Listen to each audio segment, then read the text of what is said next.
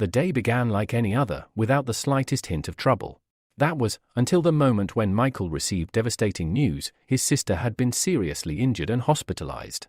Standing beside the unconscious girl, Michael gently stroked her cheek, his voice laced with an undeniable sadness.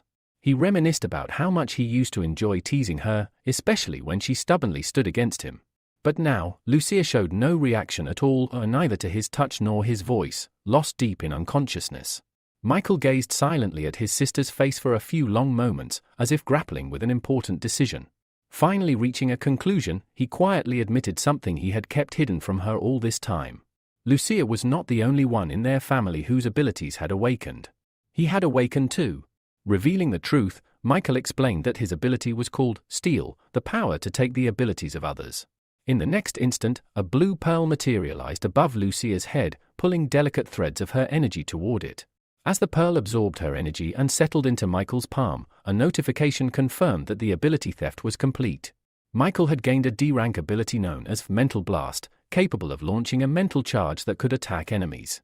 However, surprise flickered across Michael's face upon realizing the rank of Lucia's ability. With such a low rank, it seemed impossible for her to have been turned instantly into an ice statue by what witnesses had described as an unintentional attack. Doubt gnawed at him, and he began to question the truth of the incident. At that very moment, angry voices echoed from the hallway. Michael recognized his father, Nicholas, arguing heatedly with someone. Philip, a lawyer, was trying to convince them that what happened had been purely accidental. Heroes, he reasoned, were not gods, they risked their lives fighting monsters, and accidents were sometimes inevitable. But Nicholas was having none of it. He rejected the offered compensation, throwing the documents aside and furiously shouting that they did not need dirty money. Philip, visibly unsure of what to do, hesitated, caught between duty and decency. Hearing the commotion, Michael stepped out of the room, picked up the discarded papers, and examined them. Seeing this, Nicholas, filled with disbelief, asked his son what he was doing. Surely they couldn't exchange Lucia's precious life for money? Michael calmly rose to his feet, placed a reassuring hand on his father's shoulder, and explained that they needed the money to care for Lucia, who would now remain in a vegetative state. His words struck a painful chord, and Nicholas realized that Michael was right. They could not afford to refuse help, no matter how bitter it felt. Turning his attention to Philip, Michael stated that before signing anything, he had some additional conditions to add. Philip's face registered a flicker of surprise, but he agreed to listen. Michael demanded that the hero responsible for harming Lucia personally apologize to her, face to face. Philip hesitated and offered to apologize on the hero's behalf instead. Michael firmly rejected the suggestion, insisting on a personal appearance.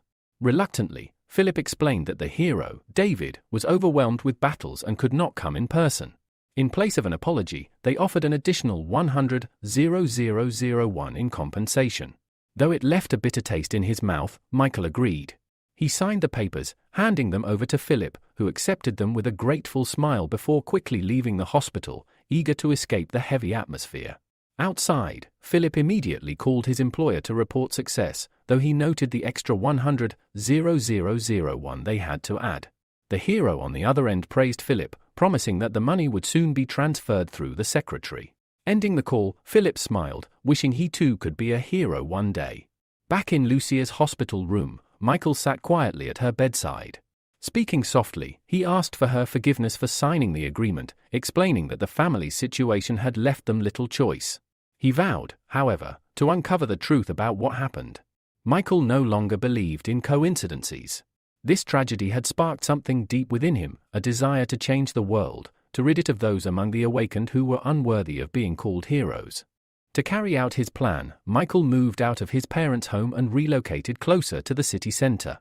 He quickly found an apartment for a reasonable fee in one of the better neighborhoods. Upon entering the building, he discovered that his new neighbors were already waiting to greet him. A blonde girl introduced herself first, calling herself Diana. She then introduced her friend, Marina, who was sitting beside her, and mentioned that a third girl also lived there but had not yet returned home.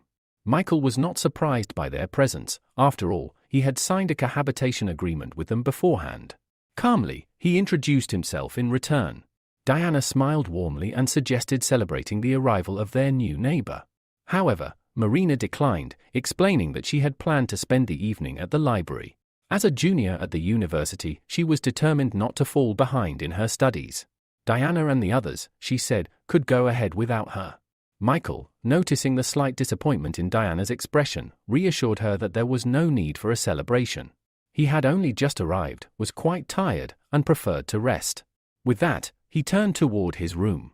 Inside, Michael set down his suitcase and immediately collapsed onto the bed. After some time, he pulled his phone from his jacket pocket and began browsing the news. His attention was soon caught by a video that had already gained a significant number of views, showing heroes battling monsters. There were also several videos explaining rare abilities. Around 20 years ago, dark portals had suddenly appeared across the world, allowing monsters to invade. Humanity managed to hold them back thanks to individuals with special powers. Over time, these individuals came to be known as heroes, people admired by both young and old for their strength. To prevent the misuse of their powers, the government had passed the ability law. This law permitted only those who passed official tests and received a hero certificate to use their abilities openly. Watching the footage of the heroes battling monsters, Michael recognized the event where Lucia had been injured. He replayed the video several times but found nothing suspicious. Sighing heavily, he set his phone aside, deciding that tomorrow he would review the footage once more with a clearer mind. When Michael checked his phone again to see the time, he was shocked to realize it was already 2:30 in the morning. Jolting upright, he hurried to wash up and get to bed, knowing he had work early the next day. Gathering his things, Michael stepped out of his room and headed for the bathroom, careful not to turn on the hallway light to avoid disturbing his neighbors. However, after taking only a few steps, he froze. Ahead of him, he spotted a girl barely able to stand, leaning heavily against the wall as she stumbled down the corridor. It was easy to guess that she was the third roommate he had yet to meet. Sensing someone's presence, the girl opened her eyes in a daze, trying to discern who stood before her. Without moving, Michael greeted her politely. Without replying, the girl pushed herself away from the wall and headed straight for the bathroom, mumbling an apology and saying she needed it first. Moments later, she collapsed onto the toilet and vomited, her stomach overwhelmed by alcohol. After a few minutes, the girl, whom he later learned was named Valeria, had fallen asleep right there, leaning against the toilet. Concerned, Michael cautiously entered the bathroom and gently touched her shoulder, asking if she was all right. When he received no response, he paused, contemplating what to do to avoid any misunderstandings later on. Deciding it was best to involve another female resident, he left the bathroom and knocked on Diana's door. After a few moments, he heard soft footsteps, and the door opened to reveal a yawning Diana, her voice thick with sleep as she asked why Michael was awake at such a late hour. Apologizing for disturbing her, Michael quickly explained that Valeria was drunk and needed help.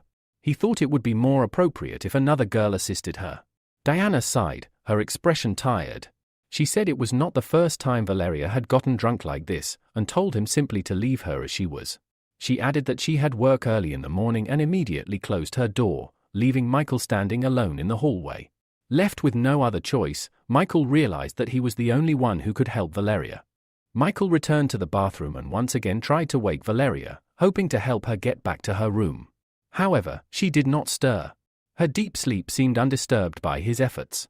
Not wanting to interrupt her stay in the kingdom of Morpheus, Michael sighed and silently apologized for his next course of action. He carefully lifted the unconscious girl into his arms. As soon as he did, a message appeared before him, revealing a new ability called Brain Overload. This ability allowed a short-term overload of the brain, significantly increasing its computing capabilities. The message also noted that Valeria was unaware of this ability's existence. After reading the message, Michael carefully carried the girl into the living room, where he laid her down on the sofa and covered her with his jacket. With no regrets, he took away her ability, promising that he would repay her once everything was settled. A slight smile tugged at Michael's lips as he wondered what effect the new ability would have on him. The next moment, another message appeared, revealing that Brain Overload and Mental Explosion were both related to mental abilities and could be combined. Seizing the opportunity, Michael materialized a blue energy pearl in his free hand and whispered the command to unite them. Instantly, both pearls flew into the air and began to merge. After a few moments, an orange pearl settled in his palm, and with it came another message. Michael had gained the D+ rank Superb Brain ability. This ability automatically sent mental attacks and greatly enhanced his ability to calculate and deduce. Excited by the potential of this new power, Michael considered how it might help him uncover clues in the video of the incident in which his sister had been injured. Several hours later, the bright rays of the sun shone down on the sleeping city.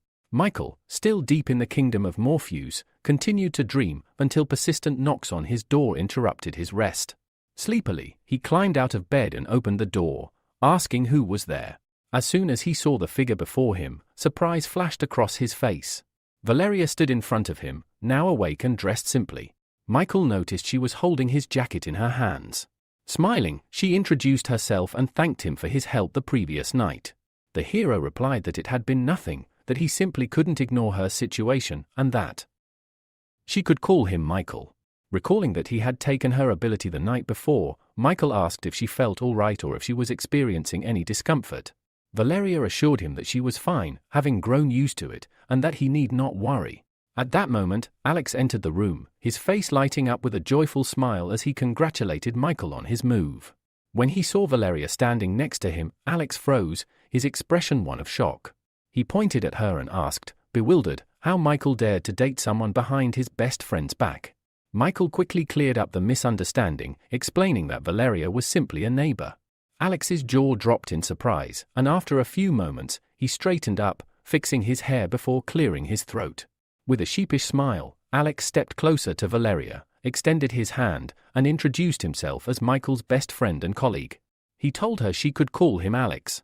Valeria, still a bit confused, shook his hand and introduced herself. Alex immediately began to excitedly explain that he was one of the few people with a special ability. His power allowed him to take pictures and videos with his bare hands. He cheerfully offered Valeria the chance to contact him anytime if she wanted to take some beautiful photos. Knowing how talkative his friend could be, Michael stepped forward and turned Alex toward the door, signaling that it was time to leave. He turned to Valeria and explained that Alex had come to give him a ride to the editorial office, and they were leaving now. The journey to the office was quick, as it was still early in the morning. Once inside the building, Michael settled into his work chair and immediately started playing the recording he had studied the previous evening.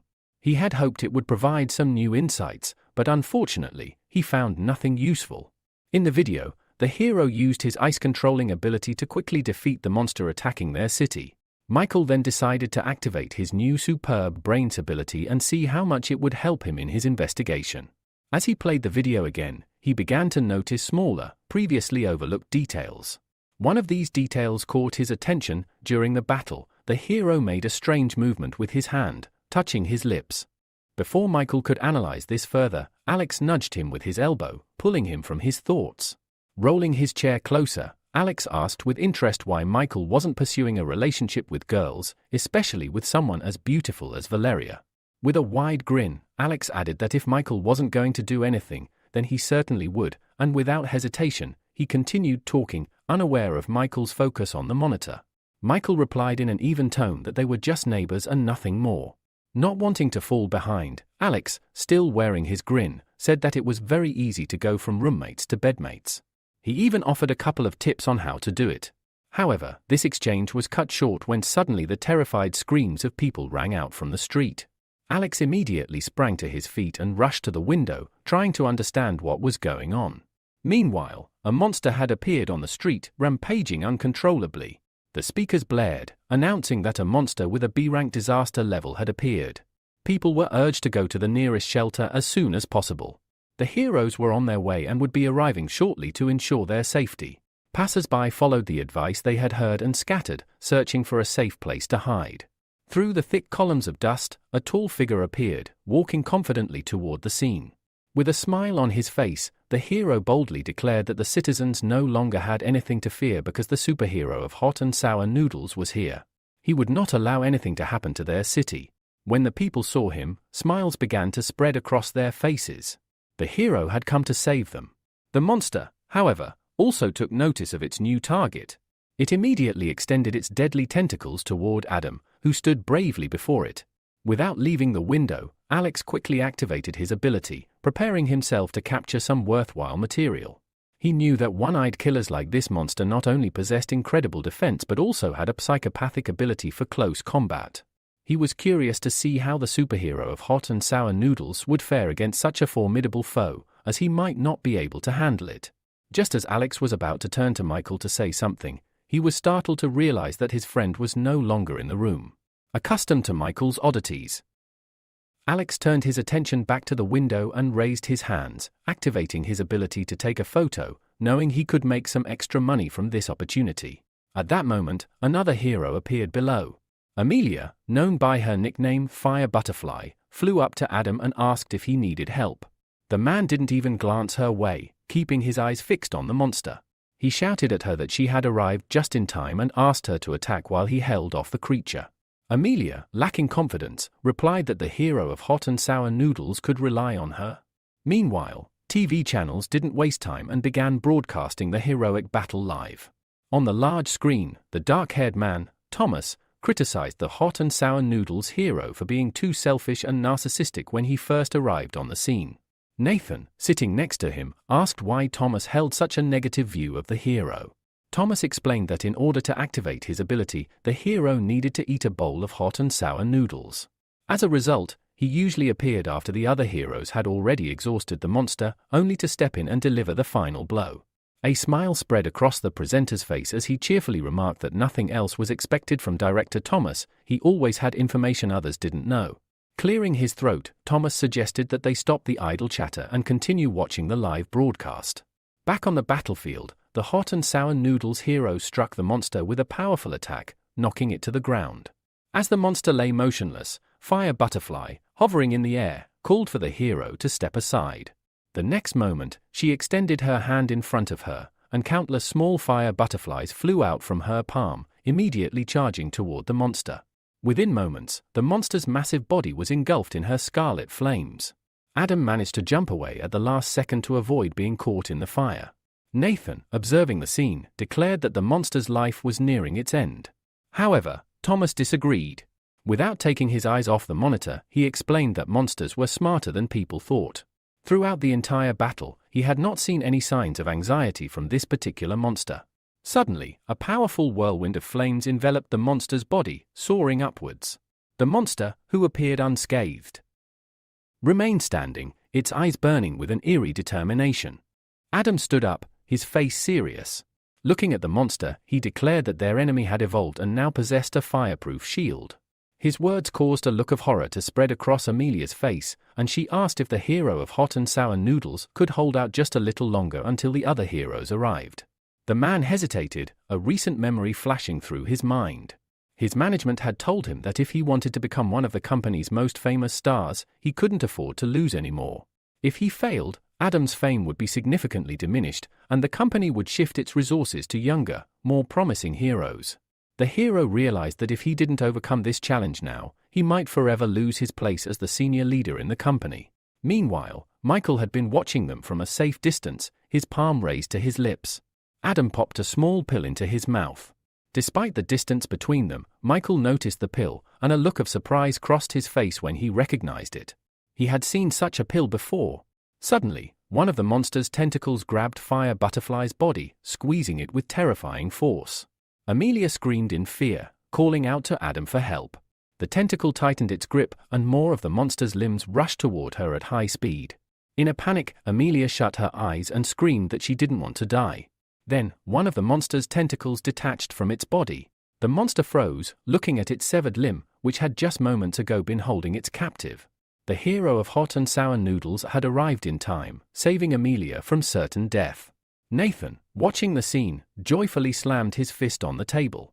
He turned to the rest of the audience and explained that the hot and sour noodles superhero could only maintain his fighting form for 15 minutes. However, this time, he had not only lasted longer but had also become stronger than before. The inspired man jumped to his feet and, raising his clenched fist, shouted that their hero had not yet aged. Thomas, on the other hand, showed restraint, unlike the overly emotional presenter.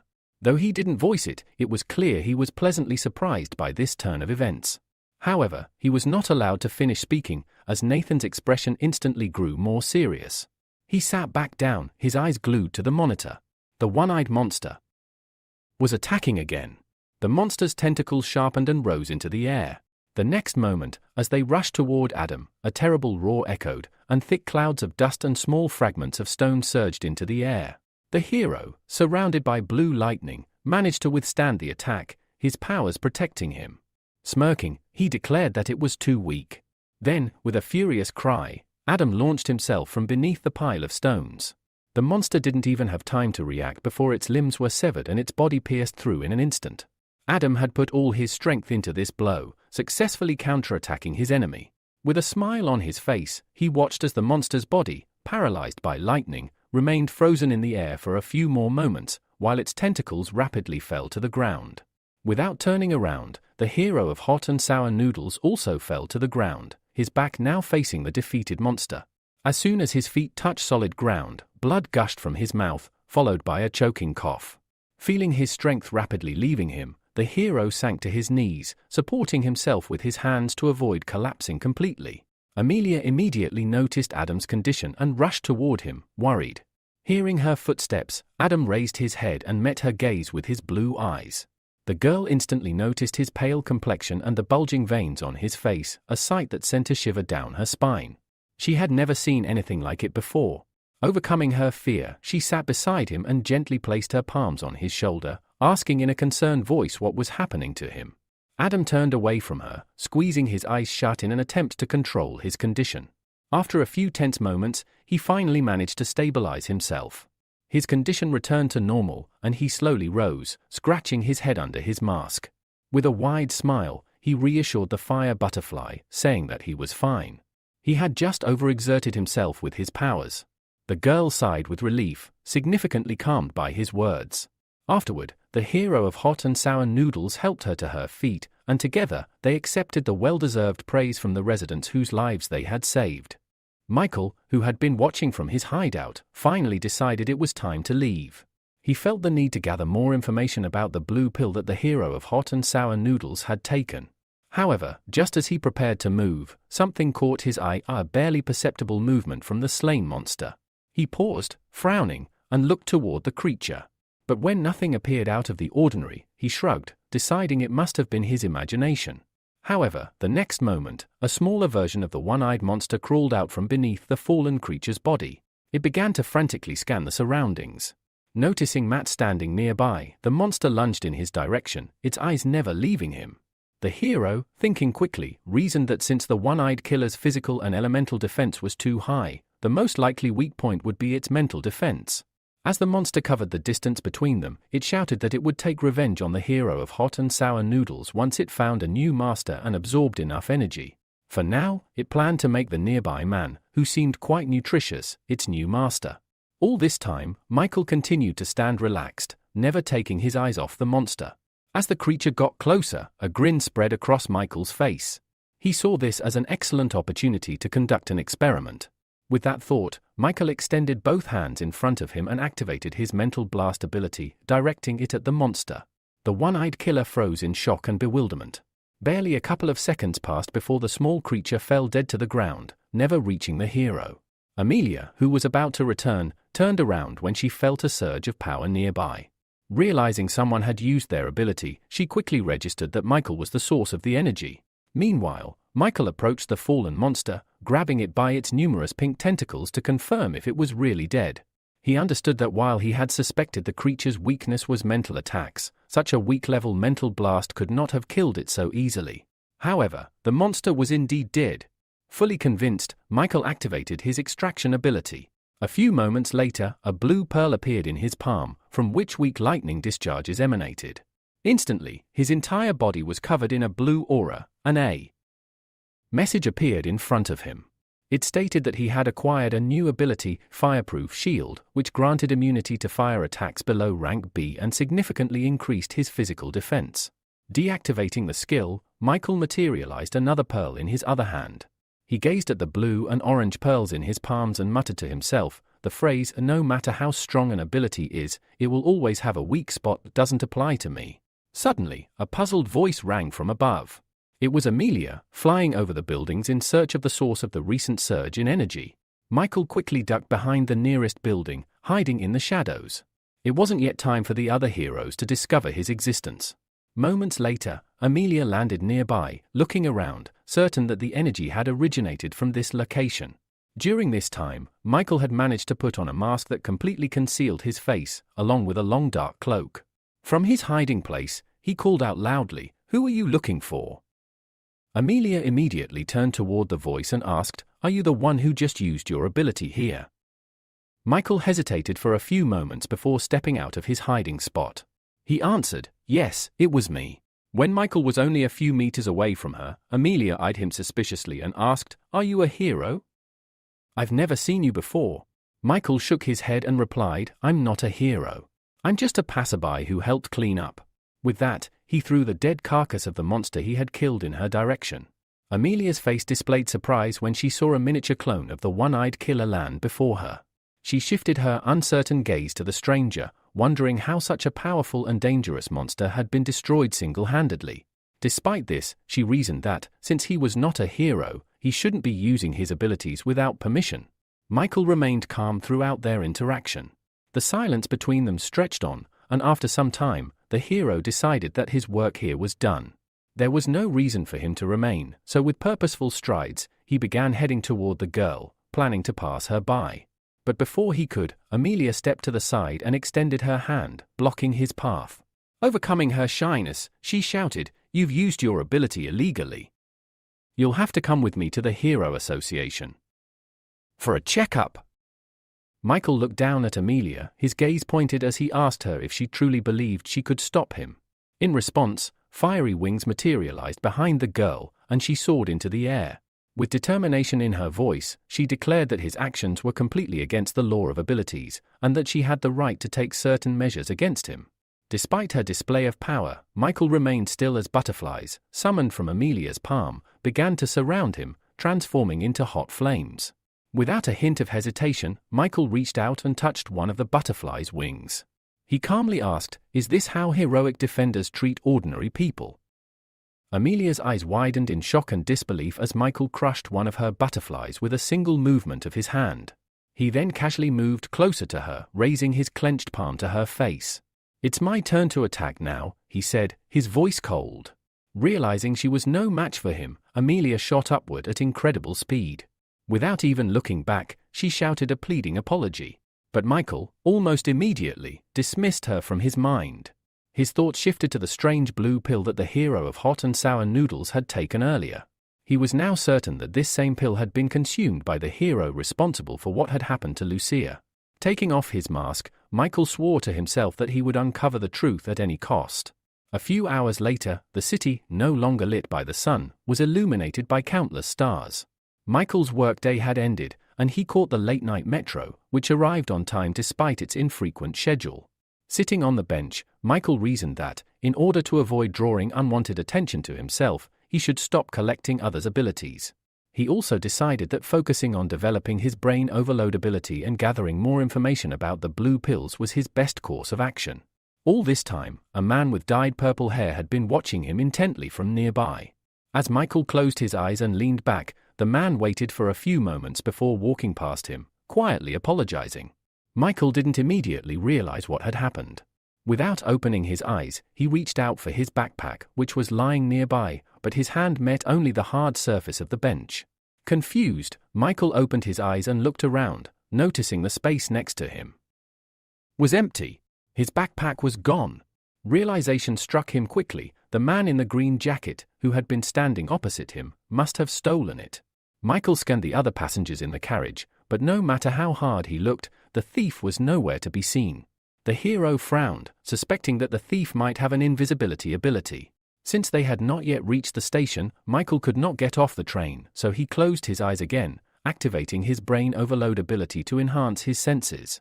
A few moments later, Michael's plan proved successful.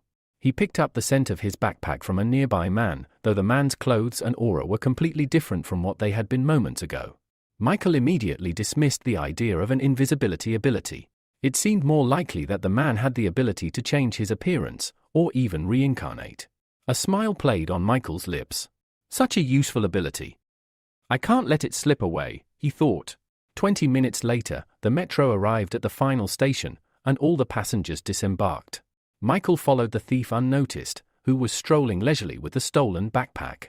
The thief, named Fred, was pleased with his luck. He had managed to rob someone and leave without being detected. Yet, alongside his joy, there was a creeping sense of unease. He didn't know it, but the reason for his anxiety was walking right behind him.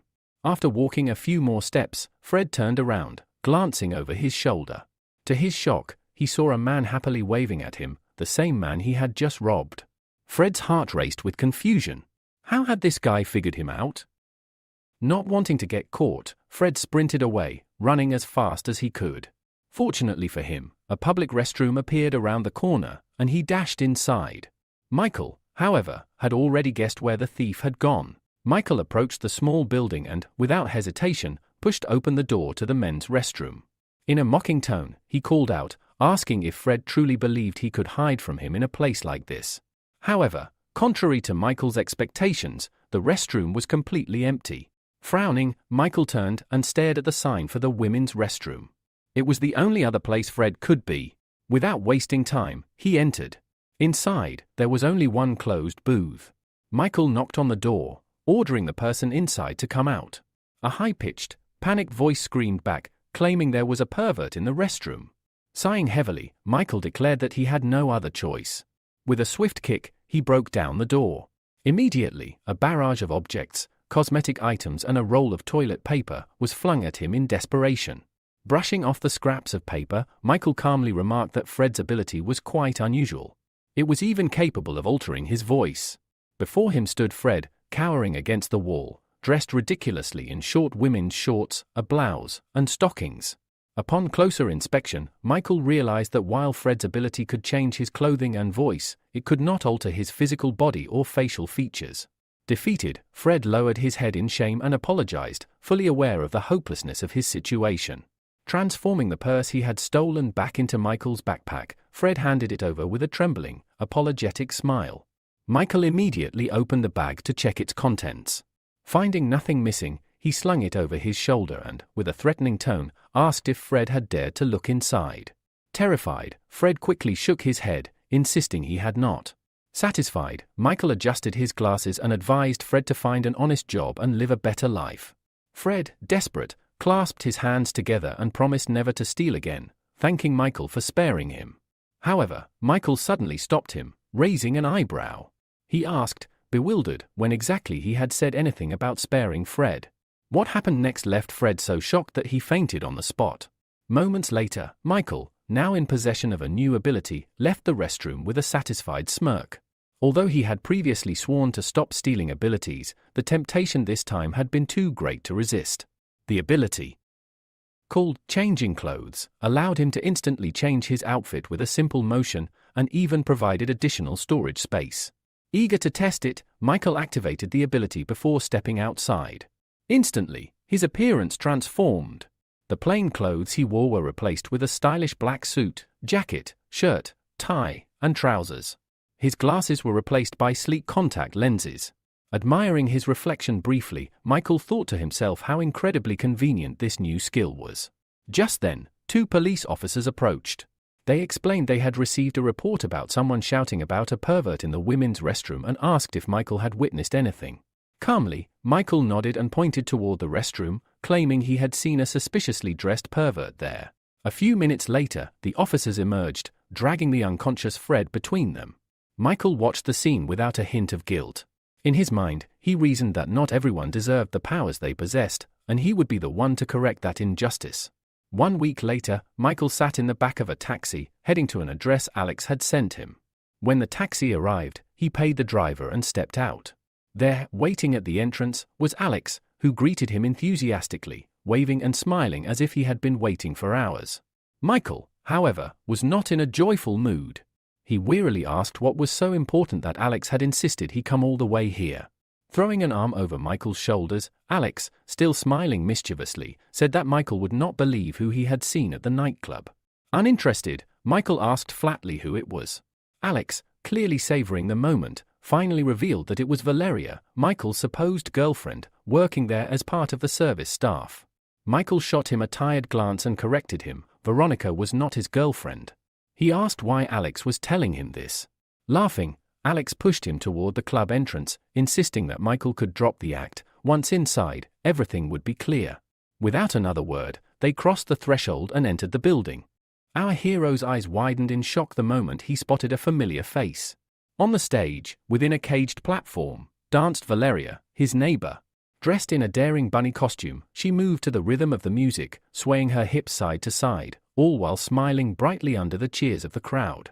However, her expression suddenly changed. Fear and panic flickered across her face as she noticed Michael entering the club alongside Alex, making their way toward the seating area. They quickly found an empty table. Alex ordered drinks for both himself and his sullen companion. As the drinks arrived, Alex nudged Michael, who sat hunched over the table, his chin resting heavily on clasped hands, lost in thought. Alex chuckled and encouraged him to lighten up, reminding him that there were still many beautiful women in the world besides Valeria. Tonight, he said, they were on Alex's turf, and Michael should try to enjoy the moment. Waving at a group of girls nearby, Alex beckoned them over. They approached the table with cheerful smiles.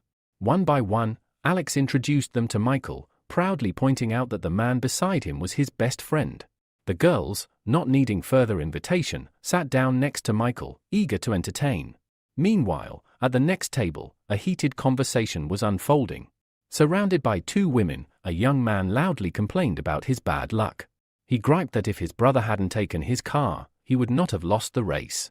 Across from him, a composed man named Logan reached for the call button, advising him to simply accept the loss rather than blaming the car.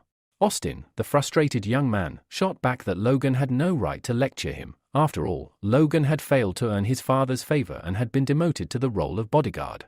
After a brief pause, Austin laughed mockingly, suggesting it was because Logan could never keep his mouth shut. Logan's lips curled into a dry smile. He replied coolly that an ordinary person, limited by a mere C-rank hero title, shouldn't concern himself so much. Clicking his tongue in irritation, Austin leapt up and, in a flash of anger, struck a waitress, Valeria, who had been serving their table. He insulted her, declaring her abilities worthless. Grabbing a bottle of alcohol she had brought, Austin sneered, asking how she could serve something so disgusting. His irritation, though directed outward, clearly stemmed from the embarrassment caused by Logan's words. Unable to vent his anger on his bodyguard, he chose instead to humiliate Valeria.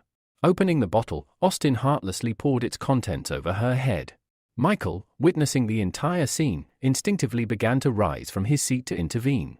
But Alex hastily grabbed his arm, urging him not to act recklessly. He warned Michael that Austin was no ordinary troublemaker. He was the second son of a powerful A-rank hero from the Olympus Company, known as the Mechanical Hero. Worse yet, Austin was accompanied by Logan, the C-rank hero known as the Flame Fist. Challenging them would be dangerous for any ordinary person. Michael reassured him that he had no intention of starting a fight. He simply said he needed to use the restroom. Reluctantly, Alex let him go with a heavy sigh. Meanwhile, Valeria sat frozen on the floor, drenched in alcohol, too humiliated to lift her head. Austin, losing all interest in her, returned to the girls on the sofa and coldly ordered the club's waiters to get rid of her. Without hesitation, two staff members approached. One of them grabbed a bottle and forcibly poured alcohol into Valeria's mouth, holding her head in place as she struggled weakly. Just as Valeria was about to give in to despair, someone shoved the waiter aside with force. Freed from their grip, she coughed violently, spitting out the alcohol she had been forced to swallow. Without even looking directly at her, Michael's voice cut through the tension. He said calmly that he had heard the son of the mechanical hero was present. Logan immediately stiffened, sensing the seriousness in Michael's tone. He asked sharply who Michael was. Seated casually in a chair opposite them, Michael replied with a cool demeanor that he was simply someone looking to make a deal with young Master Austin. Austin, pouring himself another drink, glanced lazily at Michael and asked what kind of deal he was proposing. Logan, growing increasingly uneasy, leaned in and suggested it was already late, they should leave immediately. Austin bristled at the suggestion. Furious, he hurled his bottle at one of the nearby security guards, shouting that no one should interfere with him. The moment Michael mentioned a deal, Austin's demeanor visibly darkened. His irritation flared, but Logan, bound by his role, could do little to rein him in. Losing all patience with his bodyguard's interference, Austin stepped forward and demanded to know what kind of deal Michael was proposing. Logan reached out, placing a firm hand on Austin's shoulder, urging him to step back. He muttered that Austin was far too drunk and should rest, casting a displeased glance at Michael and muttering that he would handle this clown himself. Meanwhile, Michael casually swirled the amber liquid in his glass. Hearing Logan's words, he smiled slightly and said that, although he was normally against violence, the man's interference had forced his hand. He placed the glass back on the table and rose slowly, his gaze locked onto Logan. As he stood, Michael deftly wrapped bandages around his fists, activating his ability with a calm declaration they would soon see who would be teaching whom a lesson. Flames erupted over Logan's bandaged fists as he took an aggressive stance. He warned Michael that he would show no mercy. Michael, however, remained perfectly still, quietly observing. By now, a crowd had gathered, drawn by the prospect of witnessing a live fight between heroes. Amid the growing excitement, Valeria, with the help of a friend, managed to retreat toward the restroom to clean herself up.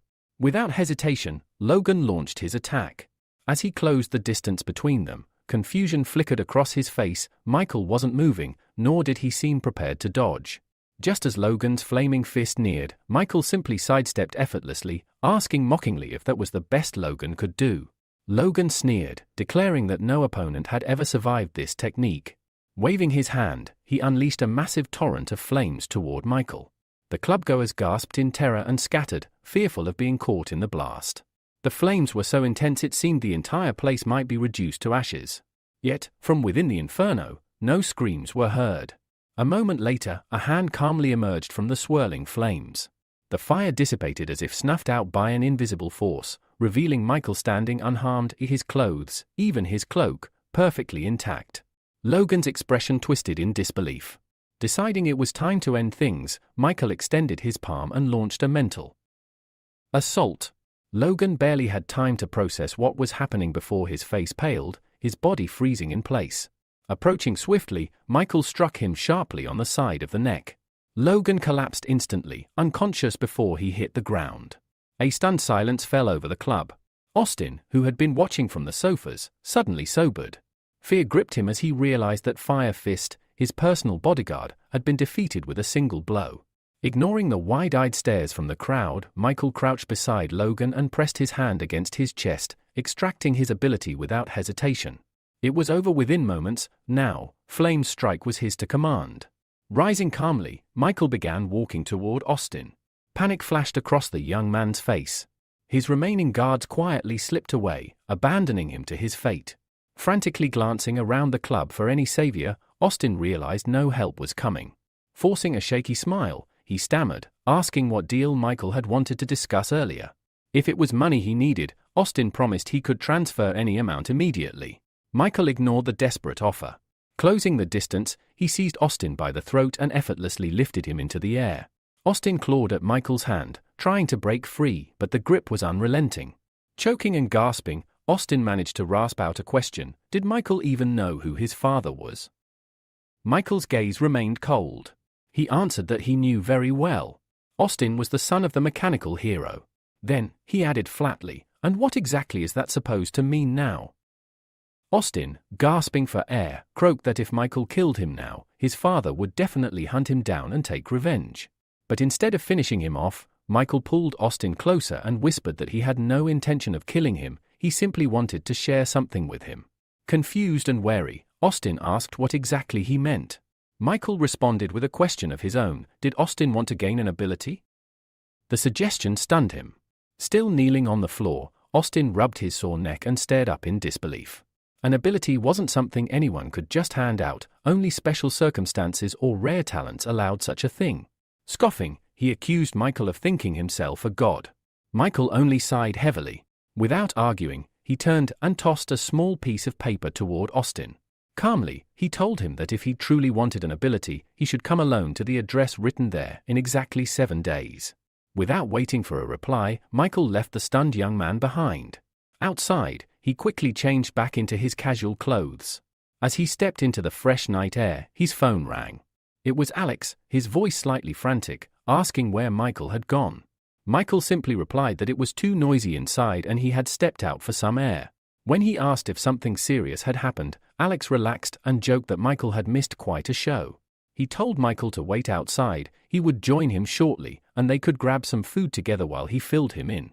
Ending the call, Michael gazed up at the night sky, a small smile playing on his lips. The first phase of the plan was complete. Now, all he had to do was wait for Austin to take the bait. His real target lay within Olympus, the fastest path toward achieving his greater goal. Hours later, an emergency meeting was called at the headquarters of Olympus. All eyes were fixed on a large screen displaying CCTV footage of the fight between Fire Fist Logan and the masked stranger, Michael.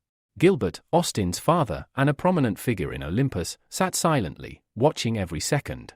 When the video ended, he finally spoke, asking the room for their thoughts. The ice adventurer spoke first, pointing out that the masked individual had used his hand like a blade to defeat Logan in an instant. Judging by his ability, the attacker was almost certainly above B rank. Another man sitting nearby disagreed slightly, saying it wasn't simply a knife strike. He emphasized that Logan had fallen the moment the masked man made a mysterious motion with his hand. Another official pushed a folder across the table. It contained the Identification Department's injury report on Fire Fist Logan. He urged everyone to read it before making assumptions. As the group skimmed through the document, shock spread across their faces. The report confirmed it: Logan's ability had vanished without a trace. A heavy silence fell over the room. It was clear now they were facing a terrifying new problem. Someone out there could erase abilities entirely. Pavel broke the silence first, asking where such a monster could have come from. Edgar responded grimly, saying that, to his knowledge, only one person ever possessed such an ability, an S-rank hero. Gilbert turned to him sharply, asking if he meant the hero. Before Edgar could fully respond, Sam leapt up, shouting that it was impossible. The transporter, the hero in question, was already an old man with one foot in the grave. There was no reason for him to reappear now and cause chaos.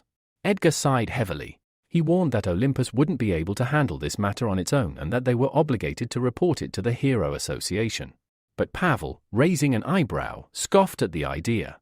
A person with such a terrifying ability would be seen as a living weapon. No organization would willingly expose him. No one would report someone that valuable. Gilbert nodded in agreement. He decided that, for now, Olympus would keep this incident a secret. Another buried truth, hidden within their company. He ordered everyone to leave, needing time alone to think. Meanwhile, Austin had made it home safely. Morning light streamed through his windows as he lay on his bed, the small piece of paper in his hand. He couldn't stop thinking about it. An ability, his very own ability. His mind raced through endless scenarios, wondering what Michael would want in return. It had to be something serious. Michael had emphasized this was a deal after all. But Austin eventually pushed the questions aside. None of it mattered compared to the prize. In just a few days, he would gain the power he had always longed for. At the same time, Michael met with Alex in front of a museum. Alex, looking curious, asked why Michael had called him there. Alex explained that he had dragged Michael to the museum because he wanted to learn more about monsters, so he would know how to better hide when encountering one. Hearing this, Michael couldn't help but fall into thought. Maybe he could even attempt something riskier, like extracting an ability from an S-rank monster. As they walked inside, they accidentally brushed past two girls who were chatting happily near the entrance. Michael shot Alex a displeased look, accusing him of coming here not to study monsters but to flirt with girls. Alex grinned mischievously and admitted it openly, saying, "Everyone knows the prettiest girls hang out here. How could I miss a chance like that?" Rolling his eyes, Michael pointed somewhere deeper into the museum, muttering that unlike Alex, he actually came here for serious business. Soon, they approached one of the grand exhibits, the electric Tyrannosaurus, an S-rank monster that had once terrorized the city. Standing over 7 meters tall, it had unleashed devastating electric blasts, paralyzing the city and causing the deaths of 5 A-rank heroes and 20 B-rank heroes. Even now, the creature's preserved body seemed alive. Tiny discharges of lightning still crackled across its scales. Without warning, a beam of electricity shot from its mouth toward one of the display walls, startling nearby visitors. Alex watched in awe, amazed that even death hadn't stripped the monster of its terrifying power. Meanwhile, Michael remained calm, studying the beast with sharp interest. He slowly extended his palm toward the dragon, imagining how incredible it would be to harness such an ability. But before he could make contact, a security guard barked at him, baton in hand, demanding to know what he was doing. Michael quickly smiled and flashed a journalist's ID, claiming he was here to write an article about monsters. The guard narrowed his eyes, inspecting the card carefully. Eventually, he grunted and said Michael could look, but absolutely no touching was allowed. Michael cast a glance toward Alex. Understanding immediately, Alex nodded with a sly smile and approached the guard, distracting him with idle chatter, especially about where the cutest girls in the museum were. While the bewildered guard was being led away, Michael seized the opportunity. He reached out and placed his palm against the electric Tyrannosaurus, initiating an extraction. At once, he felt resistance. The monster's ability was still there, but extracting it was unusually difficult. Minutes dragged by before he finally succeeded. A small, purple pearl materialized in his palm. Examining it, Michael's heart sank. E rank. The extracted ability was so weak that it could barely be used to charge a phone. He stared up at the electric Tyrannosaurus, baffled. How could an S-rank monster produce such a low-level ability? Thinking it over, he realized the likely reason: the monster had been dead for too long.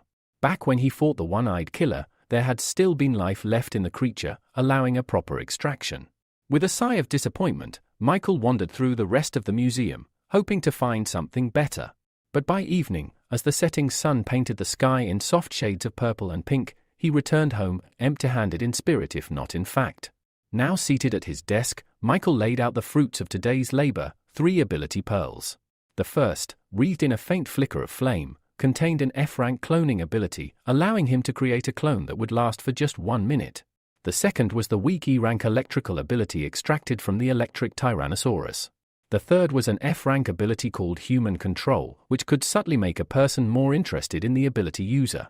Michael leaned back in his chair, staring at the pitiful collection. None of these were remotely powerful. He sighed deeply, thinking out loud that these abilities were simply too weak to be useful. But then a thought struck him: if abilities could be combined, couldn't they also be destroyed? Without hesitation, he summoned the pearl containing the flame control ability, preparing to test this new idea. Michael decided to put his new theory to the test. Closing his eyes, he concentrated on the flame control pearl and firmly commanded, "Destroy." After a few moments, he opened his eyes, only to see the pearl still resting intact in his palm. But Michael wasn't the type to give up so easily. He refocused and tried again. This time, a faint cracking sound reached his ears.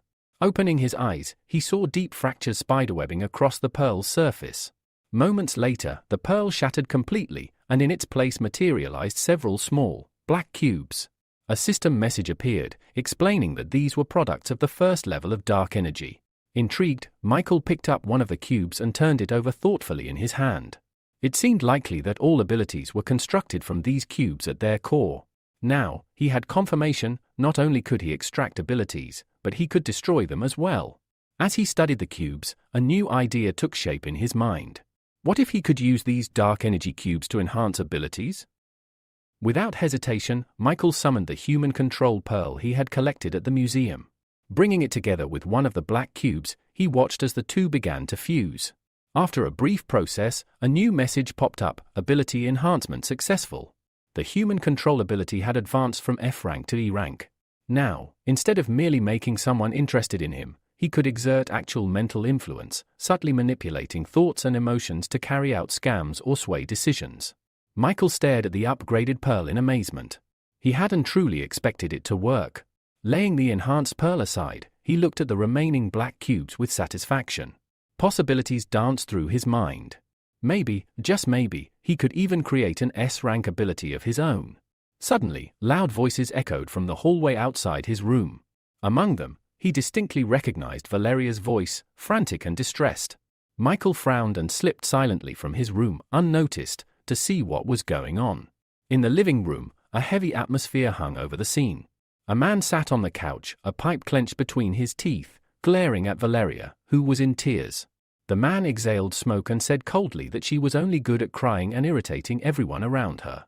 He added, almost indifferently, that they hadn't meant to deceive her, at first. Listening carefully, Michael pieced together the situation. Robert, the man with the pipe, explained that if they hadn't lied to Valeria about her father's illness, she would never have sent them money so willingly. Their real goal had been to secure enough funds for her brother, to buy a house, a car, and find a good wife, costing more than $1 million. Another woman standing nearby, clearly Valeria's mother, spoke up in a softer tone, saying they simply had no other way to gather that much money. She insisted that they only wanted what was best for the family. Valeria, fists clenched in fury, snapped back. How could they justify lying to her? They had told her her father was deathly ill, desperate for expensive treatment. At that time, Valeria had worked herself to the bone, taking on 4 shifts a day, just to send them the money as fast as possible. The man exhaled more smoke and said calmly that their family line could not simply end, no matter the cost. His words only deepened Valeria's anger. She demanded to know if this was their new method, forcing her to return home and marry a man she had never even seen. Her mother approached, trying to soothe her. She explained that even if the man lacked education, he was kind and would treat her well.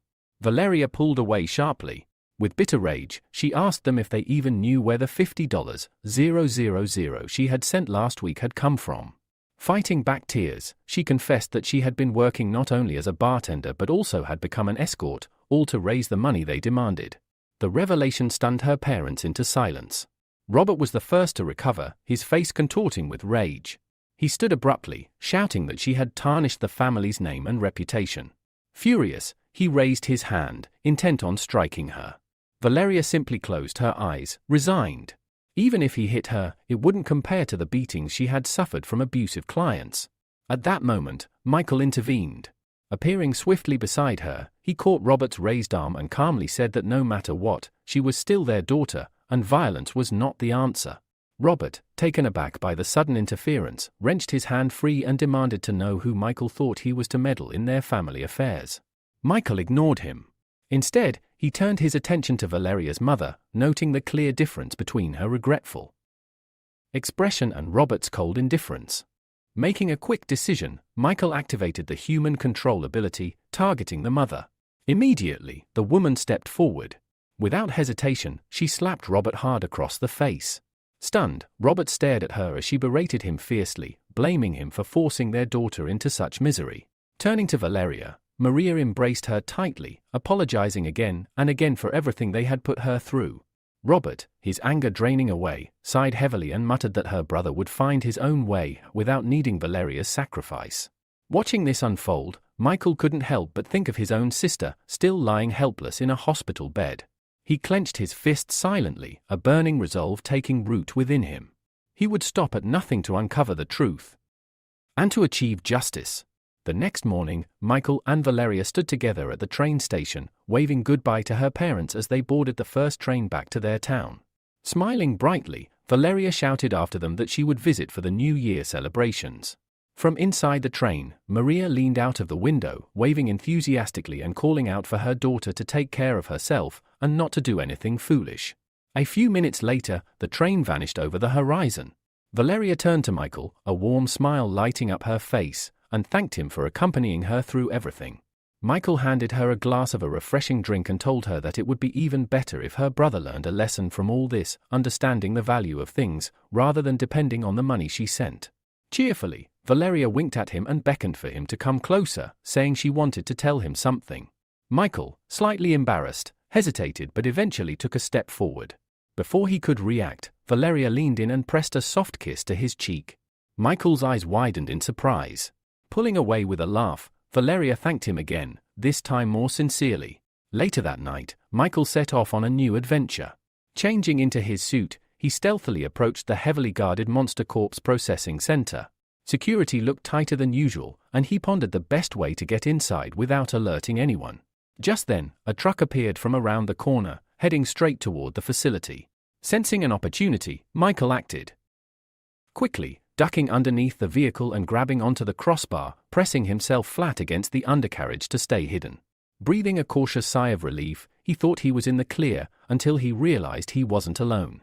Right beside him, a girl was clinging to the underside of the truck as well, her eyes wide with shock at seeing him. She immediately gestured for Michael to stay silent. Realizing she had the same idea he did, Michael nodded and kept still. However, when the truck hit a bump, they were jolted violently, and he accidentally pressed even closer against her, earning a glare of irritation. Trying to break the tension, Michael whispered an awkward greeting, calling their meeting an incredible coincidence. The girl, clearly unimpressed, snapped that it wasn't a coincidence at all, it was a disaster. She insisted that they should ignore each other completely and act independently, relying solely on their own abilities. Introducing herself formally, she said she was Anna Cott, a representative of the F Chamber of Commerce, and then demanded to know who he was. Michael introduced himself in turn. Anna, looking ahead, informed him that they were close to the unloading zone, but with the way they were tangled together, she wouldn't be able to dismount properly. Before she could finish, Michael cut her off, telling her to hold on tight. Without warning, he jumped off the moving truck, holding her protectively. Twisting midair, he absorbed the impact when they hit the ground. For a moment, they lay stunned. Clearing his throat, Michael tried to get up but found he couldn't. Anna was still pressed against him. Half joking, he asked how much longer she planned on hugging him. Blushing furiously, Anna scrambled to her feet, turning away to hide her embarrassment. She irritably shouted that if the situation hadn't demanded it, she would never have hugged him in the first place. Eventually, they made it inside the processing center. Wandering through the dimly lit halls, they found the monster processing room. Anna, noticing Michael's wide-eyed look at the grotesque surroundings, teased him and asked if he was a rookie. Michael admitted honestly that he was. He said he would gladly follow the guidance of someone more experienced. Smirking, Anna decided to take him under her wing. Since he was being so open, she said she would allow him to tag along. Leading the way, Anna stopped before a huge table where the corpse of a massive werewolf lay. Explaining her mission, she said that her boss needed white chest fur from this particular monster. Drawing a knife, she climbed onto the table and skillfully sliced off a small tuft of fur. Summoning a special bag, an ability called storage bag, Anna carefully tucked the valuable material away, smiling with pride. Looking at Michael, she boasted about her bag's impressive capacity, saying her task here was now complete. While she was distracted by her speech, Michael seized the chance to extract an ability from the werewolf's corpse. A system message appeared, acquired ability, metal transformation. It granted the power to alter the appearance and structure of any metal. Just then, alarms suddenly blared throughout the building. Both Michael and Anna stiffened in horror. Seconds later, a man in a white lab coat burst into the room, terror-stricken and sobbing. He screamed that the monster in the next room wasn't dead after all. Before anyone could react, a grotesque limb whipped out of the adjacent doorway, coiling around him like a serpent. The man cried for help as he was dragged away, disappearing into the shadows. Michael and Anna stood frozen as the lab doors slammed shut behind him. Anna let out a shaky sigh and reached toward her cloak. Anna, still trembling, leaned against Michael and asked him to support her. Her legs had gone weak from the shock and fear. Just as she spoke, she felt a faint touch on her shoulder. Before she could even react, a slimy tentacle wrapped tightly around her waist, yanking her violently toward the exit. Michael lunged after her, but the room was too dark to see anything clearly. Without hesitation, he summoned his ability, calling forth a sphere of flame that burst into existence above the ceiling, casting light across the chaotic scene. Illuminated by the fire, Michael spotted the monster dragging Anna away. Without wasting a second, he sprinted after them. However, the monster was astonishingly fast, slipping away into the darkness ahead. As Michael chased it, he noticed the rows of metal lockers lining the walls. An idea sparked. He immediately activated his newly acquired ability, metal transformation. In an instant, the metal lockers began to ripple and reshape under his will, transforming into long, bladed tentacles. With a mental command, Michael launched them toward the fleeing creature. In just a few strikes, the sharp iron limbs managed to slice through the monster's grasping tentacle, severing it and freeing Anna. Michael rushed to her side as she collapsed onto the floor, pale and shaken. Breathing heavily, he asked if she was all right. Anna pushed herself up and kicked away the severed limb with a grimace, noting with disgust that the hooks along its surface were brutally sharp. As she turned her head, Michael's floating fireball drifted deeper into the corridor, illuminating the nightmare that awaited them. There, standing before them, was the monster in full. Its grotesque body was composed entirely of countless writhing tentacles, coiling and slithering as if with a mind of their own. The creature wore a horrifying bone mask, and from behind it, the tentacles twitched and shivered. Scattered around the monster were other victims, captives entangled in its limbs, desperately crying out for help. Anna's face paled further, a look of pure confusion and terror overtaking her. She had never encountered anything like this. The monster, sensing their presence, let out a low, guttural noise. Then, with terrifying speed, its tentacles sharpened into deadly points and lunged straight toward them. Reacting instinctively, Michael swept his arms outward and again transformed the nearby metal lockers, pulling them together into a massive shield. The creature's tentacles struck relentlessly, pounding against the metal barrier. Michael gritted his teeth and held firm, using the makeshift shield to block each violent attack. Blow after blow rained down, the force behind each one immense. Suddenly, one especially powerful strike crashed against the shield, tearing a chunk of it away. Anna screamed, seeing the shield visibly weaken. Terror in her voice, she shouted to Michael that the shield wouldn't last much longer, and he had to come up with something else, fast. As the monster's tentacles surged toward them, the girl panicked once more. She collapsed onto the floor, covering her head with her hands, and screamed that they were doomed to die there, eaten alive by the creature. Still holding his shield, the hero silently agreed with Anna.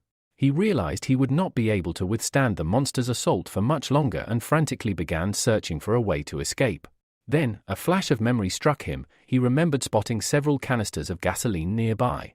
Without wasting time, he called out to his partner. Michael told Anna to calm down, assuring her that he had thought of a way they might escape. Anna looked up at him with hope shining in her eyes and immediately asked what his plan was.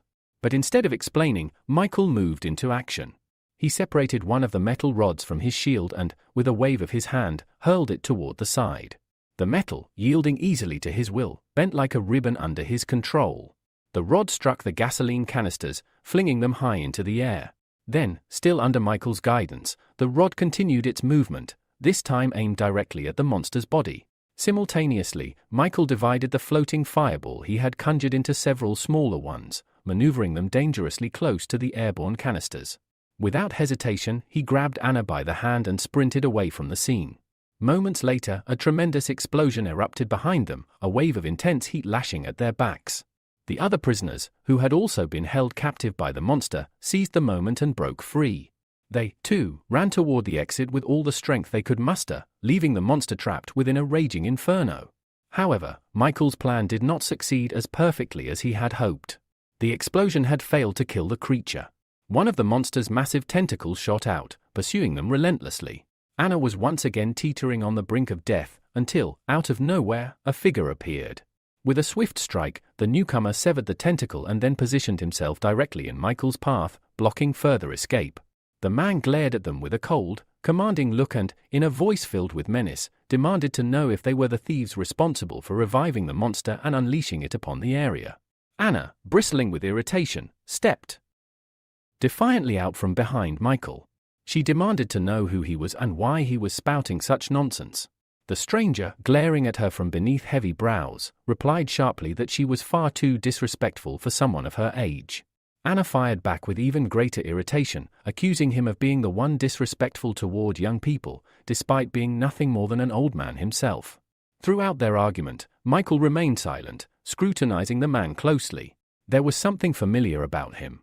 Searching his memory, Michael suddenly recalled, this was Simon Kurd, the hero who had defeated King Kong Berserker 10 years ago. Stepping forward, Michael placed himself protectively in front of Anna and offered Simon a respectful apology for his partner's behavior. Simon let out a low chuckle and turned his gaze back to the monster, commenting that Michael was certainly more polite than the girl. Yet, he added, he had no time to waste, the monster needed to be dealt with first. Without another word, Simon leapt into action. He drew the sword slung across his back and shouted, Polar Star Attack, Style 1, Greedy Wolf Strike. A torrent of energy burst from his blade, manifesting as a massive wolf. With just a few swift slashes of its claws, the spectral wolf severed several of the monster's tentacles before disappearing as quickly as it had appeared. Michael and Anna watched in stunned silence. Michael, almost in awe, muttered that if this truly was the legendary Polar Star Attack, then inherited power, then even warriors with S-rank abilities would be forced to retreat. Enraged by the loss of several limbs, the monster roared and attacked Simon again, launching its tentacles from every direction. Yet Simon remained unfazed. He countered with the second style, North Star, Heaven's Hunger. In a breathtaking instant, his blade sliced the monster's body into hundreds of tiny pieces. But Simon did not stop there. To deliver the final blow, he unleashed the third style, Water of Heaven.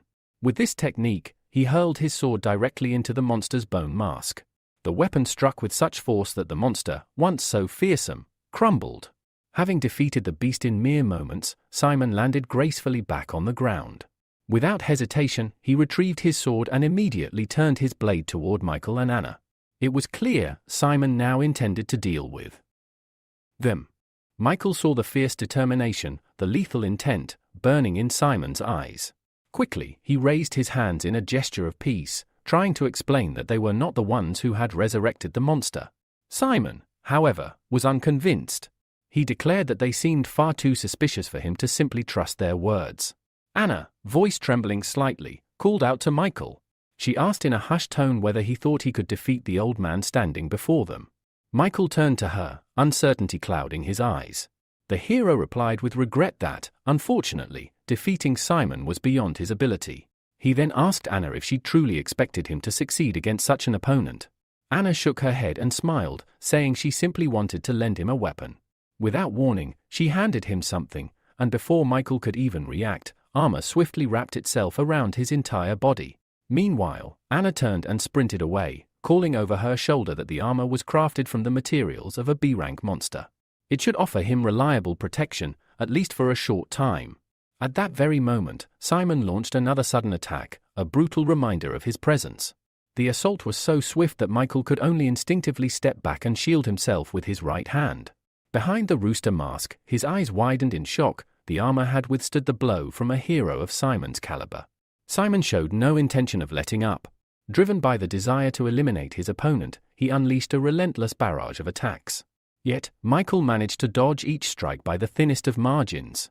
Realizing he couldn't last like this forever, he made a desperate move. He activated his brain overload ability, hoping it might tilt the odds in his favor. To his astonishment, it worked. Simon's movement seemed to slow, allowing Michael to read his attacks more clearly. Although this improvement lifted Michael's spirits, he knew it would still not be enough to defeat a legendary swordsman like Simon. Noticing the brief hesitation in his opponent, Simon sneered and warned him to be more cautious in battle. Without giving Michael a chance to recover, he targeted an open spot and lunged forward. Michael stood frozen in horror. There was no way to dodge in time. His only chance was to maximize his human control ability. In an instant, Simon froze in midair, unable to move even a finger. His face twisted in shock as he looked at Michael, demanding to know how he had been paralyzed so easily. The effect, however, was fleeting. As soon as it wore off, Michael leapt aside, narrowly avoiding Simon's sword. Catching his breath, Michael called out that if he had not used that ability, he would already be dead. Furious, Simon charged again, shouting that cheap tricks were all thieves could manage. Michael knew that relying on the human control ability again would drain him too much. He needed another tactic. Activating his metal transformation ability, he forged a crude sword from thin air, just enough to defend himself. Their blades collided fiercely. Michael struggled against the incredible force behind each strike, realizing that if he did not find a way to end this quickly, he would eventually be split in two. Then, unexpected voices echoed from nearby. A group of men, strangers to Michael, watched the battle with amazement. They marveled that someone was able to stand against the legendary Simon Kurd. Some speculated that Michael must be the A-rank hero from the 6th God of Weapons zone. Hearing this, Michael frowned. He had never heard of any God of Weapons before. His train of thought was cut short as Simon's voice rang out. With a smirk, Simon declared that judging by Michael's skill and attacks, he wasn't a thief after all. He then sheathed his sword. Turning his sharp gaze toward the onlookers, Simon ordered them to leave the corpse processing area at once. He needed a private conversation with the young man who had stood against him. Anna and the others, still shaken from the battle, hesitated. One of the rescued captives asked nervously if they were truly allowed to leave. But when they met Simon's cold, commanding gaze, they wasted no time, fleeing down the corridor without a second glance. Anna called back, shouting that she would wait for Michael outside and wished him luck. When the area finally cleared, Michael turned to Simon and asked what he wanted to discuss. Simon's demeanor grew serious. He said he knew for certain that Michael was not the God of Weapons, his skills were far inferior. The only similarity between them was the ability to control metal. Simon's sharp eyes missed nothing. He had noticed that Michael possessed multiple abilities, marking him as someone quite powerful, and someone like that would not have come here just to steal monster fur. Simon's expression darkened. He asked, in a grave tone, whether Michael had come in search of the world's secret. Michael had no idea what Simon was talking about. He had never even heard of such a secret. But sensing an opportunity to gather information, he nodded and answered truthfully that he had indeed come in search of the world's secret. The sincerity of his reply seemed to make Simon pause. Simon burst out laughing, saying that he liked ambitious young people and would tell Michael everything. Michael was taken aback by how easily the man trusted him, but it worked in his favor, so he remained silent and listened carefully. With pride swelling in his voice, Simon revealed that the true purpose behind the creation of the center was to open a one-way tunnel to the monster world, the so-called White Hole. He explained that 15 years ago, the White Hole in their city, City L, had been discovered. In response, the Hero Association dispatched a small squad of high-ranking heroes with a mission to infiltrate the monster world. Simon himself had been among them. His voice grew heavy with sorrow as he recounted the grim tale. During that mission, many S-rank heroes lost their lives. In the end, only Simon and 2 others survived, and that was only because they had been willing to risk everything. Pointing toward the furnace where the scarlet flames blazed, Simon explained that each monster corpse processing center had been built on one of the Earth's weakest points. By continuously burning monster corpses at these sites, they kept the white hole open, sustaining a fragile bridge to the monster world and beyond. After absorbing all of this, Michael glanced at the freshly killed monster's body and asked why it had come back to life. Simon's face darkened as he admitted that this was a secret they kept hidden from the public. In truth, that monster was a mutation, a creature that had evolved from the monsters emerging through the white hole. The center believed that humanity was little more than prey, trapped in a cage with beasts. Only by uniting all human strength would they ever have a chance to defeat the monsters and bring an end to this nightmare. Finishing his story, Simon turned and waved dismissively. He told Michael that he was free to go, regardless of which organization he belonged to. He reminded him that, above all else, he was still an important part of humanity. Meanwhile, tension simmered within the center's upper ranks. Katerina was furious. Simon's reckless behavior had long been a problem, but sharing classified secrets crossed an unacceptable line. Sitting beside her, a calm man, Jacob, reasoned that even if Simon had stayed silent, the truth would eventually have leaked out. It was impossible to keep such monumental secrets contained forever. Katerina sighed heavily and turned, asking if preparations for the video conference were complete. The next moment, dozens of windows lit up, showing the faces of participants from various places. A female voice announced that over 25 people were attending, and all conditions for discussing an S-rank matter had been met.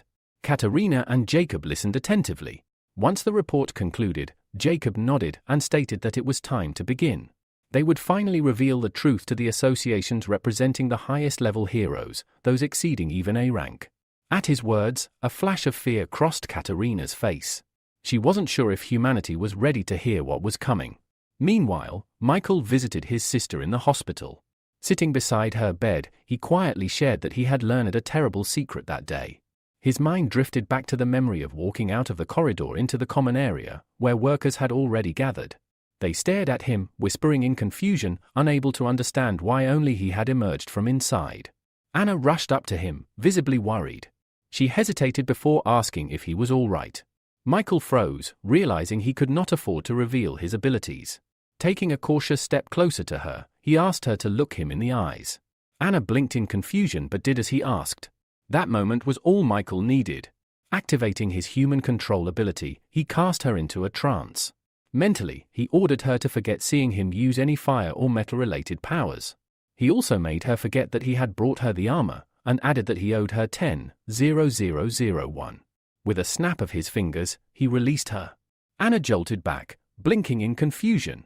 Smiling awkwardly, she said she was relieved he was okay, then hastily made an excuse about curfew and ran off. Michael smiled fondly at the memory, remarking to his sleeping sister that Anna reminded him so much of Lucia, sweet, caring, and just as obsessed with money. Gently stroking Lucia's cheek, Michael whispered with hope that once he achieved his revenge, he would find a way to wake her up. He stayed with his sister until late into the night, until the nurses announced that visiting hours were over. Reluctantly, Michael left and returned home. There, he threw himself into critical preparations for his upcoming meeting with Austin, using his metal transformation ability to forge what he would need for the battles ahead. Back at home, Michael finished his final preparations. On his right middle finger, he attached a homemade stellar absorption ring. In his free hand, he held a small jar containing a shimmering blue liquid, the so-called ability medicine. Michael needed a way to hide his true powers, and these two items would serve as perfect tools to deceive Austin. He also had a special mask prepared for this operation, a snake-themed mask. Taking it in his hands, he put it on, then activated his transformation ability, instantly changing into a different outfit that matched the mask. This identity, known simply as a snake, would possess a C-rank electricity manipulation ability, and if necessary, could also wield fire attacks. Michael had a grander vision in mind. He intended to create an entirely new organization, a group composed of his many alternate personas. It would be called Judges, and its mission would be to pass judgment on fallen heroes. With Austin providing funding, Michael was confident there would be no obstacles to establishing this secretive organization. The next morning, Michael headed to the meeting place. Austin had been waiting there since dawn and, exhausted, had fallen asleep right on the ground. As Michael approached, he nudged Austin's side with his foot, waking him up. The boy jolted upright, blurting out threats, but as soon as he recognized the mask and cloak, his anger vanished, replaced with a sheepish, guilty look. Michael simply sighed and thanked him for coming. In response, Austin threw himself at Michael's legs, clinging to them desperately. With pleading eyes, he promised that if Michael could grant him an ability, he would repay him with anything he desired: money, women, status, whatever he wanted. Michael frowned in disgust and shook him off, stating coldly that he had no interest in any of those things. He then told Austin that obtaining an ability was simple, all he had to do was look him in the eyes. As their gazes met, Michael immediately activated his human control ability, expecting Austin to fall under his influence. He quickly ordered Austin to reveal everything he knew about the blue pill. But to Michael's surprise, Austin remained silent. Frowning, Michael tested it again, commanding Austin to slap himself. Yet again, there was no reaction. A suspicion formed in Michael's mind: this boy must possess an ability of his own, and it was strong enough to block human control. Moving quickly, Michael raised his palm and lightly tapped Austin's forehead, unleashing a mental attack. Austin collapsed instantly, unconscious. Staring down at him, Michael recalled that when they first met in the bar, Austin had appeared weak and unremarkable. He hadn't imagined the boy could have any ability at all. Yet now, it was clear there was more to him. Deciding to test further, Michael used ability extraction on the unconscious boy, and to his shock, it succeeded. Reading the ability's description, Michael realized he had extracted an A-rank power called Resurrection, an ability that allowed its user to come back to life once after death, returning to the previous day. Smiling to himself, Michael pressed the green pearl to his chest, absorbing the new ability. He knew that resurrection would prove invaluable in the battles ahead, potentially changing the course of his entire plan. After securing the ability for himself, Michael took out another ability pearl, one he had acquired at the corpse processing center. He carefully fed it to the unconscious Austin. When the pill had been fully absorbed, Michael commanded him to wake up. Austin shot upright, dazed and confused, asking how he had fallen asleep without even realizing it. Michael waved it off, saying that he was simply exhausted and needed the rest. Next, Michael showed him the ring he was wearing. Seeing Austin's puzzled expression, he explained that it was a stellar absorption ring, crafted by their organization. With it, Austin would be able to steal ability factors from other people. Austin's eyes widened in shock. Michael continued, pulling out the small bottle of blue liquid from his pocket. He explained that their organization had developed special methods to transform ability factors into liquid ability medicine, a way for ordinary people to awaken powers. Tossing the bottle to him, Michael told him he could test it himself. Austin hesitated. It could be poison, he thought. But logically, if they had wanted him dead, they wouldn't have waited until today. Steeling himself, Austin chose to take the risk. He drank the contents of the bottle in one long gulp.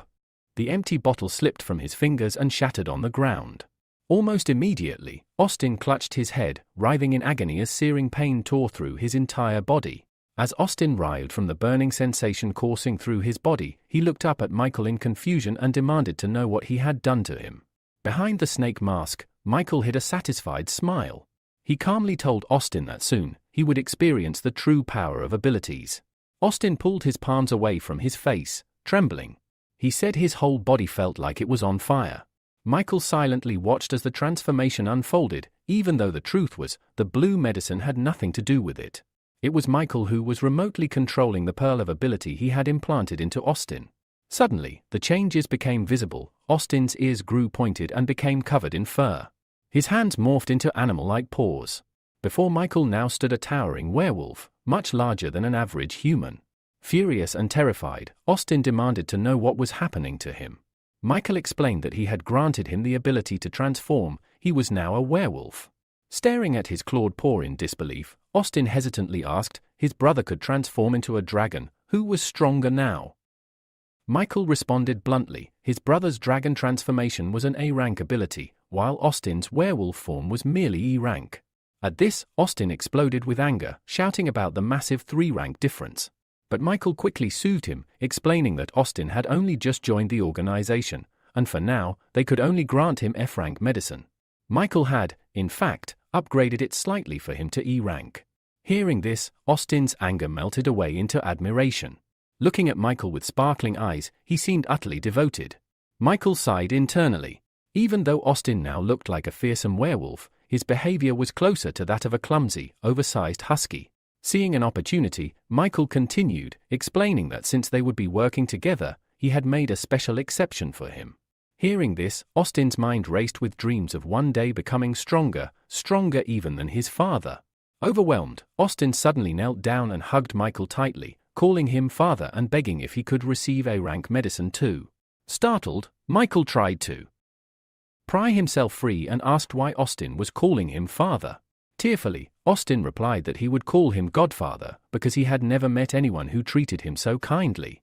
Commanding Austin to release him, Michael then took a few steps back and explained firmly, regardless of what Austin called him, A-rank medicine was only given to those who completed enough missions according to the organization's rules. Once Austin nodded in understanding, Michael began explaining the structure of their secret group. Their organization was called Judges, created by a mysterious and powerful leader. Beneath the boss were 12 Zodiac-themed leaders, and Michael, under the identity of Rooster, was one of them. Eagerly, Austin asked just how powerful the boss must be if someone as strong as Michael was only a subordinate. Michael warned him not to speculate, their boss was secretive and rarely appeared in person. Still buzzing with excitement, Austin asked how he could quickly rise through the ranks. Michael assured him that he had already prepared Austin's first mission. Pointing directly at the transformed werewolf, Michael explained, using his identity as the young master of the Olympus Company, Austin would need to investigate the mysterious blue pill. Austin, puzzled, asked what was so special about this pill. Michael explained that it supposedly could drastically enhance a person's strength, which was why he had come to this city to uncover the forces behind it. Hearing this, Austin's eyes lit up with wonder. A pill that could increase strength sounded like a miracle. However, seeing Austin's excitement, Michael sternly slapped him on the head and warned him not to get any dangerous ideas. He then told him about a real incident, a hero who had used the blue pill had ended up accidentally harming an innocent person. As he finished, Austin's werewolf form receded, and he returned to his human appearance. Rubbing his sore head, he asked who this careless hero was. Michael calmly answered, it was the A-rank hero known as the Ice Adventurer from none other than the Olympus Company. Austin's jaw dropped in shock. He couldn't believe it. The proud, seemingly invincible Ice Adventurer was actually a drug user. Yet that shock soon turned into delight, sensing opportunity. Michael then told him that once he found valuable information, they would meet again. As a reward, Austin would be granted a D-rank ability. Pressing a hand to his heart, Austin swore he would do his best. Satisfied, Michael turned to leave. But after a few steps, he paused, realizing he had forgotten to mention a critical detail. Turning back, he warned Austin the effect of the medicine he had taken would only last for 1 week. He had to complete his mission before the week ran out. Hearing this, Austin's confident expression froze. The ticking clock shook him deeply as Michael disappeared into the distance, leaving the boy alone, the weight of the task pressing heavily on his shoulders. After leaving Austin behind, Michael found an empty alleyway where he changed out of his disguise and into his everyday clothes.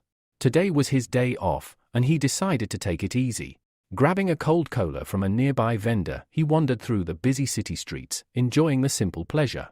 As he passed a newspaper stand, something caught his eye, an advertisement posted on the side. Curious, Michael stopped to take a closer look. His eyes widened in shock. The poster announced that Anacott was searching for a young man dressed in a black cloak and wearing a white rooster mask. A phone number was listed below for anyone with information. Michael was so stunned that he choked on his drink, spraying cola onto the newspaper stand's wall. The angry shouts of the seller jolted him back to reality. Quickly apologizing, Michael tore down the wanted poster and hurried away. As he walked, studying the poster, he couldn't believe it. He had never expected that girl to go so far. Suddenly, he stopped. Up ahead, he spotted a group of men roughly dragging a familiar-looking girl into a side alley. Narrowing his eyes, he realized it was Anna. Quietly, Michael followed, staying out of sight. Whatever trouble she had gotten herself into again, it couldn't be good. In the dead end of the alley, Anna pulled away from the men and a stern-looking woman accompanying them. With clear irritation, Anna demanded to know who they were and what they wanted.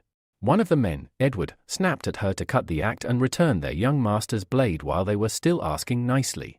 Anna blinked innocently and claimed she had no idea what they were talking about. She insisted she didn't even know how to wield a weapon, let alone steal one. But Edward's patience was wearing thin.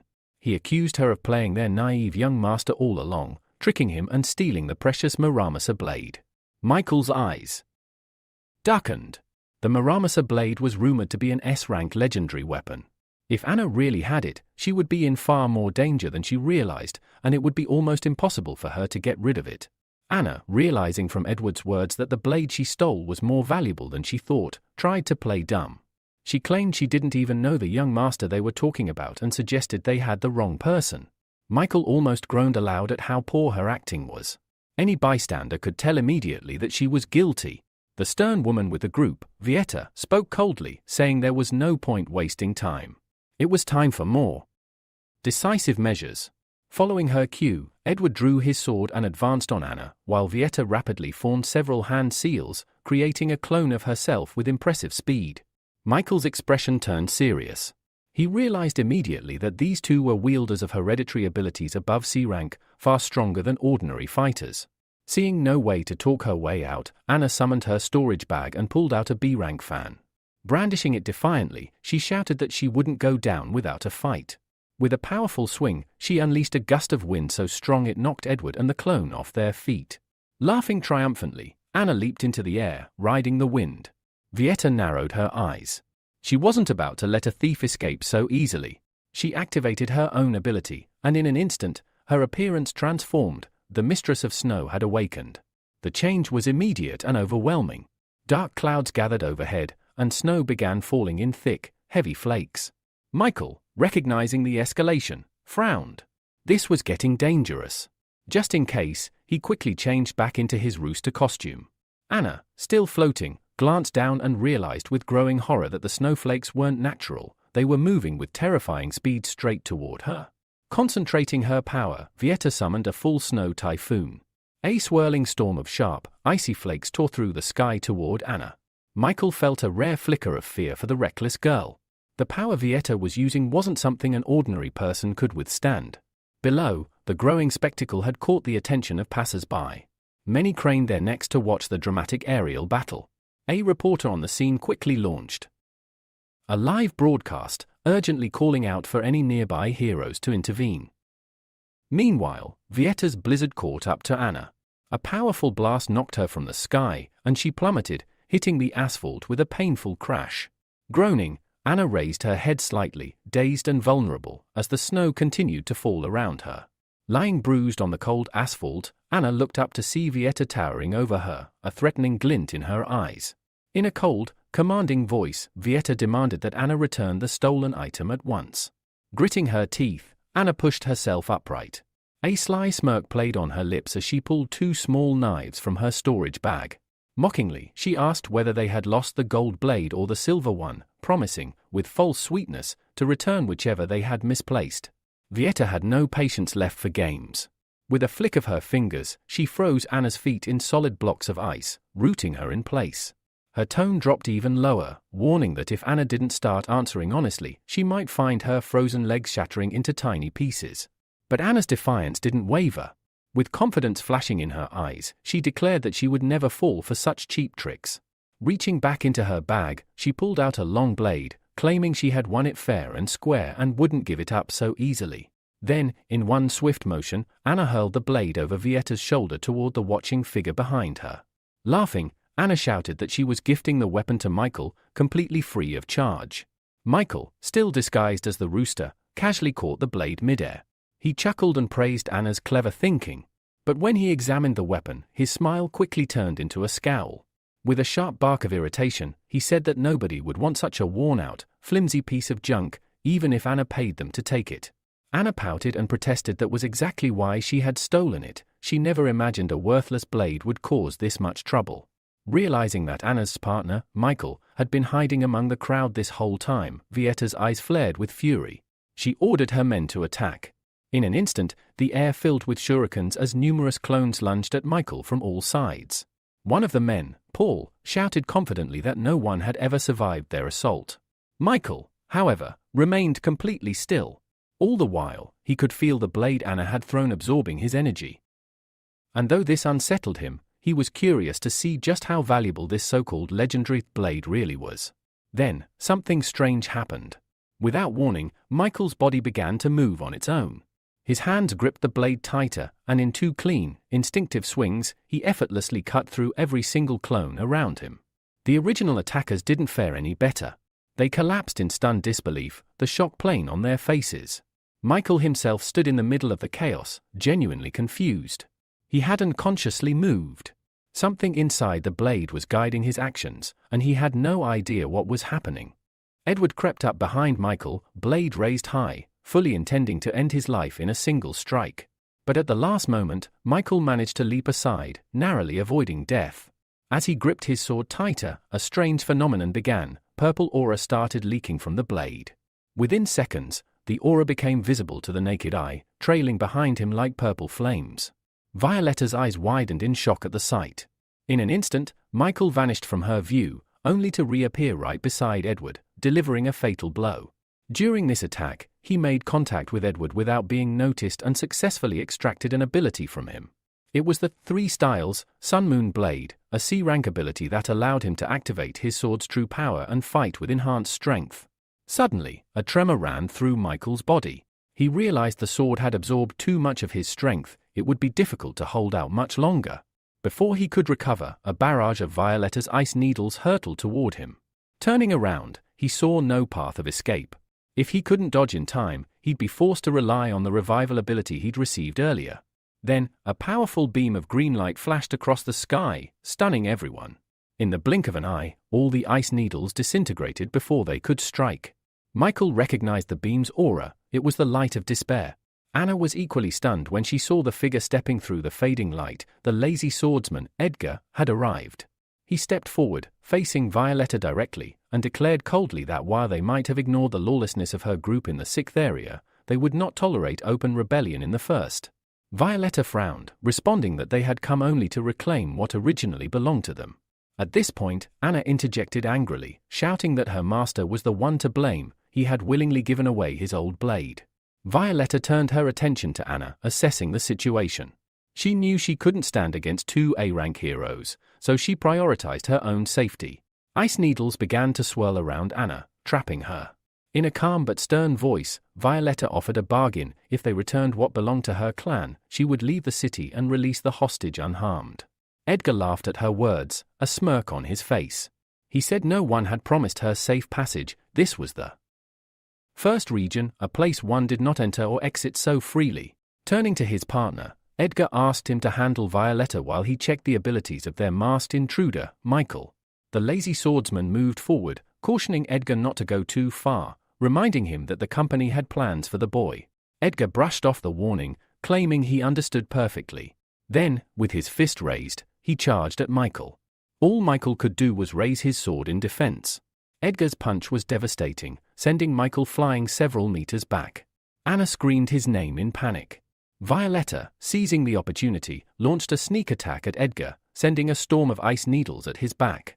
But his partner reacted instantly, summoning a blade of wind that neutralized all the needles in one sweeping strike. Violetta looked on in disbelief as a retaliatory beam surged toward her. She couldn't react in time. The blast hit her, and her body shattered into countless shards of ice. The swordsman clicked his tongue in mild irritation, muttering that he had missed. Anna, shocked, asked what he meant. Violetta had just been destroyed before their eyes. Pavel explained calmly, it had been an illusion. Violetta had escaped, but she couldn't have gone far. Looking around, Anna suddenly realized something else. Michael was gone. While everyone was distracted, he had slipped away, vanishing around the nearest corner. Now out of danger, Michael dropped the blade from his hand. It had drained all his strength, and he was left wondering how to deal with the current situation. Then, a sudden idea struck him. If this blade had come from a monster, maybe, just maybe, he could extract an ability from it. Determined, Michael placed his hand on the sword once more and activated his ability, Extraction. Moments after activating his ability, black cubes began pouring out of Michael's blade. A message appeared before him, you have received 250 units of dark matter. Setting the sword aside, Michael stared at the cubes of dark energy, realizing that while he had failed to extract a new ability, he had instead acquired a significant amount of rare material. He examined the dark cubes thoughtfully. Based on their presence, he surmised that the blade's material must have been no lower than S rank. Holding one of the cubes in his hand, Michael pondered which of his abilities he could enhance in order to stand a chance against the dragon. After weighing several options, he chose the one that felt most strategic. Summoning a pearl containing the D-rank ability Metal Transformation, he brought it closer to the dark matter. The ability, in his estimation, offered the best potential in the current situation. In just a few seconds, the dark energy was fully absorbed into the pearl. Its color shifted from blue to emerald. A new notification flashed before him: Metal Transformation upgraded to A rank. Grants control over all metals within a 1,000 meter radius. Maximum controllable mass, 1,000 tons. Wasting no time, Michael pressed the pearl to his chest and absorbed the enhanced ability. Elsewhere, Violetta, still nearby, felt an unusual fluctuation in the energy surrounding the place she had just escaped from. Meanwhile, as the new ability surged through Michael's body, he lifted his head. He could now sense every metallic and concrete object in the area. Clenching his fist with satisfaction, he muttered, "Finally! I can fight on equal terms." Suddenly, a fierce barrage of ice needles flew toward him from behind. Without turning around, Michael raised his right hand. Above him, a swirling mass of scarlet flame began to form. The fiery vortex expanded and spun rapidly, intercepting the ice needles and instantly melting them into water. The backlash of heat and force even threw Violetta backward. Despite being knocked aside, she refused to surrender. Rising to her feet, she extended her palm, preparing another attack. But Michael calmly advanced, the fiery vortex still spinning protectively at his back. No matter what she threw at him, nothing reached him. Her expression twisted into confusion. She couldn't understand why her attacks weren't landing. Seizing the moment, Michael dissolved the fiery shield and launched several firebolts in her direction. The flames twisted mid-air, transforming into burning chains that wrapped around her body and lifted her into the air. Suspended, Violetta shouted in anger, demanding to be released. But Michael ignored her protest. "I'll be gentle," he said dryly, "since you're a girl." With that, he placed his hand against her chest and activated extraction. An emerald-colored pearl emerged from her body. Michael examined it. The ability, Ice Mistress, A rank, granted the power to summon a snow woman for combat support. Even more surprisingly, the user could choose to merge with a divine entity, temporarily fusing with a god. Michael raised an eyebrow. He had hoped for a raw elemental ability, but a summoning power like this was exceedingly rare. Deprived of her core power, Violetta lost consciousness. The fire chains evaporated, and her body began to fall, but Michael caught her by the shoulder before she hit the ground. At that moment, Pavel and Edgar arrived. A strange grin crossed Pavel's face. "Not the best place to flirt with a girl," he remarked, clearly amused. Behind him, Edgar frowned, his body tensing. He noticed something strange. The masked man's aura had changed. Michael calmly set Violetta down. "She was the mistress of ice," he said. "But she's been dealt with." Edgar stared at him in disbelief. "You? How could trash like you take down someone that strong?" Michael took a few steps forward, meeting their eyes. "You're welcome to find out for yourselves," he replied. Stopping just a few meters away, he asked with quiet intensity, "So, who wants to go first? Or are you coming together?" Meanwhile, the entire battle was being streamed live by Tim, a reporter broadcasting from the scene. His voice rang out with awe. "Ladies and gentlemen, we are witnessing something unbelievable. An unknown hero, wearing a rooster mask, is preparing to take on two A-rank heroes, alone." Throwing his fist into the air, Tim shouted, "This will be one of the most exciting battles yet." And Edgar heard every word. With a smirk tugging at his lips, Edgar addressed the audience, saying that no matter how much they tried to hype up the moment, he had no intention of teaming up with a lazy swordsman just to defeat Michael. Doing so would only damage the pride of A-rank heroes. Hearing that, Michael exhaled, clearly disappointed. "A one-on-two battle would have been more fun," he muttered. Edgar leaned toward his companion and whispered, "To defeat an enemy, you have to understand him first." The lazy swordsman gave a small nod. "I'm well aware." Then, Edgar pointed out something strange, the ring on Michael's finger. It didn't look ordinary, and Edgar suspected it might be the key behind his opponents mysteriously losing their abilities. They needed to be extremely cautious and watch his every move. Without hesitation, Pavel stepped forward, brandishing his blade. "Don't worry," he told Edgar. "I just want to see how this boy defeated the Snow Mistress." He raised his voice for all to hear. "If you can beat me, then the Black Dragon will face you next." Michael gave a nod and gestured for him to come forward. "Go ahead. Let's see what you've got." Pavel didn't need any more encouragement. He lunged forward, swinging his sword and unleashing a powerful stream of energy. Michael didn't move. Instead, he summoned a blazing wall of fire to block the attack. As the flames erupted, blinding his opponent's view, Michael darted behind Pavel and struck. But Pavel sensed him in time. He turned quickly, parried Michael's strike, and their blades clashed. As they did, the flames around Michael's weapon began to morph, twisting and binding around Pavel's sword. The older man's eyes widened. "No one controls my sword," he roared. With a heavy step and sheer willpower, he broke the flame's grip and swung again. The force of his attack sent the fire hurtling back toward Michael. Caught off guard, Michael was thrown backward. He crashed to the ground but quickly regained control of the flames and redirected them, forming another massive wall between himself and Pavel. Within seconds, Michael had made two critical observations. First, Pavel's sword was forged from monster materials. It wasn't metallic. Second, there was nothing else on Pavel's body he could manipulate with his metal control. At this rate, there was no way he could win unless he did something drastic. Then, an idea hit him. He quickly retrieved two pearls, one containing the Snow Woman's ability and the other human control. He hesitated, considering his options, and ultimately crushed the Snow Woman's pearl, feeding its fragments into the other one. As the shards merged into the second pearl, its glow intensified. A notification appeared: Human Control Ability, Rank A, allows illusionary manipulation of A-rank targets. Can brainwash targets below A rank and borrow their powers for up to 10 years. Grants temporary control over a target's body for up to 2 hours. Michael studied the purple pearl in his hand. This could actually turn the tide. Meanwhile, behind the wall of fire, Pavel's voice rang out impatiently. "What are you doing over there?" "Our fight's not over." Michael opened a small window in the wall and smiled. "Don't be so impatient." Then, without warning, he activated his newly enhanced ability, Human Control, and sent his consciousness into Pavel's mind. The effect was immediate. Pavel staggered, his legs barely holding him up. Confusion spread across his face as a strange weakness crept through his body. Then came the illusion. In his mind, Pavel saw a young girl standing before him, her face strikingly similar to his own. She wore a delicate yukata and looked at him with sorrow. "Brother," she asked softly, "are you really going to raise your sword against me?" His eyes widened in disbelief. Regret flashed across his face.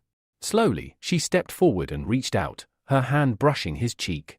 At that moment, the illusion cracked. With a growl, Pavel broke free from the manipulation.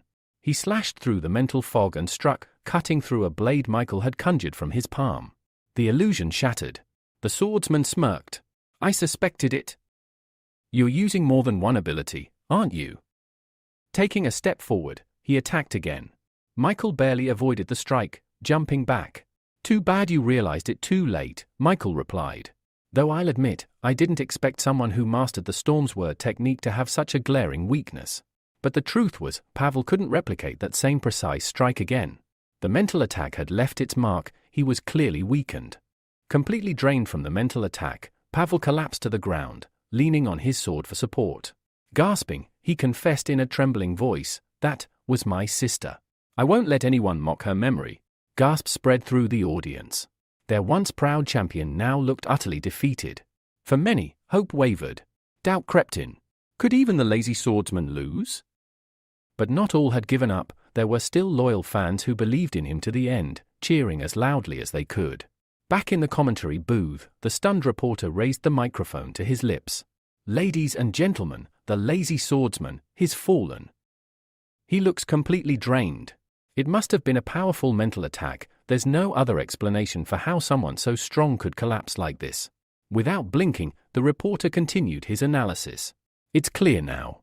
All this time, he was afraid of the enemy's metal-based ability. But he never could have predicted that Michael would have two abilities. If we're being realistic, this fight may already be over." Just as he finished speaking, Anna jumped up in her seat, overjoyed. "Yes, Michael!"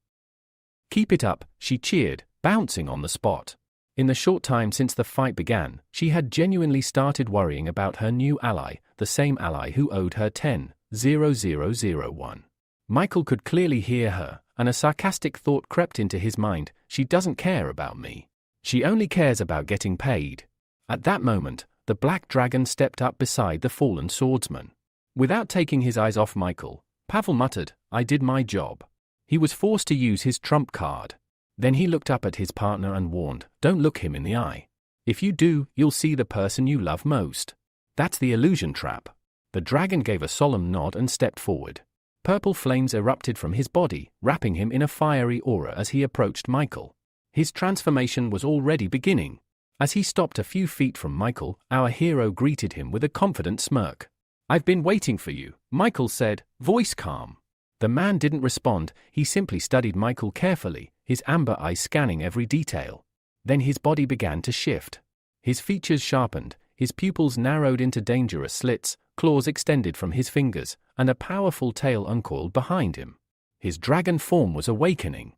Finally! He spoke. "This fight, it means something. Let's raise the stakes. A bet." Michael raised an eyebrow. "I'm listening. What are you putting on the table?" Edgar's eyes narrowed. "If you lose, you'll hand over your ring and tell me its secrets." Michael extended his hand, showing the ring on his finger with a grin. "If you want it that bad, come and take it." But inside, he was pleased. "Perfect," he thought. "Everything I've done so far was to draw attention to this ring. I needed them to notice it." Edgar accepted the challenge without hesitation. In a flash, he was airborne, his knee already flying toward Michael's chest. The surprise attack left no time for reaction. Michael managed to throw up a metallic shield just in time. Edgar's knee slammed into it, denting it with raw force, but the dragon wasn't done. He vanished and reappeared behind Michael, landing a heavy blow to his back. Michael winced from the sudden pain, but before he could recover, Edgar struck again, this time sending Michael flying through the air. The audience was stunned. The reporter's voice cracked with disbelief. "Did you see that? The black dragon's speed, it's too much. The metal around him can't keep up." Michael crashed into the ground with a thud. Edgar stood tall, a triumphant grin spreading across his face. "Is that it? I expected more from someone with two abilities." Michael groaned, rising to his feet slowly, one hand pressed to his stomach. His mask was cracked, deeply. His breathing was heavy. "He's too fast," Michael thought grimly. "And his scales are absurdly tough. On top of that, he's got flame powers." Across from him, Edgar wasn't letting his guard down. He analyzed Michael carefully, eyes locked onto his every move. "You've got grit, I'll give you that," he said. Still standing after that kind of hit. Michael realized Edgar wasn't planning to strike right away. He'd been given a brief window, a moment to act. And he seized it. He raised his hand and activated his upgraded human control ability once more. The very next moment, horror twisted across the black dragon's face. In place of Michael stood someone else, his younger brother, eyes filled with tears, clutching his neck and desperately begging Edward to save him. The image was so vivid, so raw, that for a moment, Edward froze. Then Pavel's warning echoed in his mind, "Don't look him in the eye. He'll show you the person you cherish most." Rage surged within Edward. Clutching his head, he shouted, "How dare you take his form?" A furious roar erupted from his throat as he shattered the illusion in one devastating surge of power. In the blink of an eye, Edward transformed into his true form, a black flame earth dragon. Michael's eyes widened in surprise. His illusion had been broken almost instantly, and worse, it had only made his opponent angrier. The audience gasped, unable to believe what they were seeing. The reporter's voice cracked with excitement. "Incredible! We're witnessing something very rare, the second phase of the Black Dragon transformation. This only proves how strong the masked stranger must be to force his opponent to go this far." Consumed by rage, Edward launched himself at Michael. "You better be ready to die." Thinking fast, Michael used his metal control to create a massive, spiked shield in front of him. But Edward was not an ordinary opponent. His entire body pulsed with dark energy, and mid-air, he transformed again, becoming a whirling cyclone of black fire and power. With a mocking tone, he scoffed, "You really think some spikes are going to stop me?" Michael, while surprised by the transformation, didn't falter. "If you want to kill me so badly, you'll have to catch me first." And with that, he launched himself into the air atop his metal shield, narrowly avoiding Edward's strike. But Edward wasn't letting him escape. "You won't get away," the dragon roared, soaring after him at full speed. Michael waited patiently. He knew the dragon would come closer. When the moment was right, Michael thrust his hand forward, and the metal around them responded. In an instant, chains of solid metal wrapped around Edward's limbs and torso, locking him in place mid-air. Edward looked stunned, only for a smirk to crawl across his face. "Did you forget about this?" Suddenly, his entire body ignited in black flames. The fire grew larger, fiercer, threatening to melt everything in its path. The reporter cried out. "It's the black flame. It's melted metal before, he could break free at any moment." Anna, furious, slapped the man beside her on the back of the head. "Don't doubt my brother. He's not just strong, his tactics are brilliant. He doesn't waste moves." Several minutes passed. The black flames finally began to die out. When the smoke cleared, the metal bindings were still intact. The audience stared in disbelief. Michael smiled to himself. So the B-rank fireproof shield was worth it after all. Even the mighty black flame dragon hadn't been able to burn through it. But Michael wasn't done yet. It was time to move to the final phase of his plan. Suddenly, all around the battlefield, anything metal, cars, trash bins, lampposts, began to rise into the air. High above them all, a massive block of metal took shape. Edgar looked up, eyes wide with dread as he realized what was coming. Michael slowly lowered his hand. "Let's end this." The enormous metal boulder echoed his gesture and began its descent, falling faster and faster toward the frozen dragon. All across the arena, people leapt to their feet and ran for cover. The sheer size of the falling metal sent shockwaves of panic through the crowd. The black dragon stared death in the face, unmoving, knowing he could not escape. So this is how it ends. With a deafening crash, the metal cube slammed into the earth, sending giant clouds of dust billowing into the air. Even Anna and the reporter had to retreat to a safe distance as chaos erupted. When the dust began to settle, the reporter finally dared to raise his microphone. "And now that the dust has cleared, let's find out whether the black dragon has survived that blow, or not." Everyone stared at the colossal block of metal. The silence was thick. "There's no way anyone could have survived that," whispered a thought shared by many. Suddenly, a small flame flitted into the arena. It was the fire butterfly, trembling as it searched desperately for the black dragon. Her eyes glistened with tears. Then, another figure appeared behind her. A voice rang out. "Fly away! Now!" Startled, she immediately obeyed, fluttering off into the sky, leaving the battlefield behind. The mechanical hero narrowed his eyes and focused on the enormous metal cube.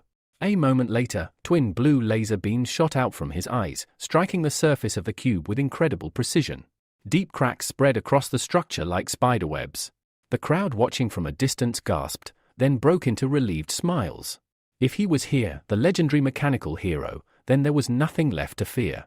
A few tense minutes passed. Finally, Gilbert managed to pull both the lazy swordsman and the unconscious black dragon out from beneath the rubble. Though bruised and battered, they were alive. Pavel, voice tinged with guilt, said he'd only managed to survive thanks to a protective wall of air. He expressed sincere regret that their company had been forced to lose face in such a dramatic fashion. Gilbert placed a reassuring hand on his shoulder. "It's fine," he said. "As long as we're alive, the rest doesn't matter." From behind him, Amelia peeked out and asked hesitantly, "Do you guys need help?" The lazy swordsman, still catching his breath, gave her a tired smile. "I'm fine." Then he glanced down at the unconscious dragon beside him. "But he's going to need it." Meanwhile, Michael had already returned home. On the way, he stopped by a pharmacy and picked up supplies. Now he sat alone, treating his cuts, bruises, and aching muscles. The pain was sharp and unrelenting. After about half an hour, he exhaled deeply and leaned back. Meeting the Snow Mistress and the Black Dragon, that was definitely not how I expected today to go. Shaking his head, he forced himself to focus on his main objective, the mysterious blue pill. He already had 2 solid leads. The first was the ice adventurer, whose case he'd passed along to Austin.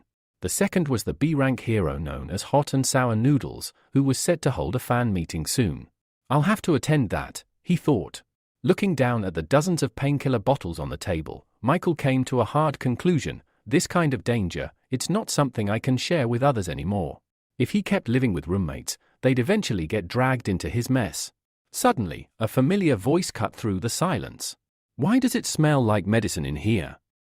Michael flinched and barely stopped himself from yelling in surprise. Valeria stood nearby, frowning. Her eyes scanned the room and locked onto the medical supplies. He forced a nervous smile.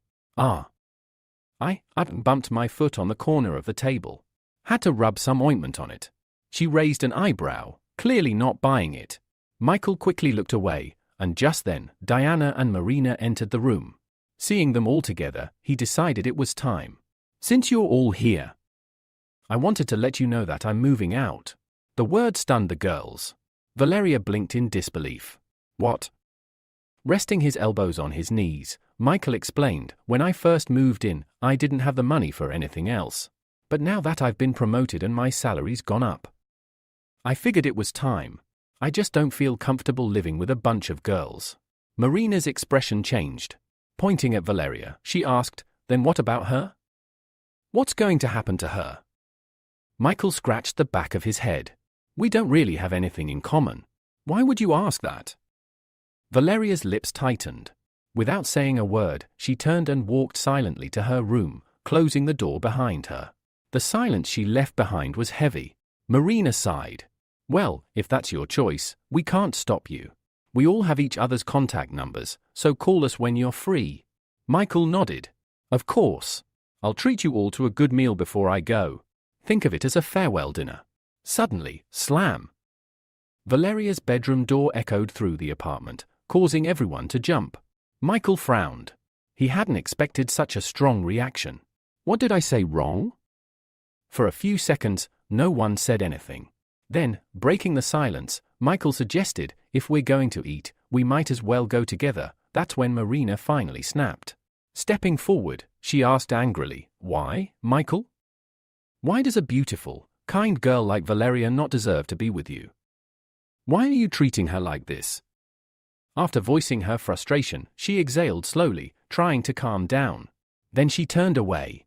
"Handle things with Valeria. We'll eat after that." And with that, Michael was left alone in the living room, staring at the floor. He knew what he was doing.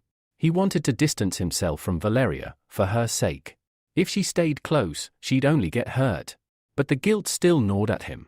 After a few minutes of silence, he got up and walked quietly to her room. He knocked. From inside, her voice came, soft but tense. "Come in." She was lying on the bed, facing the wall, not even bothering to look at him. Michael stepped inside and stopped near the doorway. He wanted to apologize, but the moment he said "I'm sorry," Valeria cut him off. "Why are you apologizing?" she asked sharply.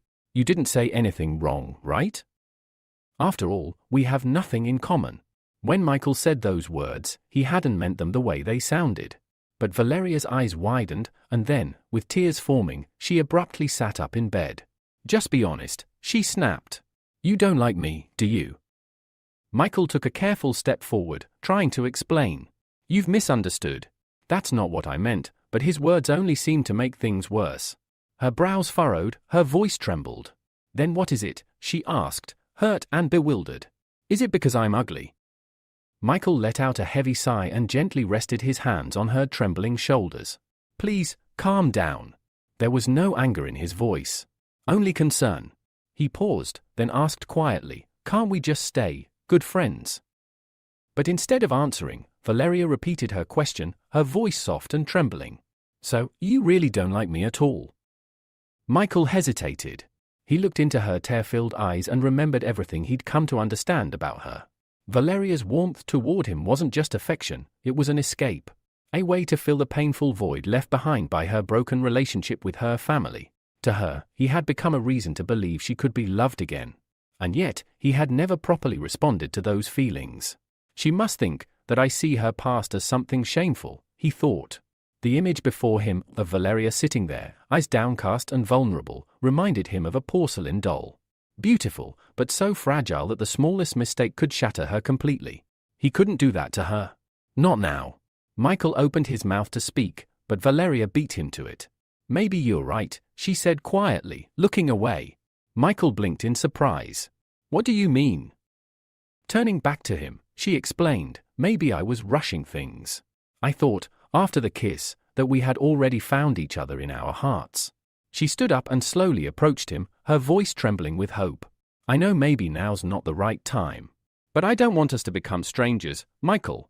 So, can you be my first real boyfriend? Her words weren't confident, they were pleading. There was desperation in her eyes, like this was her last chance to hold on to something real. And seeing that, Michael couldn't say no. While Michael was confronting emotional turmoil, Austin was already deep in the field, executing his mission. His brilliant plan? Lure David, the ice adventurer, into a nightclub and get him drunk. Simple, but effective.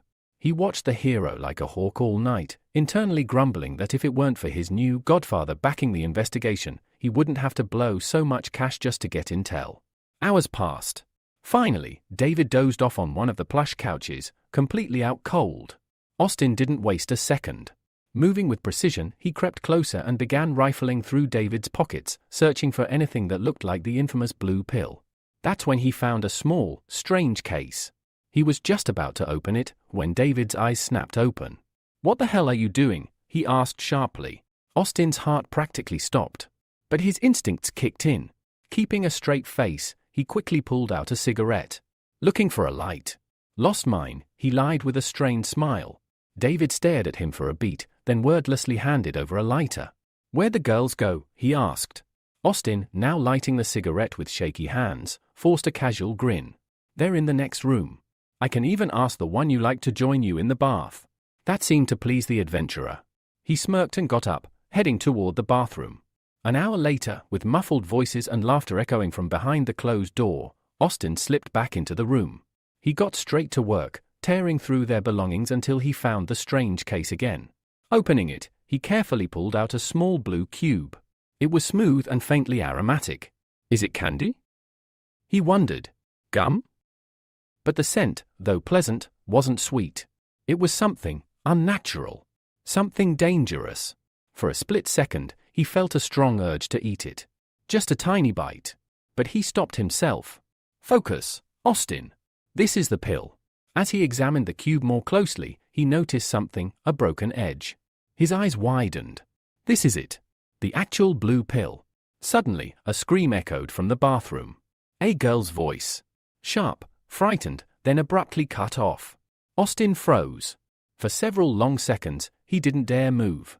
Finally, he slammed the case shut, shoved the cube into his pocket, and quietly put everything back in place. Then, with measured steps, he approached the bathroom door. David, he called out, knocking softly. Everything okay in there? The door opened. David stood in the doorway, face pale, lips tight. The tension in the air was unmistakable. Austin's eyes flicked past him, toward the bathroom. Something felt off. Peering over David's shoulder, his blood ran cold at the sight beyond the door. Tell me this isn't what I think it is, Austin whispered, a sliver of hope in his voice. David stepped into the room, began grabbing his clothes in a rush, and muttered, You're not wrong. She's dead. Austin stared at him in shock. Then you need to leave. Now, he said. I'll handle things from here. I'll get someone from the company. David gave a brief nod, finished dressing, and without another word, stormed out of the room, completely ignoring Austin. Now alone, Austin collapsed onto the sofa, exhaling sharply. Relief washed over him, not because of what had happened, but because David hadn't realized what else he'd done. If he had? Austin was certain his own corpse would be lying next to that girl's. Meanwhile, David had already made it down to the parking lot and gotten into his car. But the moment he closed the door behind him, the fury he had been holding in finally erupted. With a guttural growl, he yanked the strange pill case from his pocket and hurled it at the windshield. The latch burst open on impact, and the contents scattered wildly across the car interior, blue cubes, glinting under the dashboard lights. David gripped the steering wheel tightly, chest heaving. This wasn't the first time. Every time I take these pills, I lose more control. His strength, the very thing that made him powerful, was slipping further and further from his command. He shut his eyes tightly and tried to slow his breathing. He needed to calm down. If he didn't, something else, something worse, could happen. Then, his eyes flicked to the scattered cubes. He started counting them. 1, 2, 3. His heart skipped. One's missing. Frowning, he frantically patted down his jacket, searched his pockets, checked the seat crevices. Nothing. After a minute, he leaned back in the seat, exhaled hard, and shook his head. Forget it. There were only a couple of days left before the next game. It's not worth spiraling over. The next day, Michael reached out to Alex and asked for help moving. Now, the two of them were riding in a car together, Michael driving, while Alex chattered non-stop in the passenger seat. But why the sudden move? Alex asked, clearly fishing. You had such great neighbors. Michael sighed, clearly annoyed. I was delusional, that's all. Living next to girls isn't as amazing as people think, it's just inconvenient. Alex chuckled. That inconvenience is exactly what makes it interesting. Michael gave him a deadpan glare. You seriously need to stop filling your head with pervy nonsense. But Alex just grinned wider, entirely unbothered. A few minutes later, they pulled up to an enormous mansion. Alex's jaw dropped. Dude, where did you get the cash to rent a place like this? Michael, carrying one of the boxes, answered casually. My adopted son gave it to me. Alex raised an eyebrow. Right. And I'm the king of the underworld. Just say you won the lottery, man. It didn't take long for them to unload everything.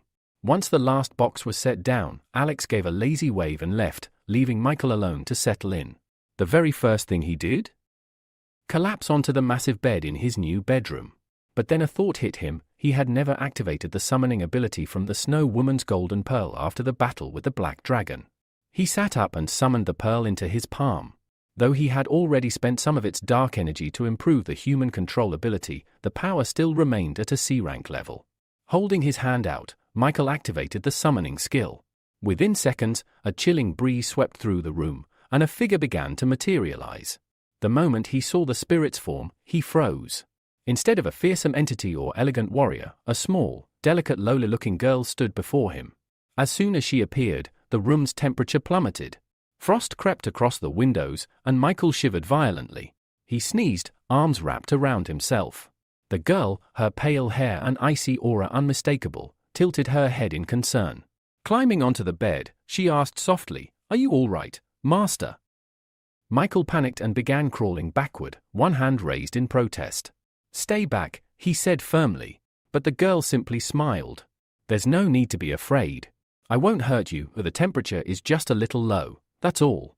Michael stared at her with chattering teeth. A little is an understatement. Then, an idea struck him. He extended his hand and conjured a small tongue of flame above his palm.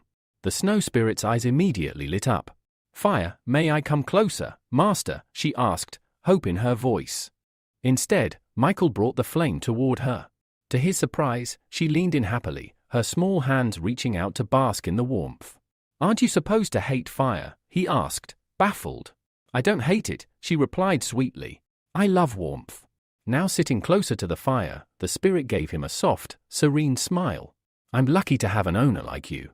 Michael stared at her in silence, processing her words and her presence. He realized then, the icy atmosphere she created was simply passive. Her presence might have chilled the room, but it wasn't actively harmful. If it had been, his flame wouldn't have lasted a second. Then, her eyes began to droop. Her body leaned toward him, her expression turning sleepy. "Master is very warm too," she murmured, resting against him. Michael tensed up immediately, unsure what to do. He wanted to move away. But as he glanced down at her peaceful face, her content smile, he hesitated. In the end, he sighed, grabbed the blanket, and gently wrapped it around the both of them. "This is the first and last time," he muttered. "Don't get used to it." But even as he said that, her quiet, happy breathing was already beginning to lull him into a strange calm. A few days later, the long-awaited day finally arrived. From early morning, a massive crowd had gathered around a giant stage, fans buzzing with excitement, waving signs, and chanting with energy. They were all here for one reason, the hero of hot and sour noodles. Everyone was fired up, shouting their love for him in unison. And among them, dressed head to toe like a true superfan, was none other than Michael.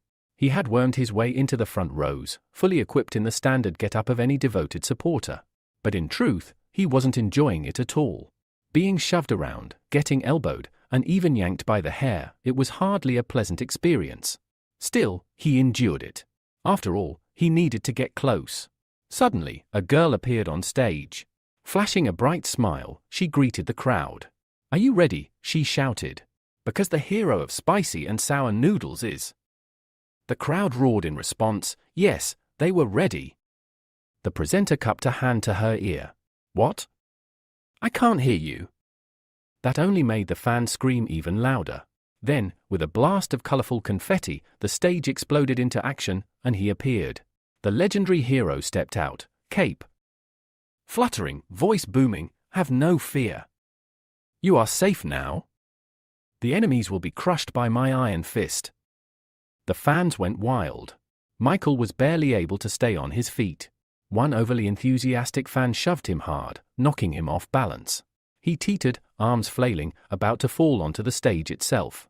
His eyes widened in horror. But then he felt a strong pair of arms catch him mid-fall. Looking up, Michael found himself face to face with the very man he had come to see, Adam, the hero of hot and sour noodles. With a charming grin, the hero said, "You should be more careful, buddy." Michael's eyes sparkled. It was a mix of awe, gratitude, and disbelief. Scrambling to his feet, he bowed slightly. "Thank you. I'm Michael." Adam shook his hand. "Pleasure's mine." But as their hands clasped, Michael subtly channeled energy. He had transferred something. A smile tugged at his lips. "I'm your biggest fan." The event went on for another 2 hours, with fans cheering, taking pictures, and waving goodbye as the show wrapped up. Later, in the dressing room, Adam had changed back into casual clothes and was walking to his car with Olga beside him. "That was a success," she said with satisfaction. Adam nodded. "Sure was. But shaking hands with so many people, exhausting. I just want a hot shower now." He opened the car door and climbed inside. "You go grab lunch," he told Olga. "I'll nap a bit before the evening show." She paused before shutting the door. "Are you sure you can handle this kind of schedule? You've been pushing too hard." Adam sighed but forced a smile. "I don't have a choice. I have to keep going. Just don't forget, clear my schedule next weekend. I want to be there for my daughter's birthday." The door shut. Alone in the silence of the car, Adam leaned his head back and exhaled heavily. The debt was like a black hole, bottomless. No matter how much he earned, it kept swallowing everything. For a moment, he even thought about going to the casino to try and win it all back. No. He shook the thought from his head. But then, a voice. "Isn't it tiring to live like this?" Adam's eyes flew open. There shouldn't have been anyone else in the car. Slowly, he turned and saw a familiar figure. A boy with a mask. The same one who had faced off against the Black Dragon and the Lazy Swordsman. "How did you get in here?" Adam asked, wary. Michael, still wearing the mask, didn't answer that. Instead, he said calmly, "Relax. I'm not here to fight. I just want to ask a few questions." Adam's expression tightened. He knew exactly who he was dealing with. A man capable of taking down high-ranking heroes alone. Fighting him now would be pointless, maybe even suicidal. So instead, he exhaled. "Fine. I'll talk. Just understand, me, the Black Dragon, the others, yeah, we're in the same company. But we're not equals. I've got nothing to do with what happened back then. So don't take it out on me." Michael's voice was calm. "You've misunderstood." His gaze sharpened. "I think you're the only one who can help me." Before Adam could respond, their eyes locked, and in that instant, Michael activated the human control ability. Everything around him blurred. In the next moment, Michael found himself deep within the subconscious of the hero of hot and sour noodles. One by one, windows began to materialize in the vast expanse of space. Each window held a different memory of Adam. Michael's gaze sharpened as he studied them, scanning each one carefully, hoping to find the clue he needed. And then, in the distance, he saw a figure, a man with a blurry face, holding something in his hand. The sight immediately caught Michael's attention. There, in the man's palm, was the blue pill, the very thing Michael had been searching for all this time. He focused, locking onto that memory. In the flashback, the mysterious man handed Adam the pill, promising that if he took it, his abilities would grow immensely. He would be able to reach the peak of his career, erase his debts, and finally return to his family. The promise was enough to ignite something inside Adam. His heart swelled with hope, and without hesitation, he stepped forward, demanding the pill. But the stranger raised an eyebrow. "I'll give it to you," he said, "but only if you give me something in return. Information, to be precise."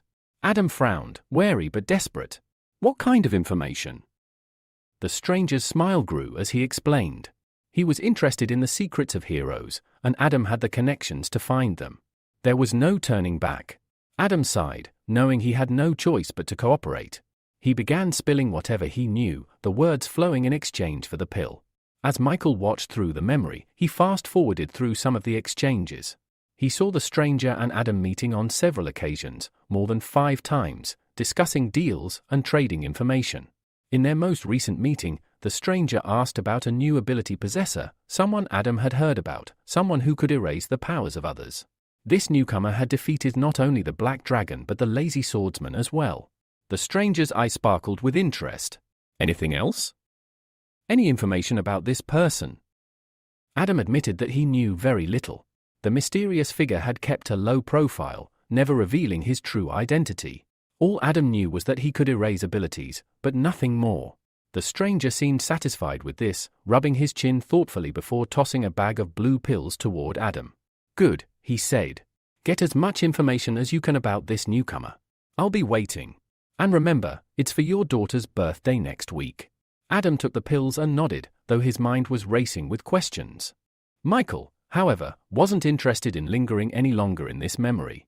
He could already sense the larger plan. The blue pills were meant to weaken heroes, to manipulate them, turning them into puppets controlled by this stranger. Michael left Adam's subconscious with a final, lingering thought about this mysterious figure's true motives.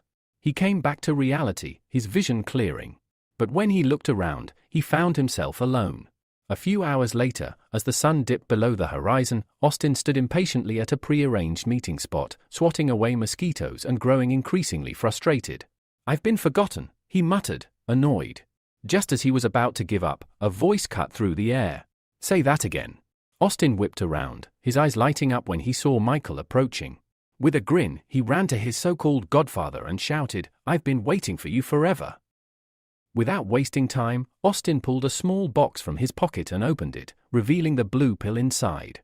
He held it up, his face beaming with pride. "I worked hard for this," Austin said. "Got it from the ice adventurer himself." Michael took the pill from him, inspecting it closely. It looked identical to the one he'd seen in Adam's memories. Austin went on, explaining that the reason David had killed a man was because of the effects of the pill. "It's that dangerous," Austin said, his voice cautious. "But what are the side effects like, really?"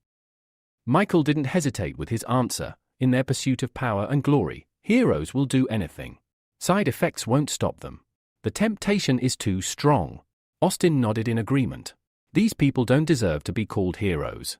Michael chuckled darkly at his words, before throwing his own question back at him. "What do you think real heroes should be like?" Austin stiffened, wariness crossing his features. The question felt like it carried the weight of something much bigger, expectations, and his heart skipped a beat. Placing a fist over his chest, Austin spoke with conviction. "A true hero is someone who understands the weight of responsibility. The greater the influence, the more they owe to the world. Heroes don't betray their faith for power. They live to save humanity, no matter the cost." Michael studied him for a moment, then gave a soft chuckle. That's one way to look at it. But deep down, Michael knew Austin's version of a hero was far from the truth. Michael couldn't help but shake his head in frustration. He had been foolish to trust a guy who was merely parroting a quote from some bizarre movie. Pushing the thoughts aside, he reached into his pocket and pulled out a flask containing a red liquid.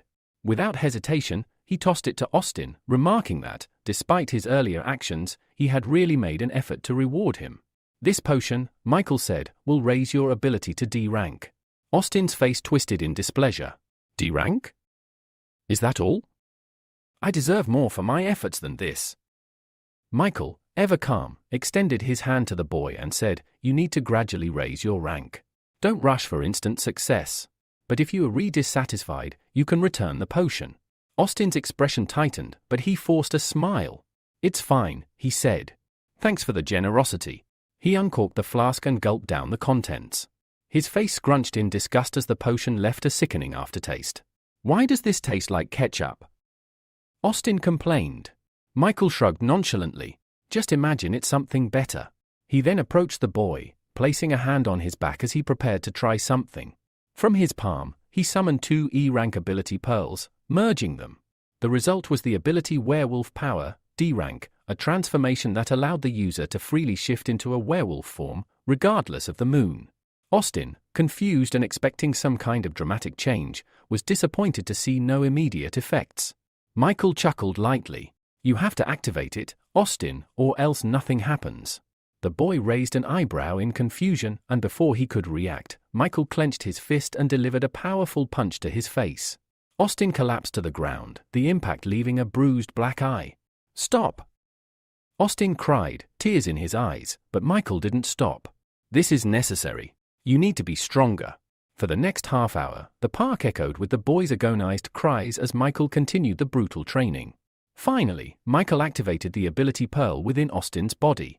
The boy's transformation was immediate, his body rippling with newfound power as he shifted into the werewolf form.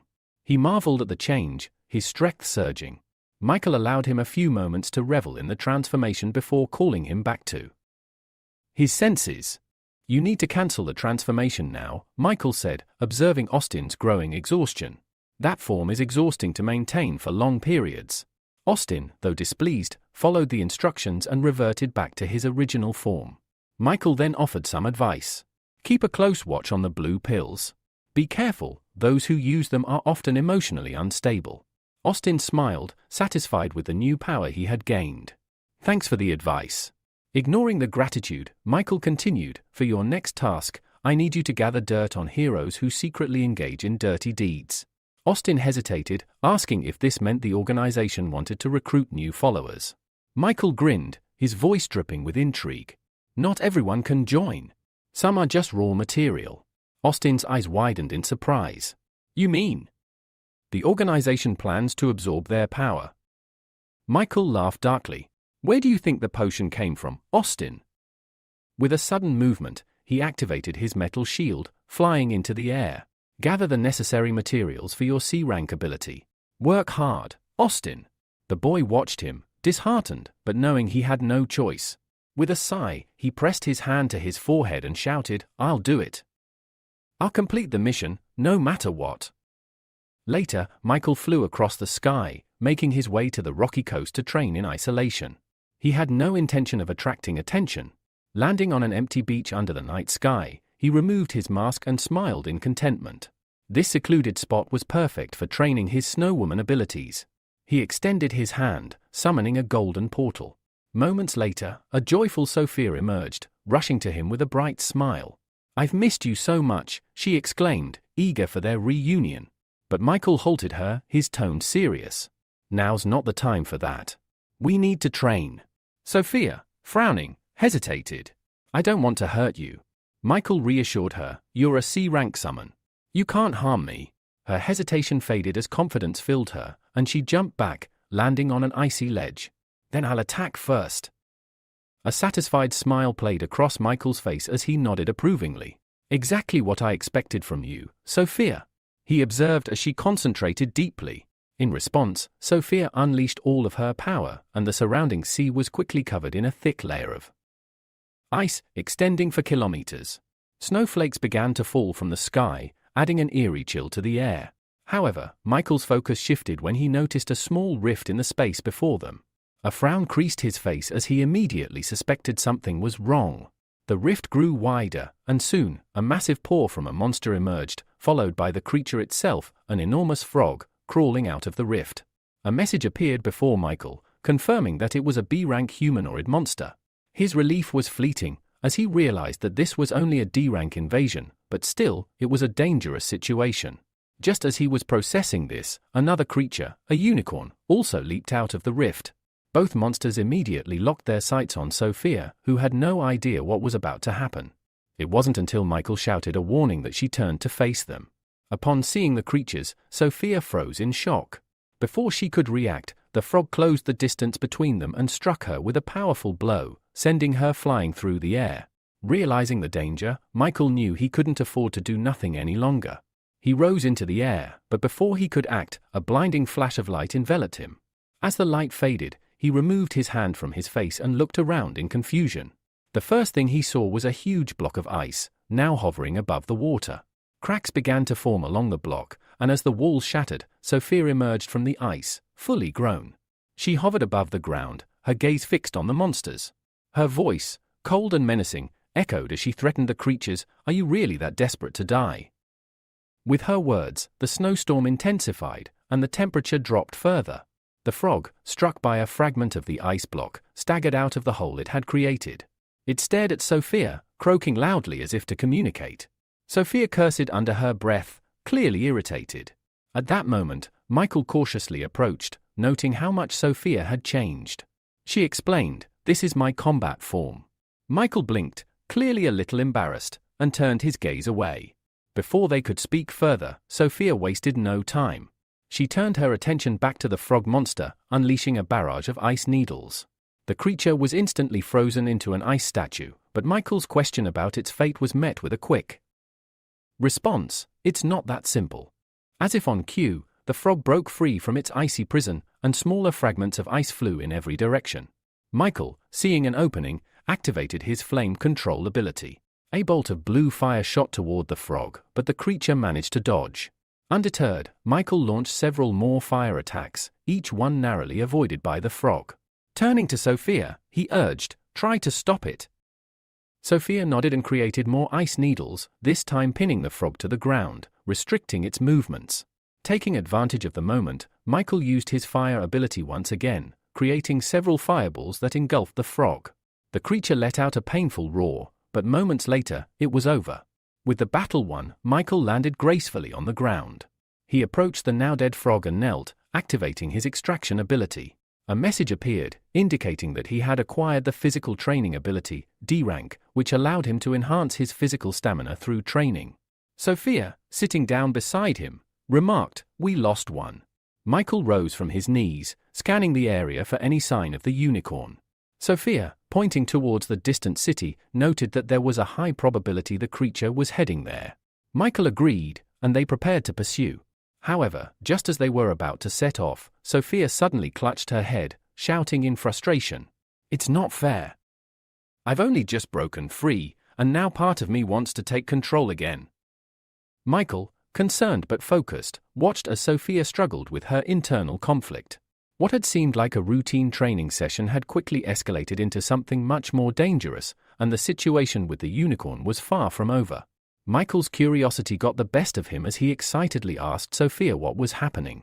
But the response he received wasn't from Sophia at all, it was from a completely different entity inside her. Miranda, as she revealed herself to be, desperately tried to resist taking control of Sophia's body. She shouted, "My name is Miranda, not the Snow Maiden." Before Michael could react, Miranda grabbed him by the cloak, her grip tight as she whispered that she wouldn't let anyone take this opportunity away from her. In a move that left Michael in a state of shock, Miranda closed her eyes and leaned in for a kiss. His face turned a mix of surprise and embarrassment. However, her desires didn't come to fruition as she suddenly reverted back to her smaller, more innocent form. Michael quickly reacted, catching Sophia in mid-air and gently lowering her to the ground. Sophia, now back to her usual self, looked confused and asked, "What just happened?" Michael, surprised by her question, stroked her head softly, asking if she truly didn't remember anything. She responded with confidence, saying she had no recollection of what had just occurred, only that they were about to begin training. This moment left Michael with a chilling realization. Sophia seemed to have two personalities, and they didn't share a common memory. His thoughts were interrupted when Sophia suddenly smiled brightly and joyfully exclaimed, "Finally, you stroked my head." With a childlike innocence, she stretched out her arms, asking him for a hug. Michael was stunned by her request. After a brief pause, he sighed, realizing that dealing with her dual personalities would certainly cause problems in the future. Standing up, he offered her his hand to help her up, but Sophia shook her head and said she was too tired and wanted to sleep. He agreed and told her she could return and rest. With his permission, she activated a portal, covering her mouth with her hand and waving to him as she said goodbye. "I'll miss you," she called out before disappearing through the portal. Left alone on the deserted shore, Michael glanced towards the city. He knew he had to hurry, but at that moment, a joyful Austin was making his way back, passing by the same shore. He noticed something unusual in the distance and slowed down, trying to understand what was going on. As he peered into the distance, he soon saw a huge unicorn charging toward the shore. A wave of horror gripped Austin, and he immediately slammed on the brakes. He spotted a group of young people relaxing on the beach and quickly ran out of the car, waving his arms and shouting at them, "A dangerous monster is coming. Get out of here!" The group, initially skeptical, turned their attention to him. A dark-haired girl glanced at Austin and told the others to pay attention to the strange man. Albert, irritated by Austin's behavior, dismissed him as someone trying to draw attention. However, another girl listened closely and caught his words, realizing he was warning them about a monster. At that moment, the group turned toward the water and saw the unicorn, its massive form now mere meters away from them. Austin, frozen in place, didn't know what to do. Should he risk his life to help these people or retreat to safety? Weighing his options, he decided to rush toward the shore, thinking back to when he had failed to act before. He wasn't going to make that mistake again. Before he could make it far, the situation became even more dire. Pina, one of the beachgoers, was swept into the sea by a powerful wave. Frantically, she reached out for help, and Kevin, another boy, appeared beside her, pushing a log toward her. "Grab onto this," he told her. However, just as Pina reached out for him, a huge unicorn emerged from the water, its jaws snapping around Kevin's hand. The unicorn lifted him high into the air, and in the blink of an eye, Kevin lost his arm to the beast's powerful bite. With a final scream, Kevin was dropped back into the water, and the unicorn dove after him, creating another massive wave. By now, Austin had reached the water and dove in, swimming desperately toward Pina, who was clinging to the log. He shouted at her to hold on, assuring her that he would help her to safety. As she cried, the scene around them grew even more chaotic. As Kevin was dragged into the sea, he cried out for Austin to save him first. But Austin, without hesitation, stretched out his hands to Pina, telling her he would save her first. He urged her to swim to him as quickly as possible before the monster returned. Pina, terrified of the unicorn, closed her eyes and jumped toward Austin, shouting that she was scared. Within minutes, Austin had Pina safely ashore, all the while wondering how someone so slender could weigh so much. As they reached safety, the sound of an approaching helicopter filled the air. The doors opened, and a live broadcast began. The reporter announced that the station had received numerous reports of a monster and huge waves near shore number 8. Turning the camera to Austin, who was holding Pina in his arms, the reporter stated with relief that they had miraculously escaped danger. The reporter, Alexandra, recognized Austin as one of the most famous internet personalities, young Mr. Austin. Meanwhile, back in the gym, Edgar was working out and venting his frustration over his father's decisions. As he did a set of abdominal exercises, he complained about the ice adventurer and the mechanical hero, saying it was better to work out than follow such people around. His friend, Pavel, chuckled and told Edgar to stop being jealous. But suddenly, Pavel's face twisted in horror as he shouted, "You need to see the live broadcast. There's a monster on the shore, and your brother is there." Edgar immediately froze, disbelieving the news. He couldn't believe his ears. He refused to believe it at first, thinking that his little brother Austin would be too scared to face a monster. But when the image was zoomed in, Edgar's heart sank. Austin was indeed there, and the unicorn was closing in on him fast. Alexandra said with urgency that if the heroes didn't arrive soon, the monster would catch up with Austin and Pina. Edgar, panic rising, screamed at the TV, begging Austin to run. But his voice could not reach his brother. At that moment, Austin looked over his shoulder and saw the monster fast approaching, its terrifying presence looming. Pina clung to him as they raced against time, but Austin, determined to save her, made a shocking move. Much to Edgar and Pavel's surprise, Austin transformed into a werewolf. His powerful body increased his speed significantly, and he surged ahead, defying the monster's pursuit.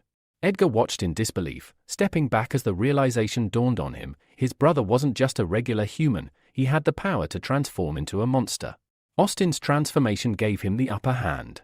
In an instant, he was at a safe distance with Pina in his arms. He set her down gently and told her with a reassuring smile that she no longer had to worry about her safety.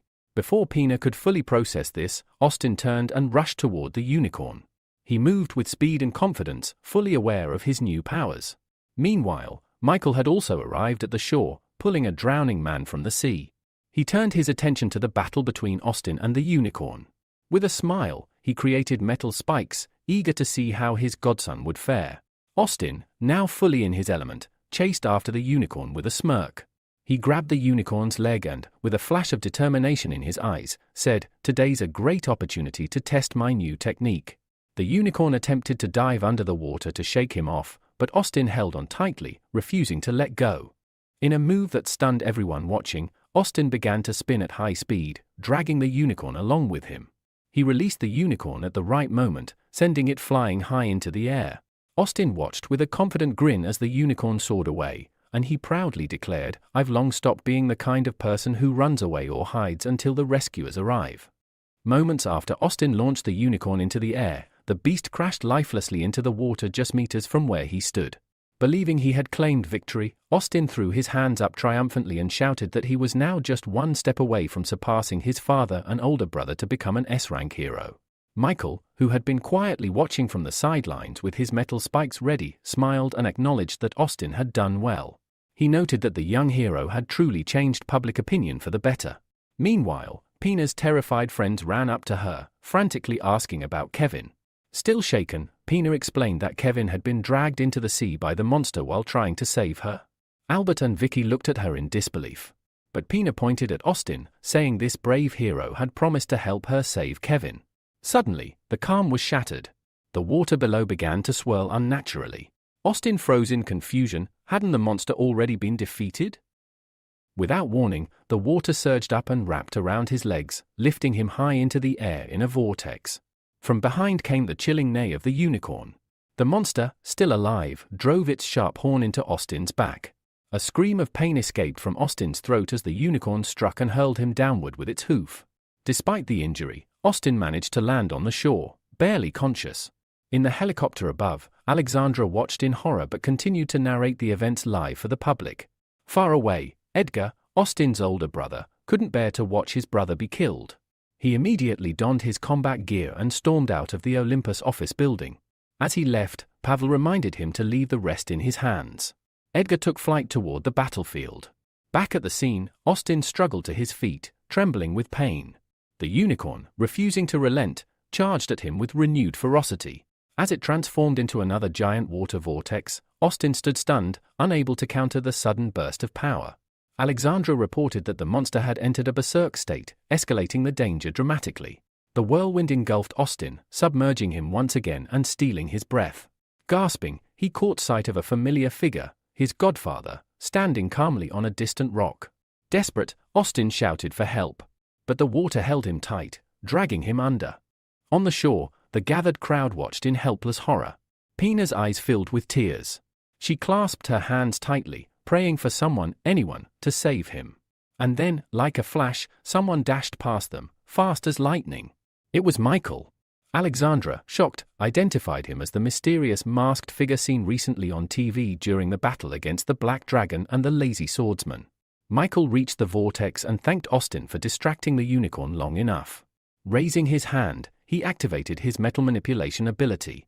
A metal pole twisted from the sand, sending nearby onlookers scrambling. From this, Michael formed a fresh batch of deadly metal arrows. The unicorn didn't see him coming. Locking eyes with the beast, Austin declared that this would be its end. With a flick of Michael's hand, the arrows shot forward like missiles. 3 of them struck true, piercing the unicorn in the neck and stomach. Instantly, the raging vortex dissipated.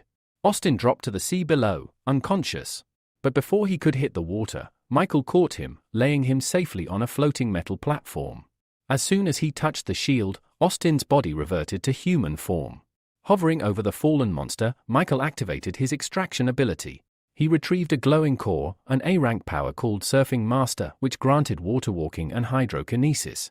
Though the reward was his, he quietly said he would let Austin take the credit for today's victory. On the ground, Pina looked up and gasped as Michael descended with Austin. He gently handed the wounded hero to her. She quickly tended to his injuries, and to Kevin, who had been rescued in the chaos. Some time later, Austin stirred awake. He sat up slowly, only to be immediately embraced by Pina.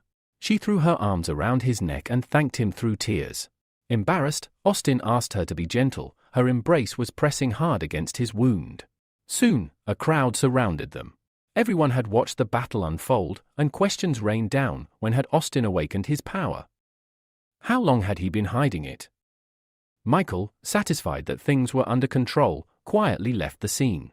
But just as things began to settle, a man none of them recognized forced his way through the crowd. Austin turned and immediately knew who it was. The man, stern and stone-faced, told Austin that he had broken the law by using his powers. In a public place without official permission, he ordered Austin to come with him to the Hero Association. Murmurs and whispers spread through the crowd as disapproving glances turned toward the official. But the man, I nicknamed Grumpy, was unfazed. Austin tried to defend himself, saying he was only trying to save people, but Grumpy cut him off. "Doesn't matter. You still broke protocol," he said flatly. Just then, a commanding voice echoed through the crowd. "That decision doesn't belong to the association anymore," it said. Everyone turned and gasped. Standing there was none other than the Black Dragon, Edward. Admiring murmurs filled the air. The atmosphere shifted completely. Even Grumpy flinched at the sight of Edward, the mighty S-rank hero and Austin's older brother.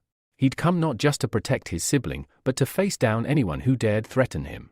Austin's eyes widened with surprise as he saw his brother Edgar approaching.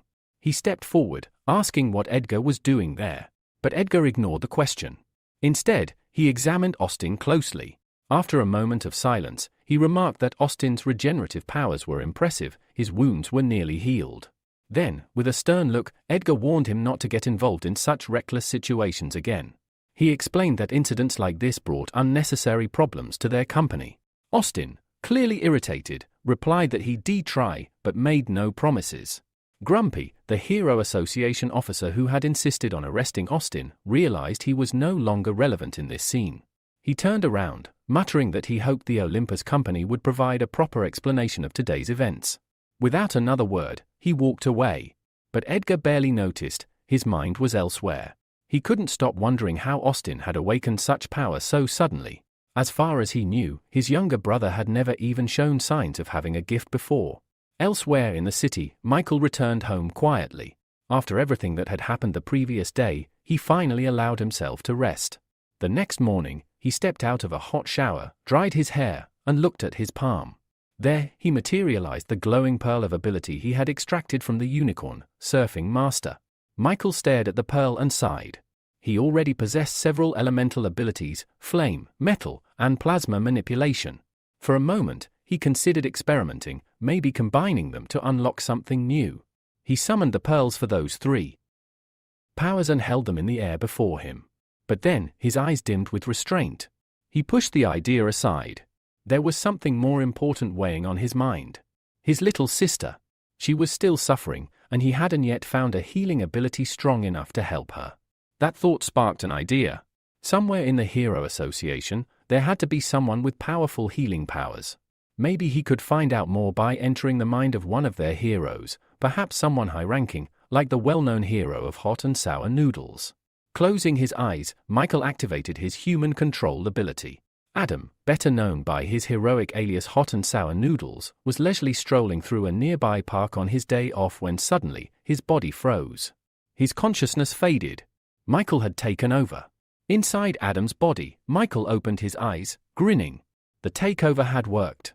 But the smile quickly faded when he tried to summon his metal manipulation and found that his powers were unavailable while inhabiting someone else. He scowled.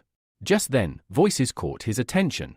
He turned and spotted a man in glasses grabbing the wrist of a young girl. The man, speaking with arrogance and irritation, told her that if she wanted to join the Divine Dragon Hero Company and train there, she needed to follow the rules. His words grew sleazier as he crept closer to her, suggesting that if she pleased both him and their boss, she'd be accepted without question. His hand reached toward her, lifting her skirt as he continued to persuade her. At the mention of healing powers, Michael's ears perked up. The man boasted that his boss had incredible healing abilities. It was exactly what Michael had been searching for. But the scene unfolding was intolerable. As the man tore at the girl's jacket, she fell to the ground sobbing, begging Jacob, the man, to stop. Her plea was answered. In an instant, Jacob flew into the air and slammed into a nearby bush. He stumbled out, shouting in rage, only to find himself facing Michael, in Adam's body, standing with clenched fists and an ominous smile. "I am the embodiment of karma," Michael declared. "And your retribution begins now." Jacob blinked in disbelief. Why is the hero of hot and sour noodles getting involved in this? It's none of your business. Michael ignored the question and helped the girl, whose name was Via, to her feet. If someone tried to blackmail your sister or daughter like this, he said coldly, you'd do the same. Jacob's expression twisted. That wasn't harassment. She's been interning with us for months. She's been waiting for this. Via couldn't take it anymore. She turned and shouted, I never wanted this, you liar. Michael gently told her that if she truly wanted to be a hero, she needed to stay focused and never let people like Jacob break her spirit. A tearful smile crossed her face.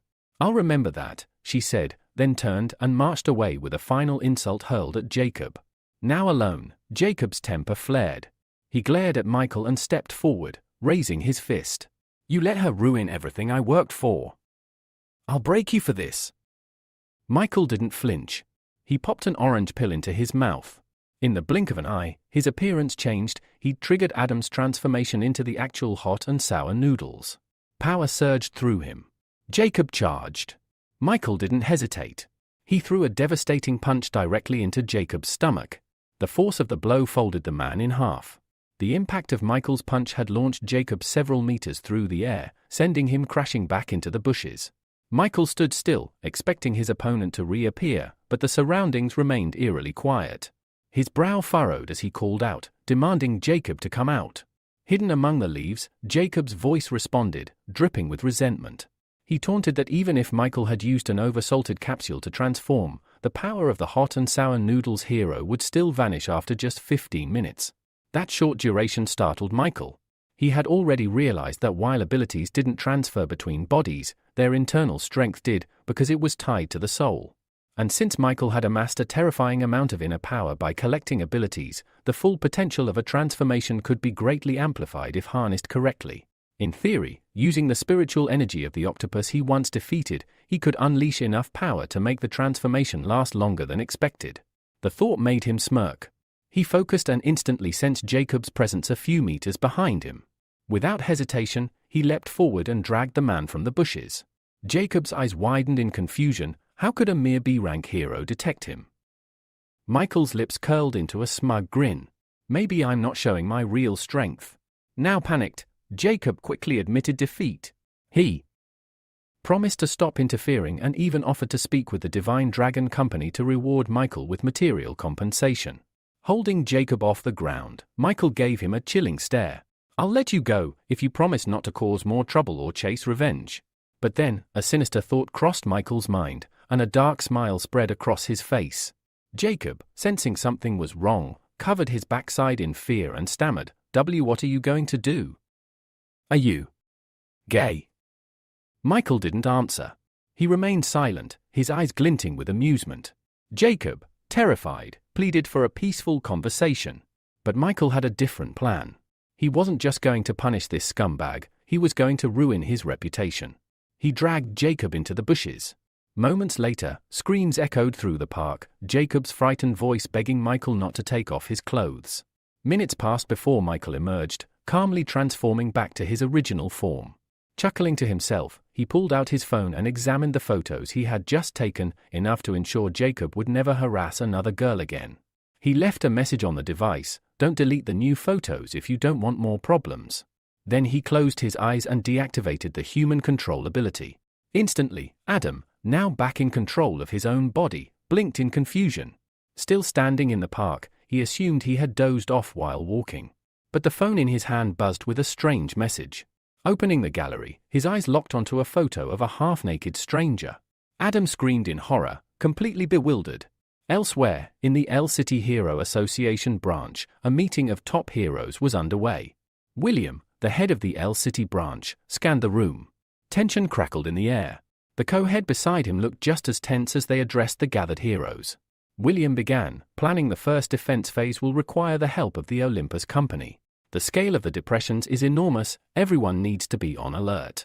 Yang elaborated, once the plan was in place, the heroes would simulate driving monsters back to their world, with Olympus members leading the charge. The rest of the heroes cheered in agreement. But the mechanical hero remained silent. He was thinking about the hidden motive behind this operation. The association planned to allow one A-rank hero from each company into the core deviation zone to monitor and suppress the depression phenomenon. But there was another reason. Rumors that the monster world could enhance weapons and equipment. That opportunity was the real bait. The ice adventurer also understood what was at stake. The possibility of upgrading his own ability thrilled him. As night fell, Michael was back at work. He summoned a clone using the Pearl of Ability and began experimenting. First, he broke down a low-tier metal manipulation pearl. Then, he enhanced the plasma pearl to A-rank and used a B-rank support ability to bind them. The result was a brand new B-rank ability, Shadow Substitution. This allowed the clone to shift positions during combat and forge shadow weapons on the spot. Once the process was done, he embedded the two ability pearls into the clone's body. He imprinted one final message in the clone's mind: "You're powerful. Stay cool. Stay sharp." With the transformation complete, a sleek snake mask appeared on the clone's face. Michael patted his shoulder and grinned. "It's your turn now," he said. "Go out there and start collecting abilities." The next morning, Michael arrived in the 2nd district of Shish. After landing at the airport, he decided to stroll through the unfamiliar city, observing its chaos firsthand. Just then, a yellow taxi screeched to a halt beside him. The window rolled down to reveal a smiling blonde driver who asked where Michael was headed. Without thinking much, Michael climbed in and gave his destination. Almost immediately, his phone buzzed. It was a message from Austin. He had found and emailed the details Michael requested on the Saints organization members. While Michael was distracted by his phone, the driver began chatting, casually mentioning that Shish was famous for its gambling industry. He suggested visiting a casino and even hinted at another local attraction, slyly pulling out a photo of a bikini-clad woman. He called it Paris Dreams, a place filled with beautiful women. Michael gave a faint smile. This city certainly lived up to its name, the City of Chaos. A few minutes later, the taxi pulled up in front of the Heaton Hotel. When Michael reached for his wallet, the driver demanded 500 Azure coins. Michael's brow furrowed. The meter clearly displayed 98 coins. He asked the man to explain the inflated fare, only for the driver to grin and claim the extra was for the valuable local knowledge he had provided, a lesson for any newcomer. Then, he pulled out a gun and aimed it directly at Michael, threatening that if he couldn't pay with money, he'd have to pay with his life. Unfazed, Michael stared back coldly and said, "You chose the wrong victim." In an instant, he activated his human control ability. Moments later, the two of them were inside the hotel. Michael checked in and thanked the receptionist politely. As he walked away, the hotel staff whispered among themselves, puzzled at how a man like that cab driver was now obediently helping carry someone else's luggage. One of the receptionists even dabbed on fresh lipstick, hoping Michael might invite her to dinner. Inside the elevator, Michael told the now submissive driver to leave once he delivered the bags. Upon reaching the 37th floor, he pulled out his phone and opened the email from Austin. It contained the location of one of the Saints organization heroes. Michael located the room number, 441, and moved swiftly. He summoned his shadow clone and sent it ahead. The clone merged into the shadows and slipped under the door. Inside, it took human form once more. From the next room came voices, laughter, teasing, and the sound of water. Michael's clone crept forward and found his target, a masked hero named Sam, lounging in nothing but a towel, flanked by two women. Before the man could react, several black arrows emerged from the shadows and wrapped around the women's necks. Their giggles turned to choked gasps before their bodies went limp. Sam, wide-eyed and furious, shielded himself with one of the corpses and bellowed that Michael wouldn't get away with this. Absorbing the fear of the dead, he lunged toward the shadowy attacker. Michael's clone dropped low and fired a shadow spike at Sam, but the man swatted it aside. As he closed the distance, he asked, stunned, "Who are you?" "No one's ever used shadow manipulation like this before." Michael didn't answer. Deep inside, he felt the discomfort of the brutal method he was using, but this had to be done. Sam grew more agitated and attacked again. His punch tore through Michael's head, only for the image to dissolve into shadow. It had been a decoy. Suddenly, shadows ensnared his wrists, binding him. Desperately, Sam pleaded for release, claiming the priest would kill him if he returned empty-handed. The clone said nothing and ripped off his mask, calling it trash. Then he placed his palm over Sam's head and extracted his ability. A glowing pearl emerged, a C-rank ability, called Mask of Fear, which allowed the user to absorb fear to grow stronger. When the process ended, Sam collapsed, sobbing. "What did you do to me?" he cried. "Give it back. Without it, the priest will kill me." The clone calmly said, "Then let's meet this priest you keep mentioning." He activated human control again. Sam's body went limp, and the clone entered his subconscious. From his memories, Michael saw the truth. Sam had fought in the war of abilities and was left fatally wounded until a mysterious priest appeared and offered to heal him. Sam agreed to serve him in return. His body had been healed in seconds, and ever since, he'd sworn loyalty to the priest. Using the memory, Michael guided himself to a set of garages near the coast. There, he searched until he found the one Sam used. Closing his eyes, he dived once more into Sam's mind. A vivid scene unfolded. Inside a grand hall, the priest sat on a throne with two women by his side. Before him knelt disciples, his most trusted lieutenants. A dark-haired woman reported that a young swordswoman had infiltrated their secret production base. Sam, groveling at her feet, swore he'd find and kill her at once.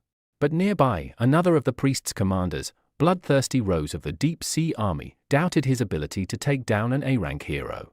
The great land mage, stroking his beard, muttered that even if the girl were an A-rank, the saints had no reason to fear any hero, no matter how powerful they were. And with that, Michael realized he had just scratched the surface of the saints' power, and his battle against them had truly begun. The saint intervened in the conversation with a sinister smile curling on his lips. He ordered his subordinates to capture the girl who had infiltrated the base, declaring that before her punishment, he wanted to enjoy her for himself. At his words, 3 of his confidants stood from their seats, swearing to fulfill his command.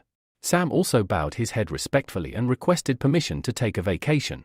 Just as he turned to leave, Jackson called out to him. Sam knelt before him again, awaiting instructions. Lighting a cigarette, Jackson mentioned that some goods had arrived at the port on the first platform, a container that might hold information about the infiltrator. He ordered Sam to investigate and report immediately if anything important turned up. As he turned away, he patted Sam on the back and added with a smirk that every damaged item can still be useful if handled properly. Back in the present, Michael came out of the memory trance and stood in front of the garage. He scanned the area and spotted a fingerprint reader on the door. Holding out his hand, he was relieved when it accepted the print and unlocked the entrance. Without delay, he activated his plasma manipulation ability, opening the heavy door and slipping inside. A few steps in, he discovered a staircase leading underground. The garage, it seemed, was merely a front. As he descended, the metallic tang of blood grew stronger. On reaching the basement floor, Michael saw a man seated at a table, Clark, the one managing the storage. Clark stood up immediately and saluted the masked visitor, unaware of who he truly was.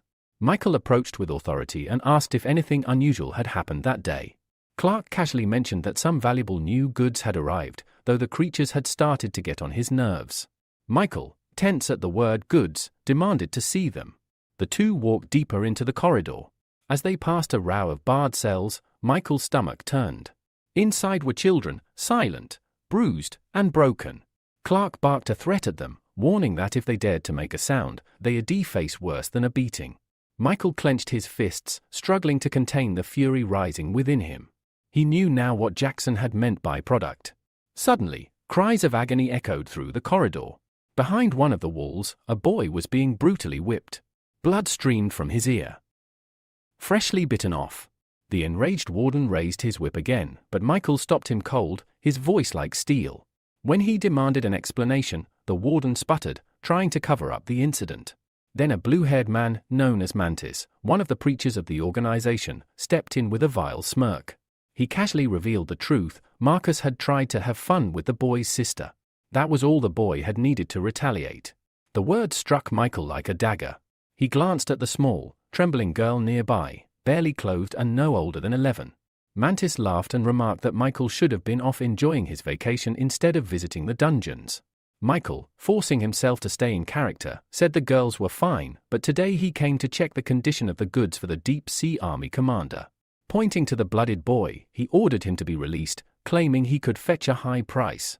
Lucian approached and sneered, saying that even without teeth, the kid could still be sold. Then he stepped aside. The battered boy, teeth missing, growled in his native tongue that he would kill them all. Michael gave him a hard look and said quietly, "Just wait a little longer. I'll grant your wish." Then, in one fluid motion, he struck. A beam of energy pierced Lucian's chest, his face twisting in shock. "Why?" the man gasped as he fell. Michael stood tall and said with cold fury, "Because we're the same. You just don't realize it yet." And with one final movement, he severed Lucian's head. Panic spread. The other guards froze in disbelief. Michael summoned strands of shadow infused with blue flames. "All of you will die here," he declared. One of the blonde guards lunged at him, but Michael's shadows engulfed his body mid-air, flames consuming him. An electric pulse shot through the shadows, paralyzing the man with pain. Clark tried to flee, trembling, but a shadow strand shot after him and dragged him back. A wide trail of blood followed in its wake. From his corner, Lucas watched it all unfold with wide eyes. Suddenly, he saw two glowing pearls appear in Michael's hand. The boy looked up with determination and asked, "Who are you?" Michael turned to him and replied, "I'm the one who came to save you." Lucas didn't buy it. "I heard how you laughed at us," he said grimly. Michael sighed. A blue flame flared in his palm as he stepped back and sliced through the boy's chains. "Sit here a little longer. I've still got work to do," he said. Lucas stood, silent, and walked toward his little sister, kneeling beside her protectively. He pulled his sister closer, her small frame trembling as she buried her face into his chest. Lucas hugged her tightly, as if trying to shield her from everything they had just witnessed. Watching this silent moment of reunion, Michael couldn't help but think of his own sister, still unconscious, still unreachable. His heart clenched with sorrow. But that moment was short-lived. Suddenly, guards swarmed in from both ends of the corridor, weapons drawn and eyes wide with panic. Without hesitation, Michael raised his hand, shouting, "Shadow bonds!" And with a ripple of dark energy, the shadowy tendrils burst forth, dancing like serpents wreathed in blue flame. In a matter of seconds, the corridor was cleared, each enemy falling to pieces, cut down by a single swing. Just as the dust settled, a new figure emerged. A long-haired man stepped around the corner, his pale face calm and almost bored, holding a strange disc in the air. "Impressive," he murmured, then looked behind Michael. "You're surrounded now. You won't escape." Another man appeared, his expression cruel and pleased. "I'll go first," he said with a nod, and the long-haired one, known as the Lord of Music, grinned wickedly. "Then let the music begin." He raised the disc and twisted it. A horrific sound tore through the air like broken glass scraping metal. Instantly, the children screamed in agony, clutching their heads. Michael staggered, the frequency burning his mind, but he quickly realized the music wasn't physical. It was attacking their consciousness. If he didn't act fast, they could go mad. So he acted. Michael dropped his hands and slouched forward, laughing to himself like a man possessed. His strange behavior made the Lord of Music grin triumphantly. Thinking the hero had fallen to the sound, he tossed the spinning disc straight at Michael, but it passed through empty air. He had disappeared. A breath later, Michael reappeared behind him, and with a brutal kick to the back, he sent the man sprawling. The Lord of Music choked on blood, reaching out in desperation to his partner. "Help me!" The spearman didn't hesitate. With a roar, he hurled his flaming spear at Michael. The weapon found its mark, piercing clean through the hero's shoulder. Michael didn't even cry out. He just looked down at the wound for a moment, clenched his fist, and then smashed it into the Lord of Music's skull with everything he had. The man's eyes went lifeless instantly. The spearman froze. "Why?" he whispered. "Why betray the organization?" Michael stood slowly, blood trailing from his arm. "You really don't know?" he asked bitterly, then swept his hand toward the cages. "For them. For justice." The word confused the spearman. He scoffed, masking his fear with a sneer. "You call this justice? You're no better than us. And you still won't leave alive. The commander of the Deep Sea Army is already on his way." Michael's eyes narrowed. "Then I'll kill everyone who comes." Sensing danger, the spearman gripped his weapons tightly. A thin thread of heat energy extended from his forehead, connecting to Michael. In that moment, Michael absorbed his ability. The energy rushed through him like fire in his veins. Panicked, the spearman launched both flaming spears. Michael crossed his arms, letting the weapon sink into his skin. Then, with a surge of strength, he flung them back. The spearman didn't even move. He just stared, mouth agape, before his own spears tore through his chest. Silence returned. Michael sighed, feeling the ache spread across his body. "That hurt more than I expected," he muttered. From behind one of the cages, a boy peeked out. "Are you okay?" he asked timidly. Michael turned, managing a small smile. It's nothing. He then unlocked all the cages, setting the children free. One by one, they stepped out, scared, cautious, but alive. Lucas came last, his sister asleep on his back. Standing before Michael, he looked him straight in the eye. "I don't want to be weak anymore," he said firmly. "Make me strong. Like you." Michael nodded. "Then swear loyalty to me. Eternal loyalty."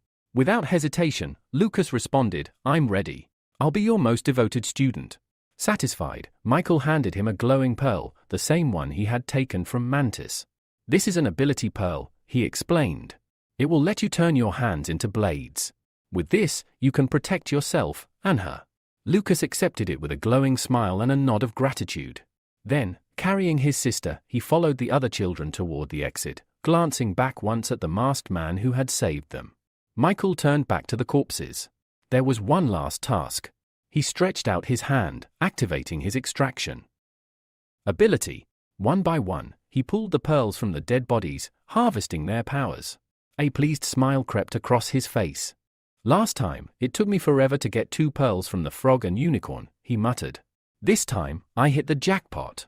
He first upgraded his shadow exchange to A rank. Now, he could summon 5 clones, and during battle, switch places with any shadow, including an enemy's. Task complete, Michael stepped out of the garage. But then, he stopped. He felt danger. Behind him stood a girl with sharp eyes and a sword aimed at his back. "Who are you?" she demanded. "And where did these children come from?" Michael slowly turned his head. "And who are you?" Before she could answer, the children ran to her joyfully, calling out her name. "Alex! He saved us!" She blinked in shock. Realizing her mistake, the swordswoman sheathed her blade and bowed slightly. "Forgive me." Michael smiled. "It's fine. You're the A-rank swordswoman, Alexa." She nodded. "I heard rumors of human trafficking in this area. I came to save them, but I didn't think anyone would beat me to it." She walked over to Lucas and gently touched his cheek. "I'm sorry. I came too late." Suddenly, the ground beneath the children's feet began to tremble. Panic spread across their faces, and Michael felt the unnatural vibrations as well. He glanced at Alexia in confusion, asking what was happening, but there was no time for an answer. From beneath the port, thick, thorny vines burst upward, coiling around the children's legs and yanking them into the air. In mere seconds, the entire port was overtaken, garages, crates, and every inch of space consumed by the creeping tendrils. Tears welled in the children's eyes as they cried out for help. Michael shielded Lucas with his body and whispered that they had to run. He'd saved the others himself. Ahead, 3 men and a woman stood among the vines. At their center sat a man atop a giant blooming rose, the source of the vines. Amanda, the woman among them, scoffed at Michael's confidence and questioned how he planned to save anyone. A smug smile appeared on Wilhelm's face. Raising his staff, he gestured toward his subordinates and ordered them to demonstrate the true power of the saints.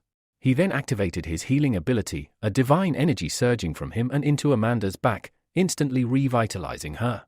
She straightened up, strength flooding her limbs. The priest had restored her entirely.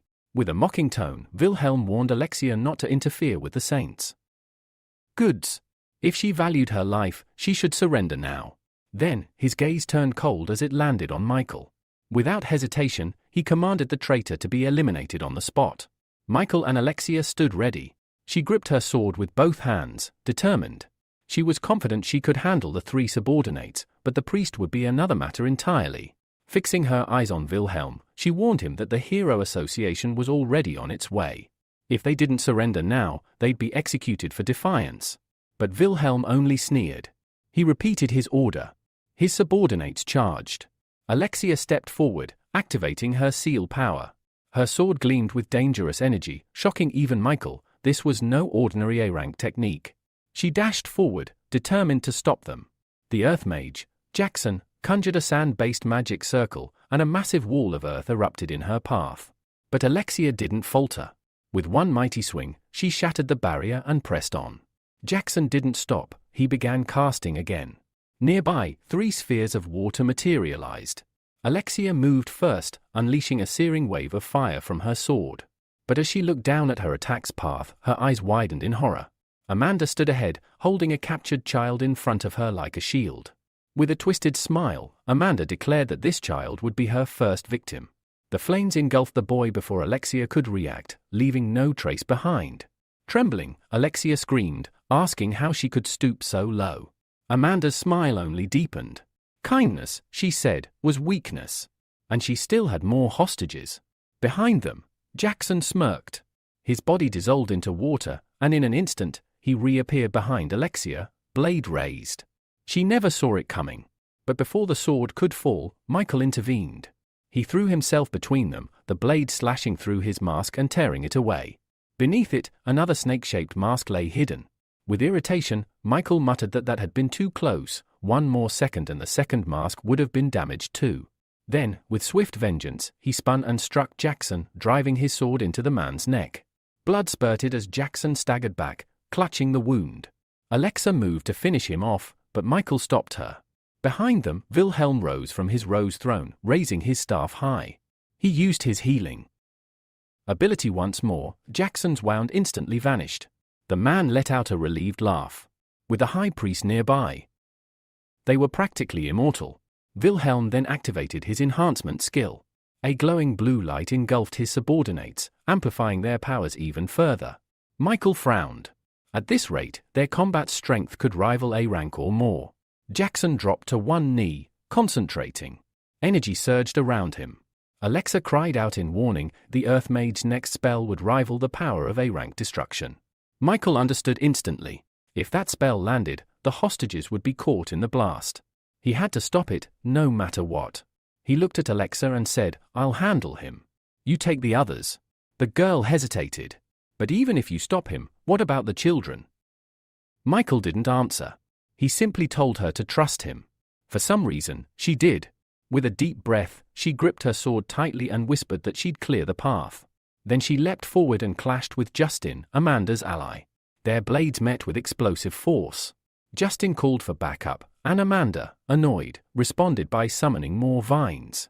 A sweet, cloying aroma filled the air as red rose petals rained down. Alexa paused, suddenly dizzy. Her strength was fading rapidly.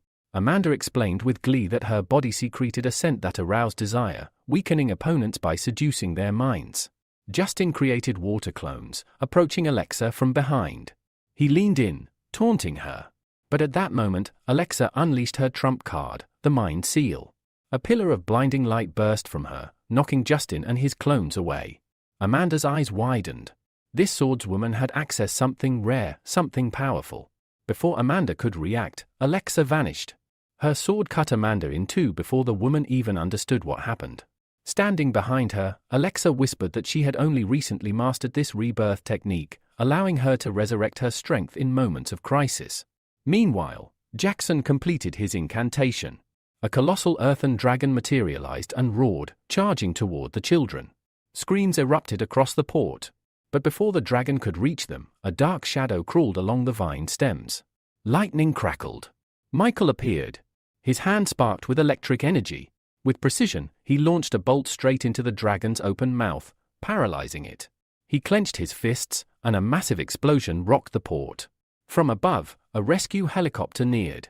The explosion below sent dust and smoke billowing into the sky. The dragon fell. Jackson, barely alive, reverted to his human form and fell to one knee. He looked at Wilhelm and thanked him. "If not for you, I'd be dead." But Wilhelm scowled.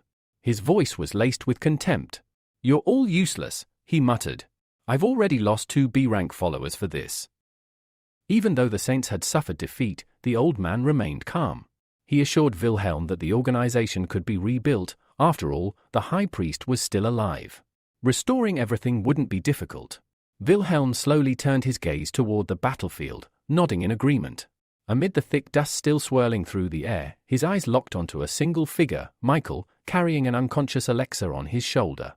The priest narrowed his eyes. If this man could neutralize an A-rank attack with a single strike, then he was far more powerful than anyone here. They had to retreat before it was too late. Just then, a new pillar of blinding light burst from the ground, not from Michael, but from Wilhelm himself. It was a reverse summoning. Watching the glow rise, Michael narrowed his eyes and muttered coldly, "It doesn't matter where you run. One day, I'll find you."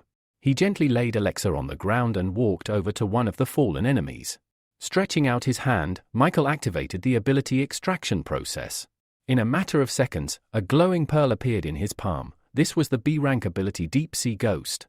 It granted the user control over the water in a human body, allowed them to create water clones, and summon massive waves, so long as there was moisture nearby. Without wasting time, Michael approached the rose-controlling girl. Repeating the same process, he extracted her power too, another B-rank ability known as Bloodthirsty Rose. It gave the user the power to summon thorny rose vines using their own blood. These vines emitted a scent that could boost attributes but came with a dark side. The user risked losing control over them entirely. Now holding two B-rank abilities, Michael had no intention of keeping them as they were. Instead, he broke them down into F-rank abilities and combined them with the skill he had previously acquired. A few minutes later, a bright emerald pearl pulsed in his hand. It was the newly synthesized A-rank ability, Superb Brain. As he absorbed it, a rush of sensations overwhelmed him. His vision, hearing, smell, touch, and even his sixth sense became razor sharp. Not only that, it allowed him to release a wave capable of paralyzing an enemy's nervous system. Right then, Alexa stirred. She opened her eyes slowly, blinking at the ruined port around her. Michael noticed and approached. The girl stood, took a few hesitant steps, and then turned to him. What rank are your abilities?" she asked, bewildered. "And who are you?" Michael replied calmly, "I'm from the judges' organization." Alexa frowned, confused. "I've never heard of that. Not once in all my time in the Hero Association," but then her eyes caught something that froze her blood. The vines, the ones that had imprisoned the children, were now empty. With dread in her voice, she asked, "Where are the kids?" Michael didn't answer immediately. He simply nodded behind her and said, "Turn around." When she did, Alexa's eyes filled with tears. All the children were safe and running toward her. The protective dome had fallen, and they were free. They clung to her, excitedly telling her how Michael's shadow had cut the vines and taken them to safety. One child explained how, even after the explosion, his shadow formed a dome that shielded them from harm. She was stunned. This man had saved them all. Alexa turned to thank him, but the mysterious stranger had already vanished. As the dust began to settle, a helicopter hovered above the scene, loudspeakers echoing across the ruined port. From this moment on, the Hero Association has taken control of this area. Please refrain from any further action. The chopper landed near the garages, and several association members poured out. Among them was a young reporter named Valeria. Nervously adjusting her microphone, she turned to her assistant and asked where to begin. He pointed to Alexa. "Start with the Seal Swordswoman." Valeria approached the still-shaken girl, introduced herself, and politely asked for an interview. Alexa nodded in approval. According to the Hero Association's report, Valeria began, "You sent the emergency signal. The entire port is now destroyed. Can you tell us what happened here?" Without hesitation, Alexa told her everything. She had come to rescue the kidnapped children from the Saints organization, which had been planning to sell them illegally. The story immediately stirred a powerful reaction from the broadcast's viewers. Valeria frowned. "We've heard rumors about this criminal group before. From what we know, they operated out of Shu City, involved in all sorts of illegal activities. Do you think the government will investigate now?" Alexa shook her head grimly. "They've been doing this for a long time. I had to infiltrate their ranks just to get this far. And even then, I could only save these kids." The crowd that had gathered nearby listened closely. Some wept. Others shouted in anger that the criminals must be punished. Then, Alexa continued. "I wouldn't have made it out alive if I had fought the high priest alone, but someone came to help me." Valeria's eyes widened. "A masked man?" "Yes," Alexa replied. "His skills were far beyond mine. He broke through the priest's enhancement spell, a power normally only usable by A-rank heroes." She pointed to a scorched crater still smoldering with smoke. "He did that. All I know is, he wore a mask with a snake emblem. And he said he was from the judges' organization." Valeria glanced around, trying to find the mysterious savior, but saw nothing. "He ran off toward the garages," Alexa added. "He was chasing the high priest." By that time, Wilhelm and the Earth Mage had already escaped to a hidden location. By this time, Wilhelm and the Earth Mage had already taken cover in a safe location. Casting a deeply displeased glance at the old man beside him, the priest asked if the mage sand magic was capable of eliminating the brat who was interfering with their plans. The earth mage nodded confidently, replying that he had saturated the area with his magic. Even if their enemy tried to launch an attack, it wouldn't make a difference. Unbeknownst to them, Michael was hiding just around the corner, hearing every word they spoke. He listened carefully as Wilhelm, now moving toward the far end of the parking lot, instructed the old man to find a suitable car so they could escape and lay low. Michael frowned. He had no intention of letting them get away. In fact, his plan was to make this place their grave. Everything was going according to his carefully laid out strategy until disaster struck. A phone in Michael's pocket suddenly began to ring, shattering the silence and revealing his presence. The moment the ringtone echoed through the air, both men froze and turned sharply toward the direction of the sound. Michael cursed silently, wondering who could be calling at such a critical moment. As the melody rang out again, the two enemies began cautiously approaching the nearby partition, his only cover. Quickly taking out his phone, Michael saw the caller ID. It was Valeria. Footsteps crept closer, stopping just a few meters away from the wall. Thinking quickly, Michael realized his best option was to disguise himself as an ordinary passerby. He used his ability to change into his everyday clothes, then answered the call in a casual, cheerful voice as he stepped out from behind the corner. His sudden appearance startled the two men. Doubt clouded their eyes. They weren't convinced this guy was just a civilian. Still, they chose to remain on high alert, unwilling to let their guard down. Valeria's voice chirped through the phone, teasing that Michael would never guess where she was. Confused, he asked if she wasn't supposed to be at home. She casually replied that she had flown to the city of HH aboard a Hero Association helicopter. Michael froze momentarily. The news threw him off balance. Why was Valeria here, and how did she manage to fly with the association? Trying to keep his tone light, he remarked that the city was currently in turmoil and asked what had brought her there. She cheerfully explained that she'd landed a new job and simply wanted to share the good news. Michael's surprise deepened. Valeria proudly told him that she had been accepted as a journalism intern for the Hero Association.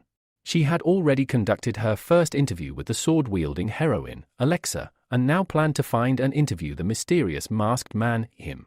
Still reeling from the revelation, Michael barely kept his balance.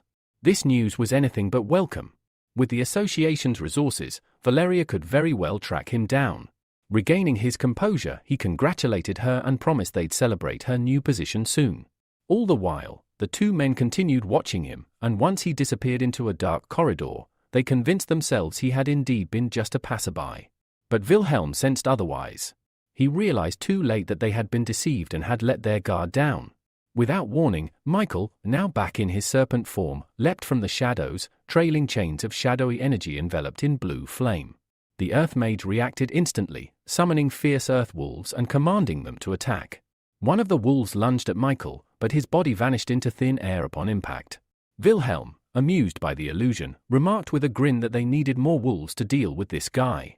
The Earth Mage reassured him that each of his wolves was strong enough to defeat an A-rank hero, so there was no need for concern. But before they could act, shadowy tendrils sliced through the air. With only a few swift and powerful swings, Michael tore through the wolves.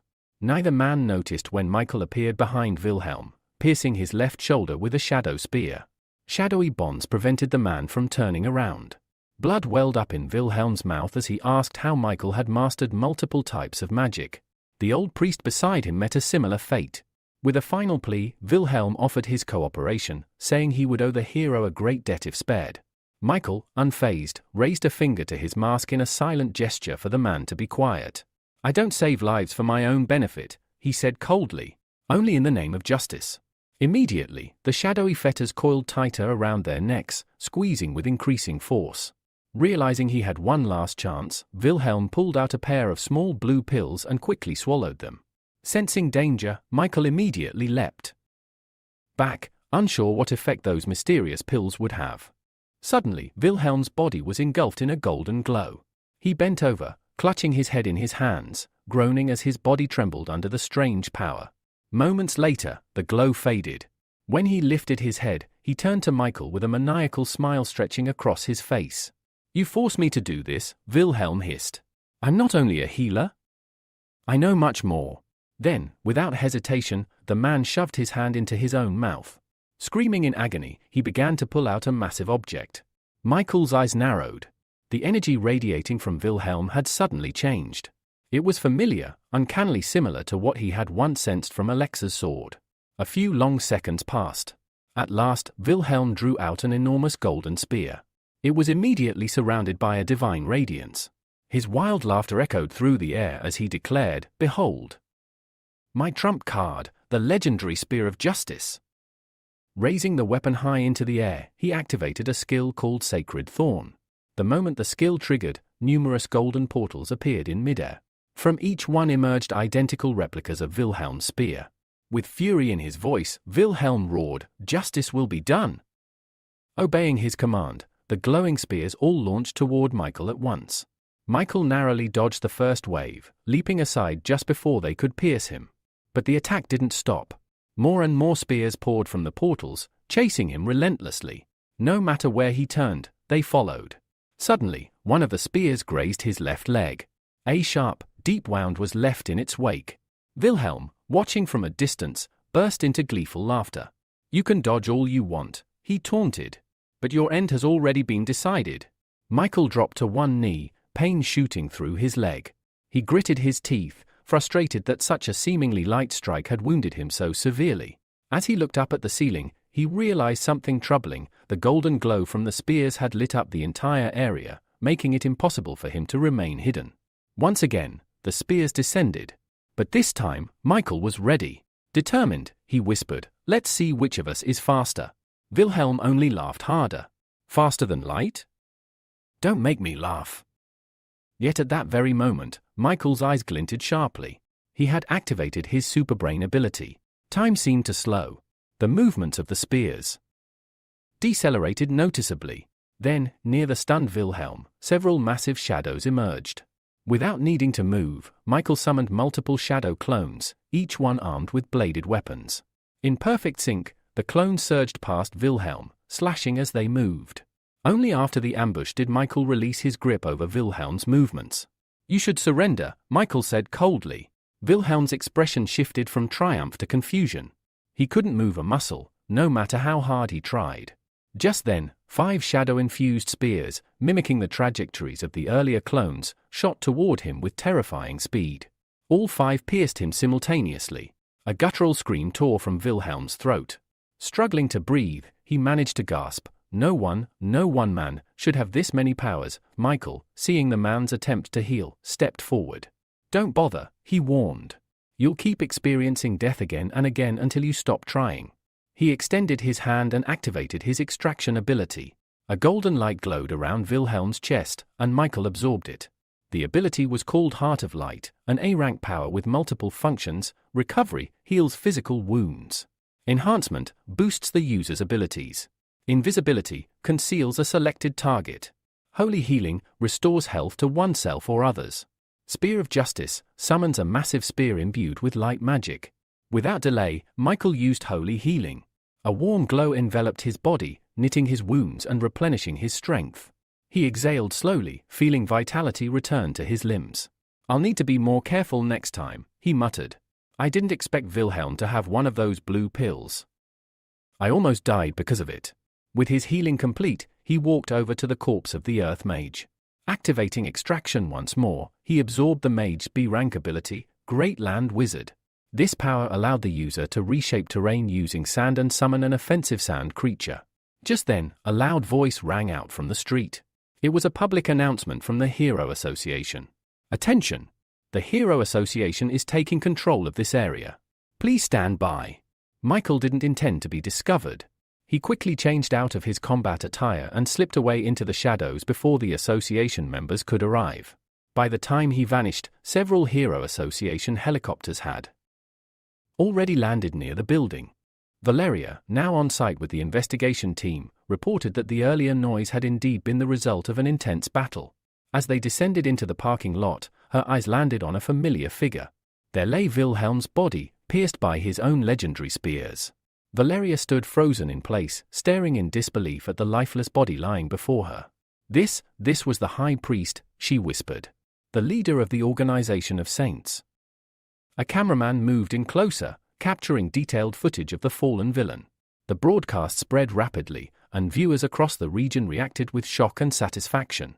The long-feared criminal had finally been brought to justice. Suddenly, one of the investigators shouted, "There's another body here."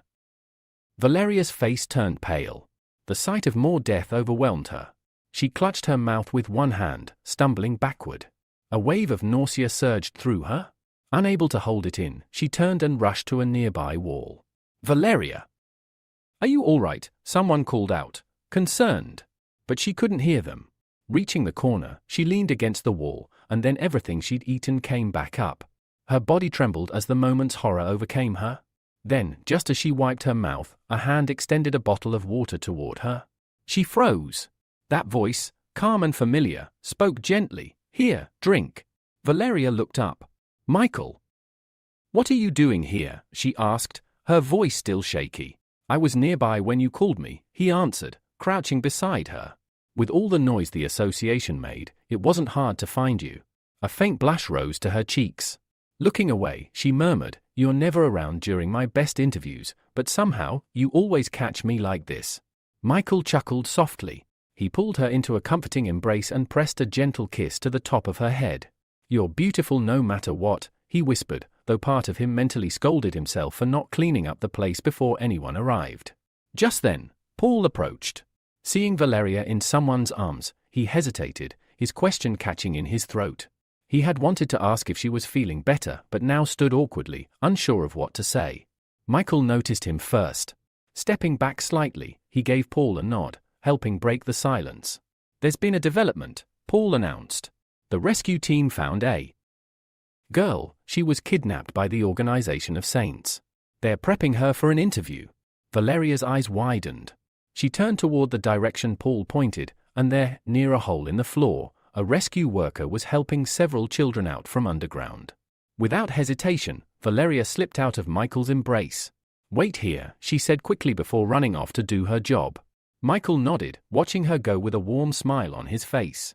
Unseen by the others, a glowing pearl shimmered into existence in his palm, the pearl of the heart of light. Gazing into its radiance, Michael spoke softly to himself, "Soon I'll be able to return and save my sister." With this, he had collected the powers of all 5 main elements. And now, it was time for a new figure from the judge's organization to enter the stage, someone called Dragon. Meanwhile, the injured children were being rushed to the nearest hospital. Among them was Lucas and his younger sister. The boy sat in a daze, searching the crowd for a familiar figure. "Where's my teacher?" he whispered.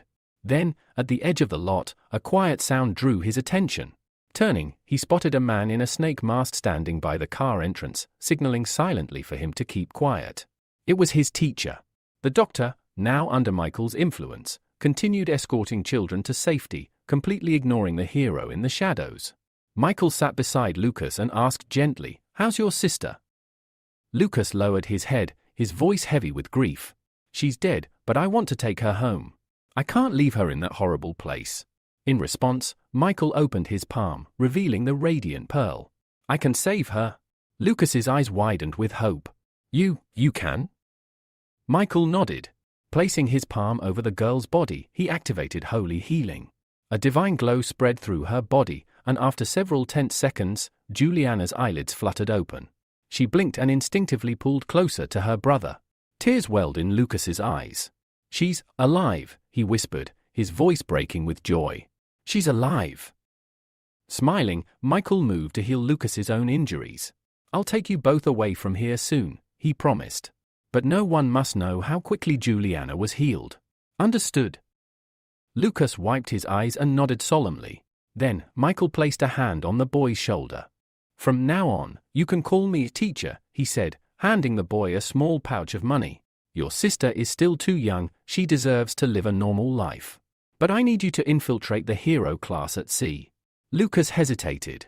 I'll need stronger abilities to do that," he said quietly. Michael handed Lucas a glowing pearl. "You don't need to worry about that," he said calmly. "This one contains the mimic ability. Combine it with your mantis technique, and you'll have more than enough to qualify for the university." Lucas stared at the pearl, barely believing what he was hearing. This was the kind of opportunity he never dreamed he'd receive. He took it carefully, then looked up with a determined glint in his eyes. "I'll do my best. I promise," he said, a confident smile on his face. Michael rose from where he was sitting. "Live a good life," he said softly. "Don't look for me. If anything happens, I'll find you. I'll stay in touch." With that, he turned and walked away. Once outside, Michael changed out of his disguise and back into his regular clothes. But he had barely taken a few steps when he heard a voice call out, sharp and annoyed, "Michael." He turned, startled, to see Valeria striding toward him with clear irritation written all over her face. "Where did you run off to?" she snapped. "I told you to wait, but I had to search the whole place for you." Michael averted his gaze, scratching his head sheepishly. "I was helping the kids at the hospital," he explained. "Is everything all right?" Valeria exhaled, some of her anger melting away. "They're safe now," she said. "The association is contacting their families. As for the orphans, they'll be sent to shelters." Michael smiled faintly. "I hope they grow up happy and healthy." Suddenly, Valeria grabbed him by the shoulders and pulled him toward her. Her hesitation vanished. She kissed him. Michael's eyes widened in surprise, but he didn't pull away. A few seconds later, she parted from him, her cheeks glowing. Before he could say anything, a member of the association called out her name. "Valeria! We need to head back." Turning to wave goodbye, Valeria smiled warmly at Michael. "I've still got work to do," she said, winking.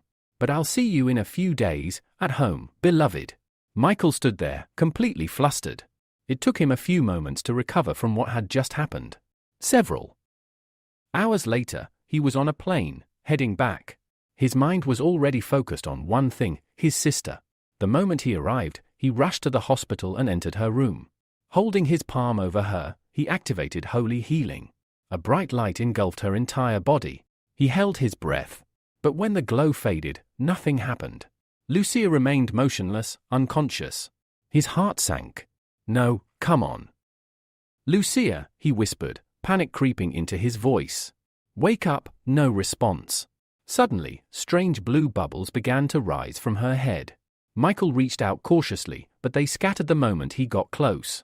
His eyes widened. He realized, to his horror, that the bubbles were multiplying, feeding off Lucia's energy and growing stronger. He stumbled back. His power wasn't enough. Not yet. But he wasn't giving up. Not now. Michael clenched his fists and steeled his resolve. It was time to take the next step and confront the mysterious figure behind the blue pill, the one who had supplied it to the hero of hot and sour noodles. He summoned 3 pearls into his palm: transformation, clone, and metal manipulation. A radiant golden light surged through the room as he began to enhance them, pouring every ounce of power he had into the process.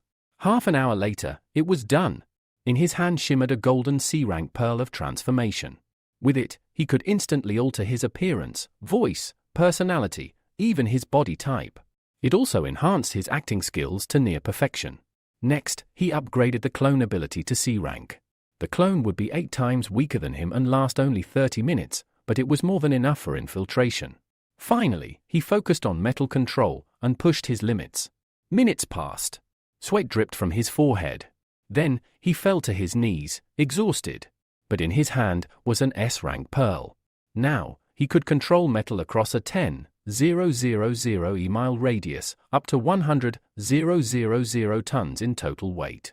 Michael let out a long breath, smiling through the fatigue. He was ready. That night, he activated his newly enhanced abilities and took control of the hero of hot and sour noodles' body. Using information from Adam's memories, he made his way to a rooftop where the next meeting was supposed to take place. Moments later, space shimmered, and a rift opened before him. From it stepped a mysterious man. The same one Adam remembered. The man adjusted his hat and greeted him. "Well? Got any new intel?" Michael folded his arms, keeping his expression calm. "I might. I've got information on the man in the mask," he said coolly. "But I doubt you can afford it." The stranger tilted his head, amused. "If it's real, I'll pay double." Michael nodded. "A few days ago, the Organization of Saints was completely wiped out. You've heard, I'm sure." "Yes," the man said. "It was the Seal Swordswoman from the Hero Association. She's famous for that kind of thing." Michael leaned in slightly. But here's the curious part. During her report, Alexa mentioned she was helped by someone who called himself Snake. The stranger folded his arms, his voice casual. I already know about Snake and Michael. Both of them are from the judge's organization. That's common knowledge. Michael's expression didn't change. Calmly, he asked, do you also know they both possess 2 abilities? This caught the stranger slightly off guard, but only slightly. I figured as much, he replied. Probably a requirement to join the judges. Michael chuckled and shook his head. You're wrong. People like that are incredibly rare. The chances of gathering them into one group? Practically zero. The stranger raised an eyebrow, clearly intrigued now. Then what are you getting at? Without answering, Michael reached into his coat and pulled out a small flask filled with a glowing liquid. He held it out. This is an elixir of abilities. The stranger stepped forward, extending a hand. Elixir of what? He asked skeptically. But just before the stranger could touch it, Michael pulled it back. Drink it, he said, and you gain a new ability. Even if you already have one, it adds another. If you don't, it gives you one. The man scoffed. That's complete nonsense. Michael expected that. Without hesitation, he uncorked the flask and downed the contents in a single motion. Then, he looked the man dead in the eyes. A second later, flames erupted across Michael's hand. The stranger took a step back, stunned. That's impossible, he muttered. You only had strengthening. You never had fire. Michael raised his fist and launched a fireball into the sky, its light illuminating the rooftop. I made a deal with Michael, he said, his voice steady. That's how I got this information. And after seeing the effects of the blue pill, I knew it was possible. The man stared, speechless for a moment. Then curiosity took over. Do you know what the elixir is made from? Michael smiled, satisfied. I've told you everything I know, he said. Now it's time you held up your end. Without another word, the stranger pulled a small container from his pocket and handed it over. 15 blue pills, he said. This information was valuable. Michael took the jar, but before walking away, he spoke again. One more question. The man gave him a nod. A few days ago, I noticed something strange, Michael said. My body, it started developing pale blue patches. Is that from the pills? Or something else? The man turned away, spreading his arms like it was no big deal. Just a harmless side effect, he said over his shoulder. Don't worry about it. Then he glanced back with a half smile. I look forward to our next meeting. And with that, he vanished into thin air, absorbed into space like smoke blown away by the wind. The transformation instantly faded. Michael stood alone on the rooftop once again, his mind racing. So that was it? The man knew the pills drained vitality and still brushed it off as a minor side effect. He clenched his jaw. On the far end of the rooftop, Adam lay unconscious. Michael walked over and stood beside him. Before he could do anything, a child's voice rang out from the stairwell. Dad! Michael froze. A little girl stepped through the open door and looked around, spotting her father slumped on the ground. Daddy, what are you doing? She asked, walking toward him. Michael glanced down at the pills in his hand. With visible contempt, he tossed the bottle next to Adam. If you're doing this for your daughter, he muttered, then stop. Quit taking these damn pills. At that moment, Adam stirred awake. He rubbed his eyes and ran a hand through his hair. Sorry, sweetheart, he said with a weak laugh. I must have dozed off. Katia frowned. You promised you'd stay with me on my birthday, she scolded. Then her eyes caught the jar on the ground. Curious, she pointed to it. What's that? Adam's eyes widened. He immediately snatched the jar off the floor and held it out of her reach. This isn't a toy, he said sternly. It's dangerous. Very dangerous. But confusion filled his face. He couldn't remember anything. Just that he had come here to meet someone to get the pills. But what had happened after that? Nothing. His mind was blank. Standing up, he gently took his daughter's hand. Come on, he said softly. Let's go get some cake. And just like that, they left the rooftop behind, father and daughter walking hand in hand toward a fleeting moment of peace. At that same moment, in another part of the city, a frustrated Austin was heading back to his room. He let out a long yawn, stretching his arms high above his head, and grumbled under his breath. He was sick of it, sick of the endless restrictions, the constant rules, and the feeling that everyone was trying to control his life. As he passed by the hallway, a faint glow caught his eye. Light was still coming from his father's office.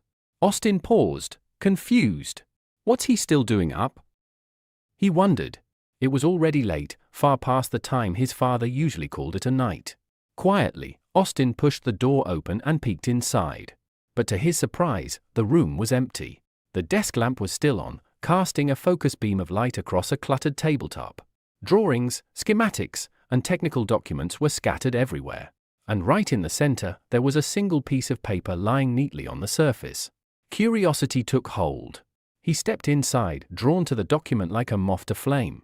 As he approached, he could make out the heading at the top of the page. It was a planning document. His eye scanned the bold title, Requirements for White Zone Deployment, City L. Austin's heart skipped a beat. He read further, his eyes widening as he absorbed the details. It was a strategic framework, an actual government-level operation designed to establish a protective white area in City L, a place free from corruption, violence, and influence. A safe haven where citizens could live without fear. The more he read, the more fired up he became. This was an opportunity. A real one. One where he could step forward. He could make a difference, not just as someone's son, but as a true hero. A savior. And for the first time in a long while, Austin felt it. Purpose. The following morning, Michael was back at work in the newspaper office. As he stood at the printer, Alex's familiar voice rang out from behind. "Where have you been all this time?" she asked, bewildered. Michael offered a brief explanation. A woman came in yesterday requesting a missing persons notice. He handed Alex a freshly printed leaflet. She read it aloud, 7-year-old Igor Lyson, last seen near Central Park. Alex frowned, but the announcement crackled through the office speakers before she could respond. "Attention all residents, A-rank monsters have invaded. Proceed immediately to the nearest shelter. B-rank heroes, report to the scene." Panic erupted. Staffers dropped their papers and rushed for the exits. Michael's calm facade cracked. He realized the danger zone was only a few blocks from the apartment he rented with Valeria and the others. His heart pounded as he dialed her number. "Valeria, where are you right now?" he demanded. Her terrified whisper answered, "There's a monster in our building." A scream shattered the line, and the call went dead. Horror and determination surged through Michael. He barely registered Alex's shaken question, "Are you okay?" As he sprinted from the office. Reaching the rooftop above the chaos, Michael summoned his metal control power. A shimmering shield formed beneath his feet, and he soared across the cityscape. As he flew, he shifted into his rooster form, hoping to arrive in time. Below, a colossal rat-like creature rampaged through the street, its shriek capable of shattering glass and its matted fur bristling into razor-sharp spikes. Two heroines, a B-rank green storm and a C-rank fire butterfly, struggled against it. Michael grimaced. Defeating such an A-rank menace would normally require at least 3 heroes of their caliber. The monster unleashed its piercing scream again, this time targeting fire butterfly. Green storm dove between her and the creature, absorbing the full blast, and the pressure blew out 2 adjacent walls. Fire butterfly landed hard, dust choking her lungs. "What am I doing here?" she cried. "C-rank heroes like me are just cannon fodder." "I'm here to help," Valeria called as she swooped in. She had rescued Marina, a terrified child hanging from a broken window ledge. Tears streamed down Marina's face as she clung to Valeria's hand. "Hold on!" Valeria shouted. But the ceiling collapsed above them, a jagged beam plunging toward the pair. Valeria's grip slipped as the debris sliced through her wrist. Both girls plummeted. Fire butterfly caught Marina mere meters from the ground, cradling her gently. Marina blinked, amazed. "Thank you," she whispered, clutching the heroine's arm. Reporters clamored to film the rescue, but Emily, the field host, noticed another figure still falling. "Someone else, look," she cried. A dark shape swooped in, vanishing into the chaos with a rescued victim. Camera's word, capturing the mystery savior. Suddenly, Alexa's anguished scream echoed above. A sweeping beast attack was barreling toward the news helicopter. The crew froze in terror. Without hesitation, Lisa, shield maiden of the association, launched herself into the sky, her barrier powers meeting the monster's assault in a thunderous explosion. A shockwave knocked Fire Butterfly off her feet. Stinging in the haze of dust, she covered her eyes.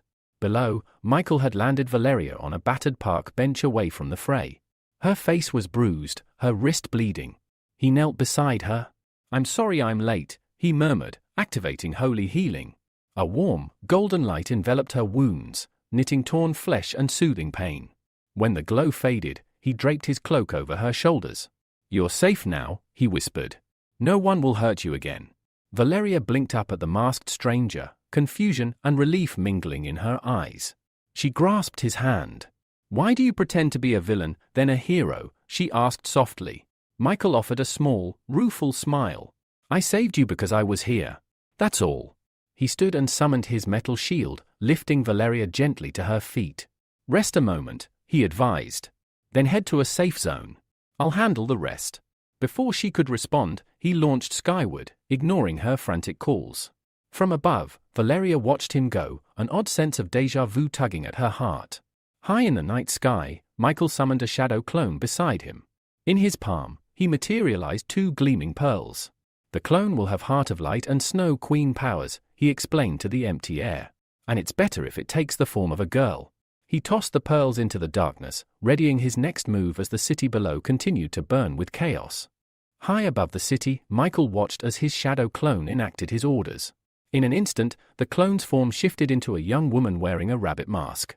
"Go," Michael commanded. "Save everyone in danger." Without hesitation, Rabbit darted off the rooftop and vanished into the chaos below. Michael turned his attention back to the monstrous rat that was laying waste to the street. He raised his hand, prepared to strike, but then he noticed another figure standing atop a neighboring building's roof. She wore a confident smile and raised her fists, her posture radiating power. It was Victoria, the famed A-rank heroine who had disappeared from the public eye in L City years ago. Reporters gaped in disbelief as the broadcast camera swung to capture her unexpected arrival. Victoria waved directly into the lens as if greeting old friends. Michael allowed himself a small smile. With such seasoned heroes on the field, he could assess the battlefield from a distance. Victoria narrowed her eyes at the rat. "Perfect punching bag," she thought, flexing her knuckles. The rat snarled and unleashed a massive sonic shriek. "Watch out!" Lisa, Shield Maiden of the Hero Association, yelled through her communicator. That sound wave could shatter steel. Victoria's only response was a calm laugh. She crossed her arms. "I won't know what I'm capable of unless I try," she said. The shockwave struck her rooftop with earth-shaking force. Debris rained down, and a roar of destruction followed. When the dust cleared, onlookers gasped. The spot where Victoria had stood was empty. The rat threw its head back in triumphant laughter, convinced it had killed the heroine, until a blur of movement appeared behind it. Victoria had dropped to ground level and circled the beast. Gathering every ounce of strength into one blistering punch, she slammed her fist into the creature's flank. The impact threw the rat to the pavement in a crumpled heap. Victoria stood over it, grinning. "Why aren't you screaming now?" she taunted. The rat tried to rise but couldn't move. Victoria seized its tail and, with a swift pull, sent it spinning through the air. The monster flew out of the city, landing miles away in a distant field. Meanwhile, Rabbit was already back in action. She spotted a crumbling facade about to collapse on a lone civilian. In one fluid motion, she intercepted him and carried him to safety just before the debris struck. The man, wide-eyed, stared at his masked savior. "Which organization are you from?" he asked. Rabbit set him down gently. "I'm Rabbit," she replied. "From the judge's organization." Then she bounded off to continue her rescue efforts. Nearby, Fire Butterfly and Marina, one of her former neighbors, sat on a battered bench, nursing injuries from their fall. Rabbit paused beside them. "They need help," a bystander explained. "They fell from the upper floors." Rabbit nodded and knelt beside them, placing her hands over their wounds. A soft glow spread through their bodies, and before the stunned crowd's eyes, bruises and cuts vanished. When the healing light dissipated, Rabbit rose and turned to the gathering civilians. "Move now," she ordered calmly. "Head for the shelters. Stay safe." Her warning was cut short by the monster's return, a deafening screech so powerful the crowd instinctively covered their ears. Lisa and Victoria, caught in the open, struggled to withstand the onslaught. Their heroic postures wavered as the sound wave threatened to tear through their minds. From his vantage point, Michael's blood ran cold. He realized with horror what the creature was doing. It wasn't just using sound, it was absorbing the very souls of those nearby, feeding on their life essence to grow ever more powerful. Moments later, the monster stood surrounded by a swirling aura of green light. It closed its maw, pausing its ear-splitting screech. Then, with a groan, its jaws reopened, and it began to draw the spectral forms of the departed into its body. Shield Maiden Lisa staggered under the horror of it all. "What is it doing?" she cried. Victoria, bruised but unbowed, steadied herself on one elbow. "It's absorbing the souls of the dead," she explained. "Watch, it's healing itself with their energy." A nearby reporter gasped into her microphone. Doubt flickered across her face. Could even the city's finest fighter overcome such a power? Victoria's gaze hardened. "Lisa, fall back. This thing's next attack will be worse." With that, she rose and stepped forward once more. Freed of its weakness, the rat monster went berserk. It lashed out, smashing telephone poles and tossing street lamps like twigs. Victoria summoned her strength, her fists glowing with righteous fury. She struck the beast's armored flank, unleashing a shockwave that sent it tumbling into a row of parked cars. As dust settled, Victoria peered through the haze, expecting to find the creature down and out. Instead, its tail lashed back, skewering her across the chest. She cried out, then was lifted aloft and flung violently into a nearby wall. She crumpled in a heap, blood trickling from her mouth. Shield Maiden Lisa rushed to her side, scooping Victoria into her arms. "Get out of here!" Victoria rasped, glaring at her rescuer. "I told you to retreat." Tears in her eyes, Lisa shook her head. "I'm a hero. I can't abandon people in danger." The monster roared again, preparing to deliver a final, soul-draining blow. Victoria threw herself in front of Lisa, bracing for the impact, when a sudden ping echoed through the air. A metal needle, fired with pinpoint accuracy, impaled the creature's tail. It yelped in pain, its head snapping around. Michael and his rabbit clone burst onto the scene.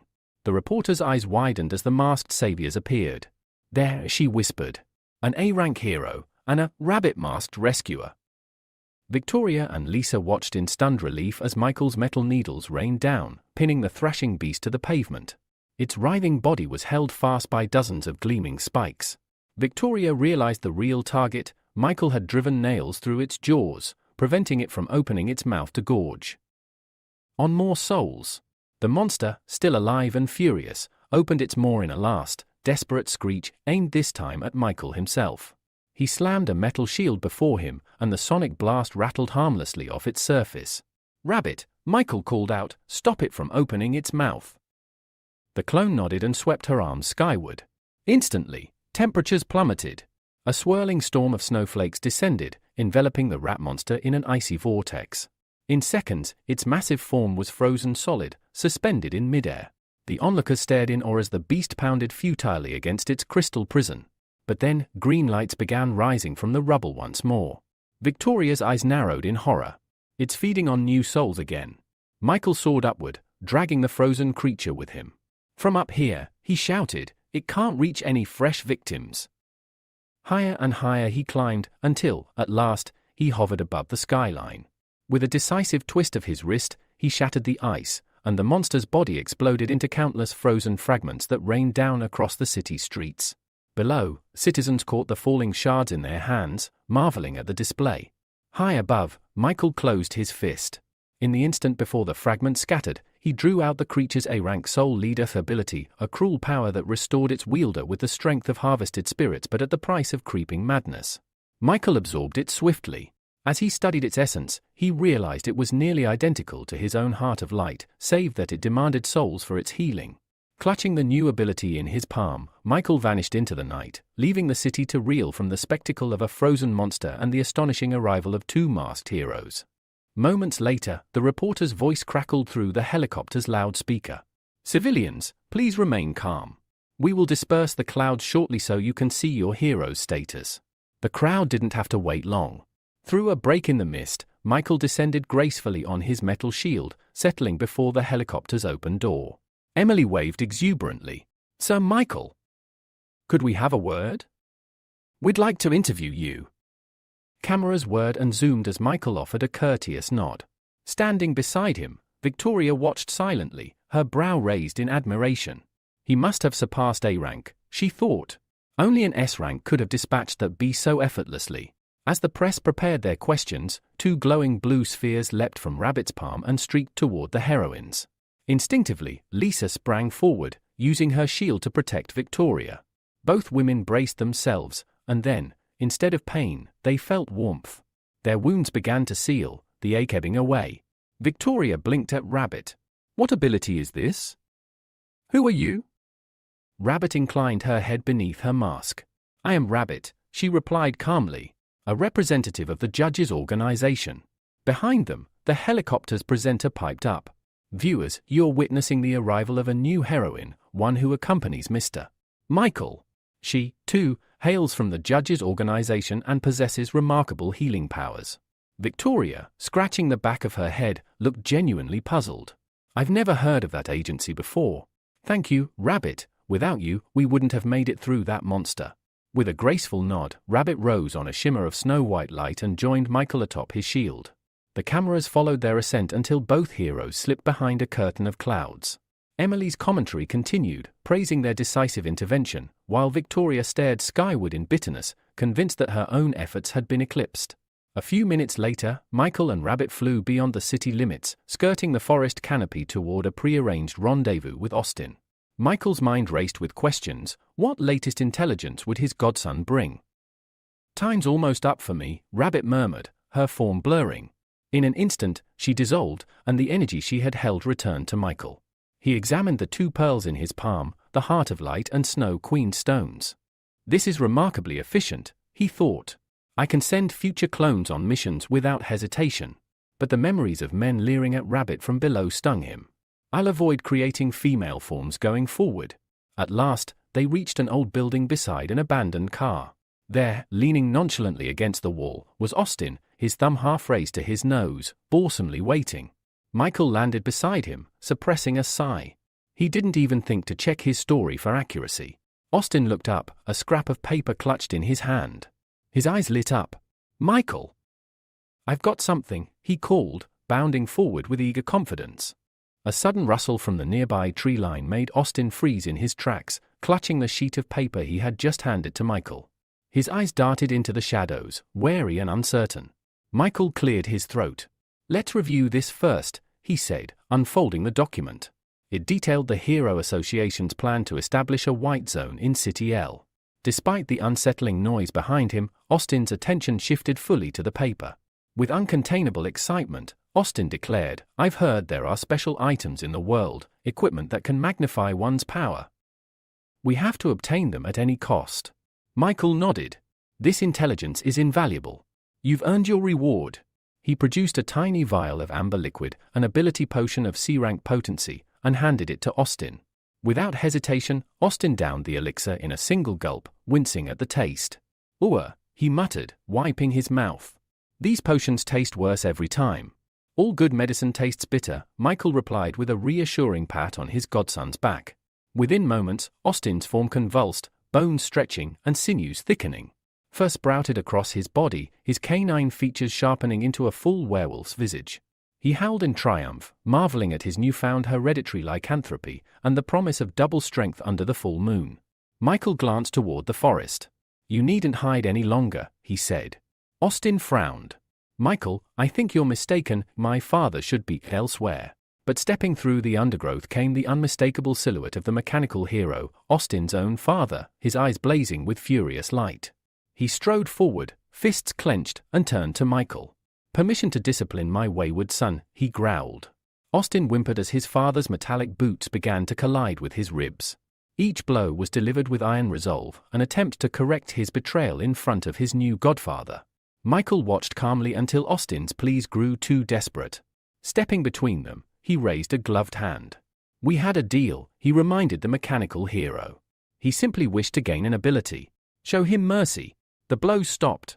Austin, battered and tear-streaked, wiped at his cheek. I've been punished enough, he sobbed. I won't reveal our family secrets again. The mechanical hero's rage faltered, and he barked an order for silence. Then, eyeing Michael with reproach, he growled, my son was born powerless. You had no right to grant him these superpowers. Michael spread his arms in a calm gesture. It's actually quite simple. Granting C rank, or even A rank, abilities isn't difficult. But obtaining an A rank power carries a prohibitive cost. Intrigued despite himself, the mechanical hero leaned forward. Anyone can obtain these abilities? Even an A rank hero like me? Michael allowed himself a thin smile behind his mask. Yes, anyone. But prepare to pay dearly for top-tier powers. Without further ado, he produced a single blue pill and tossed it to the astonished father. The man caught it midair, studying its smooth surface with a mixture of awe and trepidation. Michael's voice remained low and steady. "That's your starting point." And with that, he turned away, the night air carrying the promise of even greater power and greater peril for those who dared to seize it. Late that evening, the mechanical hero, Gilbert, stood beside Michael beneath the sparse glow of a street lamp. In his fist, he turned a single blue pill over and over. "You're telling me our own heroes have been using these pills for ages?" Gilbert's voice rumbled with disbelief. "One bite, and your power triples." Michael nodded, his masked face unreadable. "They do. I'm not one of the manufacturers, but I'm working with Austin to uncover their source." Gilbert's gaze snapped to his son. "Austin, explain yourself." Austin swallowed hard and recounted what he'd seen, how the ice-wielding adventurer used the pills to eliminate rivals, twice, events he'd witnessed firsthand. Gilbert frowned as the pieces fell into place. "So Pavel's behind those accidents," Gilbert muttered. He met Michael's eyes. "Your mission is clear, find out who makes these pills, and how." Michael inclined his head. "Consider it done. I'll also need your help to access the White Zone plan. In return, I can grant you an A-rank ability, one that doubles your strength." Gilbert's jaw tightened. "The White Zone," he spat. "People die just stepping inside. No one returns alive." Michael slid a ring into view, its surface etched with runes. "Activate this, and it collects ability genes, the key ingredient for the elixir. You know those genes come from monster remains. The White Zone is teeming with monsters ripe for harvest." Gilbert's skepticism lingered. "Prove the elixir works." Michael spread his arms. In one hand, flame crackled, in the other, a shard of living ice formed. "My very existence is proof. But if you doubt the judges, you're free to refuse." Austin, still transformed as a werewolf, snapped at his father, "Don't get in my way. Let me grow stronger." Gilbert's face darkened, and he cuffed Austin across the head. "Quiet, boy." Turning back to Michael, he exhaled and said, "I'll do it. I'll bring down the ice adventurer." Michael offered a curt nod. "I look forward to our next meeting." With that, he launched skyward on his metal shield and vanished into the night. Later, at the hospital, Valeria shuffled into her room, still in her uniform from the shelter, eyes blinking blearily at the bedside light. Michael stood by the window, silhouetted against the city glow. "Michael," she whispered. "What are you doing here so late?" He crossed the room and slipped an arm around her shoulders. "I was looking for you all day," he said, voice warm. "I heard the wounded were brought here, so I came straight away." Valeria turned to face him. "I'm fine, just a scratch. But my home's gone. I have nowhere to live." Michael's smile was gentle but sudden. "Then move in with me." Valeria's eyes went wide, her cheeks flushing. That's too soon, Michael." He stumbled over himself. "No, I didn't mean. I just..." Before he could explain, she wriggled free and fled to the far corner of the room. Standing by the window, she sighed, sorrow in her eyes. "I still miss my family." Michael watched her, heart heavy, realizing he needed to give her time and space if he ever hoped to truly stand by her side. Michael raised an eyebrow, visibly confused, and asked, without even turning toward her, what chicken she was talking about. Valeria, her eyes distant and dreamy, replied that she had nearly died today, but was saved by a mysterious hero in a rooster mask. As she continued to float in her romantic fantasy, Michael's expression soured. His gaze, sharp and displeased, bored into her back. He never imagined he'd feel jealous of his own girlfriend, toward himself. Valeria let out a surprised yelp as Michael suddenly swept her into his arms. Ignoring her startled questions about what he was doing, he carried her over and dropped her onto the hospital bed. Slowly, Valeria sat up, visibly flustered, and repeated the question she'd been asking, the one the masked hero had refused to answer. But this time, there was no answer either. Instead, Michael silently approached her, his gaze fixed and intense. As he reached out, Valeria realized what he was about to do and quickly turned away, stammering that this kind of thing couldn't be done in a hospital. But what happened next took her completely by surprise. Michael simply pulled the blanket over her and climbed onto the bed beside her. For several quiet minutes, they just lay there, face to face, eyes locked. Then, without a word, Michael pulled her gently into his arms. "You should fall asleep quickly," he murmured. "Tomorrow, I'll help you move in." It's better if you live with me. Valeria gave a small nod, her lips curling into a hidden smile as she rested her head against his chest. The next day, Michael had to rush to another city. While waiting in line at the airport, he called Valeria. She was at their now shared home, clearly frustrated as she searched for a frying pan. Try the kitchen cupboard, Michael suggested, phone wedged between his shoulder and cheek. I've already searched the entire kitchen, she snapped. I can't even find a grain of rice, let alone a frying pan. At that moment, Michael finally boarded and began placing his luggage in the overhead compartment. Just take the card I gave you yesterday and buy whatever you need, he told her. But Valeria stubbornly replied, I'll just wait for you to come back. Besides, I have a surprise for you. Michael smiled. But his fellow passenger gave him a strange look when a soft meowing sound came from the phone. Chuckling awkwardly, Michael said his goodbye. I'll call as soon as I land. Animals require a lot of attention, the man beside him commented with a knowing smile. Michael could only laugh lightly in response. A few minutes later, the plane took off. Everything seemed peaceful until something caught Michael's attention, disturbing his calm. Just a few seats ahead of him sat Anna, next to a girl he didn't recognize. Michael was headed to the city of HH to negotiate with the Chamber of Commerce. Never in his wildest thoughts did he expect to end up on the same flight as her. He could only hope she wouldn't recognize him in his plain clothes. Meanwhile, the men seated behind them were openly leering at the girls. As a pretty flight attendant walked by, the girl sitting beside Anna asked politely if she could bring her a towel. The attendant nodded and told her to wait a few minutes. But that was when Anna spotted Michael. Her eyes narrowed, and her voice dripped with irritation. Why are you staring at us like that? She snapped, before launching into a barrage of insults aimed at him. Michael remained silent. He didn't want to attract any more attention. Suddenly, the towel that had been requested fell to the floor. The flight attendant bent down to pick it up, only to freeze as she felt the cold barrel of a gun pressed against her back. Don't kill me, she pleaded, raising her hands in surrender. Nobody move. Hands behind your heads, barked the man standing behind her. All around the cabin, other men in identical uniforms stood up, weapons drawn. They barked threats, warning the passengers they'd get a bullet in the forehead if they disobeyed. Michael's eyes shifted. One of the armed men stood just beside him, gun in hand. Michael narrowed his eyes. Judging by the aura and composure of the attackers, he assumed they were mutated monsters, possibly entirely unnatural beings. His scrutinizing gaze didn't go unnoticed. One of the armed men snapped at him, voice sharp with threat, demanding he put his hands behind his head. Michael complied, lifting his hand slowly, but his eyes remained fixed on the man in front of him. He continued to analyze the situation. Judging by their strength and confidence, he estimated the hijackers were at least B rank. Still, hijacking a plane in broad daylight? That was bold, even reckless. He shifted his gaze toward Anna. Transforming into his heroic form in front of the entire cabin, especially with her present, was out of the question. He had to come up with another plan, fast. Meanwhile, the one who appeared to be their leader barked an order at the flight attendant, forcing her at gunpoint to open the cockpit. As soon as the door clicked open, gunshots rang out from within. The sound echoed through the cabin, sending a jolt of alarm through Michael. They had eliminated the crew. The leader, a man named France, stepped forward and placed one of his own men at the controls, reminding him in a stern voice to follow the planned course exactly. Thomas, the hijacker at the controls, nodded in agreement. One of the flight attendants, now kneeling and trembling, looked up through tear-filled eyes. "Where are you taking the plane?" she asked in a shaky voice. France turned toward her, his expression as cold as steel.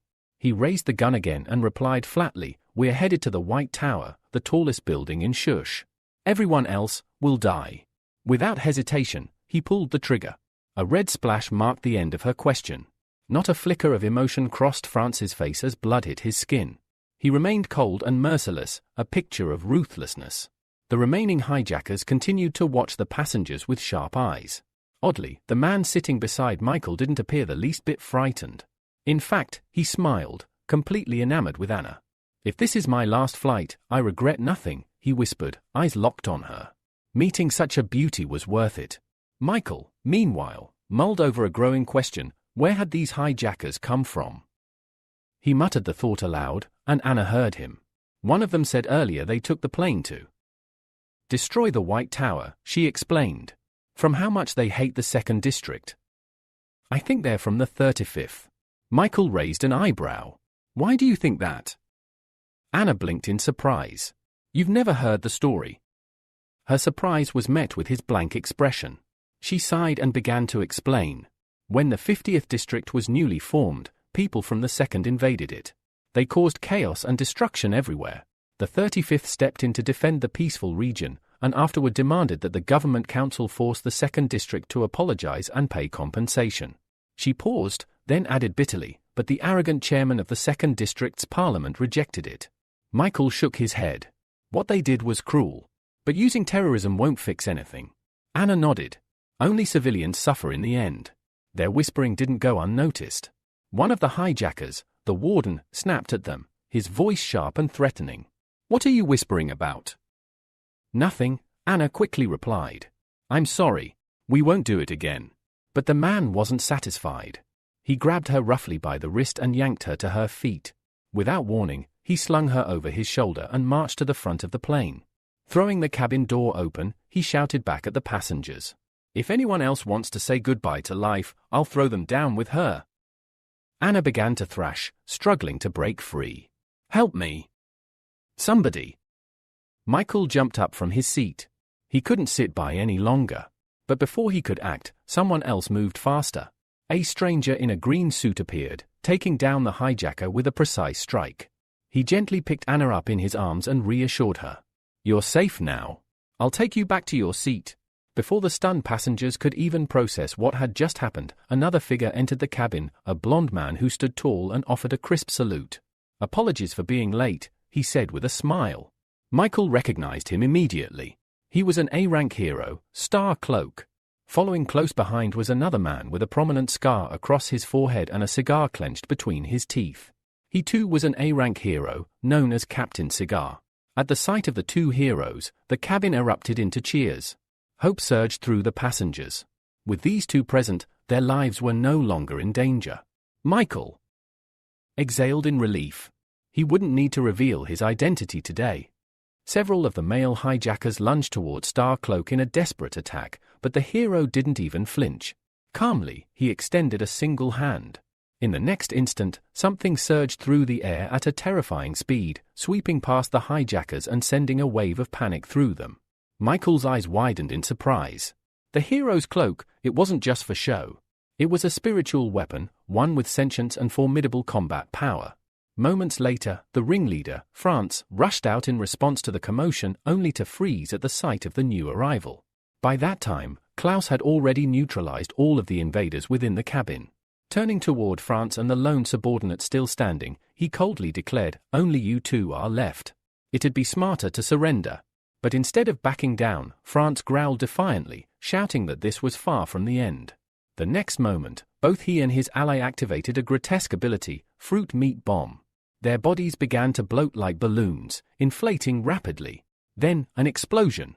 The blast rocked the aircraft violently, damaging critical structural elements. The plane lurched, tilted, and began a rapid descent. Passengers screamed, clutching at their seats in desperation. The cabin turned into chaos. Despite the panic, the hero stayed composed. Ivan shouted with authority, ordering everyone to don their oxygen masks immediately. Then, turning to Klaus, he asked urgently, "Do you have anything, any power, that can help in this situation? Can your cloak lift the plane?" Klaus scoffed, clearly irritated. "You'd need to be at least S rank for that," he replied. "My cloak can carry a few passengers, nothing more." The moment those words left his mouth, the entire cabin erupted. Dozens rushed toward him, pleading to be saved, offering anything in return. Some shouted prices, others screamed promises. Michael, watching it unfold, couldn't help but raise an eyebrow at the desperation. He sincerely hoped no one tried to negotiate payment right then and there. The cries only grew louder, more frantic. Meanwhile, Ivan approached the girl he had rescued earlier, Anna, and told her to return to her seat and fasten her belt. "Thank you again," she said, still shaken, before hurrying back. When she reached her seat, she was greeted by Sakura, who was visibly relieved to see her. Elsewhere, Klaus removed his cloak and spread it across the floor. "I have a plan," he said confidently, beckoning Ivan. "Come with me." Ivan hesitated. "We can't just leave these people alone." What are you planning to do? With a tone of veiled annoyance, Klaus responded, just trust me. Otherwise, it'll be too late. Left with no better option, Ivan nodded and stepped onto the cloak. Together, the two heroes flew up and exited the plane through the emergency hatch. Michael, witnessing their departure, formulated a quick plan of his own. He didn't need to reveal his identity, not yet. Instead, he could create a clone of himself outside the aircraft. Even with just a fraction of his true power, the clone could still help save the plane. Without wasting another second, he closed his eyes and activated the ability. A dark shadow leaked through the window, and moments later, Rooster, his clone, stood on the other side of the glass, looking back at him. Meanwhile, high above, the two heroes had reached the plane's rooftop. Klaus shouted through the roaring wind, "Use your power! Make a parachute!" Ivan blinked, impressed. "You're smarter than you look," he said. "Didn't even think of that myself." Drawing in a deep breath, Ivan activated his unique ability, cigarette smoke manipulation. He exhaled thick plumes of smoke that separated into 3 distinct trails, each wrapping around the tail and wings of the aircraft. Slowly but surely, the plane began to stabilize. Exhausted, Ivan collapsed onto the surface of the plane. His breathing was heavy and his body sagged with fatigue. "That took everything out of me," he muttered, facing away from his partner. "I've got nothing left." He didn't see the sinister grin spreading across Klaus' face. Silently, Klaus twisted his cloak into the shape of a needle, sharp and deadly. "Thanks for your hard work," he said coldly. Michael's clone, still hovering nearby, saw what happened next, and it left him in shock. With a swift motion, Klaus stabbed Ivan in the back, the sharp edge of his cloak piercing his partner's body. Ivan cried out in pain, clutching at the wound as his blood spilled across the plane's roof. Michael couldn't believe what he was seeing. Klaus' eyes burned with hatred as he stood over his fallen comrade. "Every mission," he spat, "I was the one who got the job done. But you always got the praise. The spotlight. The fans. The sponsors. His voice turned venomous. Now they won't even look at me." Then, turning his back on Ivan, Klaus gave one final parting word. "If you're such a great hero, then die for the civilians. I'll tell the media Captain Cigar died in a crash, heroically trying to save everyone. Just like a real hero should." He turned away, leaving Ivan bleeding behind him, moments away from death. After that, Klaus leapt from the plane. As soon as he vanished from sight, Michael rushed over to the wounded Ivan and immediately began healing him using his power. Ivan, breathing heavily, stopped him. "Don't waste your strength. This wound was caused by a spiritual weapon. It can't be healed." Michael's eyes widened in disbelief. He winced in shock, unable to accept what he was hearing. Still managing to stand, Ivan looked at him with sorrow in his eyes. "I was too naive.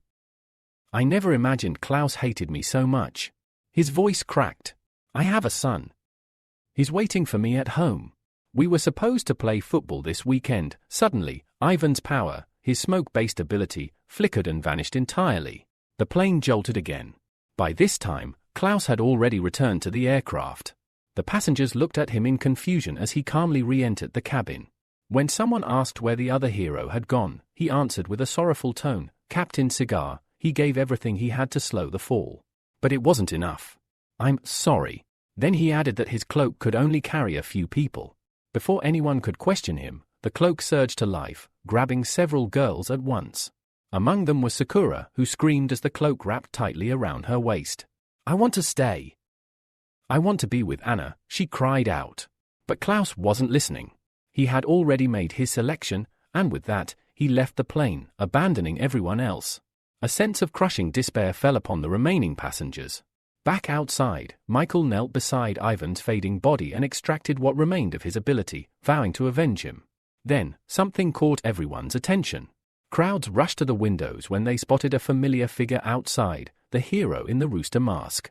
It was Michael's clone. Channeling his metal manipulation, he focused on stopping or at least slowing the descent of the aircraft. Each second felt like an eternity. For a moment, nothing happened. The plane kept falling. Then, when only a few kilometers remained between them and the ground, the metal finally responded. The plane froze in mid-air, suspended, as though caught in an invisible hand. Michael gently guided it downward, doing everything he could to land safely. At last, the aircraft touched down. Passengers erupted into joyous cries. They burst from the doors, overwhelmed with relief. Many immediately began scanning the area, trying to find the hero responsible. Anna was the last to exit, stunned that she was still alive. Regaining her composure, she too began searching, looking for Michael.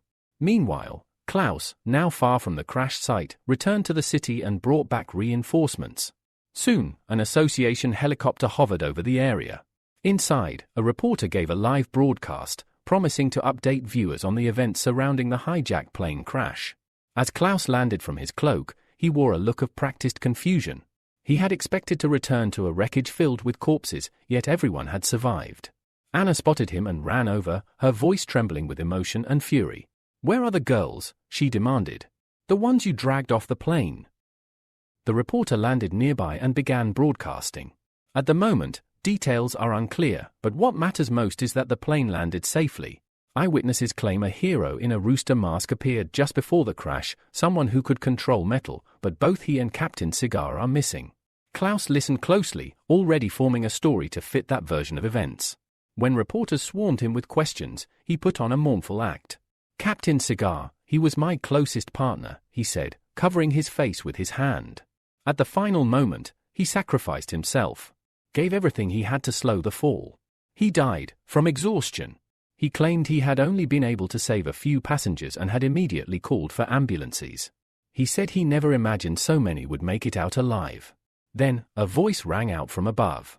"Stop your performance." Everyone turned. Michael descended slowly, landing in front of the crowd. In his arms, he carried the lifeless body of Captain Cigar. Gasps broke out from the passengers, the media, and even Klaus, who went pale. Anna ran up to Michael. "Is it true? Were you the one who saved us?" Michael gently laid Ivan's body on the ground. "I just helped a little," he said. "The one you should thank is Captain Cigar." Anna's eyes welled up with tears. She looked at Ivan's body, then whispered, "Did he really die? From using too much power?" But as she gazed down, she noticed something horrifying, a gaping hole in his chest. Her breath caught. Wait, this wasn't from exhaustion. Whispers spread through the crowd. Doubts began to form. Michael turned toward Klaus, eyes blazing, and pointed at him. "What really happened up there?" Klaus' expression darkened. He turned red with rage. I don't know," he snapped. "I have no idea what happened to my partner." Michael let out a heavy sigh. "If that's how it is," he said, "then I'll tell them the truth myself." He stepped forward and addressed the crowd, his voice clear and firm. He told them that he had witnessed everything, how Klaus had lured Captain Cigar out of the plane under the guise of a rescue mission, then forced him to use up his ability until he was weakened, and stabbed him from behind. Gasps rippled through the onlookers. To support his claim, Michael pointed to the hem of Klaus' cloak. There, clearly visible, were bloodstains. "That's Ivan's blood," Michael said coldly. "If you need proof, run a test. It'll all add up." The crowd shifted uncomfortably. Eyes turned to the cloak. And sure enough, the blood was there. Shock spread like wildfire. People struggled to believe it, but the evidence was undeniable. Whispers turned to accusations. Reporters swarmed Klaus, shoving microphones in his face, demanding answers. The mask dropped. Klaus' face twisted with irritation. "This is ridiculous," he growled. "I didn't think some stray dog could ruin everything." His voice cracked, emotions breaking through as he shouted at the crowd. "Why was he always more popular than me?" he snapped, eyes burning with hatred. "I've always matched him, surpassed him even, but all the praise, all the glory, it went to him." "To Ivan?" Michael interrupted coldly. "You know, the people from the 35th region were surprised to see you. Their faces said everything. They felt betrayed." The implication landed like a hammer blow. Michael continued, "You struck a deal with them, didn't you? You sold out this flight." For a moment, Klaus was silent. Then, a low, manic laughter bubbled from his throat. He rose into the air, cloak fluttering wildly behind him. "Yes. That's right," he bellowed. "I'm from the 35th region too." He tore off his cloak, revealing a jagged scar on his chest and a twisted look in his eyes. "Thanks to your interference, Michael, the deaths of my brothers were in vain." Suddenly, the ground shook. A massive sand whirlwind burst from the earth, swallowing ambulances, medical crews, and innocent bystanders alike. Screams erupted as people were pulled into the spiraling vortex. As the chaos unfolded, Klaus' past began to surface in his mind, memories he'd long buried. When he was just a child, his mother gave him a tattered cape, one she said all true heroes wore. She died not long after. He had grown up in the 35th region, a land of ruin and ash where sunlight never touched the ground. Life was harsh. Food was scarce. And yet, he had been a happy child, believing this was simply the way the world was. That illusion shattered when he accidentally crossed into the 2nd region. There, he discovered that water could be sweet, that flowers could bloom in every yard, and that the sky was blue. But what truly broke him was the people. When they learned where he was from, they mocked him, beat him, humiliated him. At first, he thought he had done something wrong. But the deeper he dug, the more he realized they were the problem. The elites of the 2nd region hoarded resources, exploited the weak, and laughed as others suffered. That's when his cloak awakened, its spiritual power fueled by rage. He forged documents to stay in the 2nd region, secretly sharing intel with his homeland. He instigated terrorist attacks, then swooped in to play the hero. The public adored him. He rose through the ranks. Until Captain Cigar appeared. Suddenly, the spotlight faded. Applause that once echoed for him now belonged to someone else. Jealousy festered. He tried again and again to cause greater destruction, just so he could save more people and reclaim the fame, but Cigar always got there first. Now, his hatred had boiled over. All of you, Captain Cigar, the 2nd region, all these ridiculous rules, you deserve to die. He roared above the whirlwind, taking a step forward. Anna screamed, voice trembling. You're insane, she shouted. You're no different than the usurpers you hate. She turned to Michael, panic in her eyes. What do we do? This lunatic will kill everyone. Michael didn't answer. He stared silently at the monstrous whirlwind, his eyes locked on the weapon behind it all, the cloak. Then he spoke. That cloak. It's a spiritual weapon, entirely fueled by its master's emotions. After all the lives it's claimed, it's now evolved into an S-rank weapon. Anna's face went pale. She immediately summoned her bag. Rummaging through it desperately, but after a few seconds, her expression turned to despair. She had nothing that could stand against something that powerful.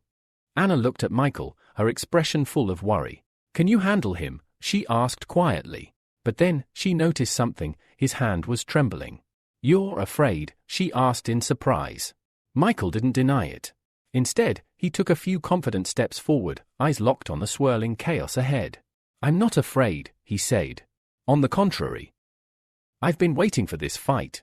He floated into the air and shouted toward Klaus. You said it yourself. You've been secretly killing civilians in District 2 just to vent your frustrations. Klaus tilted his head and laughed, unapologetic. Yes. I killed a lot of them, he said casually. Every fan, every person I've saved, their lives belong to me. I can do whatever I want with them. Michael's expression darkened. To think an A-rank hero with 1 million followers turned out to be a lunatic, going back and forth between destroyer and savior. He raised his voice. When a victim becomes an offender, her motives no longer matter. There's no forgiveness. No pity. Klaus gave a sharp laugh. You talk just like Captain Cigar, he said with a sneer. Fine then. I'll reward you with 100 seconds to run. With that, Klaus began the countdown. But Michael didn't waste a second. He immediately activated his metal control ability. From the spinning vortex, a razor-sharp blade emerged. Then another. And another. Soon 8 blades, double-edged and gleaming, hovered behind his back like metallic wings. At second 15, Klaus peeked open an eye. How patient, he muttered. Now let's see what, but then he paused, confused. Michael was nowhere in sight. Only Anna stood nearby. We're in the center of the sand vortex, he said, narrowing his eyes. Where did he? A voice from above called his name. Klaus looked up. Michael was there, diving toward the cloak. In one clean strike, he slashed the spiritual weapon at its core. Immediately, the sand whirlwind shattered, collapsing like a broken dam. Screams echoed through the air as people began plummeting from the sky. Klaus was stunned. He looked down at his cloak and realized the edges were pinned in place by blades. Michael had pierced it. This was the first time he had used his S-rank ability to restrain a spiritual weapon of the same level, and it was taking everything he had to keep it under control. Turning to Anna, he shouted, "Do something." Save the people. Anna nodded, her voice steady. You can count on me. She flung open her bag and hurled several small beast eggs into the air. As they fell, they rapidly grew in size, swelling larger and larger. Despite knowing it was necessary, her heart ached. Each egg cost her 30,000 Wi. When they hit the ground, the eggs cracked, releasing a thick, sticky substance that spread into a cushioned layer. The falling people landed on it, their impact softened, their lives spared. Klaus screamed in rage. They mustn't survive. None of them. I'll kill everyone and get my cloak back. He raised his gun and opened fire on Michael. At first, Michael dodged with ease, but then he noticed something strange. The bullets looped back, chasing him. They were homing rounds. He gritted his teeth, slicing them mid-air to destroy them, but the distraction had cost him. Klaus had taken back the cloak. With a wild cry, Klaus lunged at him, launching a frenzied barrage of strikes. Michael dodged blow after blow, but suddenly, a deep cut slashed across his right arm. He immediately tried to heal, activating his ability, but nothing happened. Then he remembered Captain Cigar's words, wounds from spiritual weapons can't be healed. Klaus jumped back, laughing. That's right. My cloak attacks the mind, it tears into your spiritual core. Healing's useless. Michael narrowed his eyes and muttered, then maybe I'll be the one to make better use of it. At that moment, the cloak began to float, drifting up from Klaus' shoulders on its own. Klaus blinked in confusion. The cloak slid its fabric down into the inner pocket of his jacket. A moment later, it pulled out a handful of pills. Michael's heart sank. If it uses those, he whispered, it'll become unstoppable. He watched in horror as the cloak, now acting independently, forced the pills into Klaus' mouth, ignoring his resistance. Michael stood frozen, tense, waiting for the outcome. The fact that the spiritual weapon could now move and act on its own deeply troubled him. It meant Klaus was no longer in full control, and the weapon itself had become a greater threat. Then, Klaus' posture straightened. His eyes glowed an eerie blue, and his voice roared out, "This is your fault, Michael. Because of you I had to swallow that disgusting thing again." The cloak ripped off his shoulders, then rapidly grew in size, monstrous and overwhelming, and surged toward Michael like a living storm. Michael found himself trapped. The massive cloak had sealed off every exit, wrapping around him like a dome. There was no sky above him, no light, no direction, only pitch blackness. Damn it, he muttered, now completely blind inside the spiritual weapon. Suddenly, small points of light began to glow overhead. At first, Michael squinted in confusion. What are those? But as they drifted closer, his eyes widened in horror. They were stars, but not ordinary ones. They were sharp, and they were flying toward him. They clung to him, covering him almost up to the neck. In desperation, he grabbed one and tried to throw it off, but the moment it left his hand, it began to glow brighter, then heat up. The other stars followed. That's when it hit him. These aren't stars, they're bombs. A moment later, a massive explosion rocked the inside of the cloak. Outside, Anna stood frozen, eyes wide with panic. Smoke poured from the shrinking cloak, and Klaus let out a cruel laugh. It's over, he sneered. Your boyfriend's nothing but ash now. The cloak slowly shrank back to its normal size, thick steam hissing out from underneath it. Anna clutched her mouth in disbelief. But as the smoke cleared, they saw something unbelievable. Standing where Michael had been was an iron statue. He had encased himself in a shell of hardened metal just in time. The statue cracked open, and Michael stepped out, dusting himself off, exhausted but alive. If I'd waited even a second longer, he muttered, I'd be dead. From the crowd below, cheers erupted. The people he'd saved earlier were overjoyed to see him alive. Anna smiled, her relief washing over her. Michael reached into his pocket, staring straight at Klaus. I got a little something from Captain Cigar, he said. He placed a dead man's cigarette between his lips. Klaus' eyes flared with rage. Don't you dare mention him. Fueled by anger, he lunged at Michael, but Michael raised his hand and calmly activated absorption of stars. Klaus stopped in midair. He couldn't move. Dark liquid began to ooze from his body, and then, his entire form collapsed, transforming into a perfect black sphere. Michael had pulled every trace of metal from his opponent's body. A moment later, Klaus was gone, erased without a trace. The star cloak, now color-shifted, drifted into Michael's hands. He inspected it carefully. The weapon had Changed, its description now read that it could damage mental power, possessed A-rank immunity, and had incredible elasticity. Then, the cloak spoke. The previous master is gone. You are my new master. It changed shape, folding into the form of a heart. Michael let out a tired sigh. He knew right away, if he didn't grow stronger, this weapon might one day turn on him and consume him entirely. Just then, screams called out from nearby. Civilians were still stuck in the sticky liquid that Anna had spread using the beast eggs. Michael gave her a confused look. She laughed awkwardly. That was me. I didn't think about how to clean it up. Rising into the sky on a metal platform, Michael called down, "The rescue team will be here soon. You handle the mess." And with that, he left. Hours later, Michael landed in the quiet backyard of Captain Cigar's country home. A young boy, about 6 years old, was kicking a soccer ball around by himself.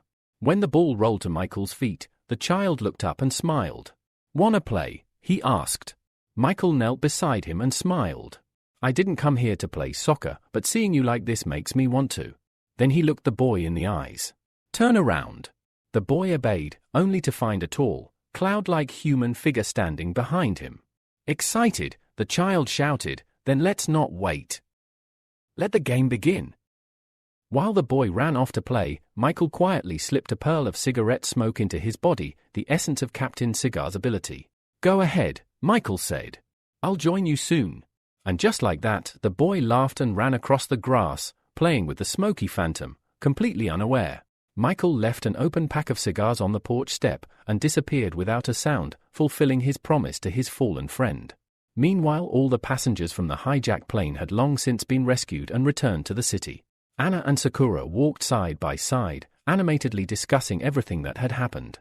Anna exaggerated Michael's heroic moments, mimicking him with flair. Sakura, however, had a different story. Her captors, those who'd taken her during Klaus' rampage, had simply abandoned her group in the desert. If it weren't for a passing helicopter, they might have died out there. After hearing the story, Anna grabbed her by the shoulders. "Then it's fate that we survived. From now on, we have to value our lives more." Sakura nodded in agreement.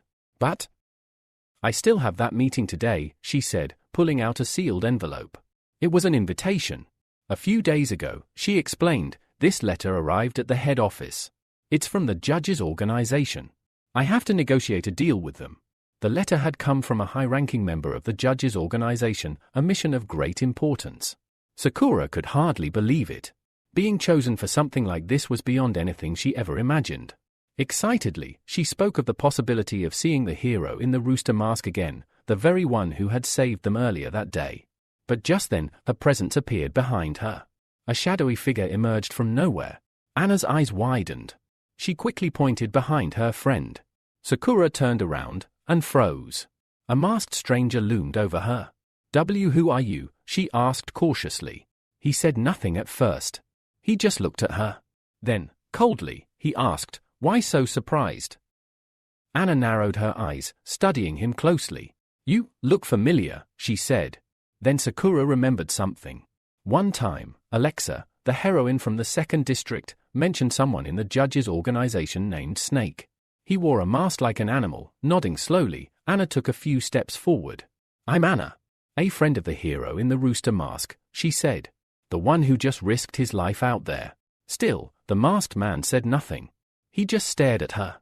Anna sighed, slightly annoyed. Despite being in the same organization, this one, Snake, was icy and distant. Not like the rooster at all. Turning away, she muttered, "Whatever. We were sent by HQ to help transport the goods. But there are no goods in sight." Suddenly, Sakura gasped. Snake had grabbed her wrist and yanked her a few steps back. Anna spun around, irritated. "What are you doing now?" Michael, still hidden under his snake persona, reached for a hanging chain, tugging on it with a wicked grin. "You wanted to know where the goods were, didn't you?" Then, he pulled. And the floor vanished beneath Anna. She let out a startled scream as she fell. Michael crossed his arms, smirking. She's needed a lesson for a long time. Sakura dropped to her knees in horror, crawling to the edge of the hole. "Anna! Anna, are you okay?" There was no response. Then suddenly, woo! "I'm rich." Anna's voice echoed joyfully. From below. Sakura blinked, stunned. Anna's voice called up again, more composed this time. Sakura, jump down. You've got to see this. Hesitantly, Sakura lowered herself into the pit, and her jaw dropped. Mountains of jewels. Crates of gold. Treasures beyond imagination. Anna had already climbed inside a box of gold, her eyes glittering like the gems around her. I could stay here forever, she sighed blissfully. Michael finally descended and calmly explained.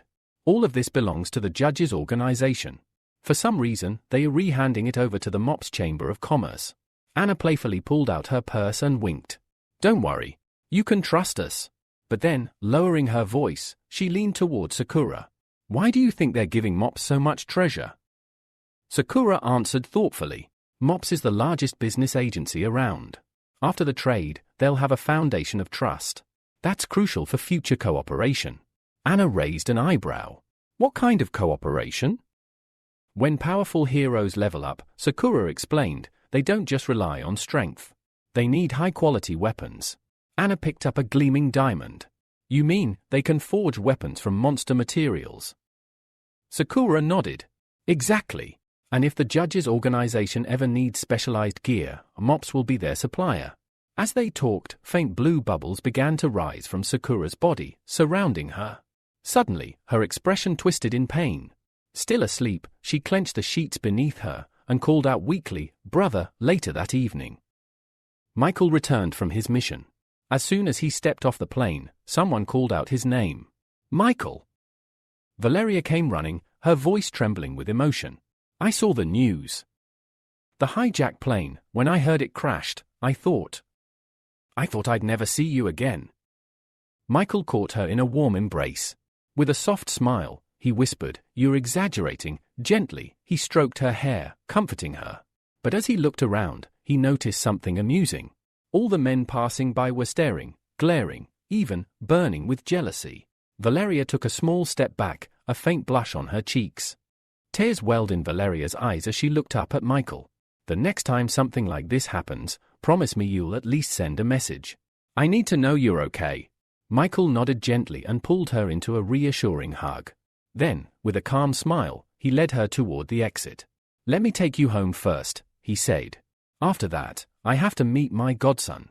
Valeria blinked in surprise. Godson? Michael laughed softly. It's not as serious as it sounds. My friends and I just call each other that. Elsewhere. Austin was drowning his frustration in alcohol, seated between two women who clung to him as he bitterly slammed back another drink. My godfather just used me, he muttered. All to get close to my dad. Now that he's done, I'm nothing. He stared blankly ahead, consumed by bitterness and completely unaware of what was coming. Suddenly, one of the girls beside him collapsed.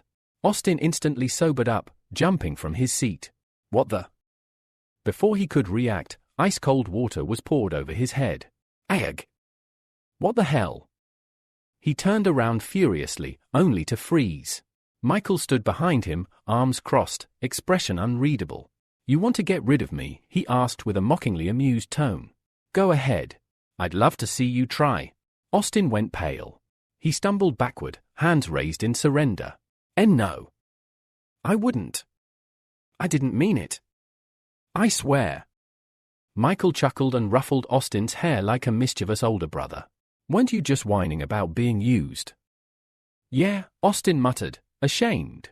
Michael shook his head. You've got talent. I wouldn't waste that. Austin's eyes began to tear up again, but this time, from joy. No one's ever believed in me like that. Michael suddenly raised his right hand, joining his thumb and middle finger. Let's fix that, he said, raising his palm toward Austin's face. Flick! A burst of spiritual energy knocked Austin out cold. When Austin opened his eyes, he found himself in a vast shadowy space. A glowing pentagram floated in the air before him. Something instinctive guided him forward. Without hesitation, he placed his palm on the circle. His body moved on its own. He turned around, leaned back into the pentagram, and closed his eyes. The symbol blazed with light. A deep, echoing voice filled his mind. The spiritual contract is complete. When Austin opened his eyes again, he was no longer in the dark. He was standing in the clouds, a bright and boundless realm. Everything felt distant, foreign. Then, Michael's voice rang out behind him. You've now bridged the gap between body and soul. Austin turned, and what he saw made his heart skip a beat. Michael was missing half his body. Only his upper half remained.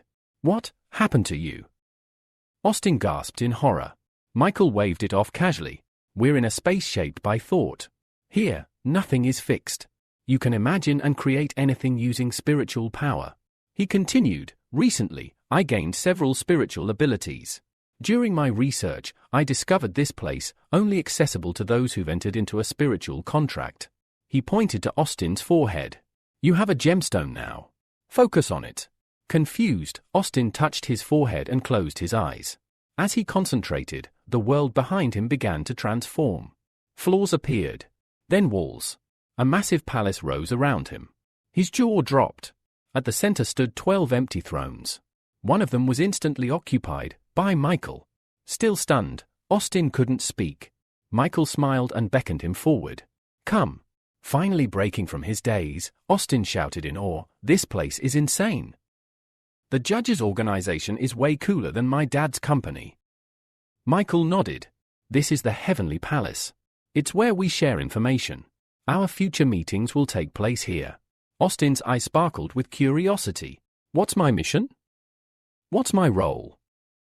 Michael pointed to one of the thrones. The rat's seat is vacant. Austin's face lit up with excitement. Without waiting another second, he dashed toward the throne, wham. He smacked face first into an invisible barrier, clutching his nose in pain. After Michael jumped down, he stood behind Austin, his confusion evident. Why did you do this to me? Austin asked, still processing the situation. The hero answered calmly. You were in too much of a hurry. He didn't explain that he had the authority to appoint Austin to the position. Austin furrowed his brow. But you mentioned formal membership earlier, he said, trying to piece things together. Michael sighed, giving a measured response. I only said that the rat position was open. That means you could be a candidate for the job, but it's not guaranteed. This caught Austin off guard. His eyes widened. Does that mean my father is also a candidate for this position? Michael nodded. Gilbert is one of the candidates. The leader of the judges will decide who gets the position. The mention of Gilbert seemed to ignite something within Austin. His face grew red with frustration. You're telling me my father might take this position instead? Michael didn't soften his words. The judges are an organization that puts strength first. If you want to hold a high position, you'll need to prove your capability and power. Austin's shoulders slumped, his disappointment palpable. Sighing deeply, he lowered his head. I understand. I'll do my best and won't waste this chance. He looked up at Michael, determination flashing in his eyes. Please, give me my next assignment. Michael considered for a moment before responding. Gilbert will never give you the ice adventurer, so I want you to figure out how to lure him into a trap. Then, I'll take care of the rest. Austin nodded eagerly. I can do that. But then, a thought crossed his mind, and he hesitated. By the way, if I do become the rat, will I meet Rabbit? Michael froze, his expression utterly dumbfounded. Austin's face turned dreamy. I saw her on TV. She's perfect. If I marry her, my life will be complete. I'm certain of it. Michael's shock was palpable. You want to marry my clone? Austin didn't seem to pick up on Michael's concern, his gaze fixed on a future with Rabbit. Michael, however, was quick to act. He kicked Austin in the back. This is not the time for that. Get your task done first. Later that evening, Michael returned home and sat at the kitchen table, his eyes glued to the TV screen as he waited for Valeria. The news anchor reported something that caught his attention, a financial company from the second region, Knights of the Round Table, had imposed a fine on Alexa, an A-rank heroine known for her swordsmanship. Michael's mind raced. The report was unexpected. A moment later, Valeria entered the room, carrying a plate of chicken. She was dressed in nothing but an apron, her bare feet padding across the floor. Michael couldn't hide his shock. This was the second time he'd seen her in such revealing attire, but now, it left him speechless. Valeria didn't seem to notice his reaction as she placed the chicken down on the table. She looked up and, noticing his silence, asked, What? Do I look bad? Michael, still stunned, quickly shook his head. No. You look great. But why are you dressed like that? Valeria sat down across from him with a slight blush, explaining, I told you I was going to surprise you. It's not just the food, though. There's more. The tension between them hung in the air as Valeria nervously handed him a chicken thigh, telling him to eat. Michael took a bite, still lost in thought. Mid-meal, Valeria hesitated before asking, "Have you heard about Alexa?" Michael nodded while chewing. "Yes, I saw the news." "Why?" Valeria looked serious. "I heard from some of the other heroes that Alexa's been secretly colluding with another organization. She disappeared after a massive attack in the second region." Michael frowned. Alexa's reputation had always been impeccable, noble, strong, and beloved. Such rumors didn't make sense. He studied Valeria closely.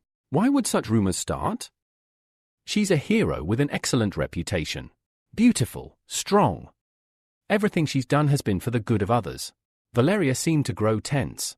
She raised an eyebrow, asking, "Are you concerned about her?" Michael's expression softened. "No. I just think someone with that much charisma has plenty of secrets. I'll look into it tomorrow." Valeria paused, the conversation turning more serious. But then, as if to change the mood, she suddenly put down her chopsticks, stood up, and snapped, "I can never be like Alexa. Maybe if I help more people, you'd notice me." Michael's eyes widened as he moved quickly toward her, grabbing her by the shoulders. He pulled her into an embrace, trying to explain.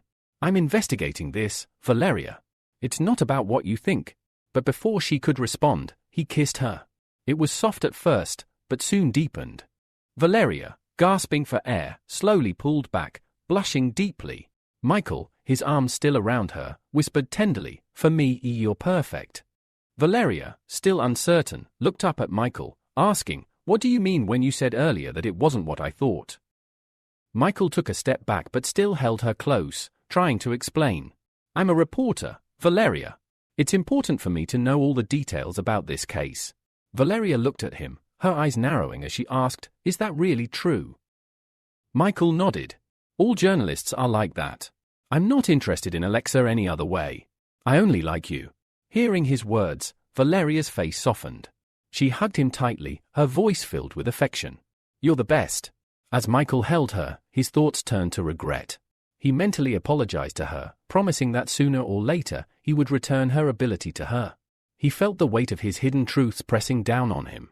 The next morning, Michael began his investigation, knowing he needed Anna's help.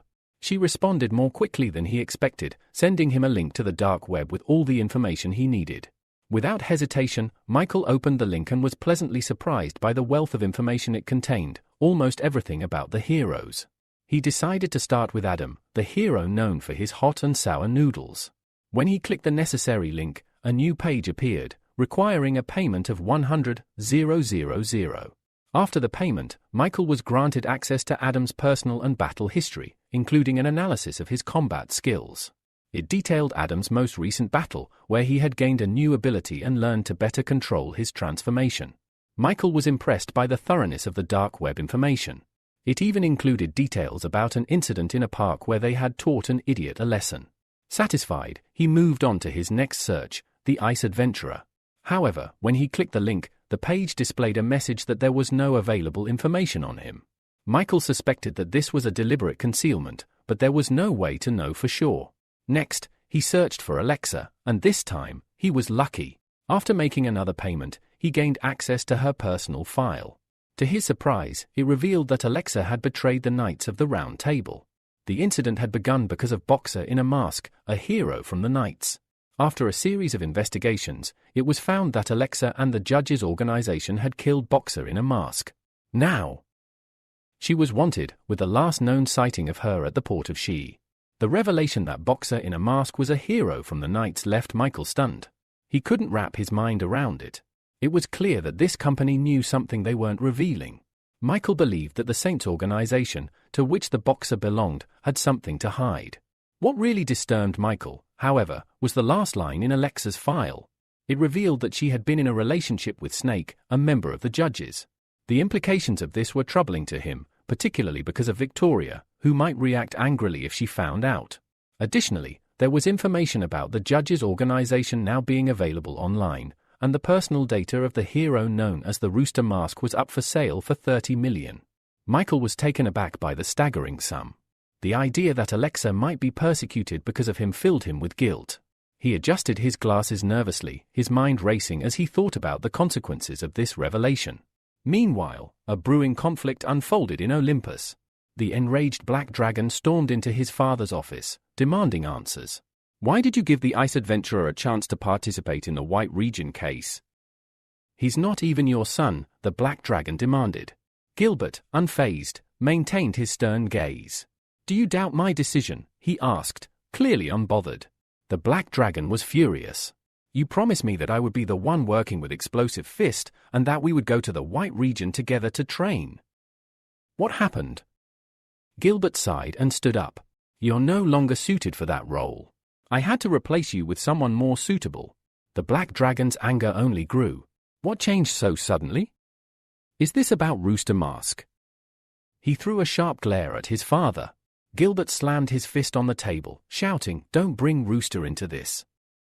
The Black Dragon was momentarily confused, his anger now mixing with uncertainty.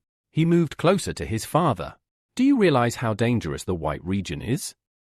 You're doing this for me, but you don't understand what it means. Gilbert placed a hand on his son's shoulder, trying to calm him down. You have no idea how dangerous this area is.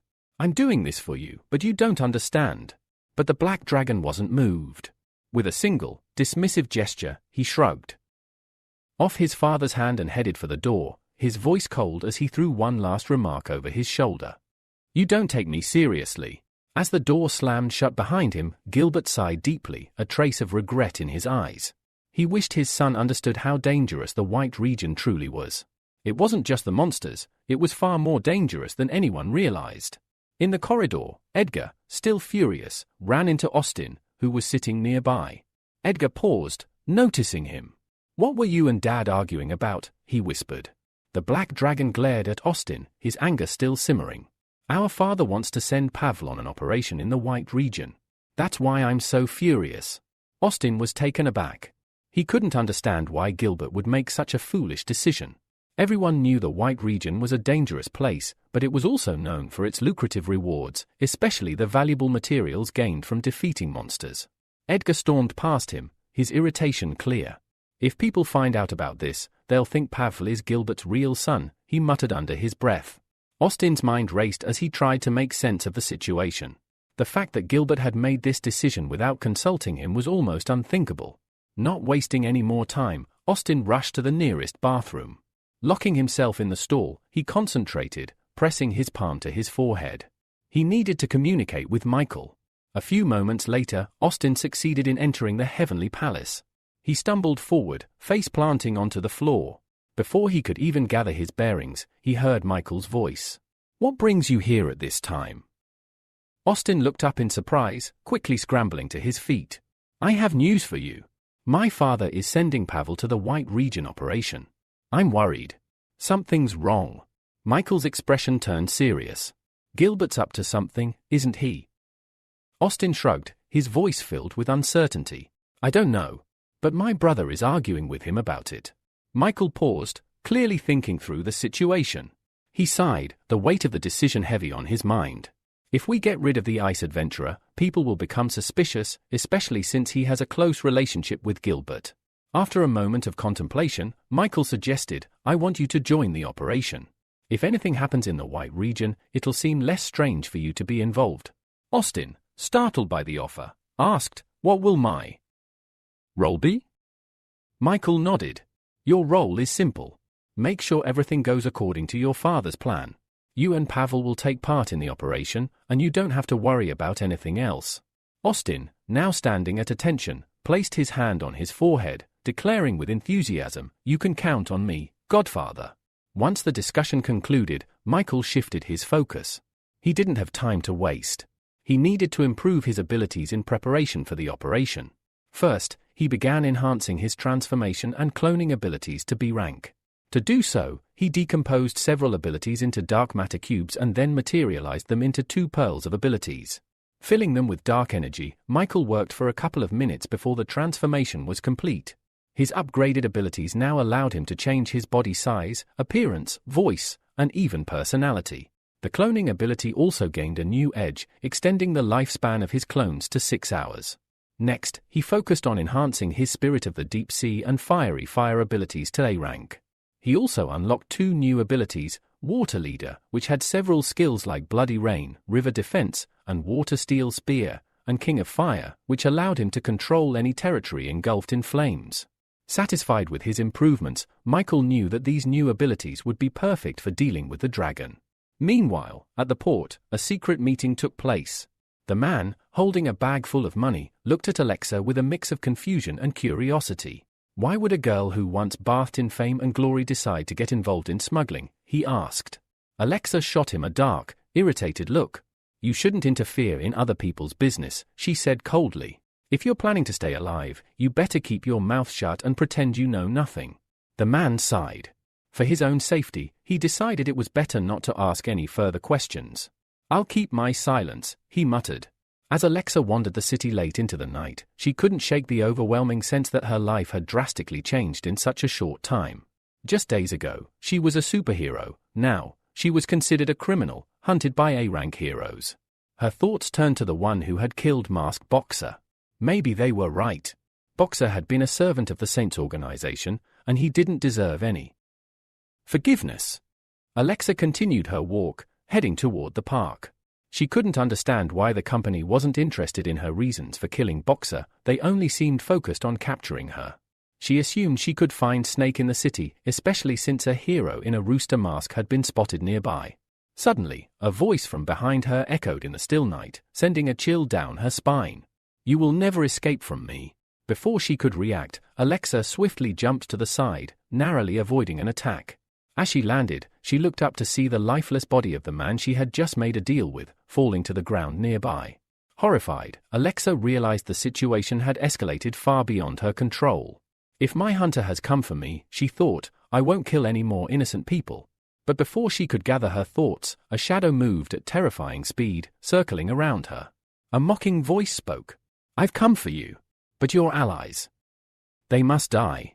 And now, it's your turn to answer for your actions. Alexa unsheathed her sword with a determined motion, swinging it toward the shadows, hoping to catch her elusive attacker. She shouted, if you want to fight, stop hiding. But her hunter, laughing loudly, easily dodged the strike and threw several sharp needles in her direction. His voice rang out coldly, it doesn't matter. My goal is to kill you, Alexa, by any means necessary. The situation escalated too quickly for her to react. The sharp needles pierced her chest, and pain shot through her body, freezing her in place. Alexa couldn't move. She was preparing for death when, out of nowhere, Valeria appeared next to her. Valeria, agitated, asked, is everything all right? When she saw the blood on Alexa's chest, her worry deepened. Alexa, struggling through the pain, weakly urged her to leave immediately.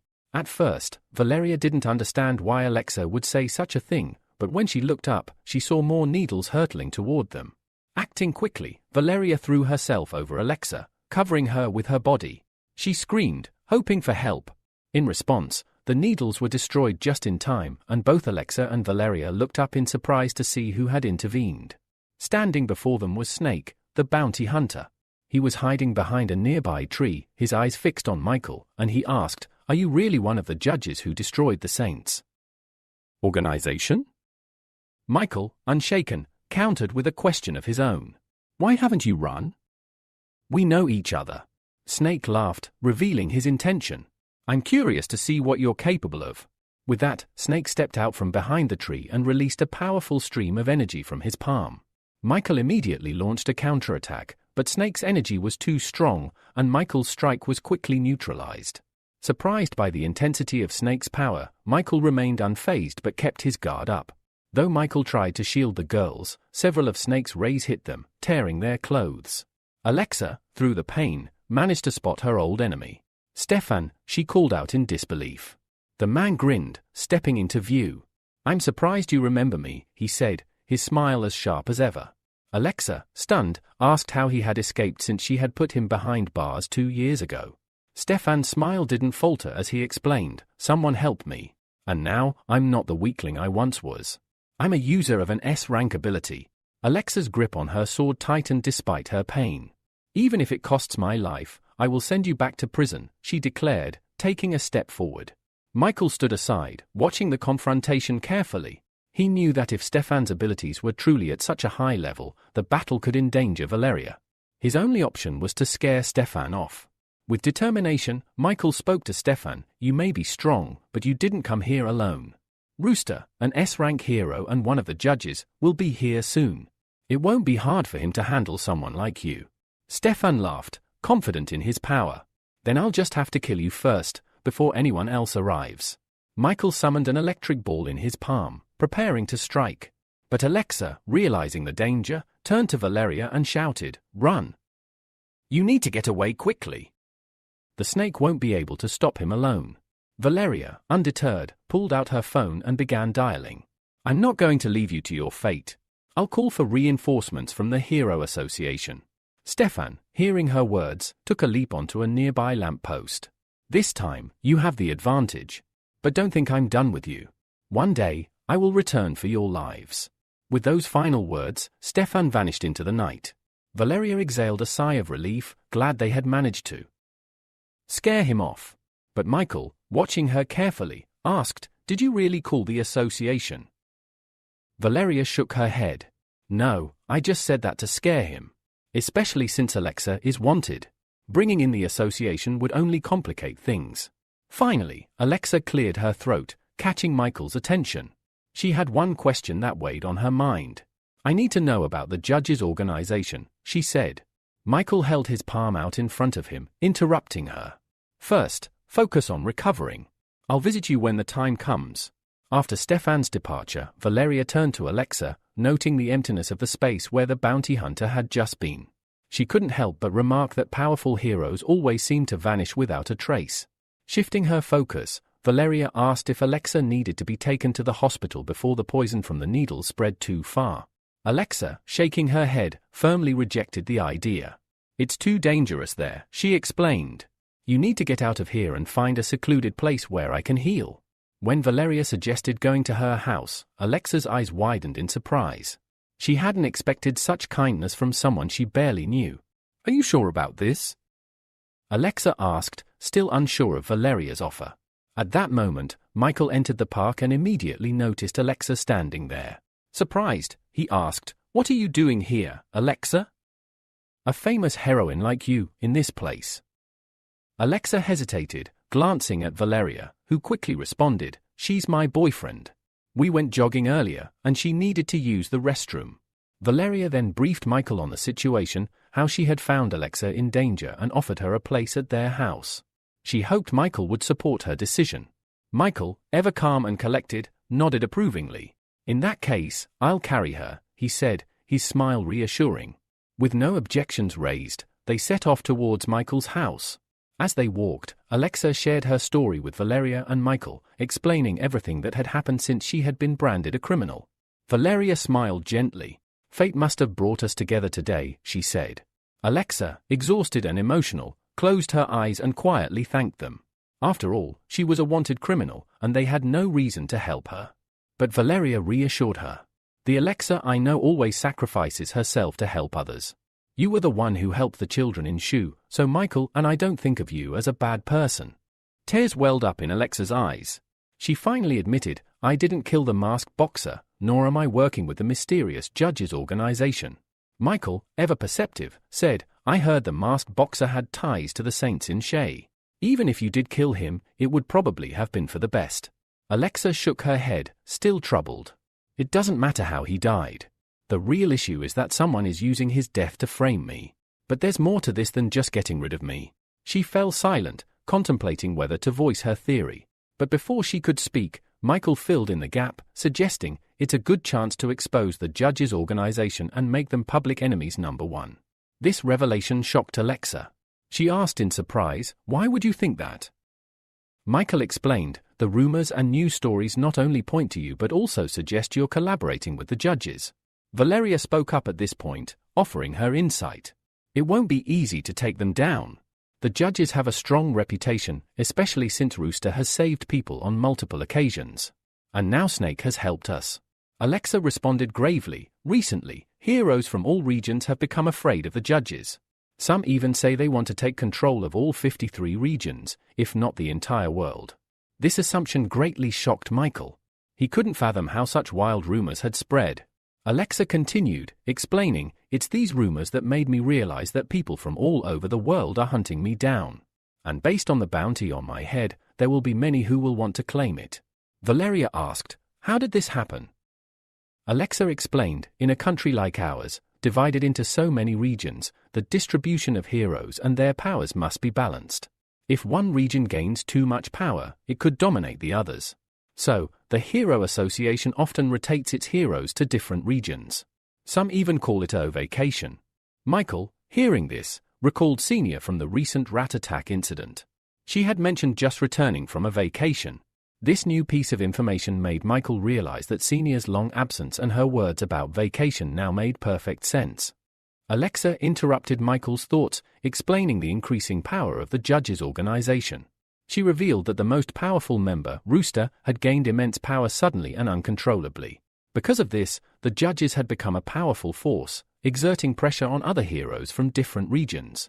Someone, she suspected, was trying to use this situation to gather all superheroes together and eliminate the judges. Michael, still trying to process all this information, asked, "Can people really spread so much hatred through rumors alone?" Valeria, who had been listening intently, responded firmly, "The power of rumors should never be underestimated." Michael frowned, realizing that the Blue Pills organization, which was known for manipulating people's consciousness, might be involved.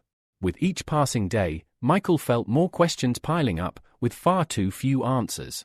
On top of this, he hadn't figured out what the mysterious blue light surrounding his sister was, gradually draining her energy. He glanced over at Alexa, deciding to ask her, "Why did you come to the city?" Alexa's answer left him stunned. She admitted that she had come to find out more and to assist the judges. When Michael questioned her sudden willingness to help them, Alexa's cheeks flushed pink. She explained that she knew Snake, one of the judges, and that they had been through many hardships together. Because he had saved her, she believed in him completely, and now she wanted to understand the true motives of the judges' organization. Meanwhile, the MOPS Chamber of Commerce was making its own moves. In their main office's storage facility, Anna carefully helped her boss, Carr, settle into his chair. The man expressed his excitement over the possibility of a powerful organization like the judges joining the Four Great Seas, which would greatly strengthen their position. Anna, ever the strategist, proposed a plan to gain Rooster's favor. Though she had close ties to him, she had never been directly offered to join the judges. She suggested that perhaps they could bribe him with treasures. Sakura, standing behind Anna, agreed, calling Anna a genius for thinking of this. Nikolai, in a satisfied tone, instructed Anna to organize a monster weapon exhibition and invite Rooster. It would be the perfect opportunity to gift him an S-rank weapon. Anna, excited, expressed her confidence that her grandfather would support the plan, though Sakura was less thrilled at the prospect of parting with such a valuable weapon. The next morning, Valeria woke up early, preparing a delicious breakfast for everyone. Michael, roused by the enticing smell, entered the kitchen and hugged her from behind. Valeria, though, mentioned that she had received an emergency assignment and wouldn't be able to have breakfast with them. She kissed Michael on the cheek and told him she would go to the meeting place on her own. She urged him to wash up and enjoy the breakfast, as she had worked hard on it. Alexa, now fully recovered and led by the delicious smells, came downstairs. As she changed quickly, Valeria gathered her things and headed for the door, telling Alexa that she could stay until she recovered fully. Michael and Alexa sat down for breakfast, and Alexa, feeling deeply grateful for their care, expressed her thanks. However, she mentioned that she would soon need to leave. Michael, concerned, replied that it wasn't safe for her to go anywhere in her condition, especially since everyone outside seemed to be after her. Alexa smiled mysteriously and assured him that she still had important tasks to complete, despite the danger. Her wounds had nearly healed, and she didn't need to worry about her. As Michael chewed on a bun, he realized that Alexa's rapid recovery was likely due to the treatment he had given her the previous night. However, he never intended for her to leave so soon, especially not to face whatever danger still awaited her. Before he could voice his concerns, Alexa was gone, leaving only the empty space where she had been moments before. The moment Alexa left the house, Michael felt a sense of unease, but there was no time to dwell on it. A few hours later, he decided to use his transformation ability to head to one of the quiet, empty beaches to practice his newly acquired dragon abilities. Activating his water control power, Michael summoned a massive wave beneath him and, without hesitation, rode it out into the open sea. As he leisurely glided further from shore, he noticed a ship approaching. Michael paid little attention, not moving out of its way, until he recognized two familiar figures on board. However, they were completely oblivious to his presence, continuing to enjoy themselves with conversation and dancing. Sakura and Anna were both aboard the ship. Without missing a beat, Sakura stepped forward, her hands on her hips, and called out with irritation to the group standing opposite them. She bluntly told them that they weren't welcome there. A mischievous grin appeared on Jacob's face as he sarcastically replied that without the support of their organization, the Florence family would never have been able to acquire an S-rank weapon. Anna, visibly annoyed, shot back, commenting that Jacob had never stopped being a little dog chasing after her, and now, all of a sudden, he thought he was strong enough to bark at her. As she casually twisted a lock of her hair around her finger, Jacob admitted that for years, he had hated her family for their impulsive decisions. Even if he was just a dog, he believed he could surpass Anna this time. At that moment, Sakura stepped up, moving protectively in front of Anna. She warned Jacob not to embarrass himself by wasting their time. The cocky comment only made Jacob laugh, and he gave the order to his subordinates to tear Sakura's clothes off. His twisted excitement was clear. He couldn't wait to see what the second most beautiful girl in the 4CS looked like. As Jacob's subordinates began to approach the two girls, intending to carry out his orders, Michael, still seated on his wave, suddenly spoke up, asking if anyone knew the direction to the city of L. Upon hearing him, Anna immediately brightened, recognizing him as one of Rooster's associates. With a confident smirk, Michael introduced himself as Dragon, one of the members of the judges' organization. The other people on the ship grew intrigued, curious to see what he was capable of. Sakura, not missing a beat, dashed over to the ship's side and asked if Dragon could help them escape. Michael barely glanced at her and, with a wave of his hand, told her to shut up, firmly stating that he couldn't do that. He then turned his gaze to Jacob's subordinates and coldly offered to help eliminate the obstacle in front of them. Jacob's face twisted with anger, his voice dripping with disbelief as he asked how someone like Dragon dared to provoke the Love Organization. Without another word, his subordinate, Wilson, charged at Michael, launching several bolts of dark energy in his direction. Remaining completely relaxed, Michael activated his river defense ability. Water droplets surged upwards rapidly, forming a shield around him. As everyone watched in awe, the figure of the water protector manifested behind him, effortlessly deflecting Wilson's attack. With a mocking voice, Michael commented that he had expected more from them, but now, it was his turn. The water protector's enormous fist reached out, grabbing Wilson's sword and rendering the boy immobile. A sharp water needle shot through the air, narrowly missing Wilson's shoulder and tearing his clothes. The protector then released him, and Wilson fell into the sea, realizing the vast gap in their strength. Determining that the odds were against them, Jacob's second subordinate, a fiery individual, charged forward. As he swung his staff, multiple fiery clumps shot from it, transforming into several fire dragons aimed directly at Michael. With a mocking tone, Michael casually told his opponent to calm down, assuring him that he could use more than just water. Immediately after speaking, he stood up, deciding to activate his Lord of Fire ability. This would allow him to easily suppress the flames created by Jacob's subordinate, whose powers were lower in rank than his. As the fire dragons charged toward him, Michael extended his palm and redirected them, shouting that he would now show Wilson what it felt like to be pursued by a fire dragon. In a panic, Wilson began to flee, shouting for the others to run, warning them that this guy had two abilities and they needed to get out of there as quickly as possible.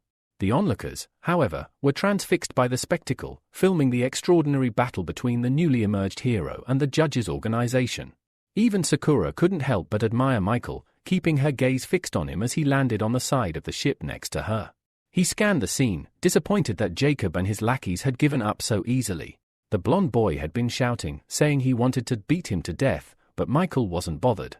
Before Sakura could speak, Anna, her voice brimming with hope, approached Michael and eagerly asked if he would help them find Rooster since they were from the same organization. She explained that she wanted to invite him to an auction that the MOPS Chamber of Commerce was organizing. After a moment's contemplation, Michael replied that he had a way to help them contact Rooster and invite him personally. Anna, surprised, asked how he would do that. In response, Michael created two glowing crystals in his hand, explaining that if they signed a spiritual contract, the girls would become official representatives of the judges' organization. Overjoyed, Anna's eyes lit up, and she exclaimed that she never would have imagined that becoming a representative of such a prestigious organization could be so easy. Michael shook his head and folded his arms, clarifying that he had only come here on Rooster's orders. He hoped the girls could assist with their organization's goods. Michael was well aware that, without the support of the Florence family and the Chamber of Commerce, he wouldn't be able to explore the 4 seas or obtain valuable materials. Without hesitation, Anna agreed, and after a brief pause, Sakura also accepted. Once they had given their consent, Michael placed the crystals on their foreheads and completed the spiritual contract. A few hours later, the news programs were buzzing about the new member of the judges, Dragon, and the stunning fight he had just participated in. The footage of the battle was spreading like wildfire, and this was what distracted Edgar from his intense training.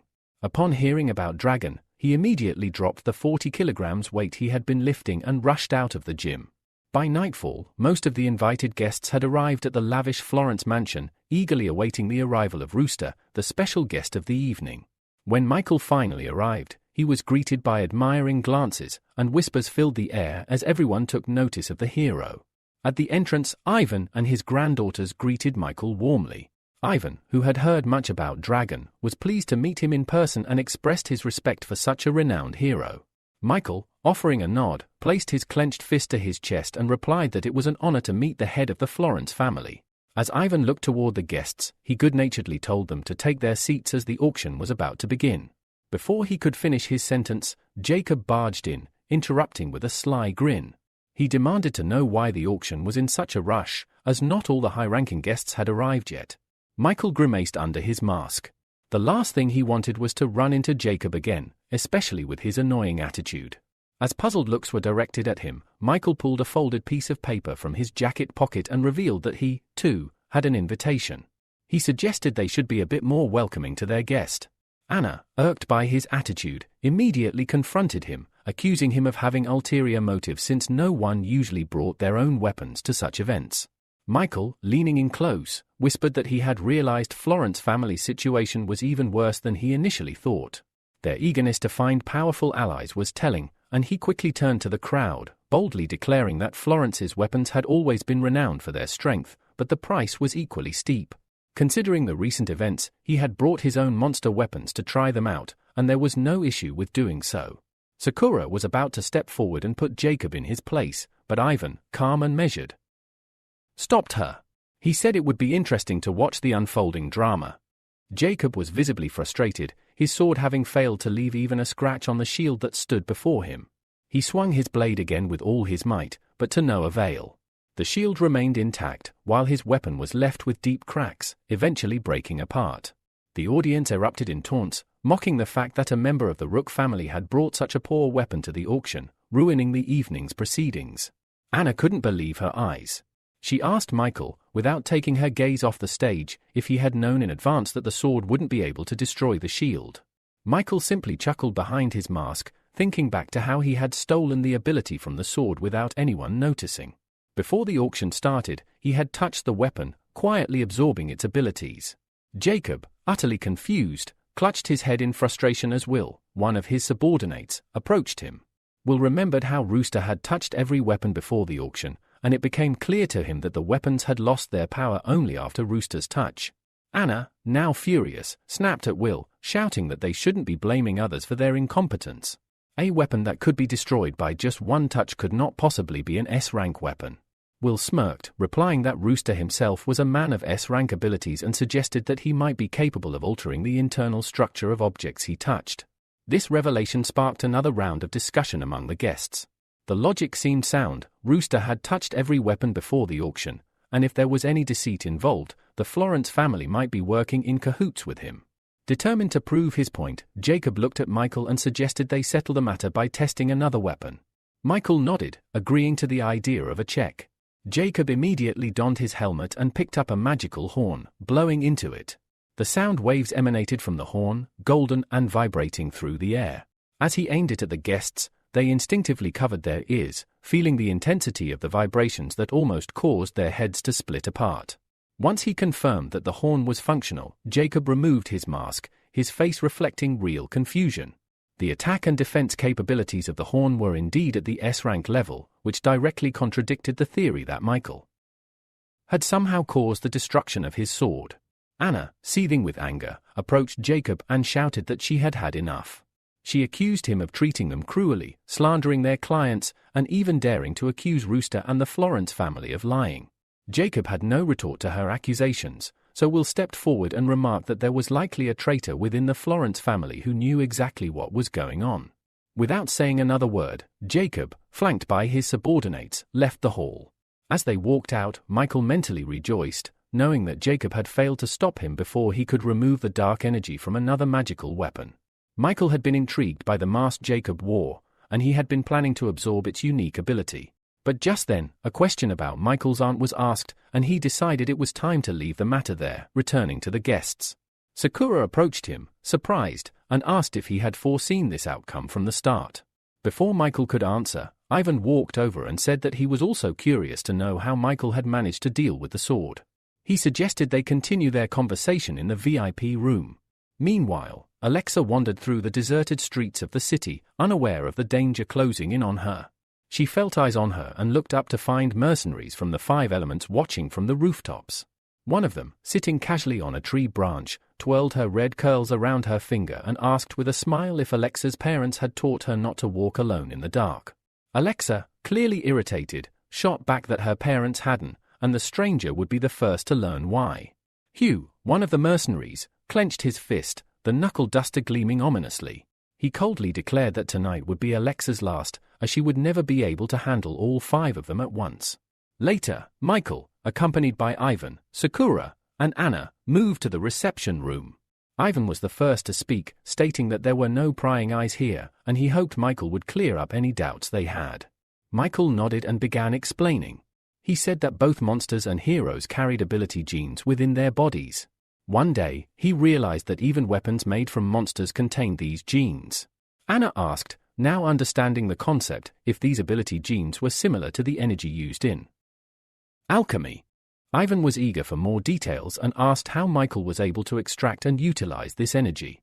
Michael explained that he didn't exactly extract the ability, he collected it. He showed them a ring on his palm, revealing that it was an absorbing star ring. This ring allowed him to absorb the abilities of other creatures and objects. Anna was taken aback and asked if Michael could truly absorb all ability genes with just one ring. Ivan took a moment to gather his thoughts before speaking.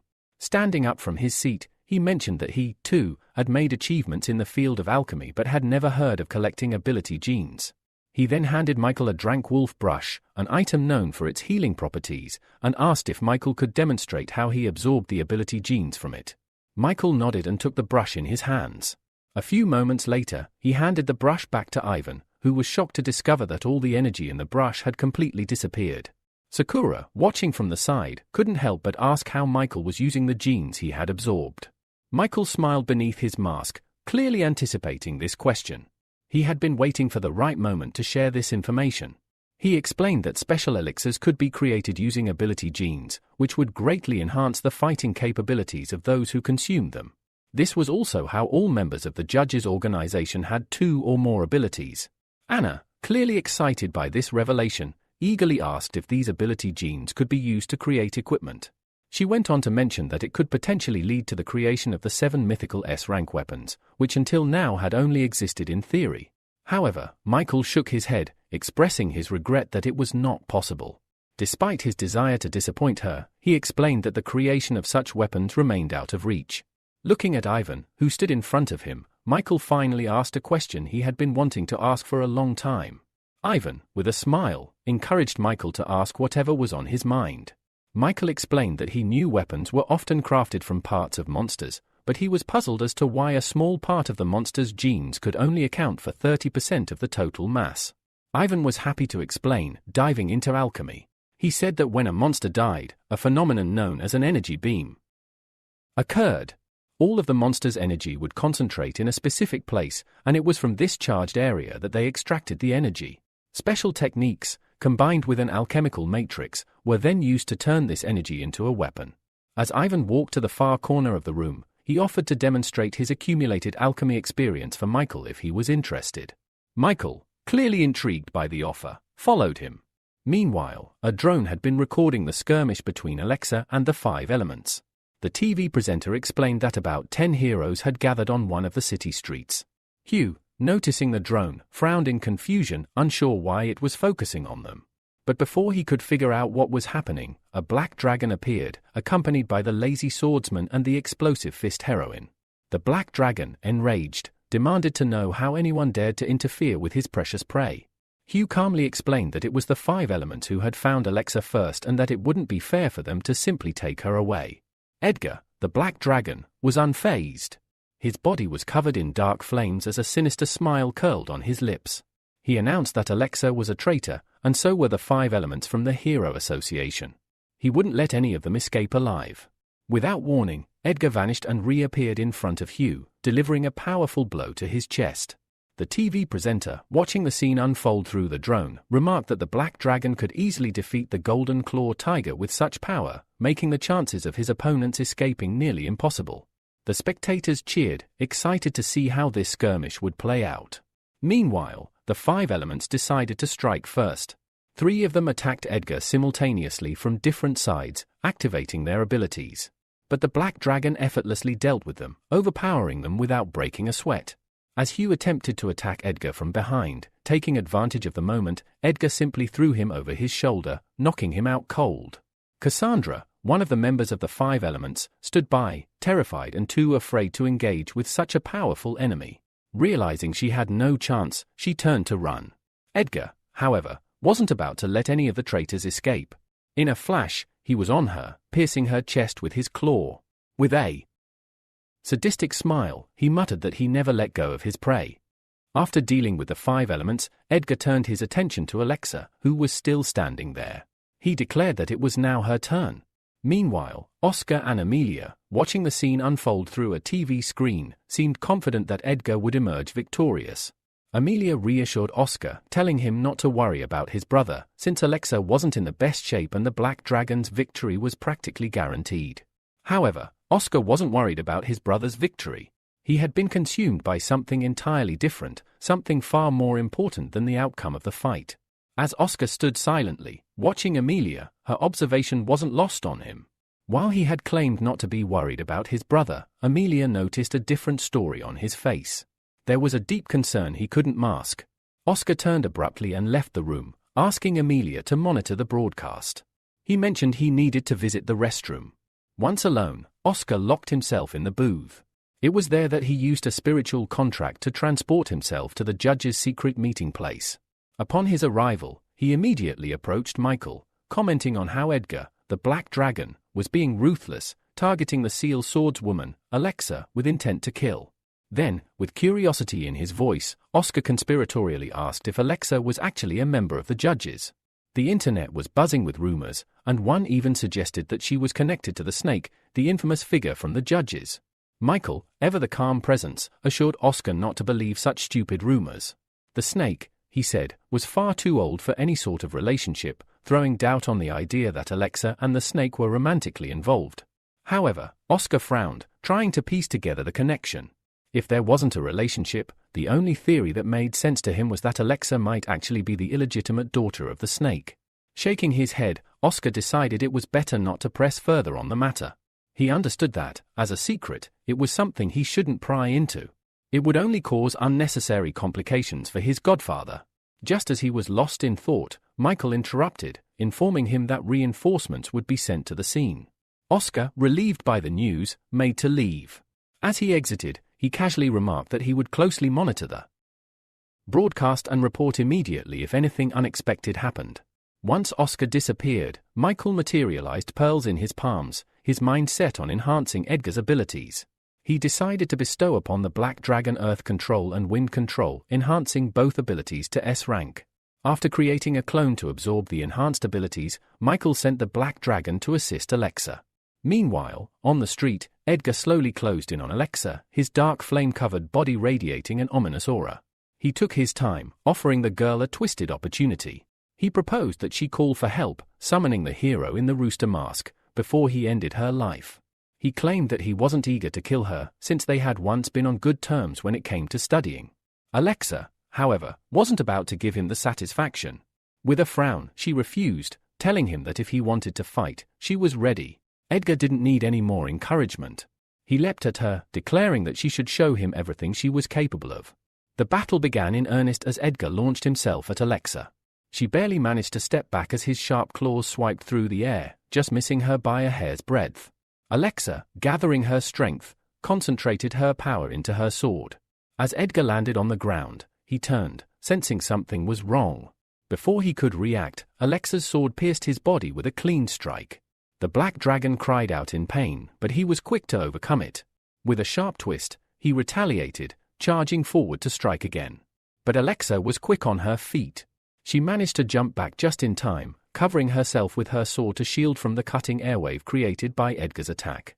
Though the battle was taking a toll on Alexa, she survived, barely. Unfortunately, the drone capturing the fight wasn't so lucky. It sustained significant damage and crashed to the ground, causing the TV presenter to announce that the feed was lost. Despite the technical difficulties, the presenter assured everyone that reporters would soon be arriving to continue the broadcast, urging the viewers to remain calm. Meanwhile, the battle continued unabated.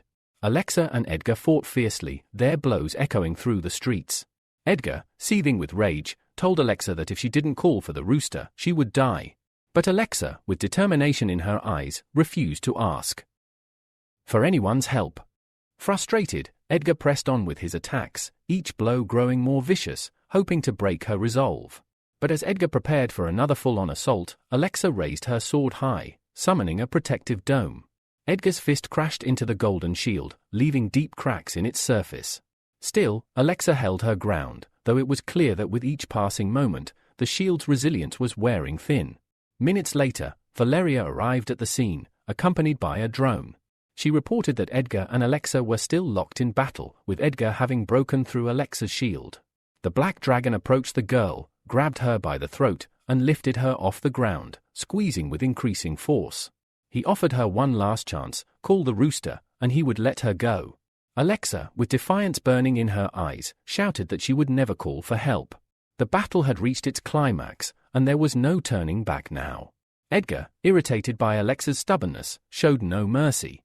With a swift motion, he threw her violently into a nearby wall, the force of the impact causing her body to crumple to the ground.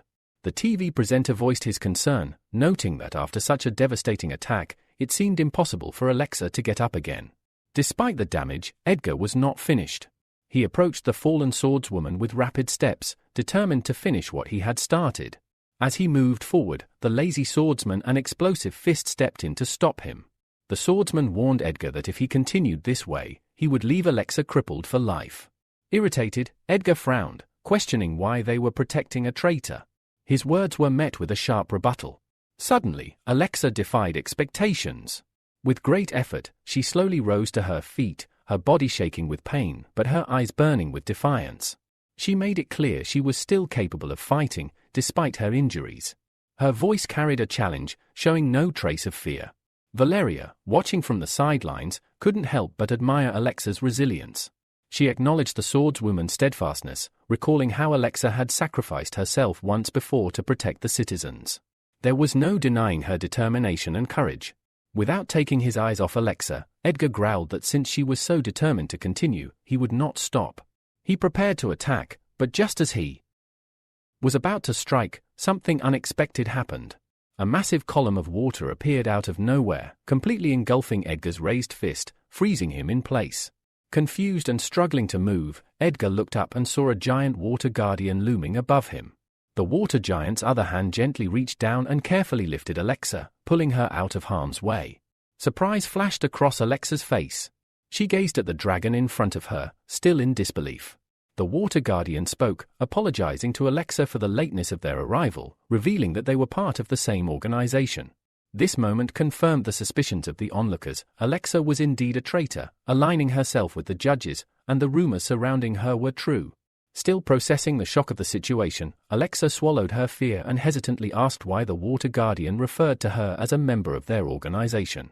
In response, the dragon calmly explained that if Alexa wanted to stay alive, she had no choice but to join them.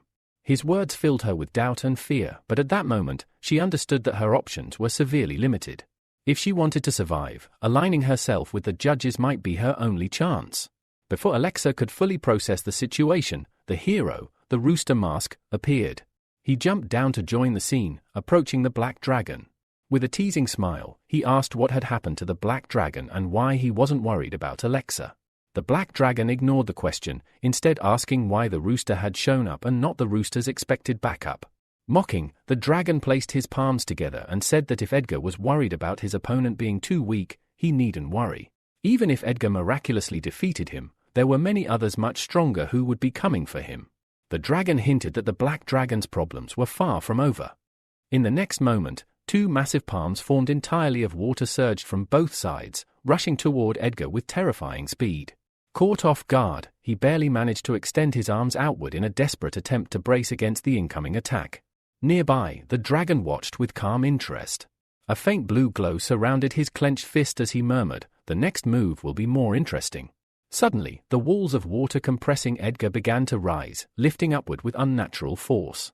His eyes widened in horror as a gigantic water palm formed above him, poised to strike from above. The black dragon realized he wouldn't be able to escape in time.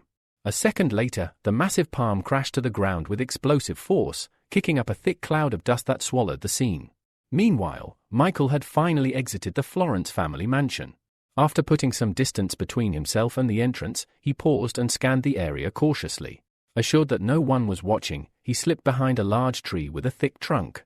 From his pocket, he retrieved an old, weathered notebook, an item given to him by Ivan, who claimed it contained the life experiences of a respected alchemist.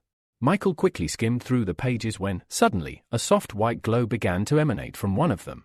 Startled, he immediately shut the notebook. A voice behind him remarked that if he found it interesting, he could borrow it for a while. Michael agreed, noting that the contents were indeed valuable.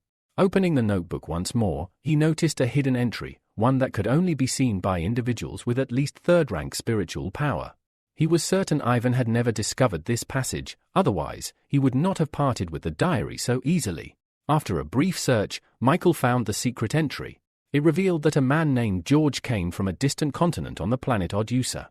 Using elementary magic, George managed to reach Earth, where he discovered the legendary heroic stone. This artifact was said to be incredibly powerful, even accessible to those lacking magical talent. It granted strength to those who could comprehend its true essence. With only a small portion of the heroic stone, George had already surpassed his ancestors, reaching the 4th rank and ascending to the status of a god. However, he was eventually forced to return to his home planet. Before leaving, he taught a group of humans how to open a portal to another world, the White Region, and entrusted them with knowledge that could save humanity. His final message in the diary instructed the one who found it to search for the heroic stone, which he had hidden somewhere on Earth. It was his parting gift to help prevent the coming enslavement of mankind. As Michael reached the end of the passage, a bright glow burst forth from the pages. It lifted off the book and flew toward him, striking his forehead with a sharp, tingling sensation. He closed his eyes, overwhelmed by the energy coursing through him. Moments later, it subsided, and Michael instinctively formed a protective shield around himself. Then, with a surge of newfound power, he ascended into the air. He sensed that this mysterious glow was the key to locating the heroic stone. Determined to uncover more secrets of this world, he soared away from the Florence mansion. Back at the battlefield, Valeria continued observing the scene. Edgar, still pinned to the ground by the massive water palm, was clearly struggling. The new member of the judges, a young-looking boy, possessed terrifying power. Day by day, the might of the judges was growing more intimidating. Suddenly, the dragon landed beside her, interrupting her thoughts. He gave her a reassuring smile and said kindly, "You don't need to be afraid of me." Turning his gaze toward a hovering drone, he introduced himself to the camera. "My name is Dragon. I represent one of the Chinese zodiac signs, and our organization, the Judges, exists solely to fight evil. There is no reason for anyone to fear us." The drone recorded his every word and gesture. However, his brief message was soon interrupted by a loud crash behind him. The black dragon, battered and enraged, had taken on his final form. With sheer effort, he lifted the collapsed water palm off his body and glared at his opponent with eyes full of fury. Dragon turned to Valeria and said urgently, "Edgar has lost his human mind in this state. It's too dangerous for you to stay. You need to leave now." Without waiting for a response, he charged at his opponent.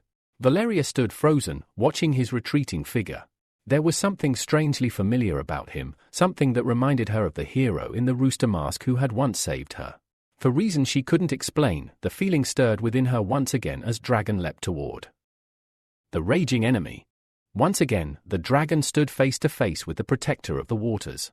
The black dragon held his position, refusing to make the first move. Suddenly, a smaller but much faster stone palm shot toward him. Reacting quickly, the black dragon leapt into the air and clamped his sharp fangs onto the stone hand. However, the palm abruptly shifted direction, thrashing him violently from side to side. From the Olympus office, Austin watched the battle unfold with childlike excitement, cheering at the strength and spectacle of the judges. But the girl beside him did not share his enthusiasm. She stepped closer, concern on her face, and quietly asked whether he had also noticed how cold the room had become. Her question was answered moments later when the black dragon's tail slammed into the building, tearing off half the roof with sheer force. Amelia's expression turned to horror as she imagined what could happen if they too were caught in the destruction. Perched on the rooftop of a nearby house, the black dragon struggled to restrain the stone hand. It proved too strong. With another violent jerk, it knocked him from his footing as the rooftop beneath him crumbled. The black dragon tumbled downward. On the ground, Valeria watched in frozen terror as a massive chunk of the collapsing roof hurtled toward her. She instinctively shut her eyes, bracing for death. But when several seconds passed and nothing happened, she hesitantly opened them. There, standing protectively in front of her, was the dragon, along with his summoned water monster. The creature had caught the falling debris just in time. Valeria waved timidly in gratitude and thanked him for saving her life. The hero returned the gesture with a brief wave of his own. But in his mind, he knew the battle needed to end quickly. If the black dragon continued rampaging, there would be casualties, something he could no longer allow. Just then, a sharp pain pierced through his chest. His mouth filled with the metallic taste of blood. He had been stabbed from behind. Behind the water protector stood the so-called lazy swordsman. With a faint, tired smile, he admitted that he had been waiting a long time for the dragon to let his guard down. The attack had taken everything he had left. Dropping his sword, the swordsman collapsed to the ground, whispering that his role in this battle was now complete. Watching in disbelief, the TV presenter announced that the lazy swordsman had used the wind sword pursuit technique, an ability equivalent in strength to an S rank. But in doing so, he had ignored the consequences to his own body. The commentator's voice trembled as he realized the danger. The black dragon was now vulnerable. If he were struck again, it could be fatal. At the same time, the reporter noted that the dragon had taken a serious risk to protect an innocent bystander, sparking debate among viewers. Edward, who once stood as a protector, now brought destruction, while the dragon's true intentions remained unclear. Explosive Fist couldn't watch idly any longer. Gathering all her strength, she struck the massive water monster. But the blow only tore off a small chunk of its body. Water splashed down onto her, leaving her drenched. Valeria observed that only through the combined efforts of all three heroes had they managed to injure the water creature at all. Meanwhile, the dragon launched a flurry of S-strikes at his opponent, sending a dozen blades of compressed wind through the air. The black dragon fought back using his tail to deflect them, but one blade broke through, striking him and causing severe damage. The dragon saw his chance. Transforming his fist into a massive block of stone, he charged at the weakened enemy. The black dragon, eyes wide in horror, watched death race toward him. The dragon's stone fist slammed directly into his chest. As the blow landed, the stone fist vanished, and the hero declared that it was time for Edward to surrender. This time, he was truly finished. Mirroring the dragon's strike, another massive stone hand erupted from the ground, seizing the black dragon in an unbreakable grip. No matter how hard he struggled, he could not break free. The hand dragged him downward. A few moments later, a deafening roar echoed through the area, followed by a towering cloud of dust. When the dust settled, Edward was revealed, unconscious and reverted to his human form. The dragon wrapped water vines around both Edward's limp body and the collapsed lazy swordsman. Then he spoke, directing his message toward Gilbert, who had been watching the entire fight from his company's conference room. The dragon's words sparked a furious reaction in Gilbert, who clenched his fists in anger, unable to contain it. Valeria, still nearby, was confused. She didn't understand what choice the dragon had referred to. No matter how many theories crossed her mind, she knew the truth would only be revealed in time. A few minutes passed before she noticed someone approaching. It was the mechanical hero, slowly descending from the sky. Dragging the defeated ice adventurer behind him, he landed near the dragon, who stood waiting. The dragon said there was no need for further discussion. he had already figured everything out. But his attention was abruptly drawn to a strange blue liquid slowly seeping down the armor of the fallen ice adventurer. As if sensing an unseen presence, the liquid began to move on its own, slithering toward the dragon. Sensing danger, the dragon reacted quickly, leaping to the side and dragging the mechanical hero with him to safety. But the mysterious slime had no intention of letting its prey escape. It sprouted multiple tentacles, each ending in sharp, fang-like teeth. The tendrils shot forward, catching up with the fleeing heroes and wrapping tightly around their bodies, rendering them completely immobile.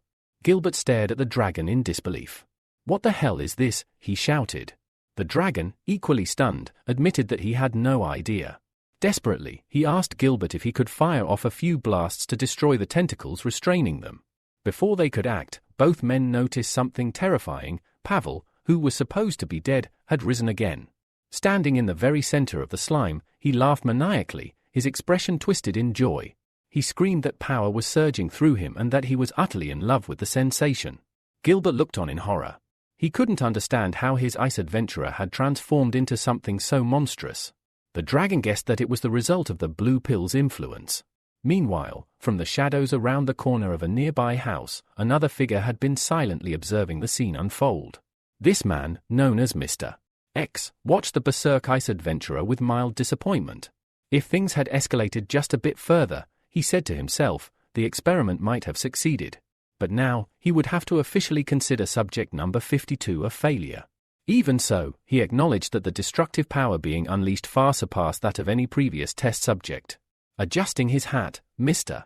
X muttered that the deeper he delved into the study of spiritual power, the more mystical it seemed, and the more it made him question his own competence.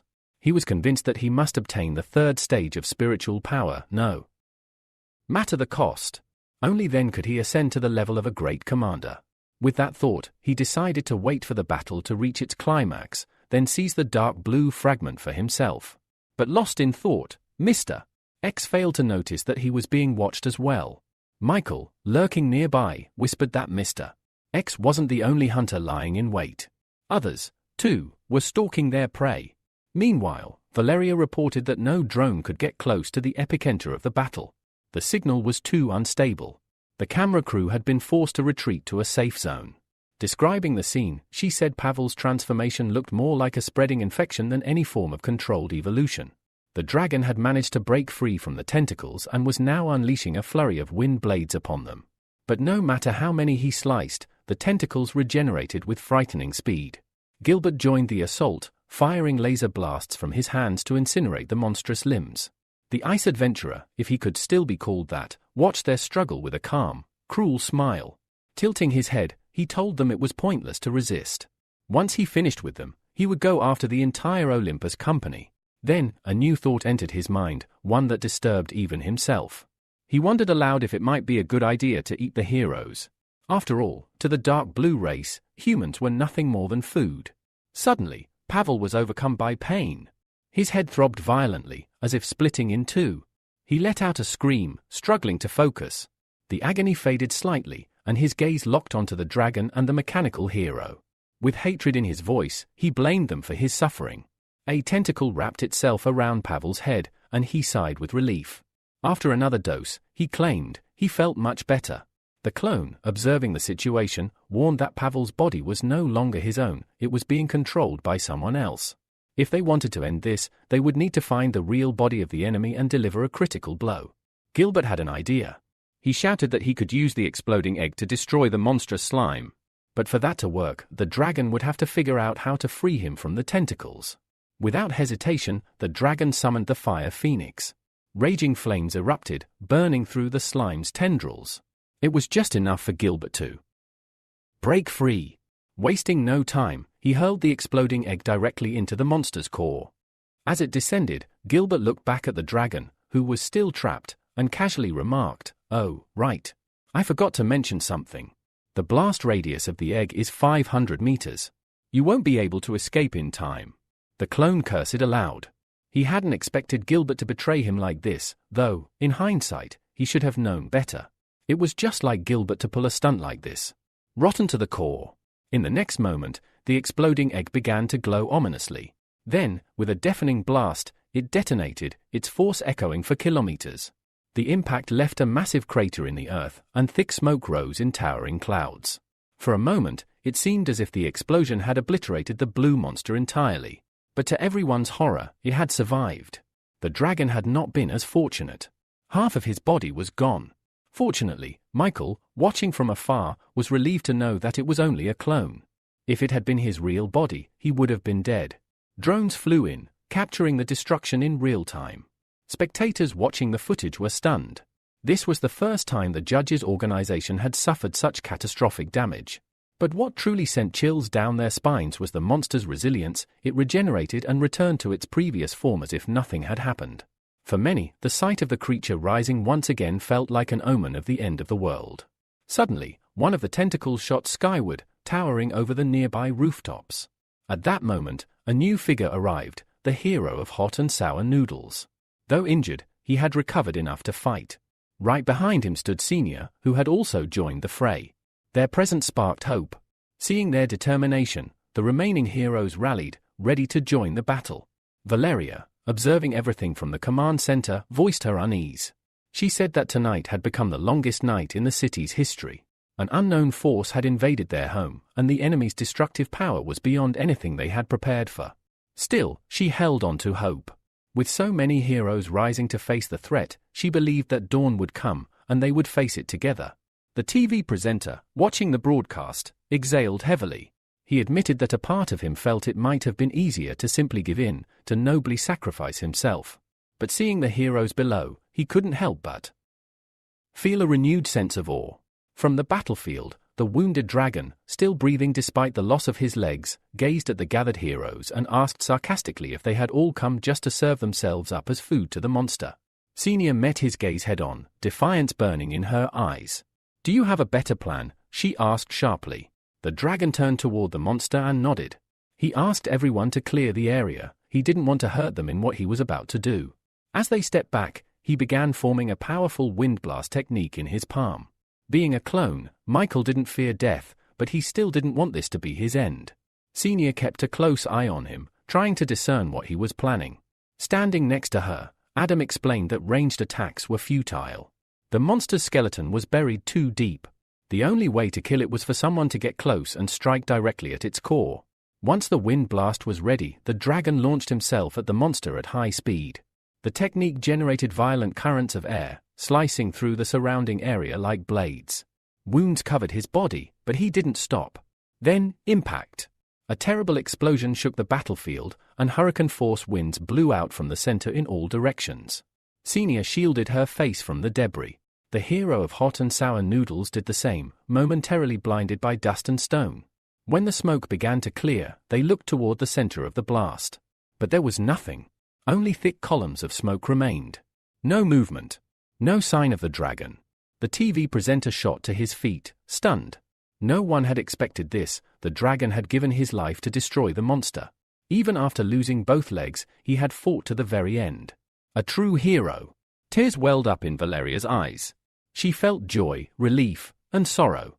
Silently, she thanked the dragon for giving them a new dawn. Elsewhere, Michael created another clone and appointed it as the new dragon.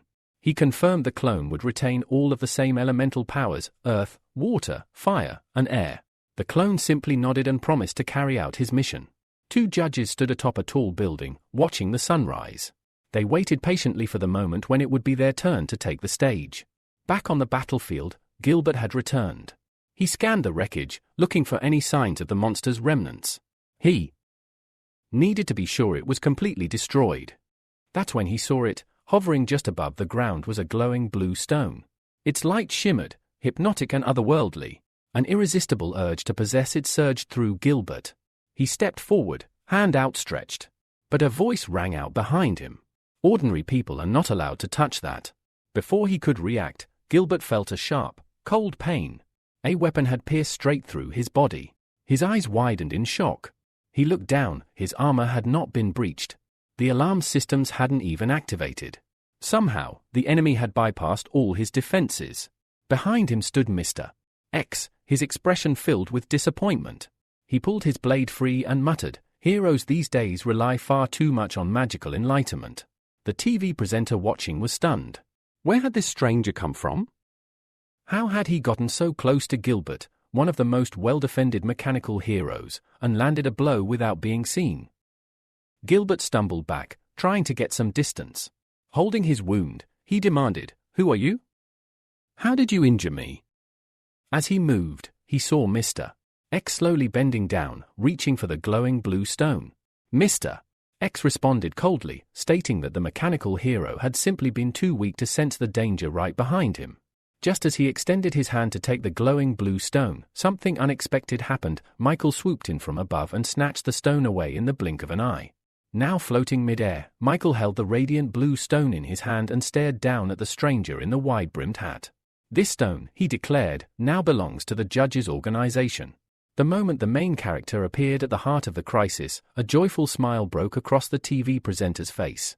He firmly believed that with Michael and Rooster working together, they might finally break through the chaos and reach a peaceful future. The audience watching the broadcast erupted in cheers, voicing their support for their new idol. Looking up at Michael, Mr. X spoke calmly. He claimed that Neva's organization had no desire to feud with the judges and suggested that, to avoid unnecessary conflict, Michael should return the blue stone to its rightful owners. Meanwhile, a cameraman who had just arrived at the scene glanced at his equipment in confusion. "Strange," he muttered, "the camera isn't recording anymore." He assumed it was a technical failure. But Valeria, examining one of the nearby drones that had landed and gone inactive, disagreed. She suspected it wasn't mechanical failure at all, but rather some kind of spiritual interference. Michael, overhearing their conversation, quickly pieced it together. Mr. X had disabled the recording equipment on purpose, not wanting his actions to be exposed. It was a calculated move, one that hinted at a much larger objective. He turned to Mr. X and asked, "What if I do want to declare war on Neva's organization?" With a sudden burst of speed, Mr. X lunged forward, blade raised to strike. "If you desire death so much," he shouted, "then I'll be happy to grant it." Just as the blade was about to reach him, Michael activated a spiritual explosion. In an instant, Mr. X's weapon disintegrated mid-air. Shocked, he jumped back. His eyes narrowed. "Our leader reached the third stage 15 years ago," he muttered. "He said our dark blue trump card was the only one capable of breaking the human limit. I didn't think there were others out there, but you..." Or his words made Michael pause. He recalled Lucia's strange spiritual particles and began to suspect a connection to this so-called dark blue race. If he wanted to save his sister, he would need to learn everything about them. Adjusting his hat, Mr. X straightened up and said with a calm but firm tone, "I'd love to fight you properly, but I've been assigned to an urgent mission." He turned to leave, offering a final remark. "Take care of the stone until we meet again." But Michael wasn't about to let him go. Suddenly, Mr. X froze in place, unable to take another step. Before he could even turn around, a powerful spiritual blast struck him in the back, launching him several meters forward. Gritting his teeth, he summoned a spiritual shield to block the next attack. But deep down, he knew the truth: this boy was too strong. His shield wouldn't hold for long. And it didn't. Michael's next strike pierced his shoulder cleanly. Mr. X fell to the ground, swearing in pain. The blade Michael had used dissolved immediately after the blow, and he stood towering above the fallen man. "You're now a prisoner of the judge's organization," Michael said coldly. The damage was too severe. Michael stepped closer and asked, "How do you feel about this now?" Grimacing, Mr. X shouted, "Fine. I admit defeat. If you're going to kill me, then go ahead, do it." Michael leaned in slightly. "That depends. If you answer my questions obediently, I'll let you live." Without waiting for permission, Michael launched his interrogation. "Tell me, how is the ice adventurer connected to that blue thing?" Mr. X hesitated, then finally spoke in a low voice. "It won't matter if I tell you about the elemental particles." He explained that the spiritual bodies of the dark blue race typically contain a high concentration of these particles. Ever since the start of the period of changes, these blue elements had begun slowly transforming the souls of their carriers. Over time, strange sprouts would emerge from their bodies. These sprouts act like sensors, tracking down areas of light, which are essential to eventually obtaining the soul of a full-blooded member of the race. The stronger the spiritual power of the host, the denser the particles become, allowing the sprouts to grow. The more stable these sprouts are, the more power a person can absorb, unlocking advanced techniques or new combat abilities. Currently, the dark blue race was actively distributing blue pills to locate suitable bodies for spiritual migration. But as the ice adventurer's fate had shown, not everyone could withstand the transformation when the particles activated. Grabbing Mr. X by the lapels, Michael's voice trembled slightly. Can someone infected with these particles be cured? Mr. X blinked, surprised by the question. Why are you interested in something like that? But just a few moments later, Mr. X figured it out on his own. A cruel, mocking smile crossed his face as he asked, "Is there someone among the test subjects that you care about deeply, Michael?" Michael didn't answer. Instead, he unleashed several spiritual blades at the man in a swift, merciless attack. Mr. X narrowly dodged them at the last second. But as he moved to safety, a strange blue energy began to surge from his body. Michael's expression darkened. He cursed loudly, realizing what had just happened. The creature that had been controlling Mr. X had fled. The man's body went limp and collapsed to the ground. White steam began to rise from his form. Then, to everyone's shock, his physical appearance began to change. Michael's eyes widened under his mask. Gilbert, who was standing nearby, froze in disbelief as well. The figure of Mr. X evaporated completely, and in his place lay an unconscious woman. And not just any woman, this was none other than the head of the Hero Association in their city. Michael clicked his tongue in disgust. So, Neva's organization has already infiltrated the very top of the association, he muttered grimly. Gilbert stepped forward, clearly disturbed but trying to stay composed. Regarding the accusation of Headmistress Olivia's murder, he said, "I can testify on behalf of the judge's organization. As compensation for the injury to the dragon." Enraged, Michael grabbed him by the collar and shouted, "Do you really think you can brush this off with a few words?" His voice trembled with fury. "Do you have any idea how hard it is to raise someone with 4 abilities at once?" Gilbert held his ground and asked, "Then what do you want from me?" Michael released him and answered, "I want the mechanical hero to step down and let Austin succeed the Olympus company." A nervous smile appeared on Gilbert's face. "I can name my son as my heir, but only if he reaches A rank. Without that, the others will never support the decision." Ascending into the air on his spiritual shield, Michael replied with certainty, "That won't be a problem. Once Austin becomes an A-rank hero, he'll take his place as the heir of Olympus." Without another word, he soared off. Mid-flight, Michael created a spiritual clone and transformed it into the serpent.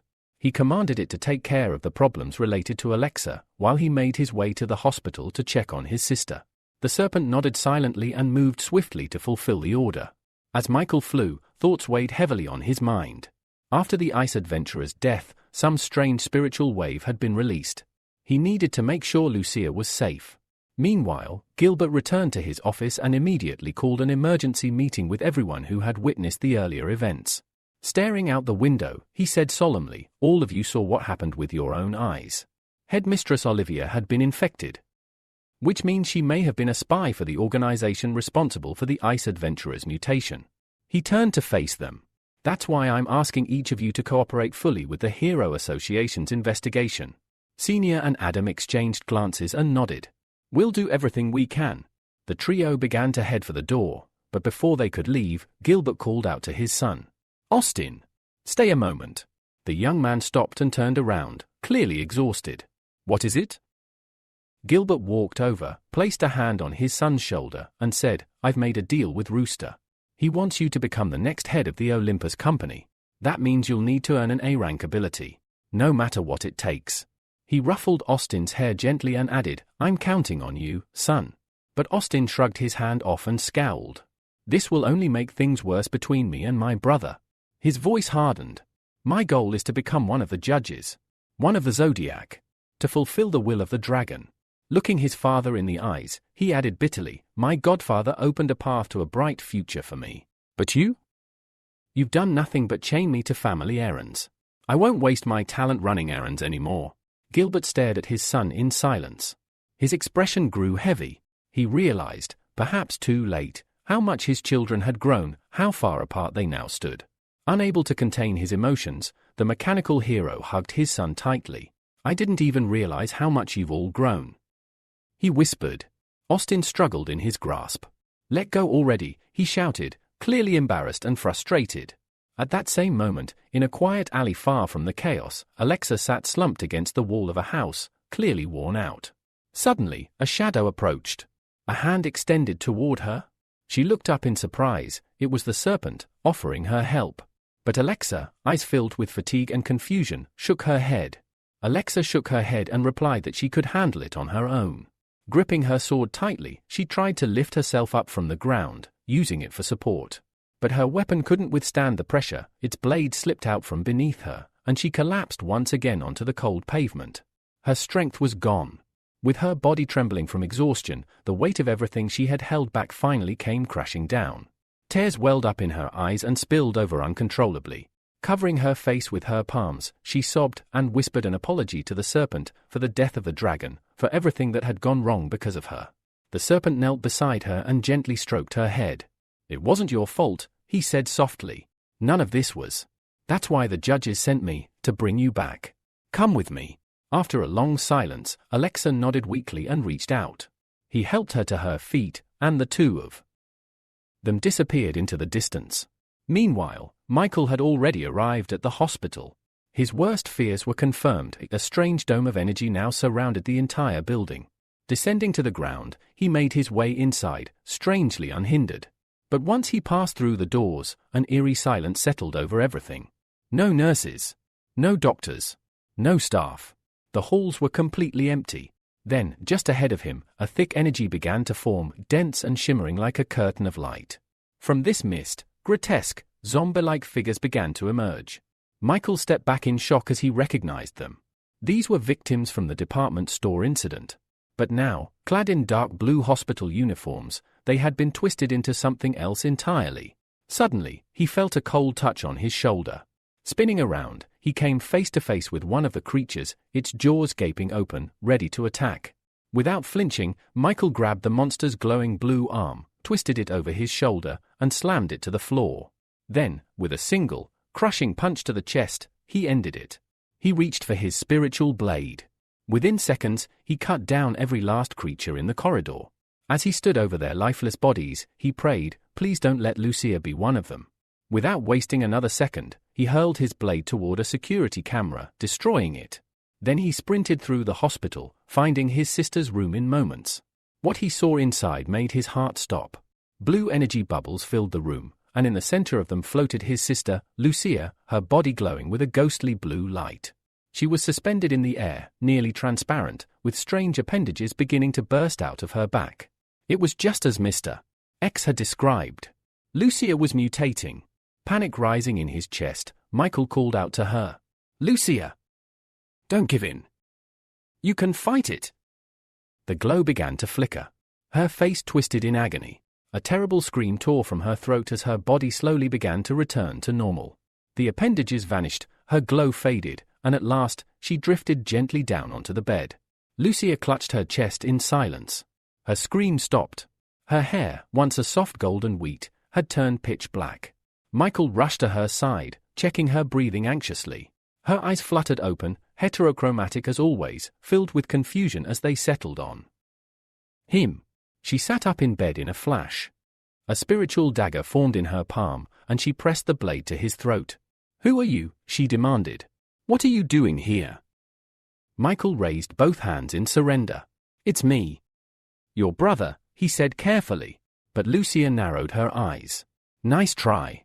My brother's voice is completely different." With a resigned sigh, Michael dropped his disguise. His form shifted back to normal. Still, the suspicion didn't fade from her eyes. "You're not him," she said. "My brother can't transform like that." Michael adjusted his glasses and gave her a small smile. "Remember when you were 7? You wet the bed and were so scared our parents would find out, you woke me up and asked me to sleep next to you. Then you blamed it all on me." Lucia blinked in shock. Her weapon vanished instantly. With a sheepish smile, she looked at him. "When did you learn to transform like that?" Michael gently took her hand. "I'll explain everything. But first, we need to get out of here." Later, after they returned home, Lucia immediately went to take a long shower. Valeria had also made it home by then, exhausted from the night's chaos. She was in the kitchen, preparing breakfast. Michael stepped up behind her and wrapped his arms around her in a grateful hug. Thanks for all this. She turned to face him and smiled warmly, throwing her arms around his neck. Well, there's a good reason. Lucy is finally awake. But then her smile faded slightly. She looked down. Today, at work. I realized something, she said quietly. How truly powerless a person can be when faced with the unknown. Valeria couldn't stop thinking about the dragon.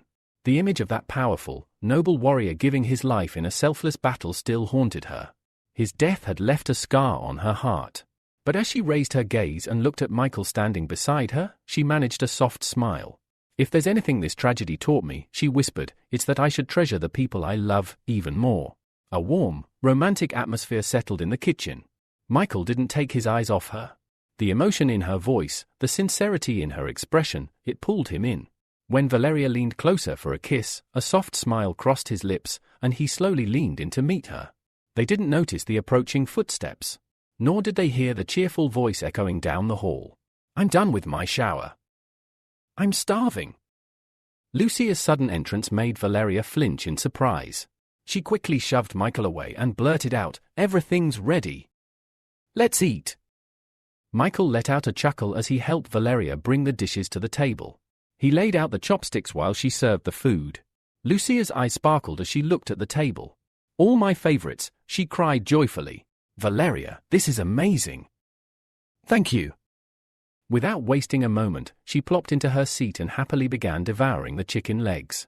Her joy was infectious, and as she chewed with delight, Michael and Valeria watched her with soft smiles.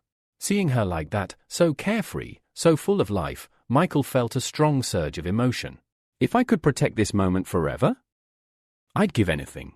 An hour later, Michael quietly called Lucia into his room. Once inside, he got serious. We're not telling Mom and Dad that you're awake. Not yet. Lucia looked uncertain. But is that really necessary? Michael folded his arms. The Hero Association is investigating mutation cases at the hospital. If they know you're alive, they'll come after you. It's safer if they think you're dead. Lucia hesitated, then slowly nodded. Okay. But Michael, you don't have to carry everything alone. I'm here to help you too. Michael looked down, guilt weighing heavy on his heart. If I'd been stronger? I could have protected you. Instead, I dragged you into a world you never asked for. But Lucia shook her head and smiled. It's okay. I learned a lot. Then, summoning a glowing blade in her palm, she added, this weapon doesn't just cut, it attacks an enemy's mind directly. She reached out and held her brother's hand. Michael, I want you to use your human control ability on me. He stared at her, stunned. My health is better, she continued. But I can still feel it. The dark blue race, they left something in my mind. If you don't act now, they might be able to control me again. Michael nodded solemnly and gently touched her cheek. Your body is different now. But to protect you, I'll need to upgrade my ability to S rank. He materialized an ability pearl in his palm and began channeling dark energy into it. Minutes passed in silence until a system message flashed before his eyes. Ability upgrade complete. Human control, S rank, effect, can now brainwash A rank and lower targets, fully subjugating their will for up to 30 years. Spiritual form can also enter the target and extract 6 hours of life force. Without delay, he activated the ability and used it on Lucia, who sat quietly before him. Closing his eyes, Michael focused. But this time, it was different. A strange scene unfolded in his mind, a slow-moving current of water, from which a small tree sprouted and began to grow. As the tree stretched upward, a mysterious voice echoed around him. Who's there? He called out. No answer. Then, something yanked him downward, dragging him into the depths. The voice laughed, filled with sorrow and darkness. Just another dismal find, Michael snapped back to reality with a gasp. Terror clutched his heart. Someone, or something, had nearly broken his spiritual defenses. Lucia noticed his pale expression and rushed over. Michael! Are you okay? He slowly pulled her hand away from his face. There's something I need you to do. At that moment, Valeria peeked into the room.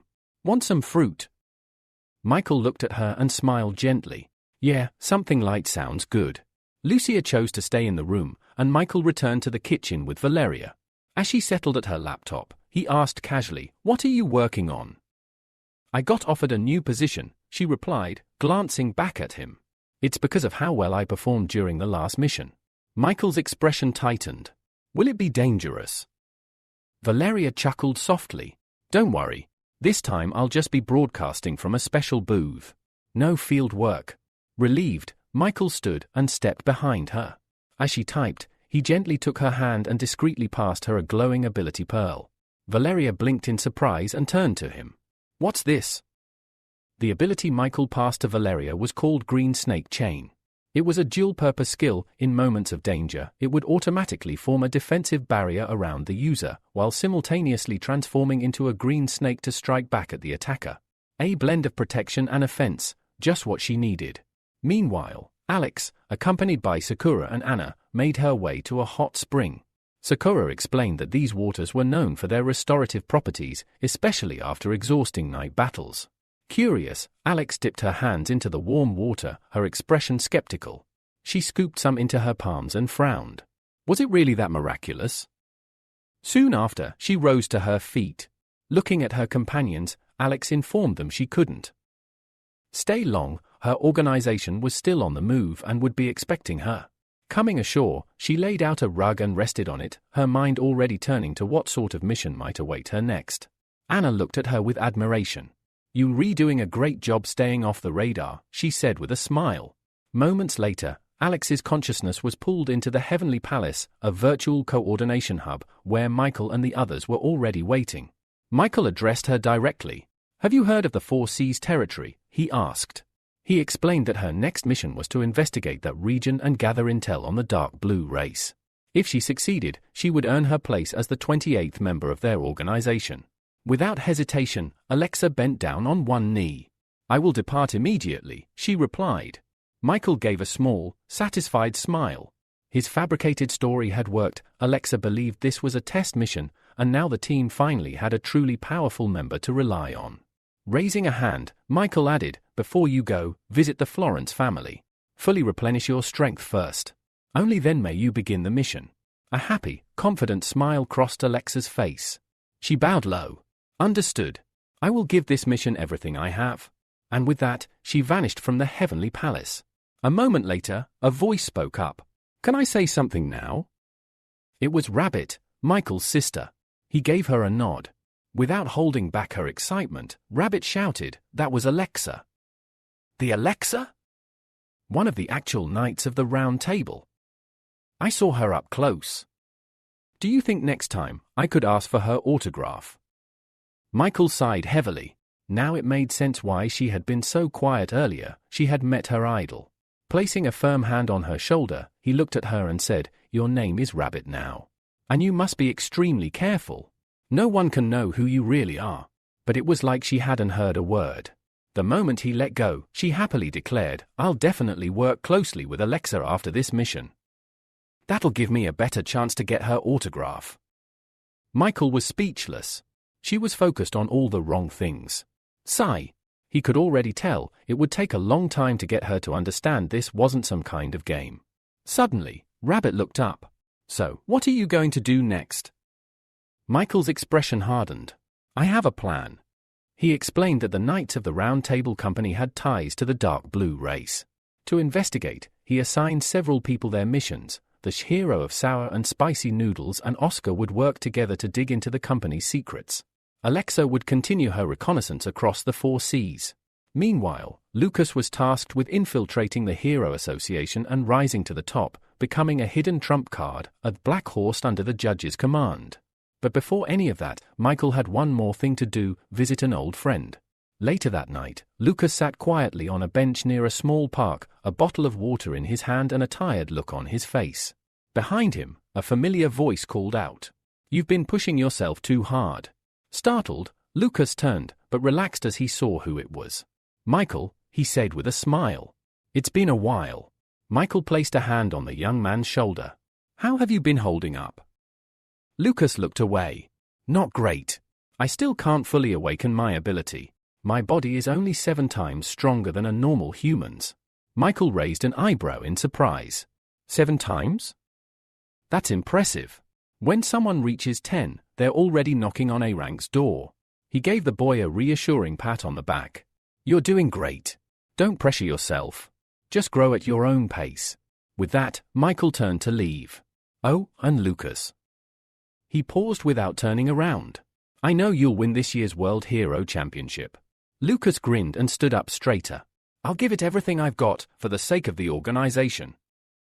But Michael simply raised a hand to silence him. He didn't look back. The danger was imminent, and Michael knew that to prevent any possible harm, he would need to use his human control skill on Lucas. With a firm nod, Lucas agreed, prepared for whatever Michael had planned. A few moments later, Michael took control of Lucas's body. Meanwhile, not far from where they were, an intense battle was unfolding. The men the girl had been fighting with were closing in on her. One of them sneered, accusing her of meddling where she shouldn't have. He warned that Firecloud CL, his organization, would never let her actions go unpunished. In response, the girl questioned in disbelief, since when did responding to ordinary people's letters become business? But she didn't have time to finish her thought, as she noticed a blob of dark energy speeding toward her. She swiftly sidestepped, dodging the attack just in time. Her instincts kicked in, and she lunged at the large man with horns, her blade aiming for him. Before he could react, part of his horn was shattered. As purple liquid began to pour from the injury, he realized she had poisoned him. But before he could make a move, an explosion erupted nearby. The man, hiding behind his partner, staggered backward, struggling to shield himself from the powerful gust of wind. As he regained his balance, he felt another impending threat. Turning just in time, he barely avoided a beam of light, which slammed into the ground where he had just stood. Stunned, he looked at the girl in confusion, asking how it was possible for someone to wield so many elements simultaneously. With a casual smirk, Alice threw her gun over her shoulder and answered, "You could try to guess. If you get it right, I might share the secret with you." Irritated, the man began to emanate a grey mist from his body. But before he could act, he suddenly felt a boot slam into his face, knocked out cold by Lucas's kick. He looked at Alice, standing a bit off to the side, and warned, "If you cause another explosion, this place will be finished. And in 5 days, the entrance exams at B University will be held here." Alice paused, sizing up Lucas. His swift takedown of a C-rank opponent made her think that this boy must be at least a B rank, or even higher. She stepped forward and extended her hand to him, introducing herself. "My name is Alice. If things work out, maybe we'll meet again at the entrance exams. We could even be partners." Lucas, taking her hand, nodded. "If we end up on the same team, so be it." As they shook hands, Alice tried to squeeze Lucas's hand to test his reaction, but he didn't flinch. Surprised by his lack of response, she smiled sweetly and asked, "How about we grab dinner together tonight?"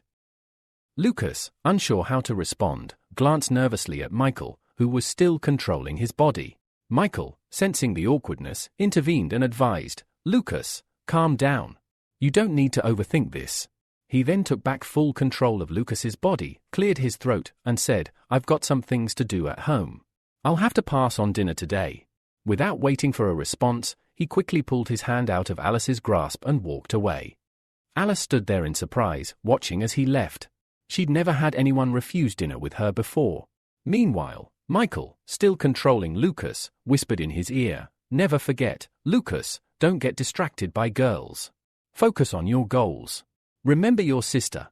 Lucas, now back in full control of his body, nodded gratefully, thanking Michael for his guidance. 5 days later, the bustling atmosphere around B University was palpable as many people gathered for the entrance exams. The first to arrive were the team of reporters.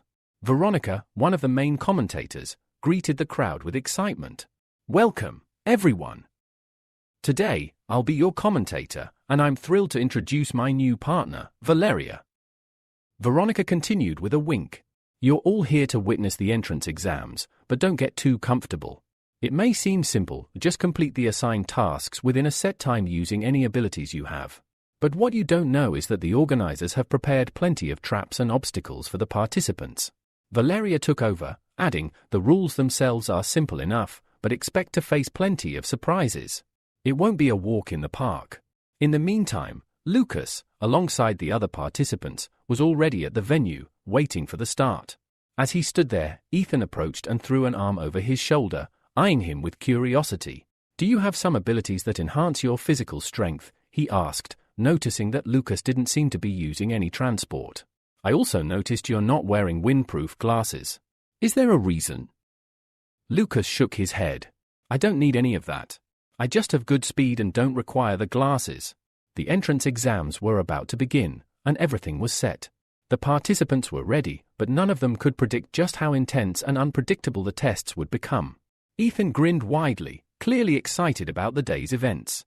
He mentioned that it was going to be an interesting day, especially since he had heard that even the S-rank Purple Panther had been invited. Alice Wilson, an A-rank fighter, was also present. However, before Ethan could continue, Lucas interrupted him. As the boys looked up, they saw Alice standing before them, dressed in a sports uniform and smiling. She greeted Lucas, saying that she had been looking forward to this meeting. Alice reminded him that they had agreed to work together, and now, they would be on the same team. Suddenly, Ethan stepped in between them, his usual playful grin on his face. He boasted that he, too, had speed abilities, and if Alice had been paired with him, they would have easily completed the task. Alice, however, just snorted in displeasure, dismissing Ethan as just another user of the common physical enhancement abilities. She had no interest in him whatsoever. Lucas couldn't help but look at his friend in surprise as Ethan's heart seemed to shatter into pieces. A few minutes later, a loud warning echoed through the air. The exam was about to begin. All participants were instructed to take their places and prepare for the start. As the countdown began, many participants used cars for transport, but Lucas was among the few who believed in his physical abilities and chose to run without a vehicle. When the countdown reached 0, the test officially began with a loud gunshot. Immediately, most of the participants took to the skies, surprising the spectators below. One of them, soaring above the crowd, looked down with a smug smile. He boasted that those who could fly were invincible, easily outrunning those in cars. But he didn't notice the unexpected obstacle in his path, a flying goose. The bird began pecking at him relentlessly, throwing him off course. Moments later, more geese appeared, circling and targeting their next victims. Veronica, watching from her seat, commented that if flying were so easy, many would bring flying machines to the race. Turning to Valeria, she asked if she recognized these creatures. Valeria nodded, confirming that the geese were B-rank summoned creatures. Veronica watched as the aerial participants dropped out one by one, and soon, the cars were leading the race. As one car sped ahead, the driver shouted confidently, claiming this would be the easiest driving test. However, a black car quickly caught up, and the drivers raced full throttle, oblivious to the hazards in front of them. In their heated competition, one of the organizers stepped in their path, raising a hand and blowing a whistle, signaling them to stop. The driver of the black car cursed loudly as a wall of bubbles appeared in front of him, blocking his way. The organizer reprimanded the racers, reminding them that heroes should always prioritize saving people and adhering to the rules. Just then, Ethan dashed past the scene, chuckling at the mess the racers had found themselves in. But in his distraction, he failed to notice the old man ahead. The two collided, sending them both flying in opposite directions. The old man hit the ground hard, blood oozing from his nose and mouth. Ethan, shaken, jumped to his feet, horrified. He had not expected such serious injuries from such a minor collision. Two more participants ran past, deciding to avoid getting involved. Ethan, eager to leave without drawing attention, slowly backed away. However, the old man, now standing, shouted at him angrily, accusing him of lacking any conscience for leaving after causing the injury. Despite the commotion, Lucas continued forward without hesitation, jumping across rooftops effortlessly. Alice, who had been holding onto her craft, landed next to him. She glanced at him, clearly impressed by his agility. Lucas looked back at her and commented on how much effort the university had put into organizing this exam, even going so far as to use illusion magic to enhance the challenge. Alice raised an eyebrow in surprise and asked if he meant that the old man they had just encountered was an illusion. Lucas nodded, preparing for another leap, and warned her that they would soon encounter two more participants blocking their way. Alice eagerly responded that she was truly looking forward to the next test. As she gazed in the direction Lucas had pointed out, she noticed two figures, just as Lucas had warned her. One of the men was holding a hammer. Valeria, also observing the duo, asked who they were, as she would have recognized them immediately if they were heroes. Veronica, suppressing a chuckle, explained that, according to the information they had, these two were not students at University B.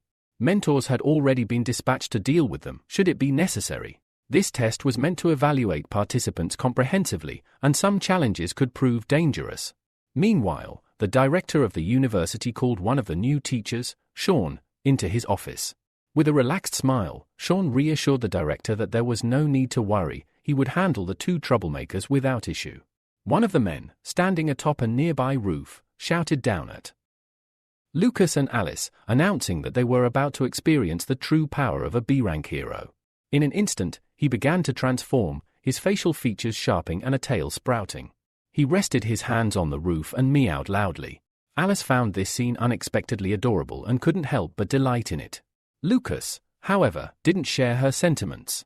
He turned his gaze toward the transformed man and calmly stated that he would handle him, leaving Alice to deal with the other. Without waiting, Lucas leaped forward, charging toward his opponent. Inside his mind, Michael, who had taken control of his body, advised Lucas to feel every muscle and bone move before harnessing his strength fully. His opponent, Finn, wasn't about to wait and immediately jumped at Lucas. In response, Lucas reacted quickly, landing a powerful punch to Finn's stomach. The sickening sound of broken bones echoed, and blood gushed from Finn's mouth. He was utterly stunned. Finn, a strong and fast fighter, had never expected to be so easily defeated. Lucas was surprised too, having initially thought Finn was more formidable. It turned out Finn's resistance and endurance were lacking. As Lucas stood over Finn, extending a hand in concern, Finn angrily shouted that Lucas had gone too far. Just as Lucas was about to speak, a fiery ball shot toward him. Reacting swiftly, Lucas jumped back just in time to avoid the explosion. The second attacker, wielding a large hammer, swung it fiercely, hurling fiery clots at Alice. She deftly avoided the attacks, but as the flames increased in number, she created a fire extinguisher cylinder, putting out the fires with ease. Lucas, impressed by her quick thinking, noted how incredibly useful her ability to create items was. If she could make equipment, they would be unstoppable. After the smoke cleared, Lucas realized that the opponent he had been fighting had disappeared. But before he could react, he saw movement from the side. Throwing Finn over his shoulder, the second attacker began to flee, realizing he couldn't win. By this time, Valeria had gathered enough information about the attackers.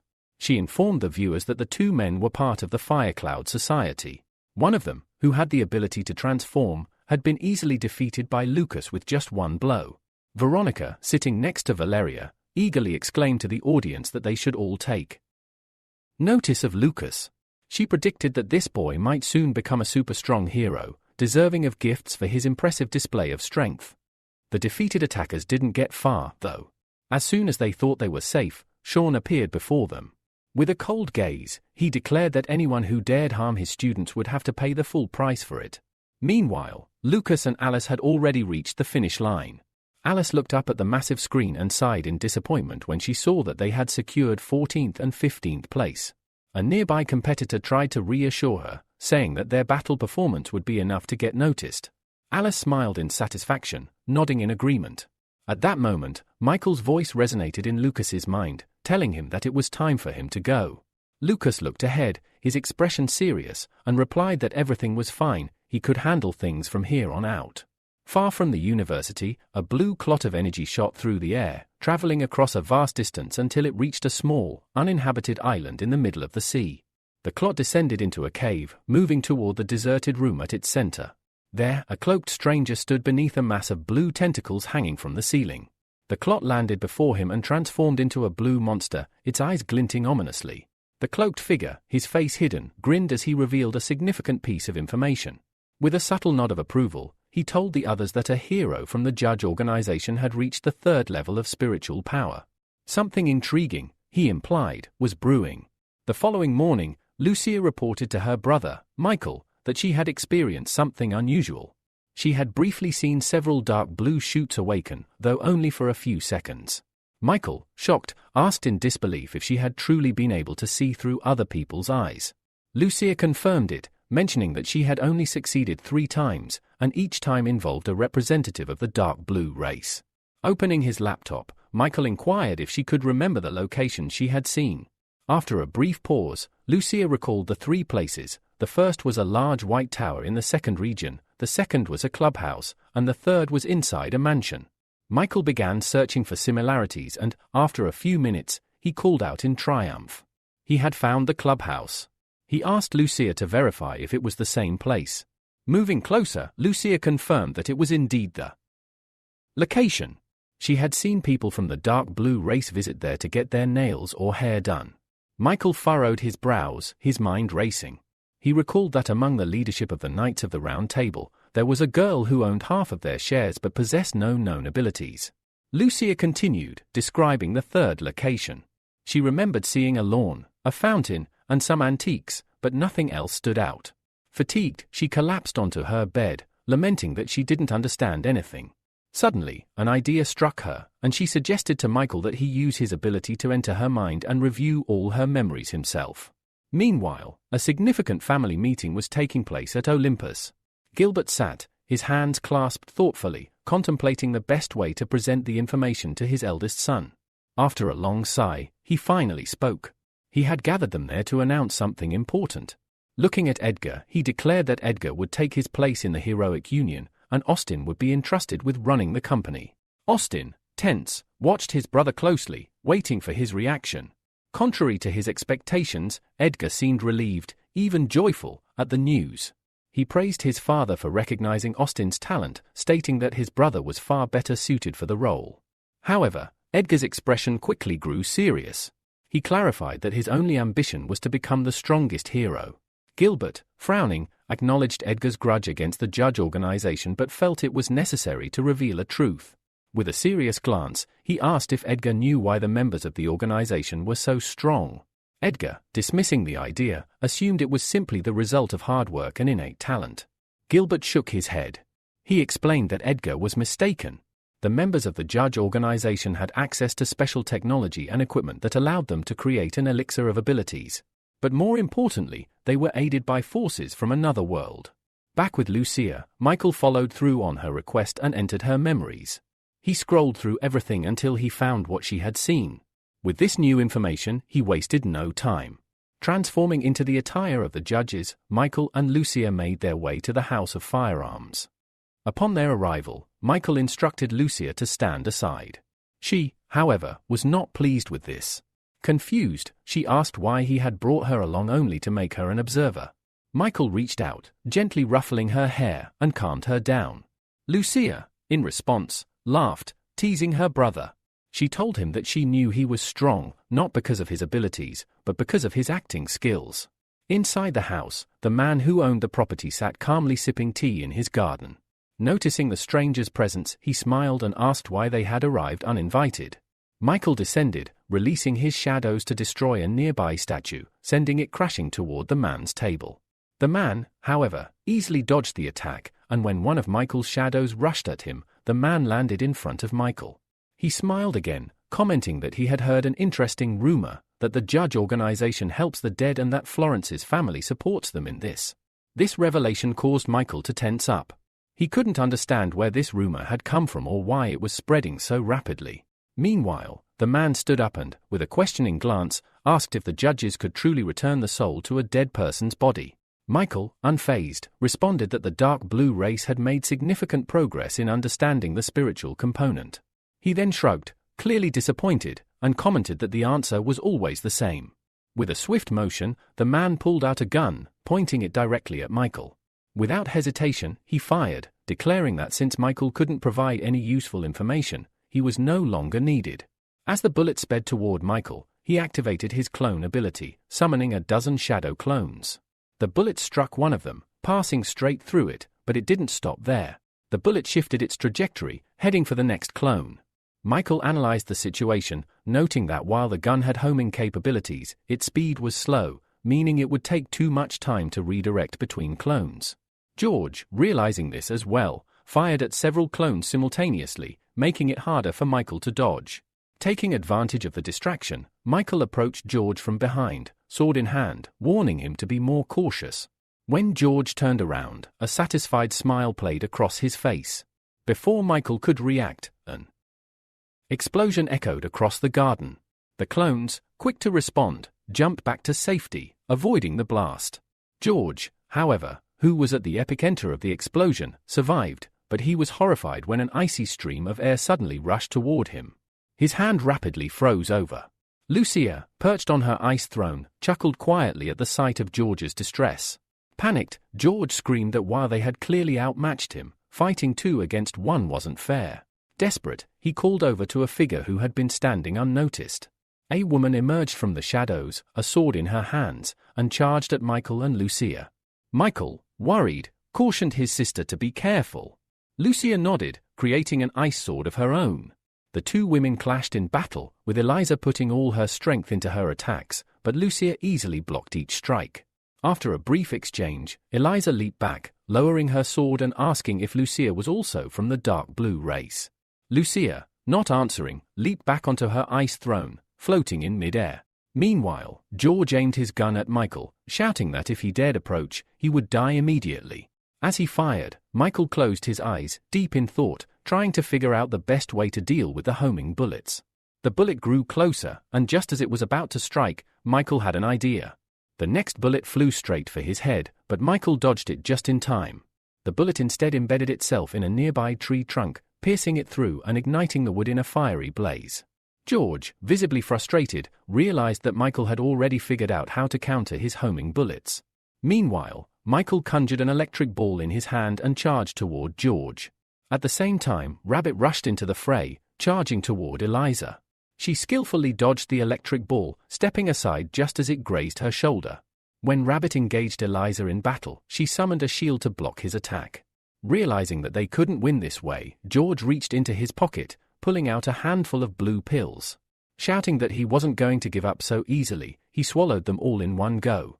His body was immediately enveloped in a blue glow, and the hand that had been frozen by Lucia's attack began to heal.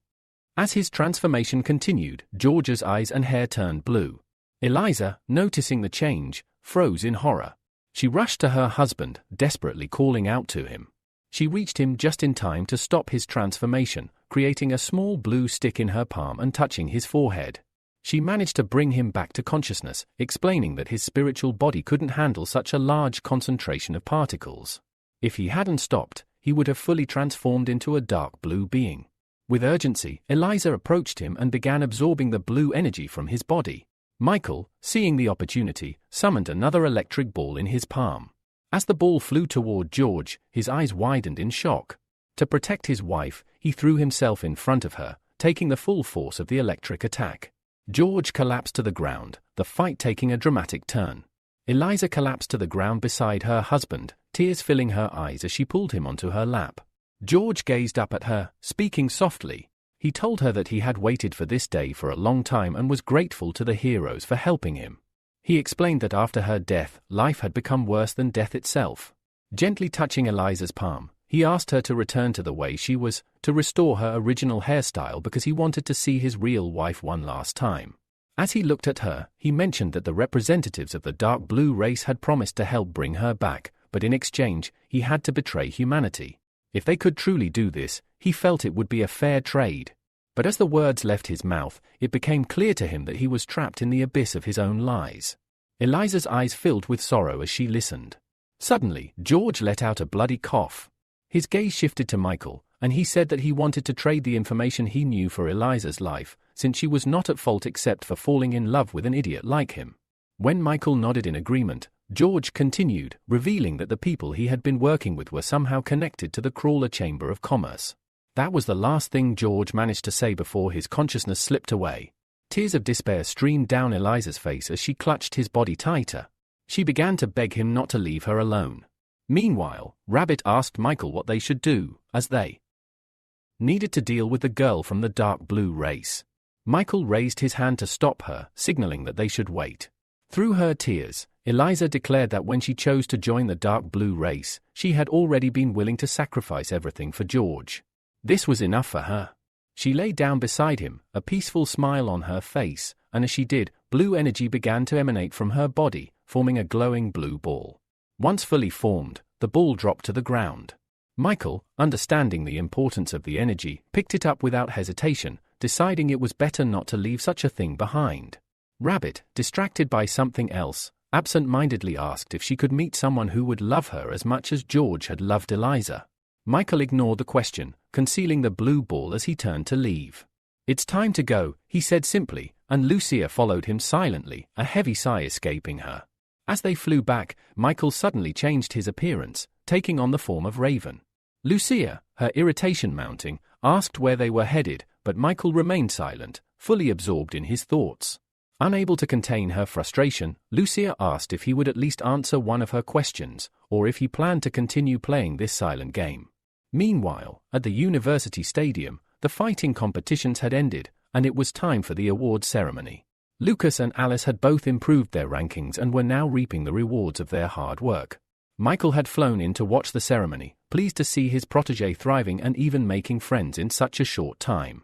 Afterward, he visited the GU place to personally congratulate Lucas. Materializing a green sphere in his palm, he announced that he had improved his ability to A rank and handed the sphere to the surprised young man. Within moments, the sphere was absorbed into Lucas's body. Michael then patted Lucas on the shoulder, telling him that their next goal was the entrance exams and that Lucas had to give it his all. Michael also informed him that he would need to leave for a while. As Michael turned to leave, Lucas called out to him, asking where he was going. Without turning around, Michael replied that his goal was the territory of the 4 seas. That same evening, Austin made his way into the Black Dragon's office. Finding it empty, he quickly located the safe and deduced that the password was likely his brother's birthday, the same password Michael used everywhere. Testing his theory, Austin entered the date of birth, and the safe opened. Inside, he found a book about the territories of the 4 seas. Austin was amazed at his brother's carelessness in using such an important password. He took the book and left the office, whistling a cheerful tune. His actions, however, did not go unnoticed. Edward had seen Austin enter the office and leave with the book. Though he didn't know why Austin wanted it, Edward was happy to see his brother in such high spirits. Later, Edward transported himself to the Heavenly Palace and handed the book to Michael. The book detailed that, from ancient times, 2 races had lived on the planet across 4 continents.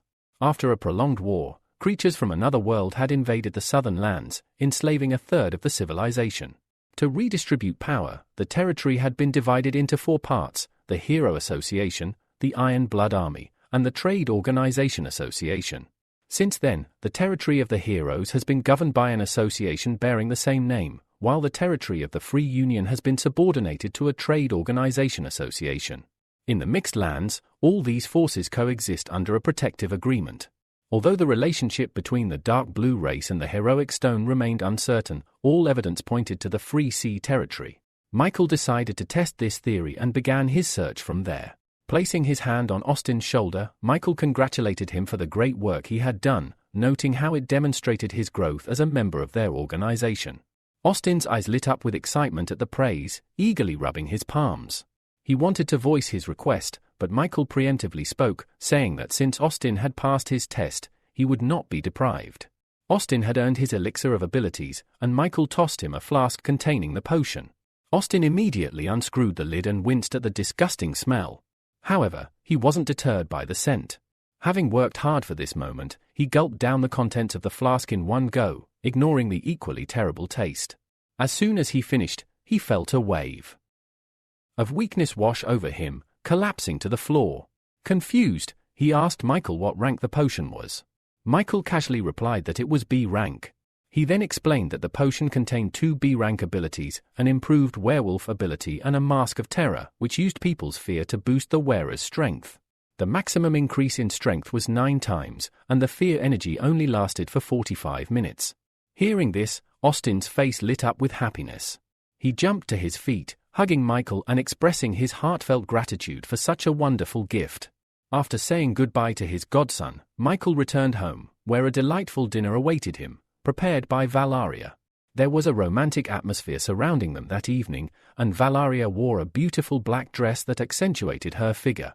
Michael shared that he had received an offer for a year-long assignment abroad. With a slightly saddened expression, he mentioned that they could go together. Valaria smiled brightly and assured him that she could take care of herself, encouraging him to work hard for their future together. Michael agreed, raising his glass of wine and drinking it in one swift motion. He wished to resolve all his issues and enjoy life to the fullest. Valaria stood up, walked over to him, and embraced him around the neck, telling him that she would eagerly await his return. Michael hugged her back, a happy smile spreading across his face. He was pleased to hear these words from her. The evening took a passionate turn, and the couple moved to the bedroom, helping each other undress as they enjoyed their last night together before the long separation. The next day, Michael visited Florence's family estate. The butler, recognizing them as members of the judges' organization, greeted them warmly and led them inside. He escorted Michael and his sister to the office of the head of the family, where Ivan and his two granddaughters, Anna and Sakura, were already waiting. Ivan greeted them with a joyful smile, mentioning that he had already interacted with members of the judges' organization a few times. Anna immediately recognized Michael and eagerly recalled the time they had flown together on the same flight, which had been captured by the Star Cloak. Michael nodded, replying that it was on that very day that the rooster had noticed him. He had already prepared his cover story and explained that the gentleman had given him an elixir of A-rank ability and allowed him to join the organization. Anna looked at him with suspicion, asking if it was really so easy to obtain an elixir of such a high rank. She also inquired about the ability he had gained from the elixir. Ivan, sensing the tension, raised his hand and shot her a disapproving look, telling her not to be rude to their guests by interrogating them about their abilities. Michael chuckled, reassuring everyone that it was fine. After all, they were future allies, and he had no issue answering a few questions. He then revealed that his ability was called the Folding Plum Navy Suit. Sakura leaned forward in curiosity, admitting she had never heard of such an ability before. Michael explained that this was not surprising, as the ability was a combination of both the martial arts of the underwater army and the plum-style suit. This unique combination allowed him to dodge enemy attacks with the grace and agility of a plum blossom. Anna, still intrigued, asked another question. She pointed to Lucia, who was standing beside him, and asked who she was. Michael answered that she was Rabbit's ward and, like him, she was an A-rank user.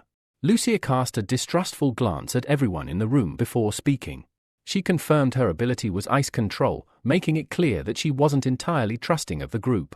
After this, Michael mentioned that the rooster had instructed them to travel through the Free Union Sea territory under the guise of being part of the Florence family. He was curious about the head of the family's thoughts on this arrangement. Ivan rubbed his chin thoughtfully, considering the question. He then replied that it was indeed time for Florence's family to return to the Free Union. A few hours later, as the deep night settled outside, the brother and sister arrived at the port. Michael approached Lucia from behind, placing his hand on her shoulder. He asked her what was occupying her thoughts so deeply. Lucia, turning to face him, replied that she was simply a little worried. Tomorrow, they would be leaving the city, and though her brother reassured her that it was not forever, his words failed to ease her mind. Lucia had once envisioned spending the rest of her life here, never suspecting the existence of the territory of the Four Seas. Michael, understanding his sister's concerns, nodded in agreement. He explained that now he understood why the three governing forces avoided discussing these lands. Once others learned about the territory of the Four Seas, they would also uncover the ongoing war with another world, along with the true nature of the conflict. Lucia sighed heavily, her gaze drifting to the sea. She remarked that the local residents had to endure constant stress, their lives far more difficult than the ones they had known. Michael ruffled her hair, offering his own insight. He told her that the atmosphere within the Free Union was tense, and it was crucial for her to always stay vigilant in order to protect herself. The following morning, the 6-star ship Sea Dolphin arrived at the port. Ivan explained that the ship's bottom was constructed from materials taken from monsters of another world and was reinforced with 4 distinct alchemical substances. Thanks to this, it only required spiritual power to make it soar into the sky. The ship could also shoot fire, create barriers, and accelerate. With a gesture, Ivan summoned Over, the butler who had been standing off to the side. Over approached, bringing gifts from the Florence family. Ivan informed Michael and Lucia that they would need these items when entering the territory of the Four Seas: sea clothes, light armor, and a bladder. These items allowed one to walk on water and breathe underwater, with each set tailored to the individual wearer. The two siblings donned the gear, and soon after, others in sea armor approached. Sakura, too, was wearing an outfit that matched her hair. Ivan glanced at the scene, puzzled by the commotion. The butler informed him that young Master Greg from the Gross family, along with his group, Midnight, had arrived. Michael, already familiar with the name, understood the significance of their presence. A faint smile appeared on his face, grateful that Midnight had come here of their own accord. Ivan, however, did not seem pleased by the arrival of uninvited guests. Noticing Ivan's discomfort, the butler explained that Greg had originally planned to return aboard the 4-star ship Midnight, but upon hearing that a 6-star ship had been prepared, he hurried over. Ivan sighed deeply, conceding that the young master should be provided with a room. The butler then added that Greg had requested the 608th silver room. At that moment, a fair-haired man approached Sakura with his arms extended, expecting a hug. He commented that he expected nothing less from the second beauty of the four seas. Ivan called out to him, prompting the young man to turn his attention toward him. Greg walked over to Ivan, greeting him warmly. Ivan returned the gesture, acknowledging that Greg would always be a welcomed guest in their home. Greg, his smug grin never wavering, passed by them, suggesting that Ivan take good care of his guest. The butler stepped forward, directing Greg toward the platinum room. Upon hearing this, Greg's expression darkened. He muttered under his breath, instructing his guard to find out who occupied room 68. It irked him that the Florence family dared to oppose his wishes.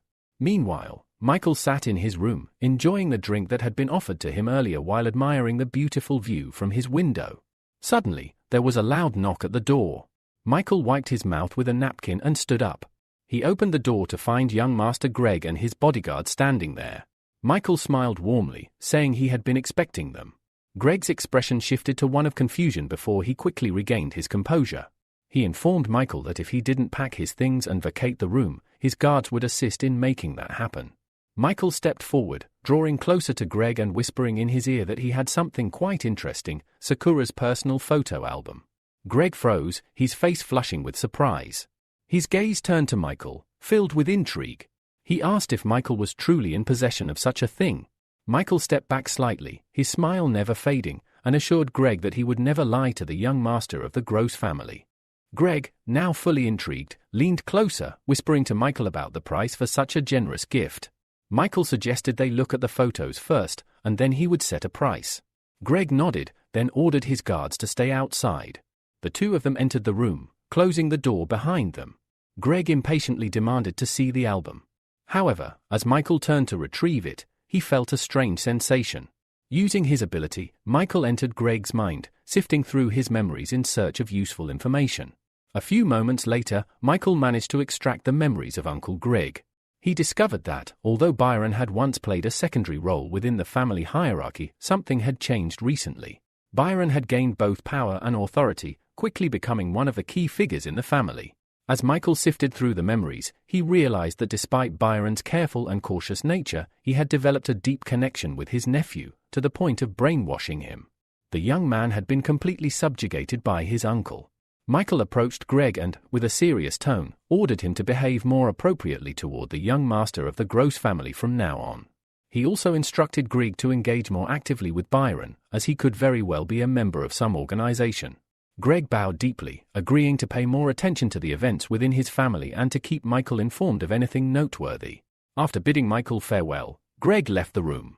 Outside, the security guard who had been standing watch asked if they should begin removing Greg's things.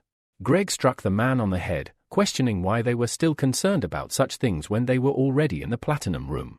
The confused guard bowed and apologized for his mistake, and the two of them walked away. Several hours later, the ship began its journey toward the island. Michael and Lucia stood together, gazing at the night sky. Lucia, her eyes lighting up, noticed land on the horizon and excitedly asked what it was. Michael answered that it was an independent customs office. Suddenly, they heard footsteps approaching from behind. Turning around, they saw a man who introduced himself as the manager of the customs office. Michael tensed immediately, realizing that he hadn't sensed the man's presence. Ivan stepped forward to greet the newcomer, shaking his hand. Richard, the manager, smiled as he mentioned that when the head of the Florence family first visited their customs house, he had been certain that one day he would return. Once the ship docked, Richard invited everyone to join him for dinner. During the meal, the girls surrounded Michael, almost instantly, preventing him from moving. Proposals for exchanging numbers came from all sides. Michael, feeling a little confused by the attention, tried to gently decline their advances. Anna, watching the scene from the side, was not pleased. She was furious that Michael was choosing to associate with the other girls rather than her beautiful sister.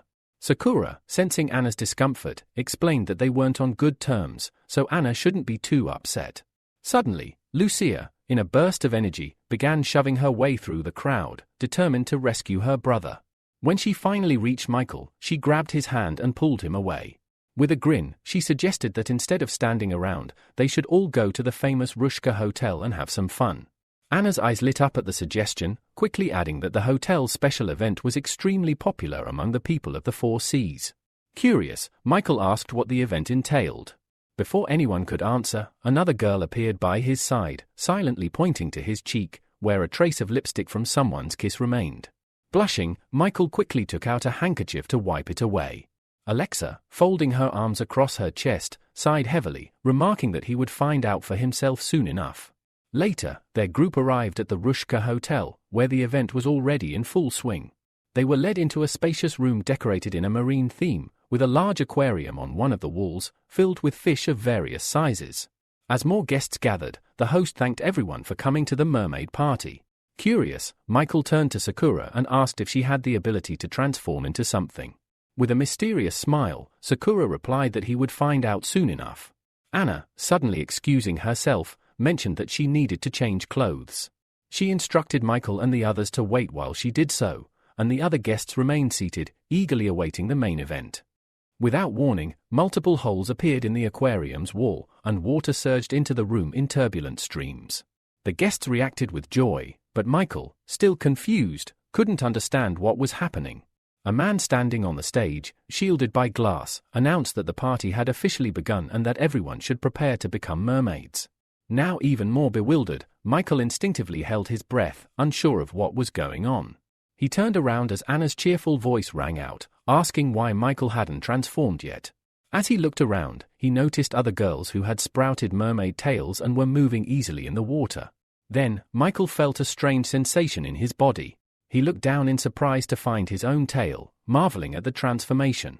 To his delight, he discovered that he didn't need to hold his breath underwater, he could breathe freely. Overjoyed by this newfound ability, he eagerly decided to explore the waters and test out his new form. Suddenly, a strange sound caught Michael's attention. A massive shark burst through the wall, charging directly toward them. The guests, overcome with panic, scrambled to swim away, desperate to escape the monstrous creature. But the shark was relentless, not willing to let its prey escape so easily, and it pursued them with terrifying speed. Michael observed the creature closely, trying to determine whether it was a real monster or simply a human transformed. As the shark drew near, he activated his ancient dragon ability.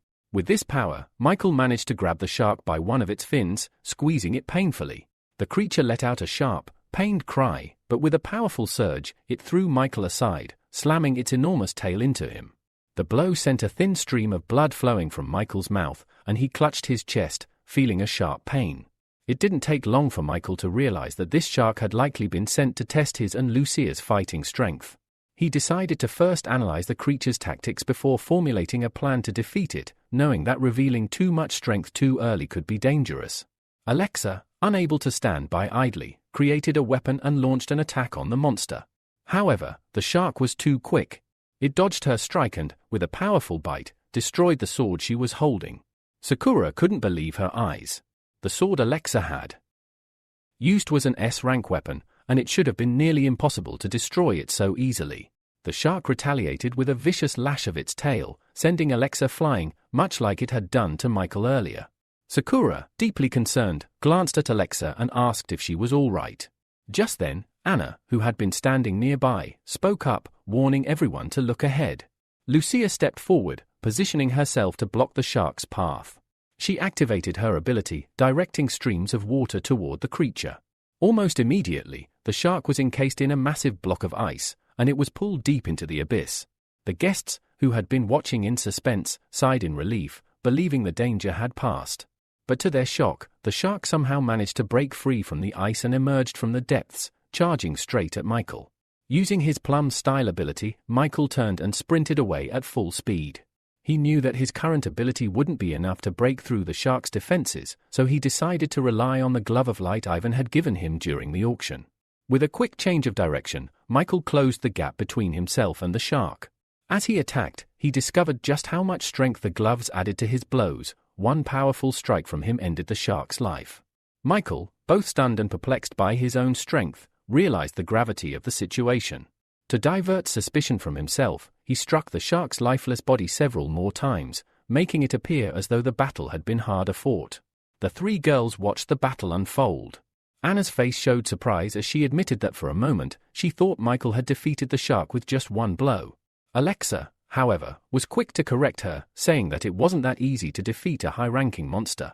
A few moments later, everyone witnessed the shocking transformation of the shark back into a man.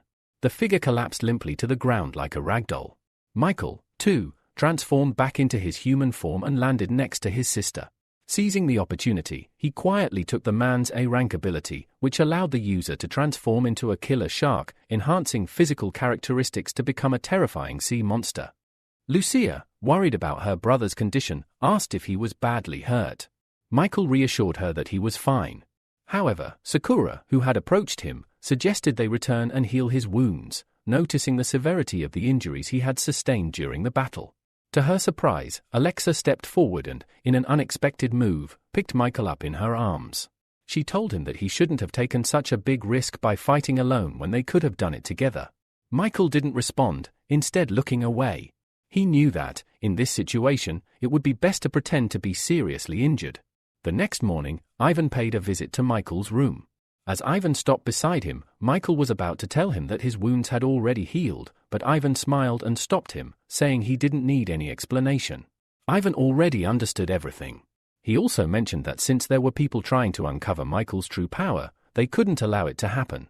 Michael sighed in relief, but then asked who had sent the killer shark after them. Ivan, taking a pipe in his mouth, remained silent, but Michael knew the answer would soon come. Ivan paused thoughtfully before speaking. He explained that there were many security agencies behind the man who had sent the killer shark, making it almost impossible to pinpoint exactly who was responsible. As he slowly approached the window, he continued, revealing that when they reached the Island of Love, they would fall under the control of the organization of the same name. This would also bring them into the territory of the Rook family. Michael's thoughts immediately raced back to the incident at the auction, where the troublemaker had been from that very family. Ivan stood by the window for a while longer, then turned to leave. Before exiting, he told Michael that the Florence family would spread the word about Michael's serious injuries, so he would need to continue pretending to be sick for a few more days. A few hours later, with the sun beginning to set, Michael decided to step out of his room and join Lucia. They lay on the sun lounges, enjoying a rare moment of peace. Suddenly, Lucia shot up from her seat, exclaiming that she had seen another vision of the dark blue race. Concerned, Michael removed his glasses and asked her what she had seen. She smiled at him, her face brightening, and explained that she had recalled even more details this time. When she felt better, she would be able to locate their base. Michael shook his head seriously and warned her to forget about helping him with this. He only wanted her to be safe and healthy. Lucia sat down beside him, taking his hand in hers. She told him that since he could read her memories, he might be able to discover something new.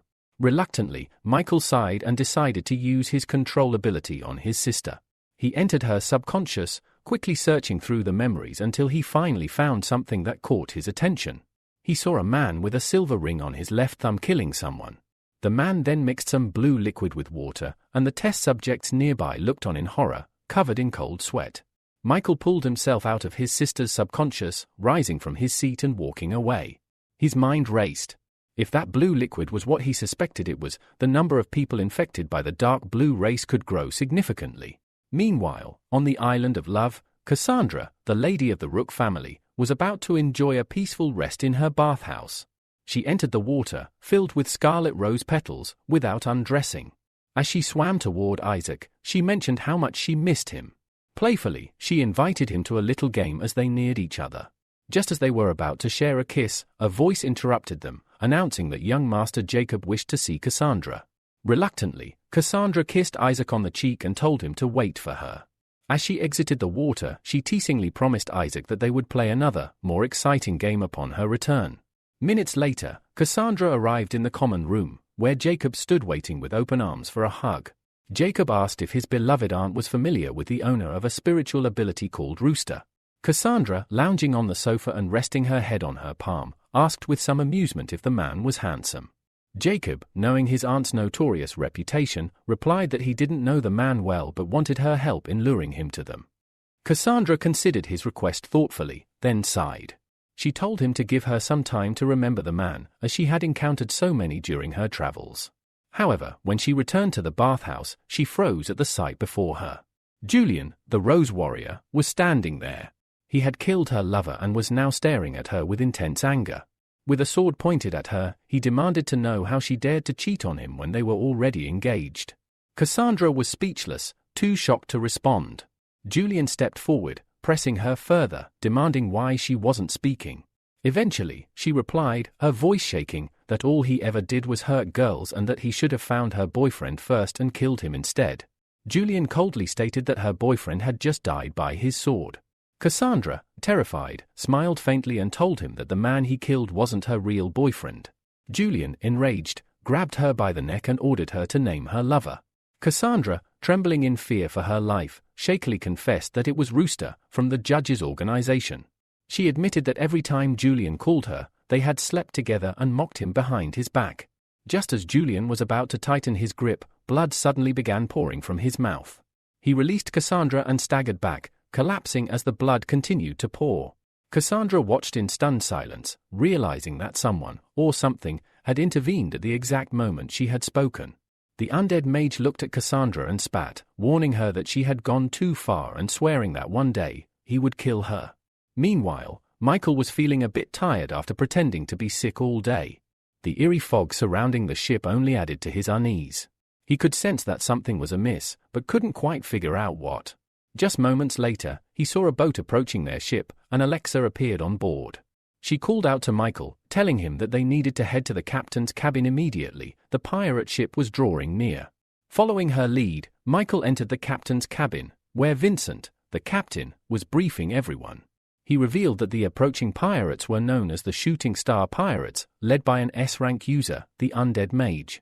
Vincent further explained that the pirate leader had 3 important subordinates, the Charming Fox, the Seaweed Monster, and the Tyrant of the Deep Sea. Vincent bowed, asking the heroes for help, as the entire ship and its passengers would be in danger if the pirates captured them. Ivan, thinking carefully, noted that the pirates were likely testing the strength of both the Florence family and the judge's organization. He warned Michael to be extra cautious. Michael appreciated Ivan's concern but pushed aside his thoughts of sentimentality, deciding that now wasn't the time. He said that he and Lucia would handle the undead mage, while the others could take care of the rest. However, Sakura stepped forward, blocking Michael's path. She told him that he couldn't participate in the battle as he hadn't fully recovered. Ivan chuckled, reassuring her that Michael was almost completely healed and would be fine. Still, Sakura insisted that the severity of his wounds would not allow for such a rapid recovery. Michael scratched the back of his head, saying they needed to stop arguing and deal with the pirate attack before it was too late. Suddenly, the sirens wailed, and alarm bells rang throughout the ship as the pirate ship came dangerously close. The undead mage stepped forward and addressed his crew, announcing that the famous Florence family ship, Dolphin, was now within their reach. Raising his staff, he demanded what they wanted, and his subordinates loudly declared that they wanted gold, jewels, and beautiful women. Immediately, several warriors jumped from the pirate ship onto the Dolphin. At that moment, Michael charged into battle, leaping over the heads of the incoming pirates, taking them out of action as he went. The Charming Fox, who had been waiting for an opportunity, immediately attacked. Her strike was predictable, and Michael dodged it effortlessly. Irritated, she taunted him to stop being a coward and face her like a real man. But Michael didn't need to dodge, as her spiritual skill was far too weak against his 3rd spiritual stage. He quickly grabbed her by the neck. The Charming Fox's expression shifted to a satisfied grin. She warned Michael that, while he might have withstood her spiritual attacks, he wouldn't be able to dodge her next one. Just then, Lucia, fighting nearby, called out to warn Michael of the danger approaching from behind. A skeleton, revived and wielding a huge saber, was charging directly at him. Without hesitation, Michael turned, positioning the Charming Fox in front of him. The skeleton's attack landed squarely on her, ending her life. A green pearl emerged from her body, and Michael seized it, muttering that she had killed too many people. He hoped she would have better luck in her next life. Meanwhile, Sakura was engaged in a fierce battle with the Tyrant of the Deep Sea. She moved swiftly, evading his powerful blows, but the tyrant called to his brother, the Seaweed Monster, to use his trap. The Seaweed Monster complied, and his ribbon-like hair shot out, ensnaring Sakura and immobilizing her. The longer she struggled, the hotter she became due to the awakening arousal the bonds induced. Alexa quickly came to Sakura's aid, slicing through the seaweed with her sword. The Seaweed Monster growled in disbelief, declaring that no one had ever managed to break his bonds. His hair lashed toward the girls again, but this time, Lucia stepped in, using her ice control ability to freeze the algae, shattering it into pieces. Vincent, watching the battle unfold, smiled with satisfaction as the charming fox was taken down and the others were on their way to defeat the remaining pirates. Anna, who had been standing next to the captain, shrugged and commented with disappointment that she would have liked to join the fight, but for now, she could only watch. Suddenly, a golden pentagram appeared beneath the dolphin ship, and a protective dome immediately formed around it. Meanwhile, the undead mage, locked in a duel with Michael, threatened to make a trophy of Michael's bones. Raising his staff high, the undead mage activated a curse. The skeleton, which had been cursed, froze in place, and its body became enveloped in black and white clots of energy, as though it were being consumed from the inside out. A few moments later, a massive monkey skeleton appeared before them, wielding 2 large clubs. The undead mage watched with a satisfied grin, saying that the monkey skeleton's strength was almost at S rank, and Michael wouldn't last more than a minute against it. Michael, however, chuckled and replied that they'd see about that. Before he could even blink, the monkey rushed toward him, stopping just a step away. It swung both of its clubs where Michael should have been, but the hero was quick enough to dodge. In one swift motion, Michael jumped onto the back of the monkey skeleton. The skeleton, unwilling to stand still and let its target escape, swung its tail at him. Michael, having anticipated the threat, jumped backward just in time. Realizing that he needed to get rid of the tail to take out the spine, Michael materialized gloves of light. As the monkey's tail swung at him again, he used the gloves to block the attack with ease. The monkey quickly retracted its tail, trying to attack him from another angle. But Michael was faster. He struck the skeleton with such force that it fell to the ground limply. Pleased with his success, Michael shook his palms and mockingly asked the undead mage to repeat his earlier words. Irritated, the undead mage promised that if Michael wanted to die so badly, he would soon show him the full power of an S-rank user. But then, a change of thought seemed to occur. Instead of killing Michael, the undead mage decided to turn him into a knight, one of his undead warriors, to use against the others. He raised his staff, enveloped it in dark energy, and a massive pentagram appeared above the water. The crew of the dolphin ship watched in awe and fear as a giant dragon skeleton emerged from the pentagram, ash pouring from its mouth. The overwhelming power of despair instantly gripped the hearts of everyone present. They all understood that their chances of survival had just dropped drastically. But Michael remained calm, his interest piqued. With a smile, he clenched his fist and said that he'd be glad to fight such a strong opponent. The others, watching this unfold, were puzzled. They couldn't fathom how Michael planned to deal with the undead mage and his summoned monsters, as even the strongest heroes from all 4 seas would hesitate to engage him. The dragon made its first move, sending a thick clot of ash toward Michael. He easily dodged with a jump, but instead of running, he quickly turned around and jumped into the air, closing the distance between himself and the dragon. Finding himself behind the creature, he concentrated all his power into his fist, preparing to strike. The undead mage, however, merely smiled, saying that it wouldn't help. At that moment, the dragon's head twisted 180 degrees, and it released another clot of ash. Michael reacted swiftly, creating a shield in front of himself just in time to endure the torrent of ash. As the dragon continued to emit the ash, Michael remained steadfast behind his shield. Confident in the strength of his defense, he began to walk toward the dragon. After a while, Michael reached the dragon and grabbed its mouth, preparing for the final move. The undead mage, seeing this, shouted in defiance, claiming that grabbing his dragon would be pointless. But before the mage could act, a green glow shot from his staff toward the dragon, strengthening it further. Michael, unfazed, turned to face the undead mage and, with a sly smile, told him it would be better to attack directly than wait for more monsters to appear. The undead mage, caught off guard, realized with shock that Michael had been targeting him all along. He tried to retreat, but before he could get far, Michael's fist pierced his chest. The undead mage looked down in disbelief, his body beginning to collapse.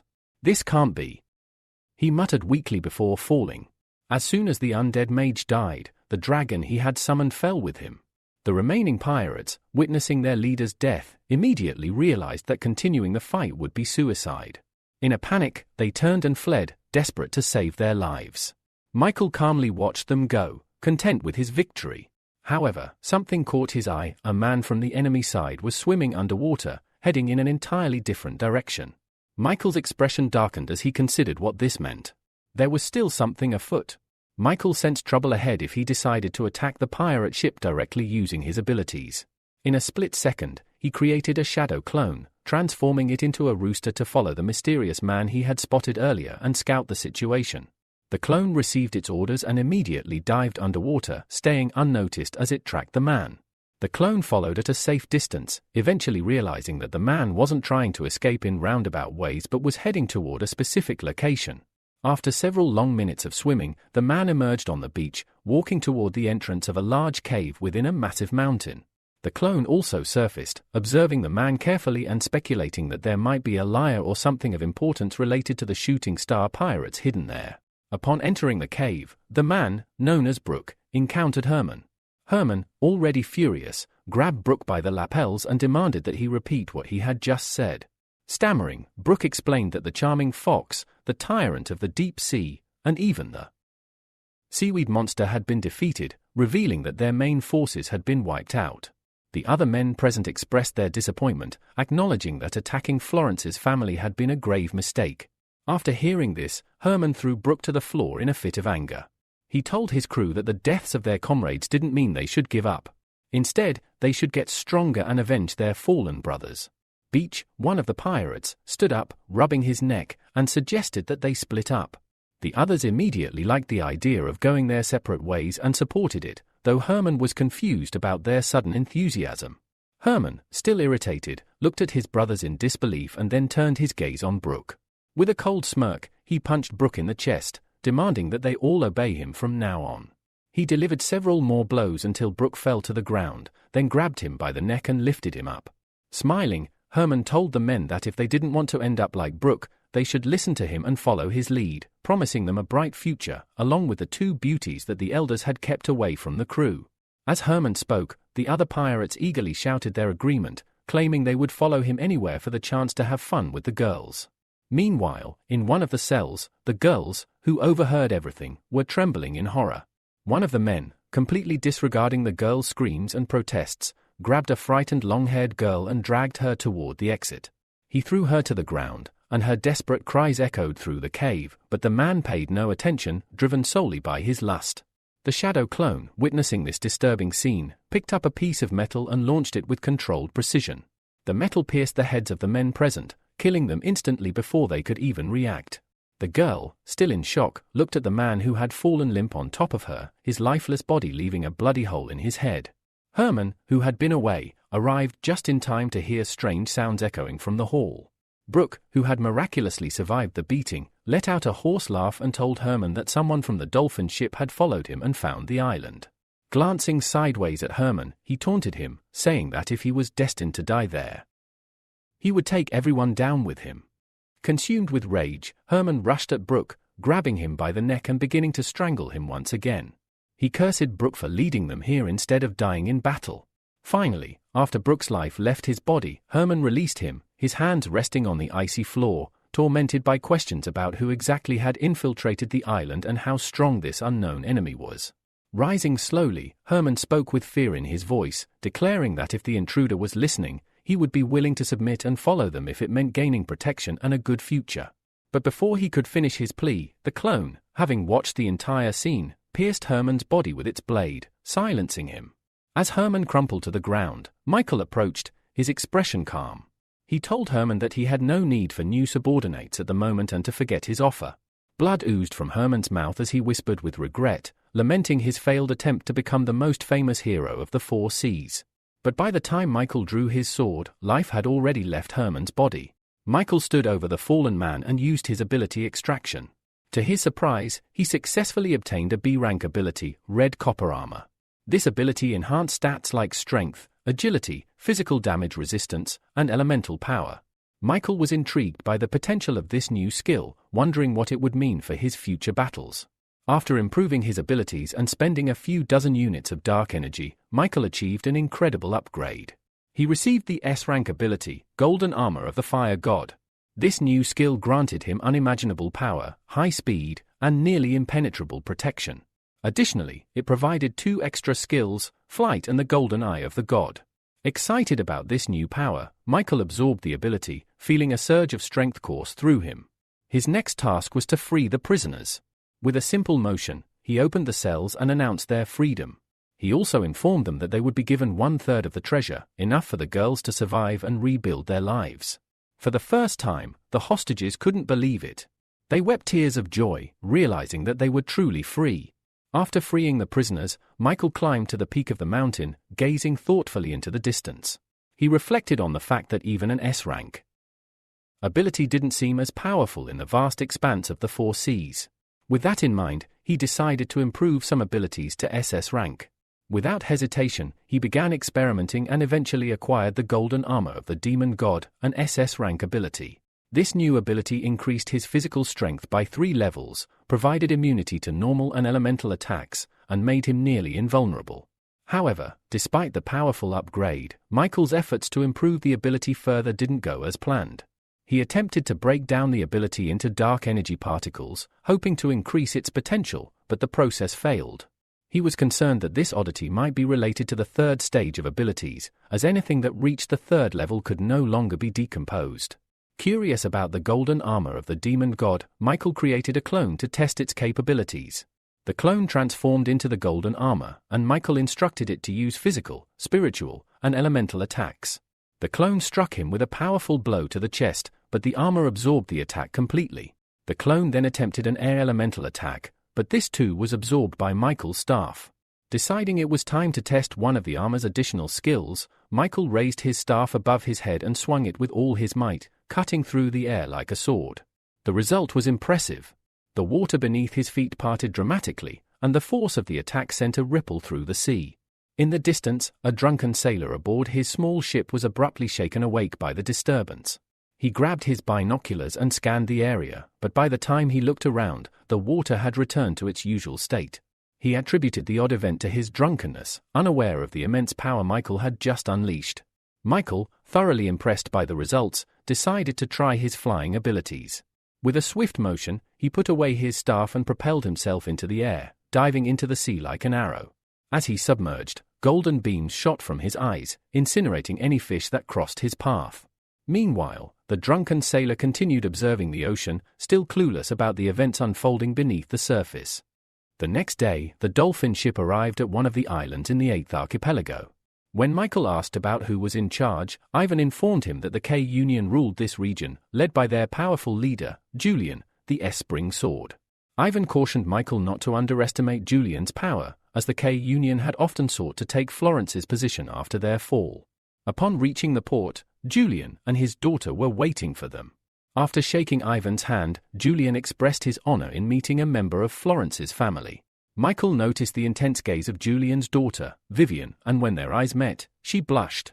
Michael, confused by her attention, quickly turned to Julian, who asked Ivan to introduce his companion. Ivan explained that Michael was his gifted student. Julian, sizing Michael up, commented that the young man appeared to be very strong and would likely carve out his place in the 4C soon. He then introduced Vivian, who was ranked 43rd in the 4th C. Julian, ever the matchmaker, suggested that the 2 young people should get to know each other, and he linked their hands, causing both Michael and Vivian to feel awkward. Julian further explained that the K-Union had prepared a banquet and a comfortable hotel for them, where they would be taken next. With a smile, Julian released their hands and led them toward the hotel, his gaze sharp and calculating. Michael, still processing the events, followed along, eager to see what challenges and opportunities lay ahead. Later, Michael was enjoying himself at a banquet arranged in his honor. Drinks were constantly offered to him, but despite the persistent offers, he repeatedly refused. A couple of hours later, he returned to his room, so drunk that he could barely stand and collapsed onto the bed. Not long after, someone knocked at his door. When he opened it, he saw Vivian standing there. Without looking at him, she suggested they go to a beautiful place on the island, asking if Michael would like to join her. Surprised, Michael asked if it would be just the 2 of them, and Vivian confirmed that no one else would be joining them. Michael smiled and politely declined, apologizing for being too tired, and suggested they go another time. He quickly shut the door in her face, despite her protests. Meanwhile, a tense conversation was unfolding in Julian's office. His sister was furious about the situation, but Julian was resolute, saying that without sacrifices, there would be no gain. He believed using Vivian was the only way to lure Michael into their trap. One of the men promised that he could strip Florence's family of the support of the judges, making the K-Union a full-fledged organization. Julian, prepared to sacrifice his daughter for the cause, remained firm in his decision. Vivian, however, managed to find her way into Michael's room. When she entered, Michael, still disoriented from the alcohol, laid her down on the bed and covered her with a blanket. He knew very well that Vivian had not drunk enough to be this intoxicated, so he was puzzled as to why she seemed so out of it. As time passed, he began to feel increasingly hot and his mind grew hazy.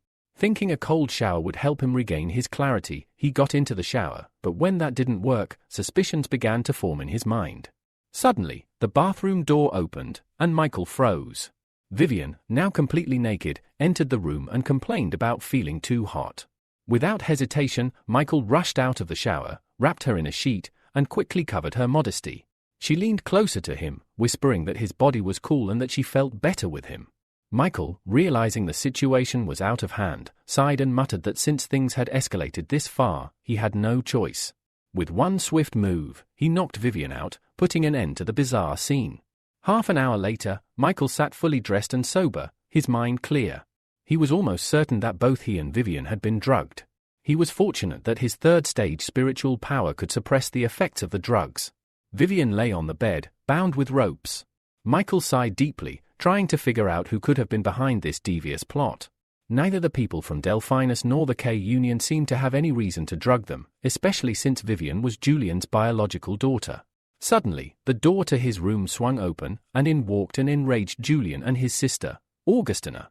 They were both taken aback by the sight in the room. The anger they had initially felt was quickly replaced by surprise and confusion. Michael's expression mirrored theirs. He had not expected them to arrive so suddenly. Augustina immediately rushed to Vivian's side, screaming as she untied the ropes that bound her niece. Michael's eyebrows furrowed as he realized it was Julian and Augustina who had orchestrated the drugging, waiting outside all this time. If the drug had not worn off, things might have ended disastrously. Vivian slowly began to stir, her eyes fluttering open. When she saw her aunt, she immediately hugged her tightly, sobbing uncontrollably.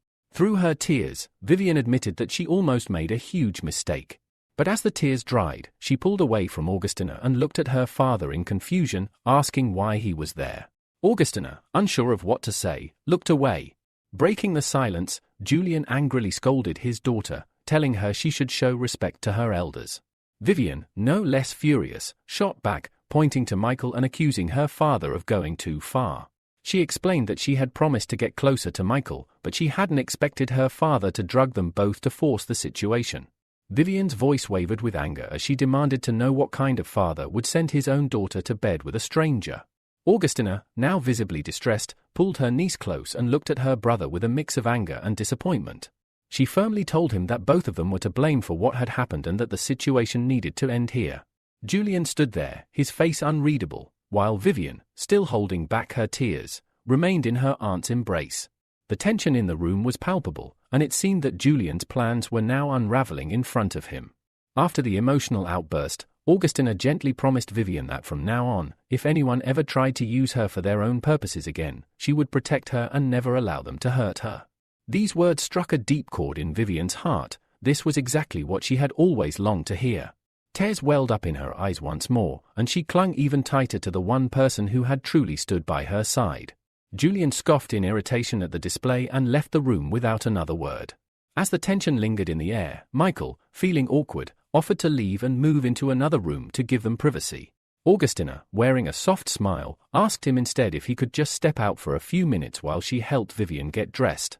15 minutes later, Vivian was composed again, and Augustina turned to Michael with a heartfelt apology for all the trouble they'd caused him. Michael responded with a modest, somewhat embarrassed smile, saying there was no need to apologize since he hadn't been hurt. However, he emphasized that situations like this required mutual consent. With a pleading voice, Augustina then asked if he could keep what had happened a secret, for Vivian's sake, since she too had been a victim in this mess. Michael gave a solemn nod and assured her she could count on his silence. Upon hearing this, Augustina visibly relaxed and expressed her hope that despite everything, they might still come to understand and cooperate with each other in the future. Michael, however, struggled to keep his polite demeanor. Deep down, he knew that Augustina had merely changed her approach. She was still trying to get what she wanted, just from a different angle. As Vivian got out of bed, she grabbed her aunt's hand and, her face burning red, hurriedly pulled her out of the room. Left alone, Michael let out a long sigh. It had been far too eventful a night, and just as he began to hope for a moment of peace, a loud knock rang out once more. Suppressing his irritation, he walked to the door, warily wondering who might try another underhanded tactic. But to his surprise, it was Vivian. She bowed low and thanked him sincerely for helping her, then quickly ran off. A small, involuntary smile formed on Michael's face. Despite everything, the girl really did seem rather endearing. The next morning, everyone gathered at the port to depart. Julian placed a hand on Michael's shoulder and, smiling warmly, said it pained him to see such dear guests leaving so soon. He then casually suggested that Michael consider staying a little longer and perhaps becoming his son-in-law. Michael was taken aback. The man's audacity and skillful acting could have earned him an Oscar. Forcing a smile, Michael replied that the head of the K Association shouldn't joke like that, especially since Vivian hadn't even come to see them off. Then, with a faint edge in his voice, he asked if she was feeling well. The question caught Julian off guard, and he looked away, clearly uncomfortable. He muttered that it was time to depart and left it at that. As farewells were exchanged, the passengers from Delphinus began boarding the ship. But then, an unfamiliar voice rang out from above, calling Michael by the nickname Rooster and demanding he come forward if he had even a shred of conscience left. All eyes turned as a man hovered in the air with a stormy expression. It was one of the Rose warriors. Whispers broke out among the onlookers. Why would a warrior from the Rose faction be confronting someone from the judges? What kind of scandal had unfolded? Michael was stunned. He didn't even recognize the man. Ivan approached and asked if he had any idea why a Rose Knight would hold a grudge against him. Michael, equally baffled, replied that he hadn't crossed paths with anyone like that in a long time. Ivan then looked toward Julian and asked why the Rose Knight had come. The man explained that he had no quarrel with the judges, but he had no choice. His fiancée had cheated on him with the rooster. He was here today to seek justice. Gasps echoed throughout the port. The claim was shocking and seemed to give new context to Julian's hunger for revenge.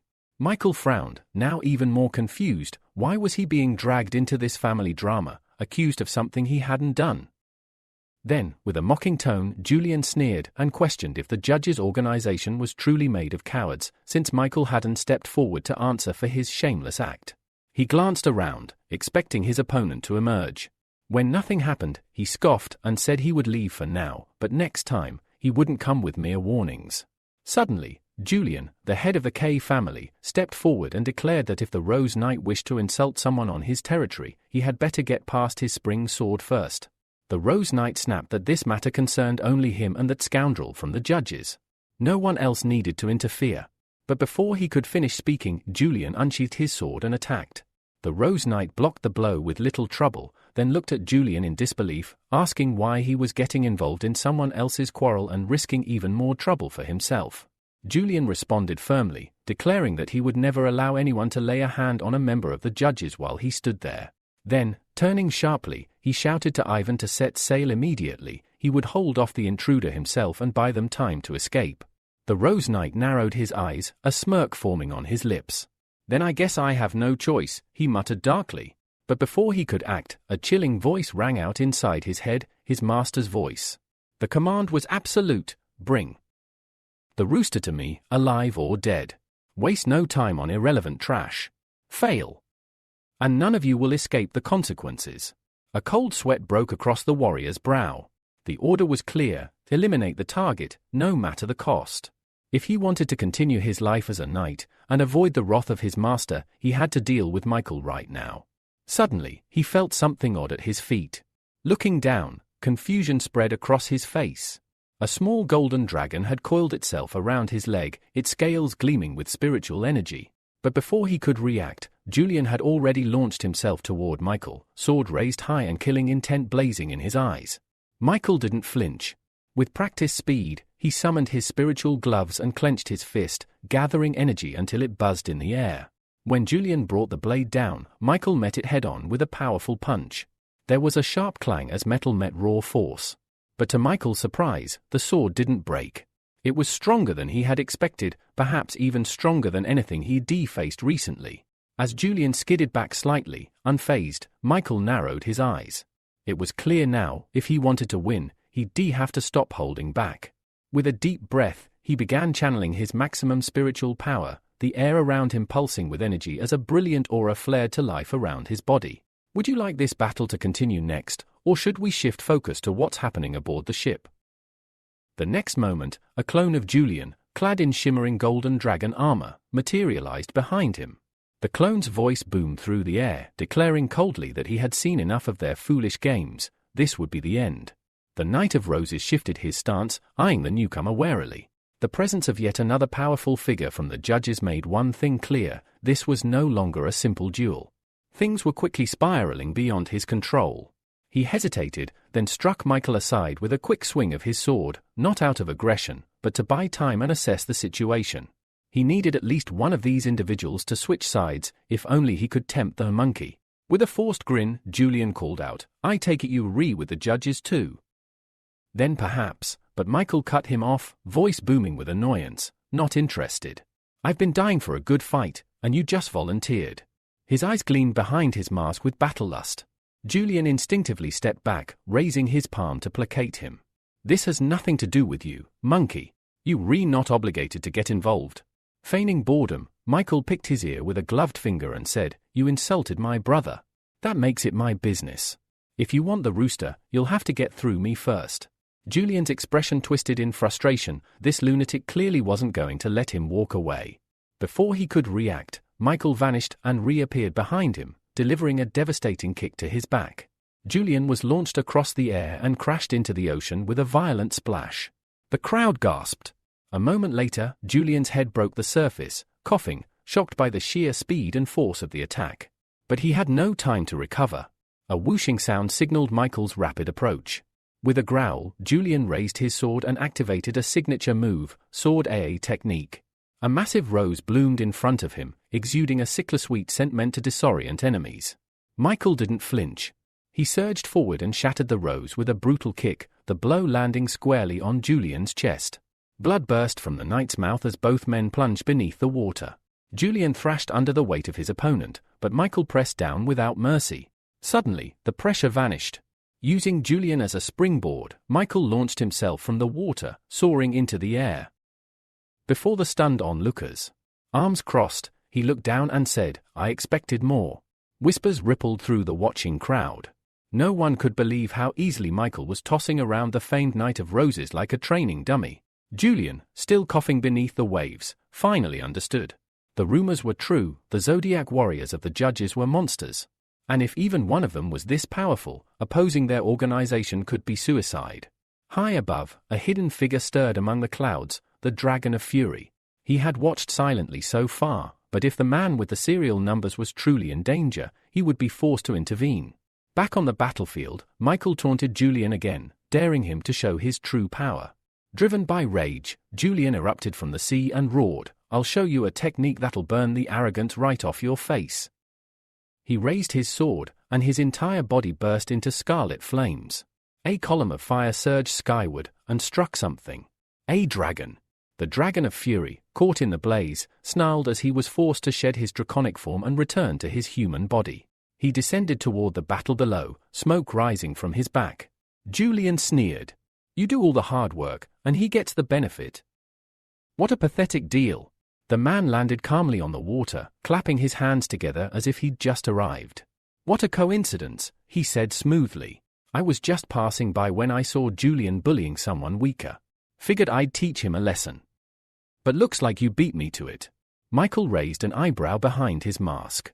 The lie was embarrassingly transparent. Without further words, the man turned to the water and summoned a new dragon, which appeared behind Julian. With its jaws wide open, the beast lunged. Julian's eyes widened in terror. He knew he couldn't escape this. Death was only seconds away, until Michael appeared again, intercepting the dragon with a punch.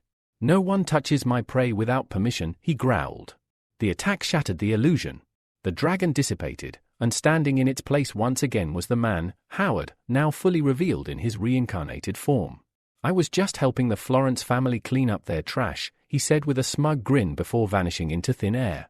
Michael stood alone once more, the crowd watching in stunned silence. The game of alliances had just gotten a lot more dangerous. Would you like to continue with the aftermath of this battle or dive into what's happening with the Florence family next? However, just moments later, Howard reappeared in front of Michael, this time with a massive dragon looming behind him. Its bloodthirsty grin stretched unnaturally wide, and its eyes burned with unrestrained fury. The air around them thickened with pressure, and the onlookers instinctively stepped back. Michael let out a low chuckle. Now this is getting interesting. With a smug glance, Howard left the summoned dragon to face Monkey. Then, without a word, he turned toward Julian. The knight, already battered and bleeding, raised his sword defensively, shouting in disbelief, "This isn't what we agreed on." Howard's cold eyes didn't waver. The situation's changed. Julian clicked his tongue in irritation. TCH. Damn rotten luck. With a scowl, he lowered his sword. "I've done my part of the deal. I'm leaving." He turned to walk away, but stopped dead in his tracks. Something invisible had wrapped around his throat. His eyes bulged with horror as his air was cut off. Julian clawed at his neck, struggling violently, but there was nothing to grab, only the crushing grip of an unseen force. Blood trickled from his mouth as his body was racked by pain. Panicked and desperate, the knight raised his blade with a trembling hand and pointed it at himself. With a final shout, he declared, "Then I'll drag this monster to hell with me." Without hesitation, he sliced his own neck, along with the invisible entity strangling him. Blood sprayed into the air, and his sword fell with a metallic clatter. Julian collapsed lifelessly to the ground. The once proud Knight of Roses was no more. Nearby, Alexa watched in stunned silence. What was that thing?" she asked, still staring at his corpse. Sakura's face was pale. "Howard's third summon. An invisible dragon. Would you like to continue with what happens next, perhaps the confrontation with the dragon left to fight Michael?" The hero spun his staff in his palm, golden eyes fixed on the titanic green dragon before him. The summoned beast floated above the water like a god of destruction, radiating overwhelming power. Despite the towering threat, Michael stood his ground with a faint, amused smile. Pointing his staff at Howard, he declared coldly, "You've broken the law by killing a man with a serial number." But Howard simply laughed. "I didn't kill anyone," he said with a smirk. "Julian committed suicide." Michael's gaze narrowed as he studied the man's clothing. It matched the attire Lucia had once seen worn by the dark blue race, a detail that ignited a dangerous suspicion. Was Howard one of them? A grin curled on Michael's lips. "Then maybe, this fight will actually be interesting." Howard's smile didn't fade. "You'll drop that arrogant tone once you realize who you're facing." Sensing the invisible dragon's approach, Michael suddenly said, "That trick won't work on me." The moment the dragon realized it had been detected, it appeared in full form, roaring and lunging at its target. Michael, unmoved, activated the golden eye shard, and through the slits in his mask, twin beams of golden energy blasted forward. The beams struck the dragon head-on, damaging it severely. The beast shrank and reappeared beside its master, breathing heavily. Howard stared down at the dragon. "I'll make him pay for this," he growled. He transferred more energy into the creature, which swelled in size again. Then, without another word, Howard vanished, leaving Monkey alone with the enraged dragon. On the shore, Ivan asked nervously, "Can he handle it alone?" "That thing's ranked 25th in strength." Michael's real body, still watching from afar, simply smiled. "Don't worry. The monkey's instincts are unmatched. He doesn't lose due to carelessness." Already in motion, Michael's clone was a blur of motion, blitzing around the dragon and landing attack after attack. Dozens of strikes later, the dragon faltered, its defenses wide open. Without hesitation, he fired another golden eye shard, the beam flying straight into the monster's gaping mouth. The dragon vanished in a burst of light. Howard's calm shattered. His brows furrowed in fury. "You'll regret this," he muttered. He raised his hands and invoked a powerful incantation. A massive glowing circle formed on the water, a pentagram shimmering at its center. With a deafening roar, a massive green dragon emerged, far larger than any of the previous summons. Its scales gleamed with ancient power, and its golden eyes immediately focused on Howard. The dragon spoke. "It's been 10 years since I was last summoned. Did you prepare an offering this time?" Howard flinched.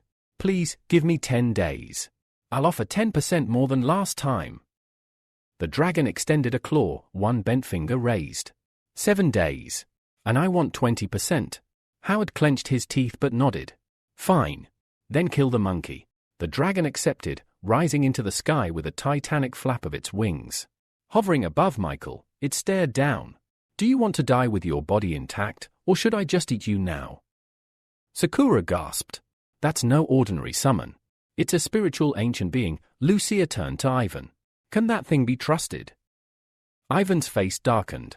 Last time it helped fight monsters, it ate over a dozen high-level heroes.